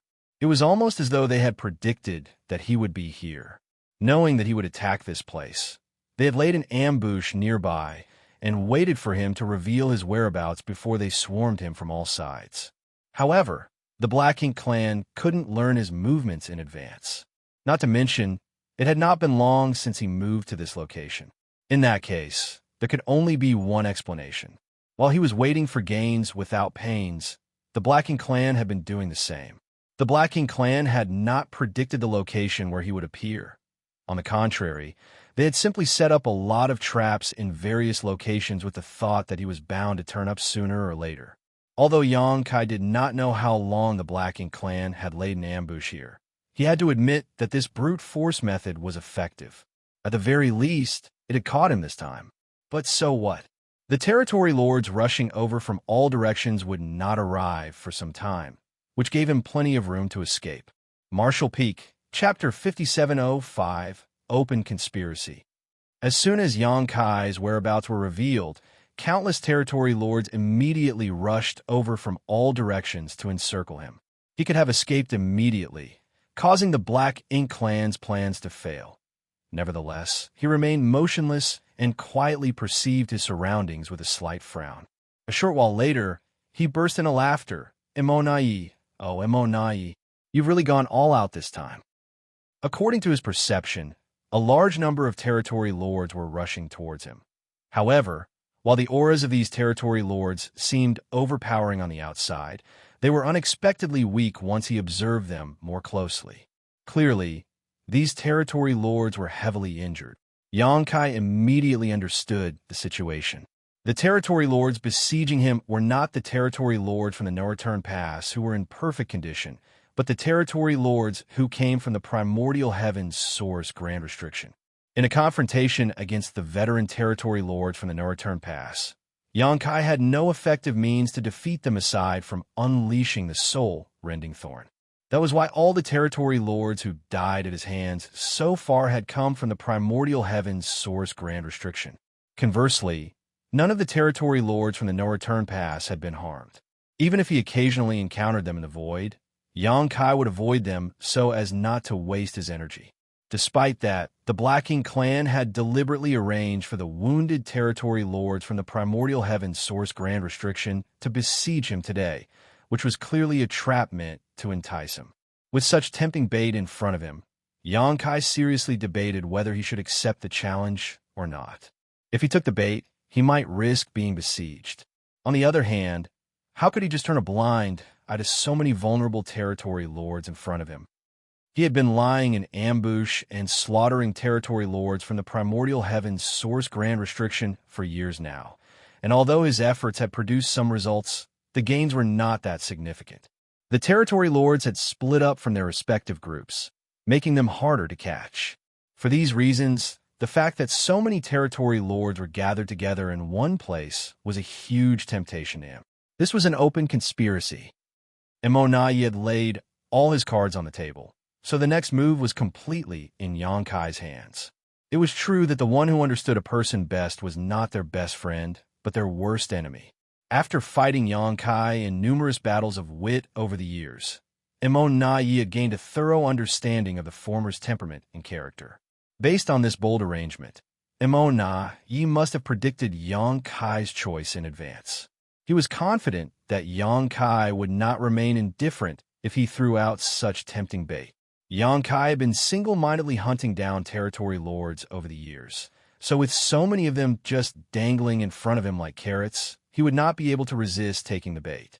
In truth, the reality was just as Immortality expected. Xianxia only hesitated for a moment before he came to a decision.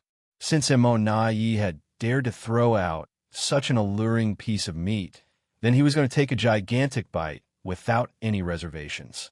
I have to kill as many territory lords as possible before they complete their encirclement to reduce the pressure I have to face later. Spreading out his divine sense madly, Xianxia confirmed that Immortality was not in the vicinity. A pseudo-royal lord like Immortality was unable to control their power perfectly, so they couldn't conceal their auras completely. Xianxia was bound to detect Immortality's presence if he appeared anywhere within his detection range. Of course, Xianxia was certain that Immortality was monitoring the situation and waiting for the perfect opportunity to appear from somewhere nearby. In the next breath, Xianxia's figure flickered. Following the fluctuations of space principles, his figure vanished from the spot and instantaneously appeared 1,000,000 kilometers away. There were several innate territory lords nearby, drawing upon their black ink strength to drive a black ink cloud forward at a high speed. All of a sudden, a vicious aura enveloped the black ink cloud. Then, a figure came crashing down on them as a great sun slammed into the black ink cloud. World force flared as black ink strength surged wildly. When the black ink cloud dissipated, four figures emerged extremely disheveled, coughing up black ink blood. Not far away, Xianxia appeared with his spear in hand. Not pausing for a moment, Xianxia charged forward and thrust his spear out, sending an overwhelming number of spear shadows towards the 4 territory lords. The 4 territory lords roared ferociously. Drawing upon their black ink strength, they unleashed a series of profound secret techniques to meet Xianxia's attack. They may have been bait, but they were not planning to just sacrifice their lives without fighting back. These innate territory lords who came from the primordial heavens source grand restriction had not spent much time at the no-return pass, not nearly enough to treat their wounds at least. Needless to say, they had barely recovered any of their strength. Even so, they had already begun practicing the battle formations with the rest of the territory lords under Immortality's orders. At this moment, these 4 territory lords had assumed the 4 symbols formation. Unfortunately for them, they hadn't had much time to practice it, so their auras could not combine perfectly. The 4 symbols formation that they formed was clearly subpar as a result. That was particularly obvious against a master like Xianxia. The unstable battle formation only lasted for 10 breaths before shattering. The 4 had barely managed to protect themselves with the 4 symbols formation, so without it, how could these heavily wounded territory lords be Xianxia's opponent? When the battle formation fell apart, Xianxia's spear cleanly sliced through one of the territory lords, causing it to explode into blood mist. Meanwhile, Xianxia withdrew his spear and swiftly stabbed forward once more. His spear struck another territory lord in the head, while he simultaneously spread his large hand and manipulated the local space principles, causing the surrounding space to instantly solidify. Before the other 2 surviving territory lords could even react, their vision went black and they forever lost consciousness. In less than 2 breaths of time, the aura of 4 innate territory lords withered into nothing. Xianxia immediately vanished from the spot, charging in another direction without pause. There were 4 territory lords in each approaching group, enough to assume the 4 symbols formation. Unfortunately for them, they differed from the territory lords from the no-return pass. Leaving aside their wounded bodies, they were not familiar enough with the battle formation due to lack of time and practice. Once they were targeted by Xianxia, they generally suffered the same fate as the first group of territory lords. Their battle formation would be destroyed within a dozen breaths of time, and what awaited them after was a swift death. 1 group, 2 groups, 3 groups. Xianxia's figure continued to flicker back and forth, smoothly navigating through the void as he engaged in an endless slaughter. At the same time, he did not forget to keep an eye on the movement in his surroundings as he remained vigilant towards the Black Ink clan's reaction. More and more territory lords were slain, and it was not long before 10 groups of territory lords were annihilated. Those 10 groups represented 40 territory lords. Be that as it may, the remaining territory lords did not retreat in the slightest.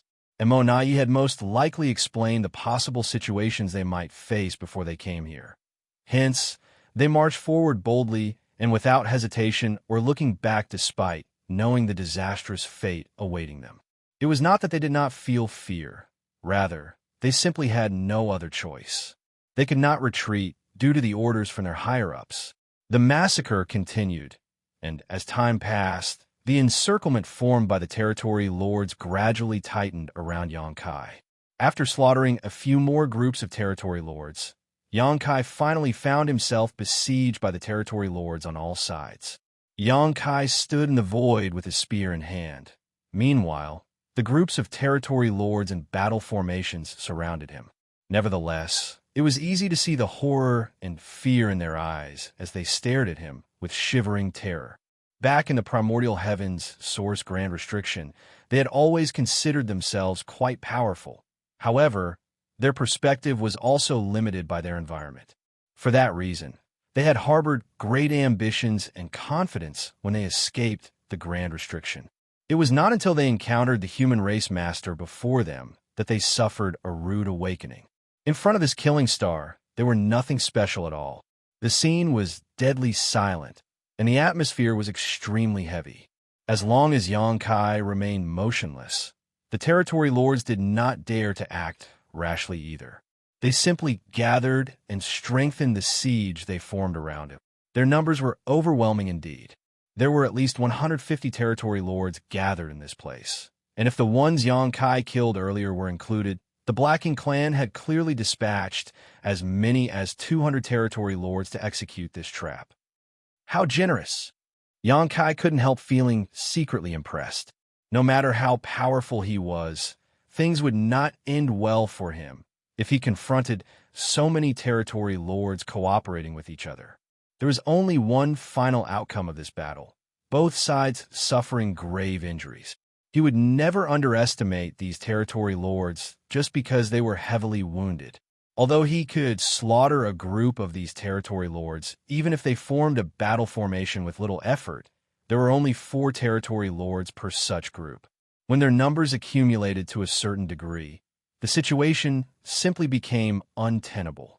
What's more, the destructive power behind the secret techniques and divine abilities unleashed by these territory lords was not insignificant despite their weakened condition. In the middle of their stalemate, one of the territory lords cautiously took a step forward and respectfully held out a miniature black ink nest. Seeming terrified that Xianxia might misunderstand his intentions, he quickly explained himself. Xianxia, Sir Immortality invites you into the black ink nest for a discussion.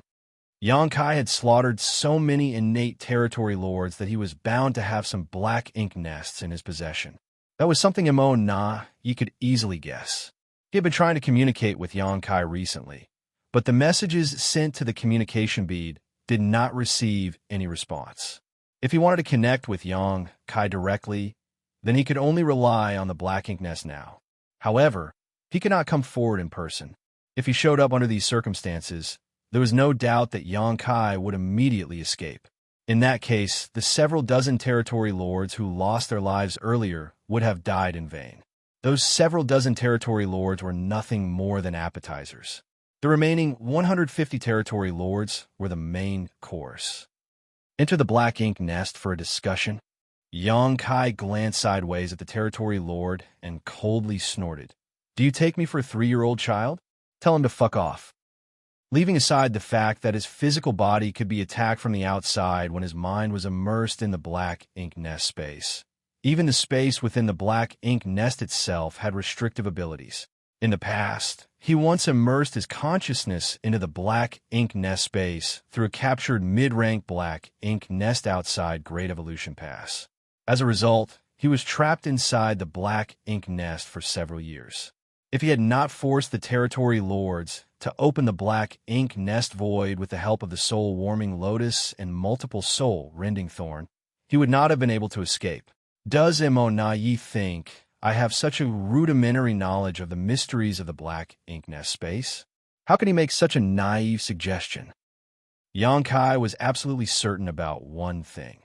Even if he found a safe place for his physical body, he would be trapped within the black ink nest the moment he immersed his consciousness into the black ink nest space. If that were to happen, it would be effortless to annihilate him without any conflict. I'm sure Immortality would laugh his head off with joy. The territory lord's divine sense fluctuated slightly, as though communicating with somebody. A short while later, he spoke again. It's fine if you refuse to enter the black ink nest space, but Sir Monayi has a message for you. Speak. Sir Monayi said. He paused for a moment before he relayed the message word for word. Brother Yang, the Black Ink clan has tolerated many of your antics. We even willingly shared 30% of the resources we've gathered with you. All we asked for was some peace. Brother Yang, why did you attack and slaughter our territory lords? Yang Kai snorted with laughter. The Black Ink clan and the human race cannot coexist under the heavens in the first place. If the Black Ink clan was honest, I would not have caused trouble either. What was the Black Ink clan doing at the primordial heavens source grand restriction? Sneaking around and gathering your strength. How can I turn a blind eye to your antics? I'm only disappointed that I didn't kill enough. The territory lord relayed Yang Kai's words and received Naye's reply. He continued, You're right, Brother Yang. The Black Ink clan and the human race are completely incompatible. However, we have interacted with each other for so many years, and I have come to cherish our friendship. Although this Naye would like to be your friend, my wish is nothing more than a faint dream. The both of us, we are only acting for the greater good of our respective sides. We come from different origins, so it is only natural for our circumstances to be different. It is fate. There is nothing that can be done. Marshall Peak, Chapter 5706, Are you willing to leave just like that? Naye's words were sorrowful, sounding extremely emotional. Of course, Yang Kai thought to himself, who would cherish a friendship with you? Nevertheless, looking at the situation from a different perspective, Naye had truly done a good job of dealing with the problems Yang Kai caused over the years. If it had been any other Black Ink clansman who was in charge instead, the results would definitely have been worse. After delivering Naye's message, the territory lords from the primordial heavens source grand restriction were taken aback. The attitude that the pseudo-royal lord displayed towards this human was beyond their expectations. Upon further thought, though, they could somewhat understand his compromising attitude after considering the strength and abilities displayed by this person. There was a moment of silence before the territory lord began to relay Naye's words again. Now that things have come to this point, we should settle this matter. Yang Kai asked, How do you want to settle it? The flaw in the primordial heavens source grand restriction has been repaired, so there won't be any more territory lords coming out. Besides, many of the territory lords who snuck out of the grand restriction have died at your hands. What I mean is, for this matter, the Black Ink clan will let bygones be bygones. If you agree to stop hunting down the territory lords, the Black Ink clan will not pursue the previous matters. We will also continue delivering 30% of our resources to you as promised. What do you think, Brother Yang? Yang Kai's expression shifted slightly. He had to admit that Naye was being very generous and making a huge concession here. Including the territory lords he slaughtered just now, nearly 400 had died at his hands over the past few years. That was 408 territory lords, not feudal lords or high-rank soldiers. If those 408 territory lords were sacrificed to create pseudo-royal lords, they could produce between 20 to 30 with such numbers. After all, there was no shortage of high-rank Black Ink nests at the moment. It was such a terrible loss. Yet Naye claimed that he could regard the entire matter as though it never happened. That was an impressive show of sincerity indeed. Looking at the situation from another angle, Naye would rather bear such a terrible loss if it made Yang Kai stop. The fact that he had mobilized 200 territory lords to besiege Yang Kai indicated that even more than that were on their way to the no-return pass. If this issue could not be resolved today, then the Black Ink clan would end up suffering even heavier losses.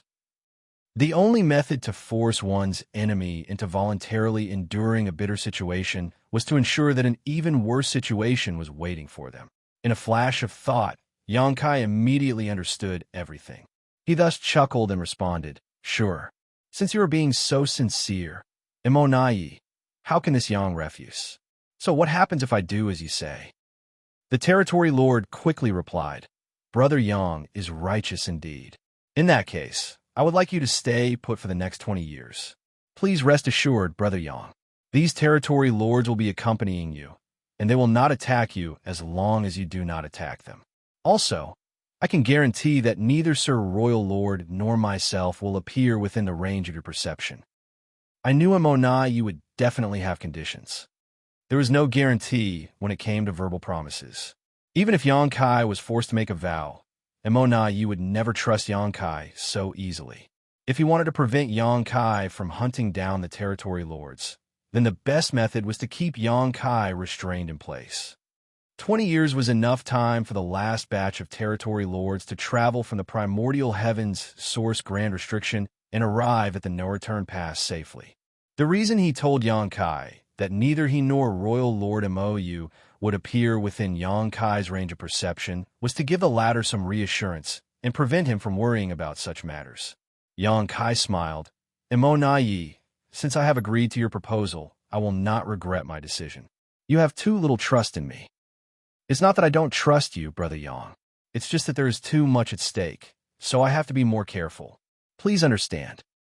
Yang Kai nodded in understanding and glanced around his surroundings. The expressions of the innate territory lords turned solemn when they felt his gaze on them, and a sense of fear coursed through their bodies. If I insist on leaving, these territory lords cannot stop me.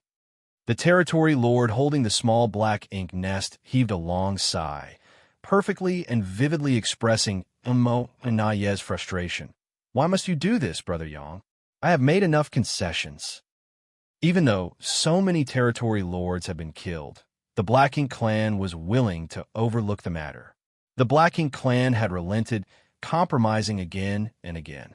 Naturally, their decision was a forced result of the situation. Even if Imona wanted to take revenge, he was powerless to do so. Thus, the only thing he could do was choose the second-best option. Yang Kai lowered his eyes and said indifferently, "There are things that can be negotiated, and there are things that cannot." Imona fell silent. After a long time, the territory lord finally relayed his words. "Brother Yang, are you really willing to leave just like that?" Yang Kai burst out laughing. "You really know me well, Imona. When I advance to the Ninth Order Open Heaven Realm, I will cut your head off to celebrate my achievement." He was definitely not willing to leave just like that. There were 150 innate territory lords here, so how could he possibly leave without massacring them to his heart's content? Rather than wasting his time and energy waiting in ambush for the scattered territory lords to arrive, he might as well go all out and cull all the territory lords here. That was the true ingenuity of Immona's trap. It wasn't that he could not mobilize the veteran territory lords of the No-Return Pass, but that he was not willing to do so. He only mobilized the territory lord from the primordial heavens source grand restriction to give Yang Kai an opportunity to exploit and mislead the latter into believing it was possible to massacre all these injured territory lords. The best outcome was for Yang Kai to accept the initial terms. Then, the 150 territory lords here would only need to accompany him for the next 20 years. The territory lords on their way would also have enough time to arrive at the No-Return Pass. In this way, the strength of the Black Ink clan was guaranteed to increase in the future. Even if Yang Kai did not agree to the conditions, though, Imona knew the former would not escape easily when there was such a tempting target dangling in front of him. A great battle was bound to break out. No matter how many innate territory lords would succumb in battle, it would be impossible for Yang Kai to escape unscathed. Where would he find the time and energy to hunt down the traveling territory lords? Therefore, it did not matter whether Yang Kai agreed to the initial conditions. Both scenarios had been included in Immona's calculations. The only difference was the price that the Black Ink clan would have to pay. Before Yang Kai even finished speaking, his figure had already appeared in front of the territory lord holding the black ink nest. The territory lord had been focused on the black ink nest in his hands to relay Immona's words, and as a result, he could not spare any attention to support the four symbols formation that was maintained between him and his three companions, especially since he was unfamiliar with the battle formation in the first place. It was the perfect breakthrough point. The Territory Lord clearly did not expect Yang Kai to suddenly attack, so before he could react, he saw Yang Kai flashing by him. A long spear pierced into his body at the speed of lightning, and a violent force exploded from his body. He barely had time to grunt in pain before his entire body exploded and filled the void with a cloud of blood mist. In the next moment, Yang Kai turned his spear to the other 3 Territory Lords. An intense battle broke out without any warning. Fortunately, the Territory Lords who came here had been prepared in advance. As soon as Yang Kai made his move, they immediately counterattacked with all their might. Black ink strength surged uncontrollably as black ink clouds swirled wildly. Likewise, a few Territory Lords who received different orders beforehand shifted and scattered around the void to prepare their next strategy. Yang Kai had just finished off the 3 Territory Lords without the protection of the battle formation when countless secret techniques and divine abilities slammed into him from all directions. His body trembled from the impact, bearing the brunt of unimaginable pressure. Nevertheless, he did not stop his massacre. With enemies in all directions, Yang Kai swept his spear back and forth without pause. From time to time, a great sun would leap into the sky, accompanied by the golden crow's cry. As the auras of numerous Territory Lords withered and disappeared, Yang Kai suffered numerous wounds. Fighting 150 innate Territory Lords with the strength of one man alone was an unprecedented feat that had never been seen since ancient times. If these 150 innate Territory Lords had been at full strength, even a 9th Order Open Heaven Realm Master would not have lasted long against them, much less an 8th Order Master like Yang Kai. It was a case where even an elephant would die from enough ant bites. Fortunately, these Territory Lords were all heavily injured, so their strength had been reduced considerably. In addition, it was difficult for them to move around and coordinate properly with so many of them trying to attack just one highly mobile target. Yang Kai's figure flickered about, having no trouble bearing the attacks for the time being. Immortal Yi had set the stage, and Yang Kai had to pay a certain price if he wanted to participate. It was inevitable. Territory Lords continually lost their lives, but the encirclement still grew tighter and tighter. Overwhelming auras closed in from all directions like an invisible barrier, pressing down on Yang Kai. The space in which he could move around grew smaller and smaller. At a certain point, the encirclement reached its limits, and it no longer mattered how ferociously Yang Kai fought back. In this situation, 2 fists simply could not block 4 strikes. Even though he could forcibly slaughter the Territory Lord in front of him, at least a dozen different attacks would land on him at the same time. These attacks caused his body to tremble violently as he coughed up golden blood. A dragon roar suddenly burst out, and an enormous golden dragon head emerged behind Yang Kai before plunging into his figure. Golden light erupted in all directions as Yang Kai's small humanoid figure abruptly transformed into an enormous golden dragon. Covered in dragon scales, the golden dragon had dragon horns on his head and a thick, fluttering dragon beard below his jaw. The violent assault slammed into Yang Kai's dragon form and broke many of his dragon scales. However, he remained indifferent. Unleashing a divine dragon tail sweep, Yang Kai sent numerous Territory Lords around him flying backwards. Then his enormous dragon head abruptly turned to look in a certain direction where 4 Territory Lords were gathered in secret. His dragon maw opened, and a dragon roar reverberated through the void. "What do you think you're doing?" Immortal's plan was not as simple as it appeared on the surface. He seemed to want to take Yang Kai's life in exchange for the lives of these Territory Lords, but that would not be worth the effort and sacrifice. In reality, he had a larger ambition. He wanted to trap Yang Kai here so that he could eliminate Yang Kai himself. Faced with an elusive opponent like Yang Kai, it was extremely difficult to trap him in one place. The only method that the Black Ink clan could use to accomplish this was to set up the 4 Gates, 8 Palaces Great Pagoda Array. Once the Grand Array was activated, it would have a heaven-sealing, earth-locking effect, rendering Xianxia powerless to flee. These territory lords from the primordial heavens source Grand Restriction had not spent much time at the No-Return Pass. But aside from practicing the four symbols formation, they had diligently familiarized themselves with this spirit array. Some of these territory lords had brought along the necessary array plates and banners and were secretly preparing the grand array, while their companions were keeping Xianxia busy. The moment the grand array was completed would be the moment of Immortal Ballad's dazzling debut. The reason he had not appeared earlier was to not alert Xianxia to his presence. Once his aura appeared in Xianxia's perception, the latter was bound to escape immediately. However, how could Xianxia fail to notice Immortal Ballad's plans?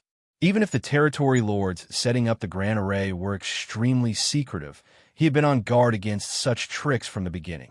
Dragon scales flew everywhere, bearing the attacks that came from all directions. A series of hideous and terrifying scars appeared on the huge dragon form. But the dragon's head soon stretched across the distance and loomed over the four territory lords without paying the attackers any mind.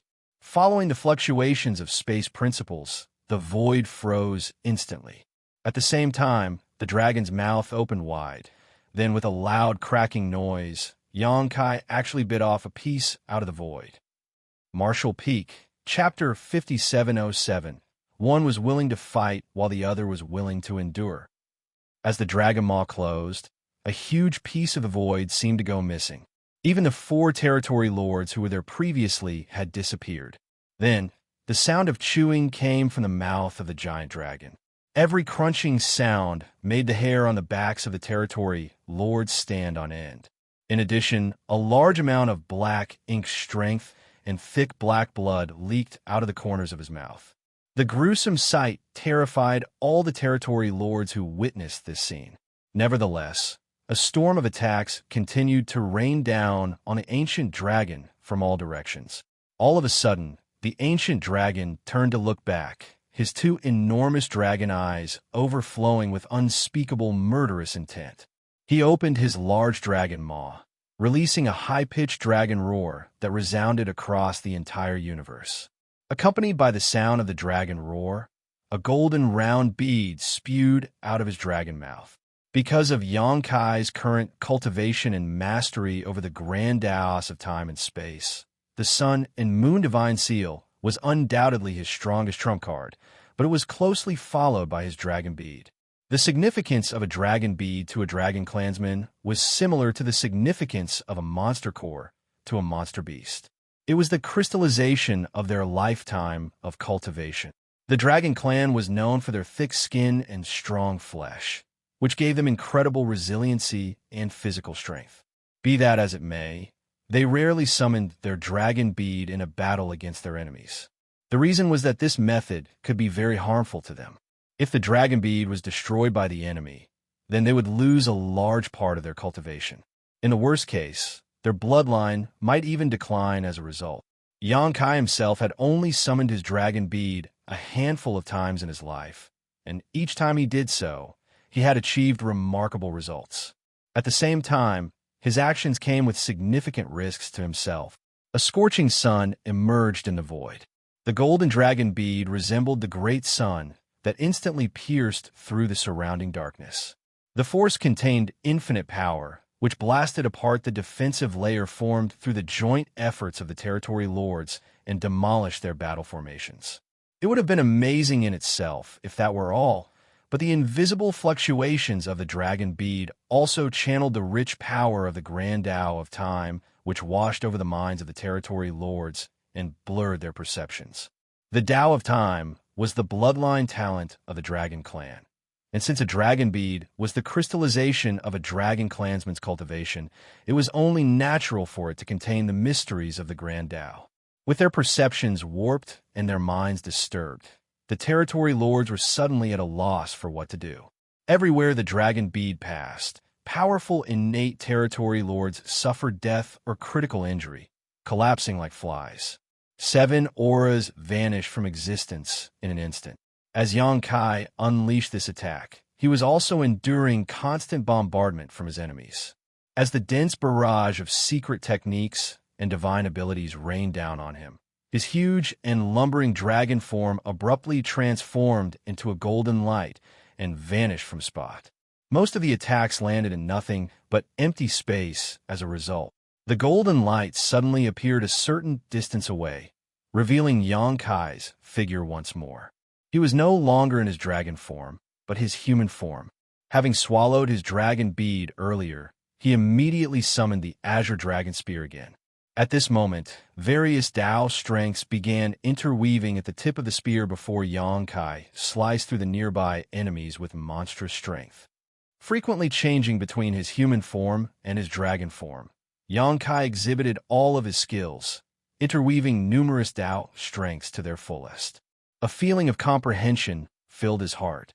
Unfortunately, he did not have the time to enjoy the revelation in his heart. The battle had been extremely intense from the beginning, so there was no saying who would win and who would lose. The number of territory lords reduced steadily, but Xianxia was also beginning to feel tired. His small universe had always been much bigger than others in the same order. Combined with his cultivation that was at the peak of the 8th Order Open Heaven realm, Xianxia generally had no trouble responding calmly to any situation, regardless of the intensity or ferocity of a battle. However, he was confronting too many enemies today, a testament to Immortal's determination. Xianxia had summoned his dragon bead 3 times in a row, slaughtering innumerable territory lords in the process. But at this point, he could no longer afford to summon it, otherwise he would risk breaking it into pieces. Inside his small universe, the consumption of world force was also bordering on excessive. Although he had the world tree clone to stabilize it, draining too much world force from his small universe might cause some problems for him. Nothing might happen to Xianxia himself, but it would be a catastrophe for the living beings in his small universe if it was completely drained. The Blacking clan had been repeatedly trying to set up the 4 Gates, 8 Palaces Great Pagoda array, but the array always failed to take shape due to Xianxia's interference. At this point, they seemed to have completely given up on their plan to restrain Xianxia with it. It was not because they were willing to give up on this plan. On the contrary, it was because most of the territory lords who brought the array boards and banners with them had been killed by now. As the saying went, even the cleverest woman could not cook a meal without rice. At a certain point, the intense battle suddenly ceased. Xianxia stood in the void with his spear in hand. The murderous intent radiating from him was practically tangible, and there was not a single intact spot on his body. Moreover, he was dyed in a mixture of golden and black blood. His tightly bound hair was disheveled and draped around his shoulders. Although his appearance was bedraggled, he gave off a heroic spirit in his own right. Even now, over 100 territory lords surrounded him and stared at him. In addition, countless overpowering auras wound around him like invisible chains in an attempt to hold him in place.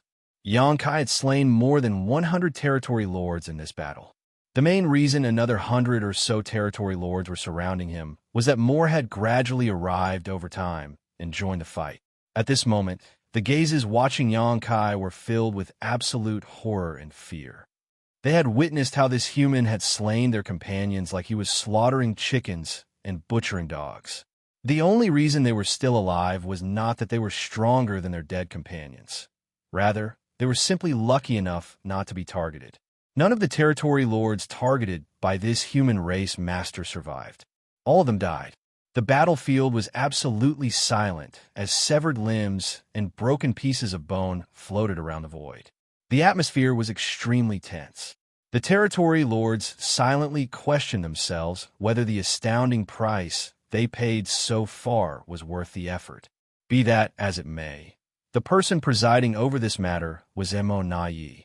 Not only were they simply acting on orders, but they could not disobey their orders either.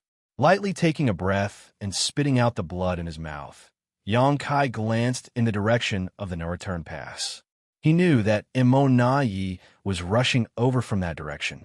There was also a possibility that Immortal was hiding somewhere in the vicinity, just beyond the range of his perception. The only reason Immortal did not reveal himself was that the time was not yet right. Xianxia had enough strength in him to continue fighting with no trouble. Not to mention, he He was proficient at escaping. Immortality did not have the confidence to stop Xianxia from fleeing if he showed himself at this moment. Hence, his only option was to wait until Xianxia was completely exhausted. Only then would he come forward and finish things in one blow. In any case, Immortality was certain that Xianxia would not be willing to leave just like that. That was because the innate territory lords standing in front of him were nothing but meek lambs waiting to be slaughtered. As long as he cared about the future of a human race, Xianxia would not stop fighting until the very last moment. Xianxia broke into a grin, and his bloodied appearance made the grin on his face seem even more gruesome. He had to admit that he had fallen completely into Immortality's trap. More importantly, he had willingly done so. Immortality is truly the genius of the Black Ink clan. Xianxia gave a flick of the spear in his hands, and his murderous intent began to surge turbulently as he shouted, "Again!" Then, his figure transformed into a stream of light and charged towards 4 territory lords in formation. After fighting for so long, there was no need for flowery moves at this point. Xianxia just had to kill as many of the powerful enemies in front of him as he could before he made his escape. On the other hand, the territory lords who came here on orders had to put constant pressure on Xianxia so that he continued to accumulate injuries. The battle at this point played out differently from the initial flexible context at the beginning. Xianxia no longer had the strength nor the mood to avoid the incoming attacks. Most of the time, he just took those attacks directly in exchange for reaping the lives of the territory lords. His dragon form, which was only one step away from advancing to the divine dragon realm, gave him the capital to withstand such abuse. When the 4 symbols formation was destroyed, Xianxia wielded his spear and covered the 4 territory lords in his spear aura. Although the 4 territory lords struggled desperately, how could they escape? A spear light came down, and each territory lord stiffened abruptly. At the same time, a barrage of assaults rained down on Xianxia.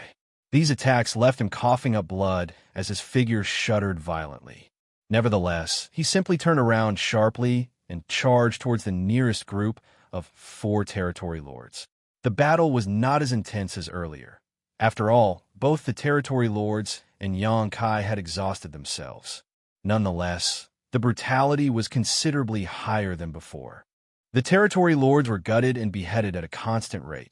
Likewise, Xianxia's aura weakened steadily. About an hour later, Xianxia's figure faltered involuntarily when he killed another territory lord. His vision also blurred for a moment. He was almost at his limit.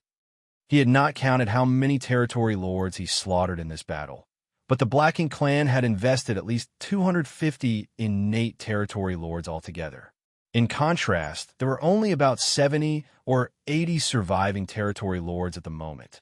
In this battle alone, Xianxia had slain some 170 territory lords.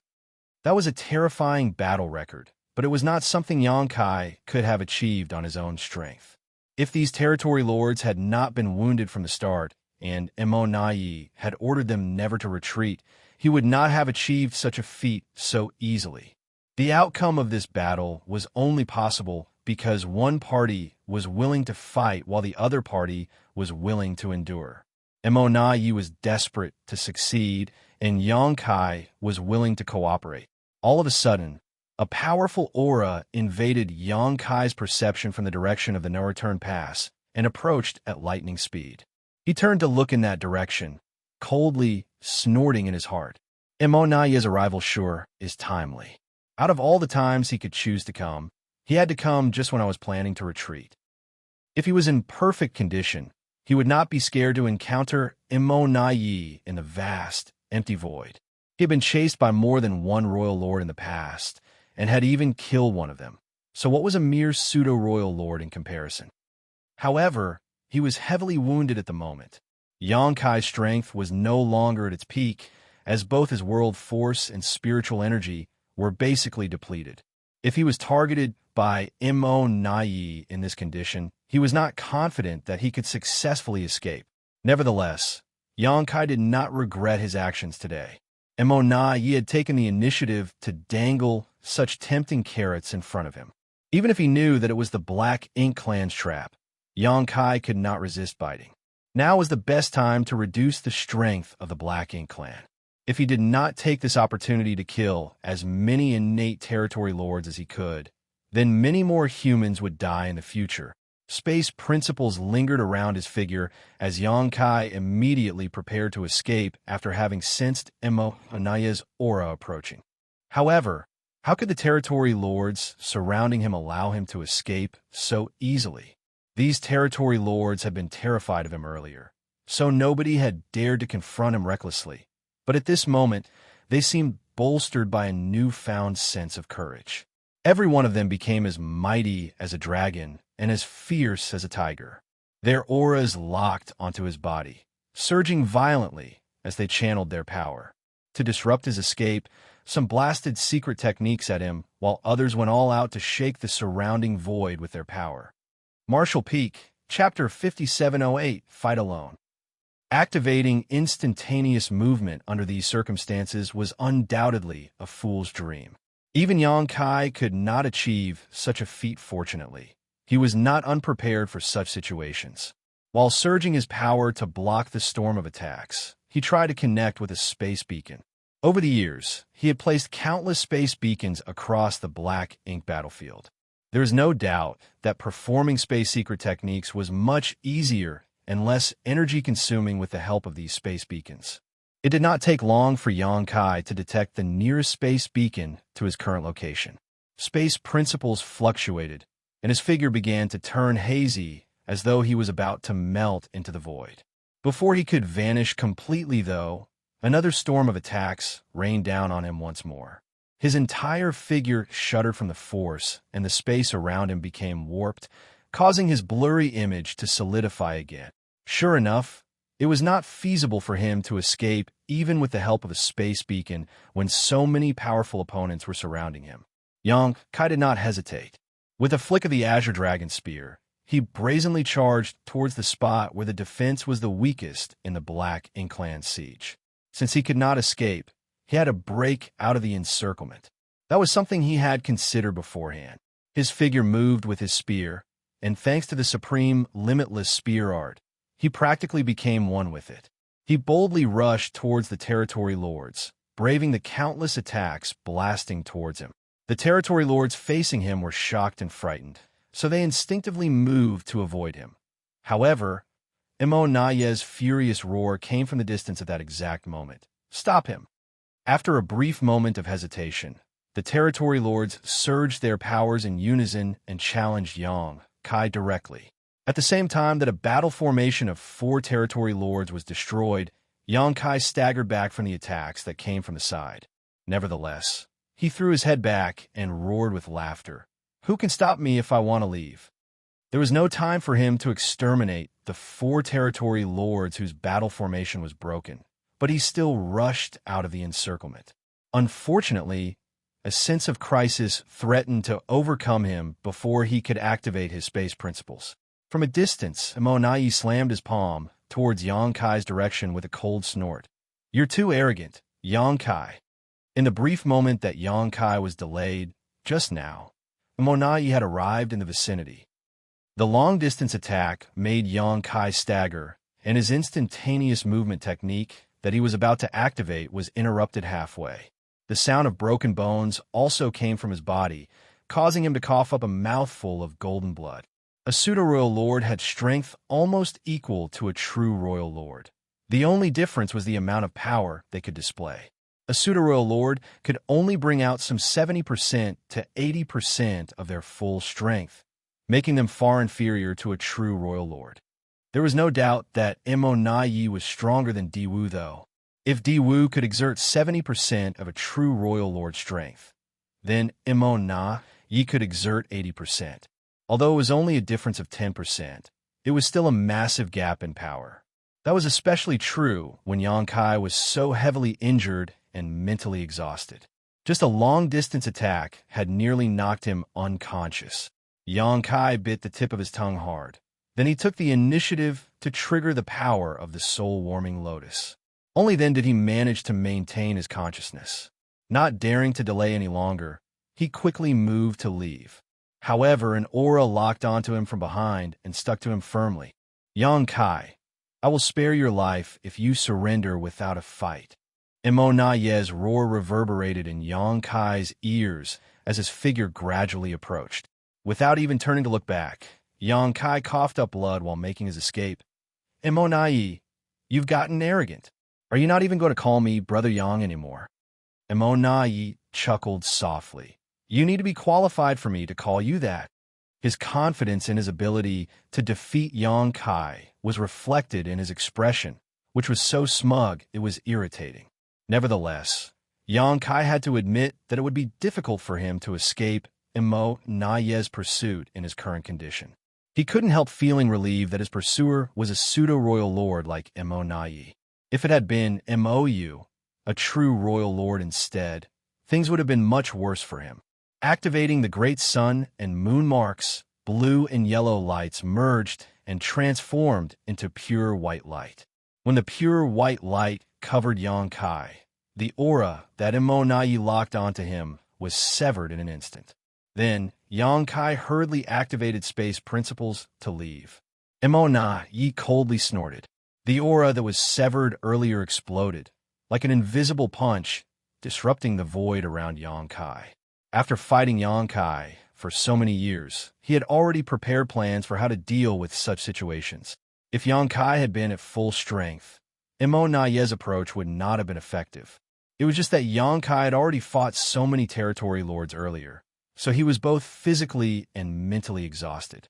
Although he was not at the point where he was a dry oil lamp, he was practically an arrow at the end of its flight. Hence, he was a little powerless in the face of Imo interference. Yang Kai's figure turned hazy and vanished from the spot. Then, he left with the instantaneous movement space technique. Be that as it may, he did not manage to flee far. Imo found Yang Kai's location with a sweep of his divine sense, and his powerful aura stretched out again in that direction, clinging to Yang Kai like leeches. Having sacrificed so many innate territory lords, how could Imo plan have no effect on Yang Kai? He had already calculated and anticipated all the possible scenarios that could occur when he came up with this trap. Everything was within his expectations. The next step was for him to hunt down Yang Kai with all his might. He was not going to rest until Yang Kai was dead. As long as he could annihilate Yang Kai, the deaths of all the innate territory lords earlier would be worth it. If he allowed Yang Kai to carry on hunting down the territory lords who escaped from the primordial heavens source grand restriction, the losses suffered by the Black Ink clan would be even greater. When Yang Kai reappeared, he staggered. He felt lightheaded and dizzy, a feeling that he had not felt in a long time. That was when he knew that he had been too greedy. In order to slaughter as many innate territory lords as possible, he had spent too long in the battle, which resulted in heavy injuries and extreme fatigue. Be that as it may, under those circumstances, how could he bring himself to retreat before the last possible moment? Nobody would be willing to leave when faced with so many innate territory lords who could be killed almost effortlessly.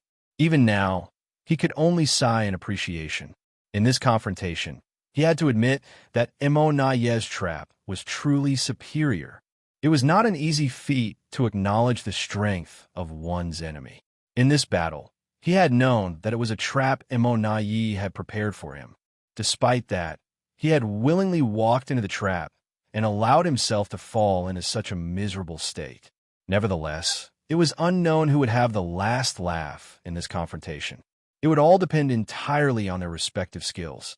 If he could escape Imo pursuit, then all the scheming and plotting that Imo did would turn into something extremely laughable instead. In fact, Imo would become thoroughly humiliated. For that reason alone, Yang Kai had to escape the pursuit of a pseudo-royal lord like Imo and survive. He had to fight alone with no help from external forces. There was a significant difference in their strengths, and his life was on the line. All of these factors were disadvantageous to Yang Kai.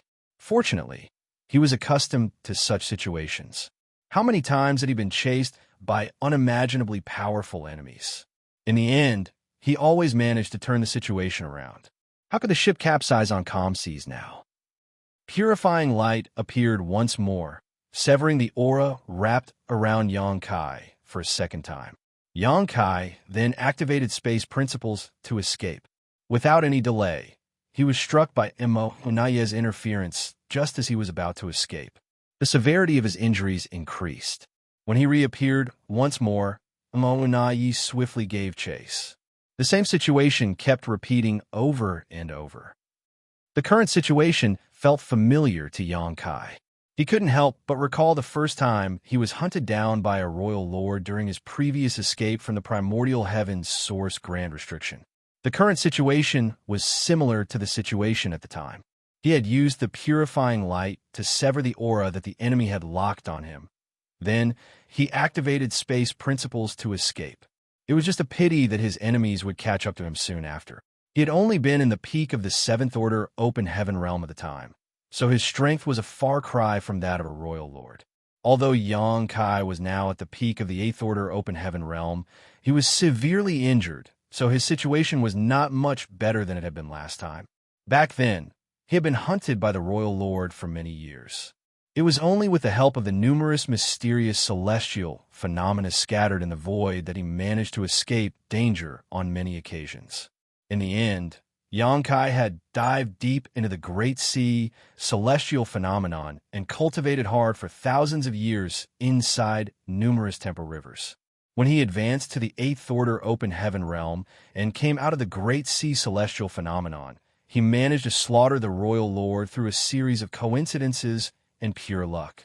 But what about now? Could Xianxia borrow the power of the celestial phenomenon like before? Regrettably, that was not an option.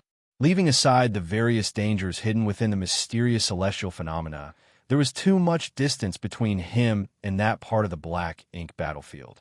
In his current condition, he did not have the confidence to last until he could reach the nearest celestial phenomenon.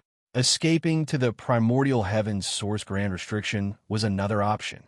The suppressing black ink army and divine dragon Fu Guang were there, so if he could lure Immortality that far, he would not only guarantee his own safety, but Fu Guang could also take the opportunity to rip Immortality in two. Unfortunately, the distance to the primordial heaven's source grand restriction was even further than the celestial phenomena, so Xianxia quickly dismissed the idea. The only ones in the vicinity who could help him were the 8th Order open heaven realm masters, secretly watching over the human cultivators mining resources nearby. However, Xianxia would only bring disaster to them if he sought their help. Those 8th Order masters might be able to resist Immortality for some time if they joined forces, but the cultivators who were responsible for mining or harvesting resources did not have high strength. Many would die just from the fallout of such a battle. Moreover, they would inevitably be besieged by the Black Ink clan once their whereabouts were revealed. These tens of thousands of cultivators were heroes who had gone behind enemy lines for over 1,000 years, risking their lives to collect resources from the depths of the Black Ink battlefield. It would not be appropriate for Xianxia to drag them into danger for his own self-interests. Therefore, his only option was to face this battle alone. He couldn't help feeling secretly resentful. It could be seen that Immortality was determined to remove him from the equation altogether. He did not have the slightest breathing space in their pursuit. Otherwise, he could have connected with the World Tree and asked the Old Tree to guide him to the grand ancient ruins boundary so that he could hide there for some time. It was too bad that he needed a few breaths for the World Tree to receive him, long enough for Immortality to butcher him. Now that there were no external forces that Xianxia could rely on, he could only rely on himself. He silently perceived his condition. His physical wounds were slowly healing thanks to his potent dragon vein, and the world force in his small universe was gradually recovering with each passing moment. Likewise, the soul-warming lotus was soothing the headache in his mind. As long as nobody interfered with his healing process, he would be fully recovered in 10 to 15 days. His recovery abilities had always been very strong. Be that as it may, Xianxia was currently being hunted by Immortality, and every time he activated space principles to escape, he would suffer additional injuries. Hence, his strength and spiritual energy were constantly being depleted. Under such circumstances, Yang Kai would probably need to escape Yi for 3 to 5 years before he could recover sufficiently to throw off his pursuer. Yang Kai did not know whether he could persist for 3 to 5 years, but he knew that a disastrous fate awaited him if he made a careless mistake and gave Yi an opportunity to capture him. Unfortunately, the current situation left him with no other choice. If he wanted to survive, then his only option was to endure and persist. After considering all his options, Yang Kai calmed down considerably. Since that was the only path ahead, he just had to walk it. Once 3 to 5 years had passed, and he had the confidence to escape alive from Yi's pursuit, he would thoroughly mock and ridicule him for his failure. He was certain that Yi's expression would be extremely exciting to watch at that point. Martial Peak, Chapter 5709, Turmoil in the Universe. Traveling through the void, Yang Kai felt an immense aura rapidly approaching him. The aura of death also loomed from behind him. Yi's deep voice echoed in his ears once more. Yang Kai, you will never escape? He did not respond. In truth, he could not spare the strength to give a response. He was focusing all his attention on fleeing. Purifying light fluctuated and severed Yi's aura once more. Both Yang Kai and Yi were extremely familiar with this routine by now. In the next moment, Yang Kai activated space principles and prepared to escape. Meanwhile, Yi's aura surged and shook the void around Yang Kai's figure to interrupt his instantaneous movement. Their actions were extremely in sync, almost as though their minds were connected. Just when Yang Kai activated space principles and prepared to leave via instantaneous movement this time, though, he suddenly felt a wave of turbulence in his small universe. He vaguely felt as though there was an invisible hand flicking his small universe, causing ripples to spread throughout it. As a result, his world force abruptly became disordered and chaotic. Under normal circumstances, such occurrences would not have had much of an impact on him. He would only need to restore his chaotic world force to reverse the effects. However, he was currently fleeing for his life, so the effects of this sudden turn of events were horrifying. His hazy figure that was about to vanish suddenly turned solid again because of the chaotic disruption. His expression immediately became solemn as a result. Yi, who was pursuing closely from behind, was also stunned by the unexpected change. It was the first time such a situation had happened throughout their chase. In previous cases, Yang Kai would already have escaped by the time he made his move. The situation left him feeling helpless despite his immense strength and ability. Aside from forcibly interfering with Yang Kai's instantaneous movement, he had not been able to make a single move up until now. The situation had been weighing heavily on Yi as a result. At this moment, he immediately saw an opportunity to make his move. He took action almost instinctively, raising his fist and punching in the direction of Yang Kai. Dense black ink strength spewed out and formed a pitch-black light that broke through the barriers of space in an instant and slammed heavily into Yang Kai. Yi was overjoyed. Increasing his speed, he rushed forward and roared. Yang Kai suffered death. He raised his fist once more and blasted out another punch. However, this turned out to be useless. When the pitch-black light dissipated, Yang Kai's figure was no longer anywhere to be seen. Yi's divine sense spread out like a tidal wave, and he immediately perceived Yang Kai's whereabouts. At this moment, Yang Kai's aura had obviously declined considerably. It was clearly the work of his attack earlier. Is he running out of strength? Yi recalled the strange incident just now and made a speculation. He did not know what happened for Yang Kai to make a mistake at such a critical moment. In any case, Yang Kai's mistake, which caused his figure to stop for a moment, had allowed Yi to exploit. The incident greatly increased Yi's chances of success in capturing or annihilating Yang Kai. Not far away, Yang Kai looked as pale as a sheet. He opened his mouth and instantly coughed up a considerable amount of golden blood. His heart was filled with fear and fury. After bearing the brunt of Yi's long-distance attack, His poor condition worsened even more. He originally only needed to escape from Immortality for 3 to 5 years to make a comeback, but now he had the feeling that he would not be able to endure much longer. The power behind the attack of a pseudo-royal lord was extremely heavy, so it was not easy to bear, especially when he was in such poor condition at the moment. However, what truly horrified and enraged him was that something seemed to be wrong with his small universe. For a moment just now, his small universe had been inexplicably afflicted by extreme turbulence. It had caused the world force in his body to become disordered. If not for that, how could he have made such a mistake? But why did his small universe experience turmoil? His small universe had always been protected and stabilized by the World Tree clone, so it was essentially flawless and impenetrable to external forces. Even in a difficult battle against Immortality, he should only suffer a terrible beating due to his inferior strength. There should not have been any effects on his small universe, unless he was completely out of strength. If his world force had been fully depleted, that would shake the very foundation of his small universe. However, that was also impossible. It was true that his strength had been significantly depleted after such an intense battle, but there were countless living beings in his small universe. His world force was constantly being replenished at all times, so his world force couldn't be depleted. Just what went wrong? As Xianxia fled with his severely injured body, he separated out a thread of consciousness to investigate the situation inside his small universe. His entire small universe was filled with an uneasy atmosphere.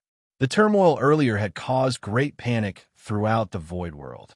Earthquakes had shaken the ground, rivers had flowed backwards, mountains had collapsed, and tidal waves swept across the seas.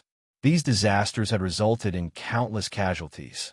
Fortunately, the disaster passed just as quickly as it came. There was no further serious damage to his small universe at this point. Nevertheless, the masters of the major sects and the Void Doubt Temple were investigating the situation for the cause, without any success, of course. Xianxia scowled deeply. His small universe was safe and sound.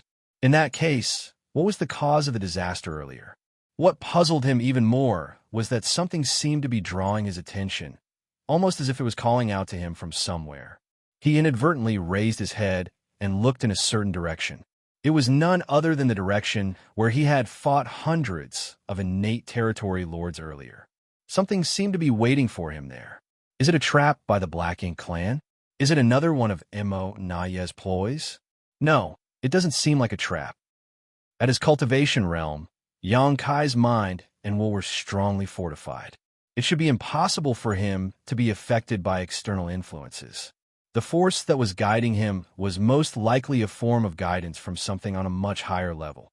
Xianxia quietly observed Immortality's expression as the latter rapidly closed the distance between them. Immortality was not hiding the murderous intent radiating from his entire being, but more importantly, he seemed oblivious to Xianxia's current abnormal state. Unbeknownst to Xianxia, when the wave of turbulence struck his small universe, the same phenomenon had occurred throughout the entire 3,000 worlds. As long as it was a place occupied by the human race, be it high heaven territory, the new great territory, the battlefields across the various great territories, or the primordial heavens source grand restriction, all the human race masters at the peak of the 8th Order open heaven realm and above had experienced the same turbulence in their small universe, and subsequently felt the same subtle pull. Fortunately, most of these veterans at the peak of the 8th Order open heaven realm were not engaged in battle at the time. Otherwise, they might have been severely wounded or killed as a result. In one of the peaceful universes located in the new Great Territory, although the world's grand Tao had been perfected and the vitality was flourishing, the universe world had yet to produce any living creatures with high sentience.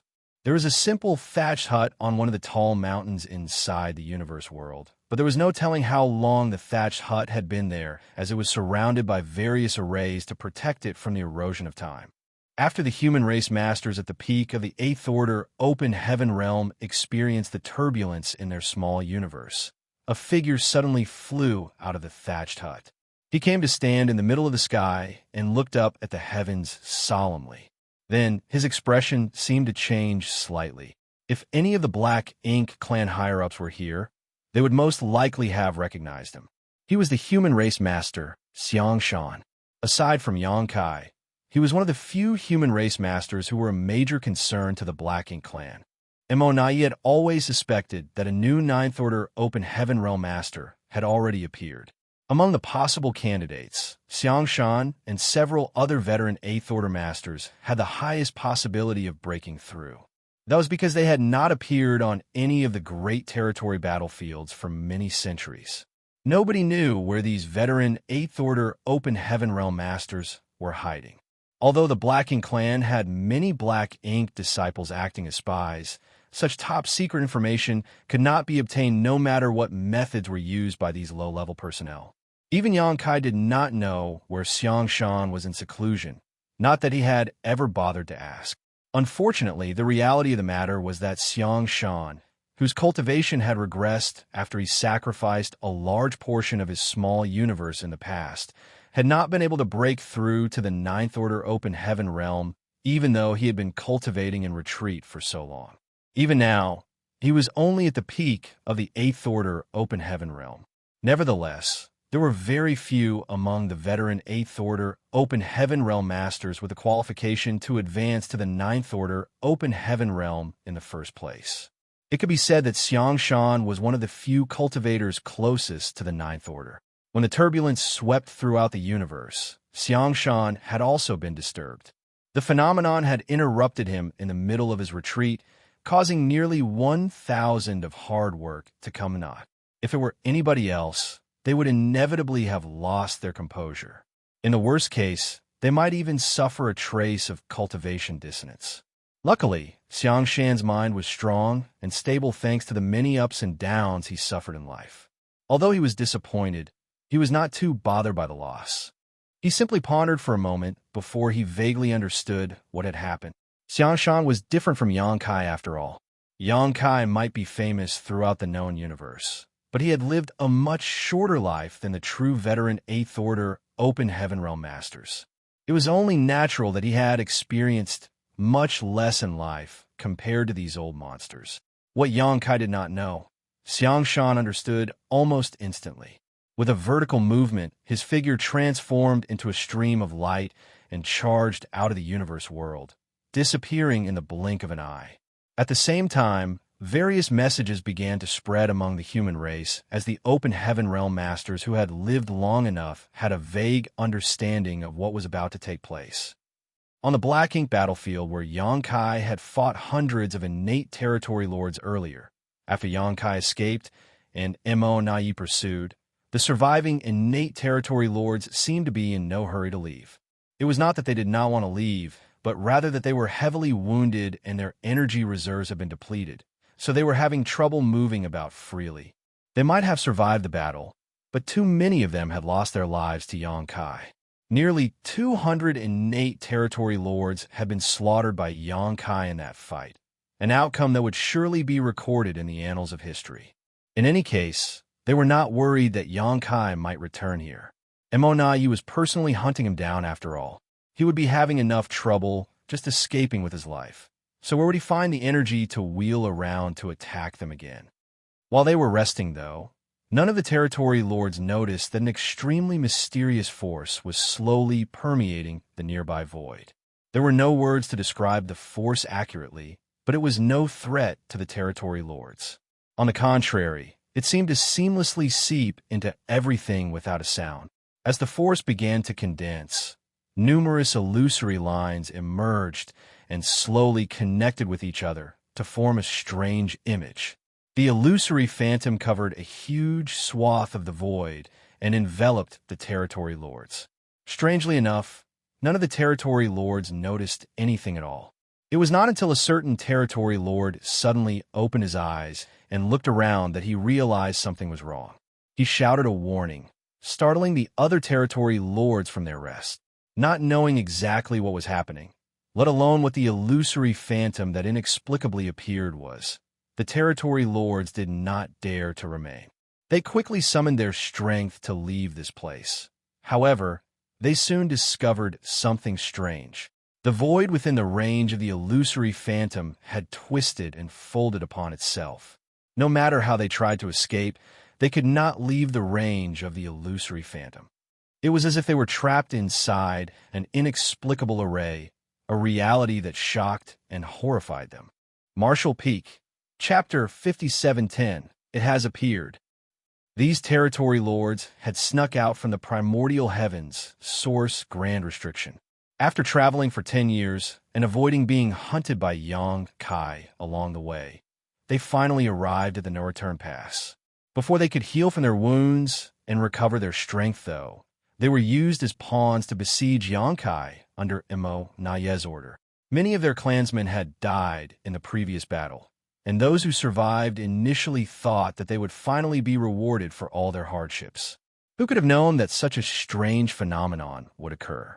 For some reason, they were trapped in the void now with no means of escape. For a time, many were filled with an inexplicable sense of grief and indignation. How could the outside world be so dangerous? Although life in the primordial heavens, source grand restriction, had been boring and monotonous, it had at least been safe. Hence, they were starting to miss the primordial heavens, source grand restriction. The region where the territory lords were located was not the only place where the peculiar illusory phantom appeared. Many illusory phantoms also emerged out of thin air on the battlefields across the various great territories where both the human race and the Black Ink clan were fighting. The phenomenon even occurred in the deserted barren territory and at the primordial heavens source grand restriction. The illusory phantoms might be scattered across the universe, but they had the same shape. It was as though a mysterious existence had projected its image at all these different locations. The illusory phantoms loomed over the vast void. However, only the unlucky, innate territory lords on the Black Ink battlefield were trapped within its range. No other living being had been trapped within the illusory phantom. After all, the illusory phantom had emerged very slowly, and those with the slightest sense of vigilance had fled at the first sign of its appearance. The Black Ink clan was completely bewildered by the phenomenon, but some of the veteran human race masters rejoiced. Some even cheered and praised the heavens for blessing the human race, acting as though the appearance of the illusory phantom was a great blessing to them. The news quickly spread to the supreme headquarters as soon as the illusory phantom manifested in the void, where Mi Jinglun quickly realized what was happening and also cheered. What opportune timing for this phenomenon to appear at this point in time. The delicate balance between the human race and the Black Ink clan that had been carefully maintained for the past few thousand years was surely about to be broken. The tidal wave, which was destined to sweep across the universe after accumulating for so many years, was about to come. Numerous orders were quickly issued and relayed to various parties. Like a sophisticated grand array, the entire human race began to operate with the supreme headquarters as the core. At the same time, Mi Jinglun also ordered many different types of ancient books that had been collected by the cave heavens and paradises over the years to be brought to the supreme headquarters. A stream of light soon arrived from the outside and landed in front of the supreme headquarters. When the soldiers on duty saw the appearance of the visitor, they immediately allowed him to enter without hindrance. Mi Jinglun, who was reviewing the information at the time, looked up with a slight glint of sadness in his eyes. Although he knew that it was unlikely for Xianxia to advance to the Ninth Order Open Heaven realm, he couldn't help feeling disappointed when the outcome was blatantly displayed in front of him. Xianxia walked straight to the table and glanced at the information in front of Mi Jinglun. Then he raised his brow and asked, "Is it really the universe furnace?" Mi Jinglun nodded. "I'm sure you've sensed it too." Xianxia agreed. "I was in retreat when my mind became restless and the turbulence struck my small universe. It was rumored that those at the peak of the Eighth Order Open Heaven realm would experience a resonance when the universe furnace appeared. I guess the rumors were true." After a pause, he added, "Where is it located?" Mi Jinglun massaged his temples with a troubled look. "There seems to be more than one location." "What do you mean?" Xianxia was stunned. Take a look for yourself. Mi Jinglun pushed a jade slip towards Xianxia. Xianxia took the jade slip and checked the contents. Then he exclaimed in astonishment, "How can this be?" According to the intelligence received by the Supreme Headquarters, the illusory phantom of the universe furnace had appeared on a number of the great territory battlefields. Moreover, these were only the ones detected by the human race. There was no saying whether anything had slipped through their investigations. Mi Jinglun elaborated. According to the records in the ancient books of the cave heavens and paradises, it is possible for there to be more than one location when the universe furnace emerges. At most, there were 3 locations in the past. There has never been a precedent where there were more than 10 locations at once. Xianxia reminisced with a fond look on his face. A long time ago, I heard my honored master talking about the universe furnace. The ancestors speculated that the universe furnace always remained hidden beyond our universe. Nobody has ever seen the true universe furnace before. On the contrary, what we see is nothing more than its projection. Although the projection is illusory, it is closely related to the body of the universe furnace.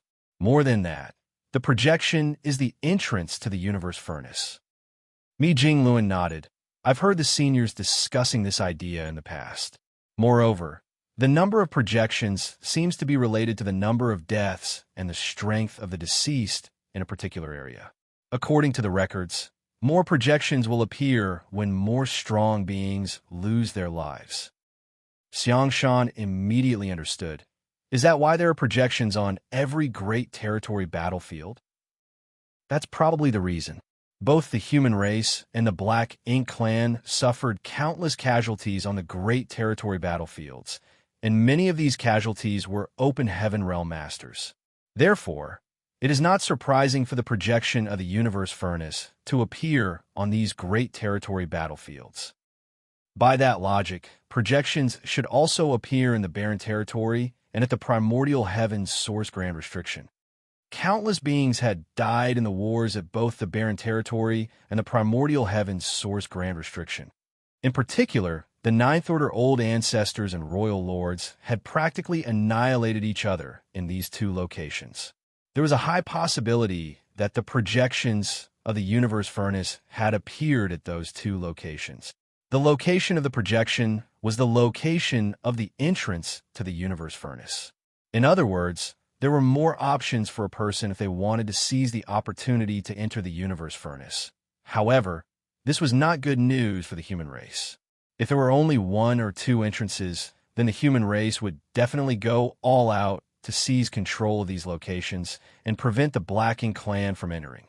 Unfortunately, it was a fool's dream to hope that they could control all the entrances under these circumstances. The Black Ink clan would also have the opportunity to enter the universe furnace, which would be extremely disadvantageous to the human race. The current situation would inevitably lead to a bloody battle that would in turn destroy the current balance. When was the last time the universe furnace appeared? Xianxia asked. Mi Jinglun replied. Around 200,000 years ago. Xianxia frowned. Too much time had passed since the last appearance. Even if the ancient books of the cave heavens and paradises contained any records, they would likely not be complete or comprehensive. Mi Jinglun was currently reading through the ancient books to find some useful information, so the human race masters were not completely blind when they entered the universe furnace. Every time the universe furnace appeared in the past, the projections mostly only appeared on the Black Ink battlefield. The projections would occasionally appear in the 3,000 worlds, but those occurrences were rare. Therefore, the records left behind in the 3,000 worlds do not contain much useful information. The number and location of projected entrances to the universe furnace was closely linked to the number of powerful living beings who died nearby. That much was certain. There had always been various conflicts in the 3,000 worlds, but large-scale wars were basically non-existent, so the projections rarely appeared in the 3,000 worlds.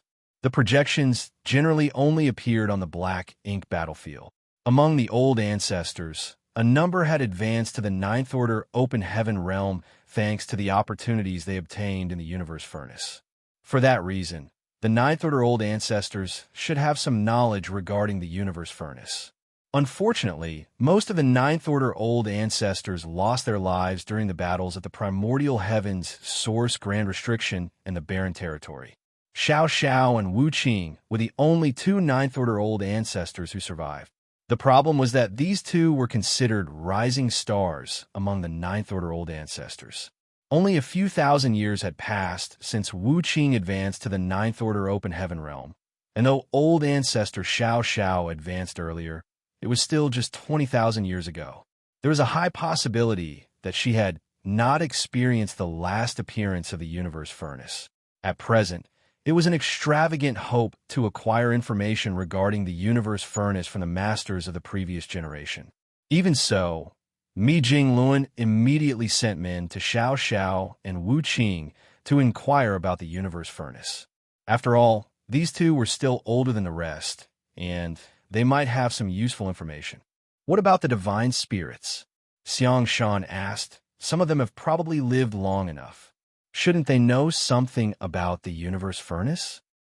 Mi Jingluan replied, I have sent messengers to the elders of the Dragon and Phoenix clans, but we shouldn't expect too much.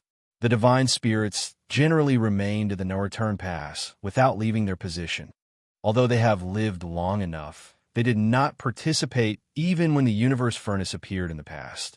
Hence, they probably do not know much about the Universe Furnace either. He continued after a pause, I also sent messages to some of the elders from the cave heavens and paradises. We'll see what information we can obtain. The elders from the cave heavens and paradises might not be very strong, but they had lived for a long time. Even if they did not experience the Universe Furnace in person, they might have heard something from their seniors. It was quite a sad situation.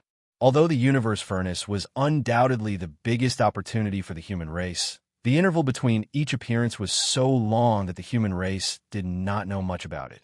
At this moment, their most urgent task was to collect as much information as possible. Will there be enough time? Xianxia asked slightly anxiously. There is nothing to worry about on that front, Mi Jingluan reassured. According to the records in these ancient books, the appearance of the Universe Furnace's projections is just the beginning. The entrance will only open once the projections have solidified completely. This process can take a long time, ranging from a few months to 5 years. Xianxia nodded lightly. Then he suddenly looked at Mi Jingluan with an apologetic expression. I want to enter the Universe Furnace. Although he had the qualifications to advance to the Ninth Order Open Heaven Realm, he had determined that he could not do so with his own strength alone after cultivating in retreat for the past 1,000 or so years. The damage he suffered when his cultivation regressed might have seemed harmless at the time, but apparently there had been a profound impact on his foundation after all. Mi Jingluan smiled and said, Brother Xiang, of course, you should be able to enter the Universe Furnace. There's no need to feel awkward. After all, your advancement to the Ninth Order Open Heaven Realm will bring greater pressure to the Black Ink clan. Aside from Xianxia, the only other person in the human race who qualified to coordinate the overall situation and strategize the logistics was Mi Jingluan. During the years that Xianxia had been cultivating in retreat, Mi Jingluan had basically taken charge of the entire Supreme Headquarters and managed the whole human race in an orderly manner. The Universe Furnace was a great opportunity for both of them, but unfortunately, both of them couldn't enter it together. One of them had to stay behind to lead the human race, otherwise, chaos would surely erupt. In other words, if Xianxia were to enter the Universe Furnace, then Mi Jingluan had to stay behind. That was one of the reasons why Xianxia felt slightly guilty. However, Xianxia was not acting solely out of personal interests. It was just as Mi Jingluan said. Although they were both at the peak of the Eighth Order Open Heaven Realm, Xianxia was superior in terms of combat power. Hence, it would be better for him to enter the Universe Furnace in search of an opportunity to break through. In this regard, Mi Jingluan was very understanding. Even if Xianxia had not said anything, he would have made the same arrangements. Martial Peak, Chapter 5711, Blood Crow of the Profound Nether Army. Xianxia said nothing more and changed the topic. Where is Yang Kai? Mi Jingluan answered solemnly. We had some problems at the Primordial Heavens Source Grand Restriction. Mi Jingluan then gave Xianxia a rundown regarding the news that Ouyang Lai brought back in Yang Kai's warning. Upon hearing the situation, Xianxia frowned deeply and instantly understood the gravity of the problem. A flaw had appeared in the primordial heavens' source grand restriction, and an unknown number of innate territory lords had escaped from inside. The strength of the Black Ink clan at the No Return Pass was bound to have increased significantly as a result. With an increase in the number of innate territory lords, the Black Ink clan would have more flexibility and maneuverability in making future decisions and arrangements. Leaving aside everything else, just the creation of more pseudo-royal lords alone was a huge concern to the human race. In the past, the Black Ink clan was extremely reluctant to produce pseudo-royal lords because the price was simply too high. More importantly, the birth of a single pseudo-royal lord had little impact on the overall situation between the Black Ink clan and the human race compared to the immense sacrifice required. However, there were many more innate territory lords now. Those innate territory lords also brought many high-ranked Black Ink nests with them when they escaped from the primordial heavens source grand restriction. At this rate, the Black Ink clan no longer had any reason to hold back when it came to creating more pseudo-royal lords. Coupled with the fact that the universe furnace was about to appear, the Black Ink clan was bound to obstruct the human race in every possible way to prevent them from obtaining new opportunities. A storm was coming. A catastrophe would soon loom over the world with the emergence of the universe furnace as its herald. It was both an opportunity and a crisis for the human race. In any case, such a huge event would not escape Yang Kai's perception. Regardless of where he was now, he was bound to enter the universe furnace when the entrances were fully formed. The situation might not turn out too badly if he joined forces with Xianxia inside the universe furnace. Profound Nether Army's Blood Crow requests to meet Supreme Commander Mi. A roar suddenly came from outside the Grand Hall. Xianxia and Mi Jingluan exchanged a glance of astonishment. Xianxia had a vague impression of the name Blood Crow. Not only was Blood Crow's background somewhat special, but he also used to be a member of Yang Kai's Dawn Squad. Xianxia had paid much attention to Yang Kai's Dawn Squad back in the Great Evolution Army, so it was only natural for him to know about Blood Crow. On the other hand, Mi Jingluan seemed stunned for a moment. Then, his eyes lit up in excitement. "I can't believe I forgot about him." While saying so, he jumped to his feet and went to meet Blood Crow without any delay. A short while later, Mi Jingluan and Blood Crow entered the Grand Hall together. One person had a peaceful air around them, while the other had an extremely flamboyant aura. The blood chi around Blood Crow was so thick that it was practically solid, lingering around him to form a layer of crimson blood mist that was visible to the naked eye. Xianxia frowned upon seeing this. Blood Crow's cultivation gave Xianxia a strange feeling. He seemed to be in the 7th Order Open Heaven realm, but also the 8th Order Open Heaven realm. Regardless of whether he was in the 7th Order or the 8th Order, though, he should be able to properly control his cultivation realm aura. However, his appearance seemed to indicate that he could not control his own strength. He was not deliberately being flamboyant with his aura. Rather, it was because his power was slightly out of his control. If Xianxia remembered correctly, Blood Crow cultivated a secret art known as Grand Evolution Immortal Bloodlight Scripture, which was an evil technique. Blood Crow had caused great chaos in the Shattered Heavens some millennia ago, and many disciples from the Cave Heavens and Paradises had died tragically in his hands during that period. In the end, though, he was captured alive by a master from Bright King Heaven and thrown into the Black Ink battlefield to redeem himself. All kinds of information about Blood Crow quickly flashed through Xianxia's mind, and he eventually labeled Blood Crow as a heretic. He did not have a favorable opinion of this person, and if not for the ongoing struggle between the Black Ink clan and the human race, he would have taken matters into his own hands to deal with this problem individual. At this moment, though, Mi Jingluan was enthusiastically welcoming Blood Crow inside. Seeing Xianxia, Blood Crow generously cupped his fists in greetings, Brother Xiang. Blood Crow did not address Xianxia as senior brother or by any other respectful title. Fortunately, Xianxia was not bothered by such formalities and simply nodded his head lightly to return the greeting. After all, he cannot be called senior brother by Blood Crow if they went strictly by seniority. After asking Blood Crow to take a seat, Mi Jingluan finally asked the important question, "Why did you come looking for me today?" Although he had some speculations in his heart, he couldn't help feeling overjoyed to hear the actual sentence coming from Blood Crow himself. Then, he heard Blood Crow's indifferent voice. "I've been to the Universe Furnace before." In the suppressing black ink fortress outside the primordial heavens source grand restriction, the suppressing black ink army of 6,000 had finally gained the absolute upper hand in their 1,000-year confrontation against the Black Ink clan. Moreover, they suffered very few casualties. In the end, the only purpose of the Black Ink clan and the primordial heavens source grand restriction in attacking the suppressing Black Ink army was to keep the humans and Wu Kuang distracted while they searched for another way to escape, a venture they eventually succeeded in, at least temporarily. At this moment, the void was deathly quiet.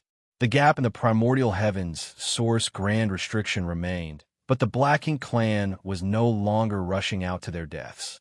The flaw in the primordial heavens source grand restriction that the Black Ink clan opened with great difficulty had been exposed and patched by Wu Kuang. Now that there was no means for the Black Ink clan to sneak out of the primordial heavens source grand restriction, and the enemy was on guard against such attempts, they no longer had a reason to waste their resources by confronting the humans outside. Wu Kuang did not bother to close the gap either. Since it had already been opened, he would most likely cause further impact to the primordial heavens source grand restriction if he tried to close it again. It was better to simply maintain the current state without making any changes. As a result, the suppressing Black Ink army couldn't help feeling bored now that they had nothing to do. It was fortunate that they could still focus on their own cultivation. Just as Xianxia and Mi Jingluan guessed, when the projections of the universe furnace appeared everywhere in the universe, one also appeared outside the primordial heavens source grand restriction. All the cultivators whose cultivation had reached the peak of the 8th order open heaven realm were startled by a sense of resonance that welled up at the sight of the phenomenon. Looking at the projection gave them a sense of desire and yearning.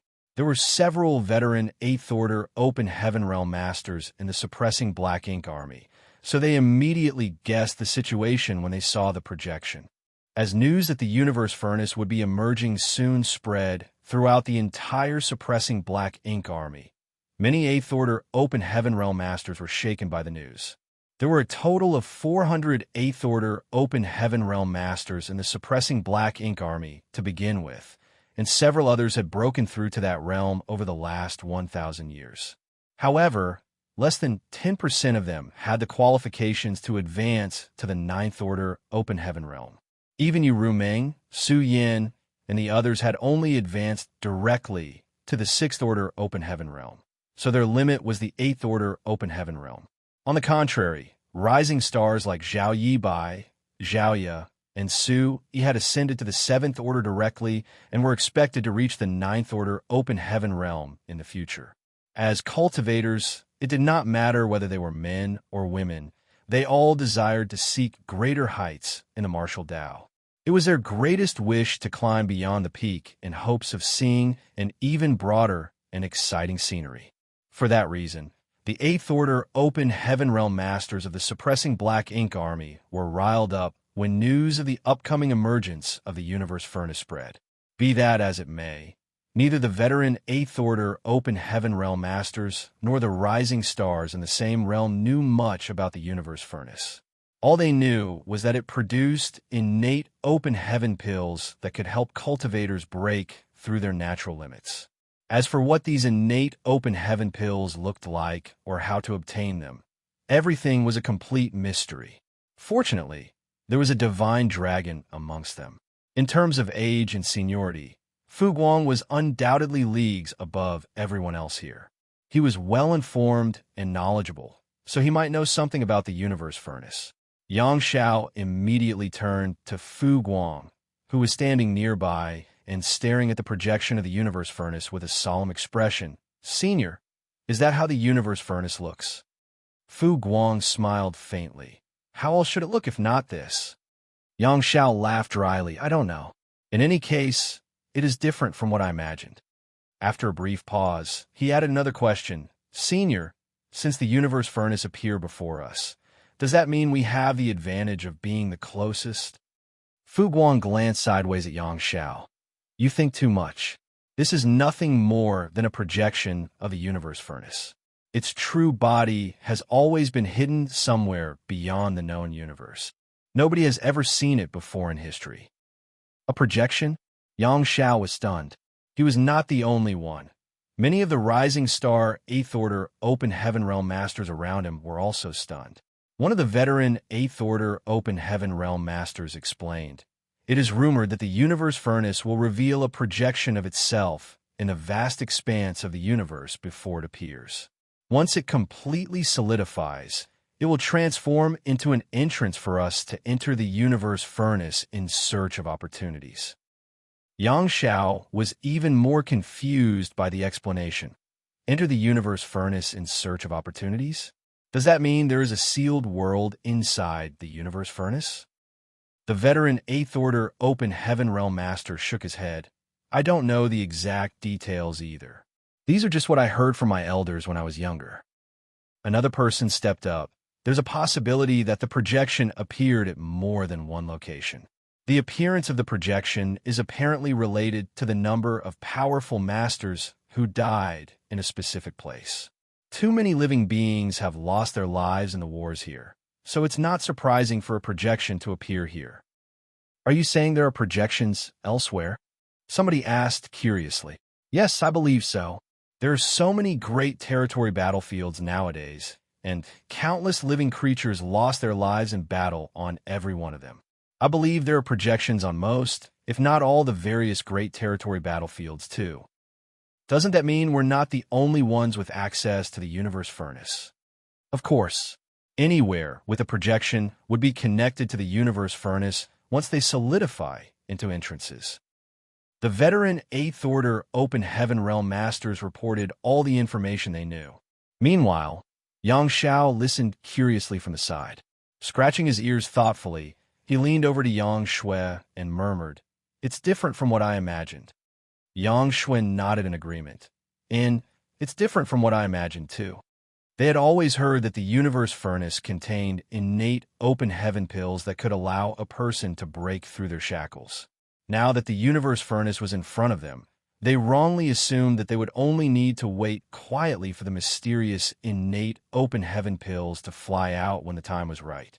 When that moment came, they would then compete for the open heaven pills. It was not until this moment that they learned that the universe furnace in front of them was nothing more than a projection. Even when the time was right, no open heaven pills would fly out of the universe furnace.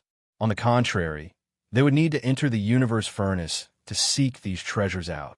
They held a whispered conversation between themselves for a short time. Then Xianxia turned to look at Fu Guang again. Senior, do you know a lot about the universe furnace? All the 8th Order Open Heaven Realm Masters abruptly stopped talking and looked at Fu Guang with expectant expressions. They clearly hoped to gain more information from him. Contrary to expectations, however, Fu Guang just shook his head. The divine spirits do not participate when a universe furnace manifests in the world, so all I know is hearsay. However, the universe furnace does indeed contain a sealed world of its own. If you enter the universe furnace, you can search for opportunities. If you can obtain one of the legendary innate open heaven pills, it would not be impossible for you to break through your shackles. With just a few words, all the 8th Order Open Heaven Realm Masters were beside themselves with excitement. On the other hand, Xianxia could barely stop himself from rushing forward at this very moment. I might not require one of these innate open heaven pills since I'm part of the Dragon Clan, but adoptive father definitely needs them. He is already so strong. He shouldn't be stuck in the 8th Order Open Heaven Realm. That's right. Adoptive father will definitely enter the universe furnace in search of opportunities. I'm no longer the little white dragon who could only take shelter under his wings. It's only right that I enter the universe furnace to help him. Seeing Yang Zhao's eagerness, Zhao Yibai immediately stopped him. Senior brother, please don't be rash. The projection might look ordinary, but the space around it is actually highly distorted. I can't tell how many folds there are. You will definitely be trapped within if you rush in recklessly.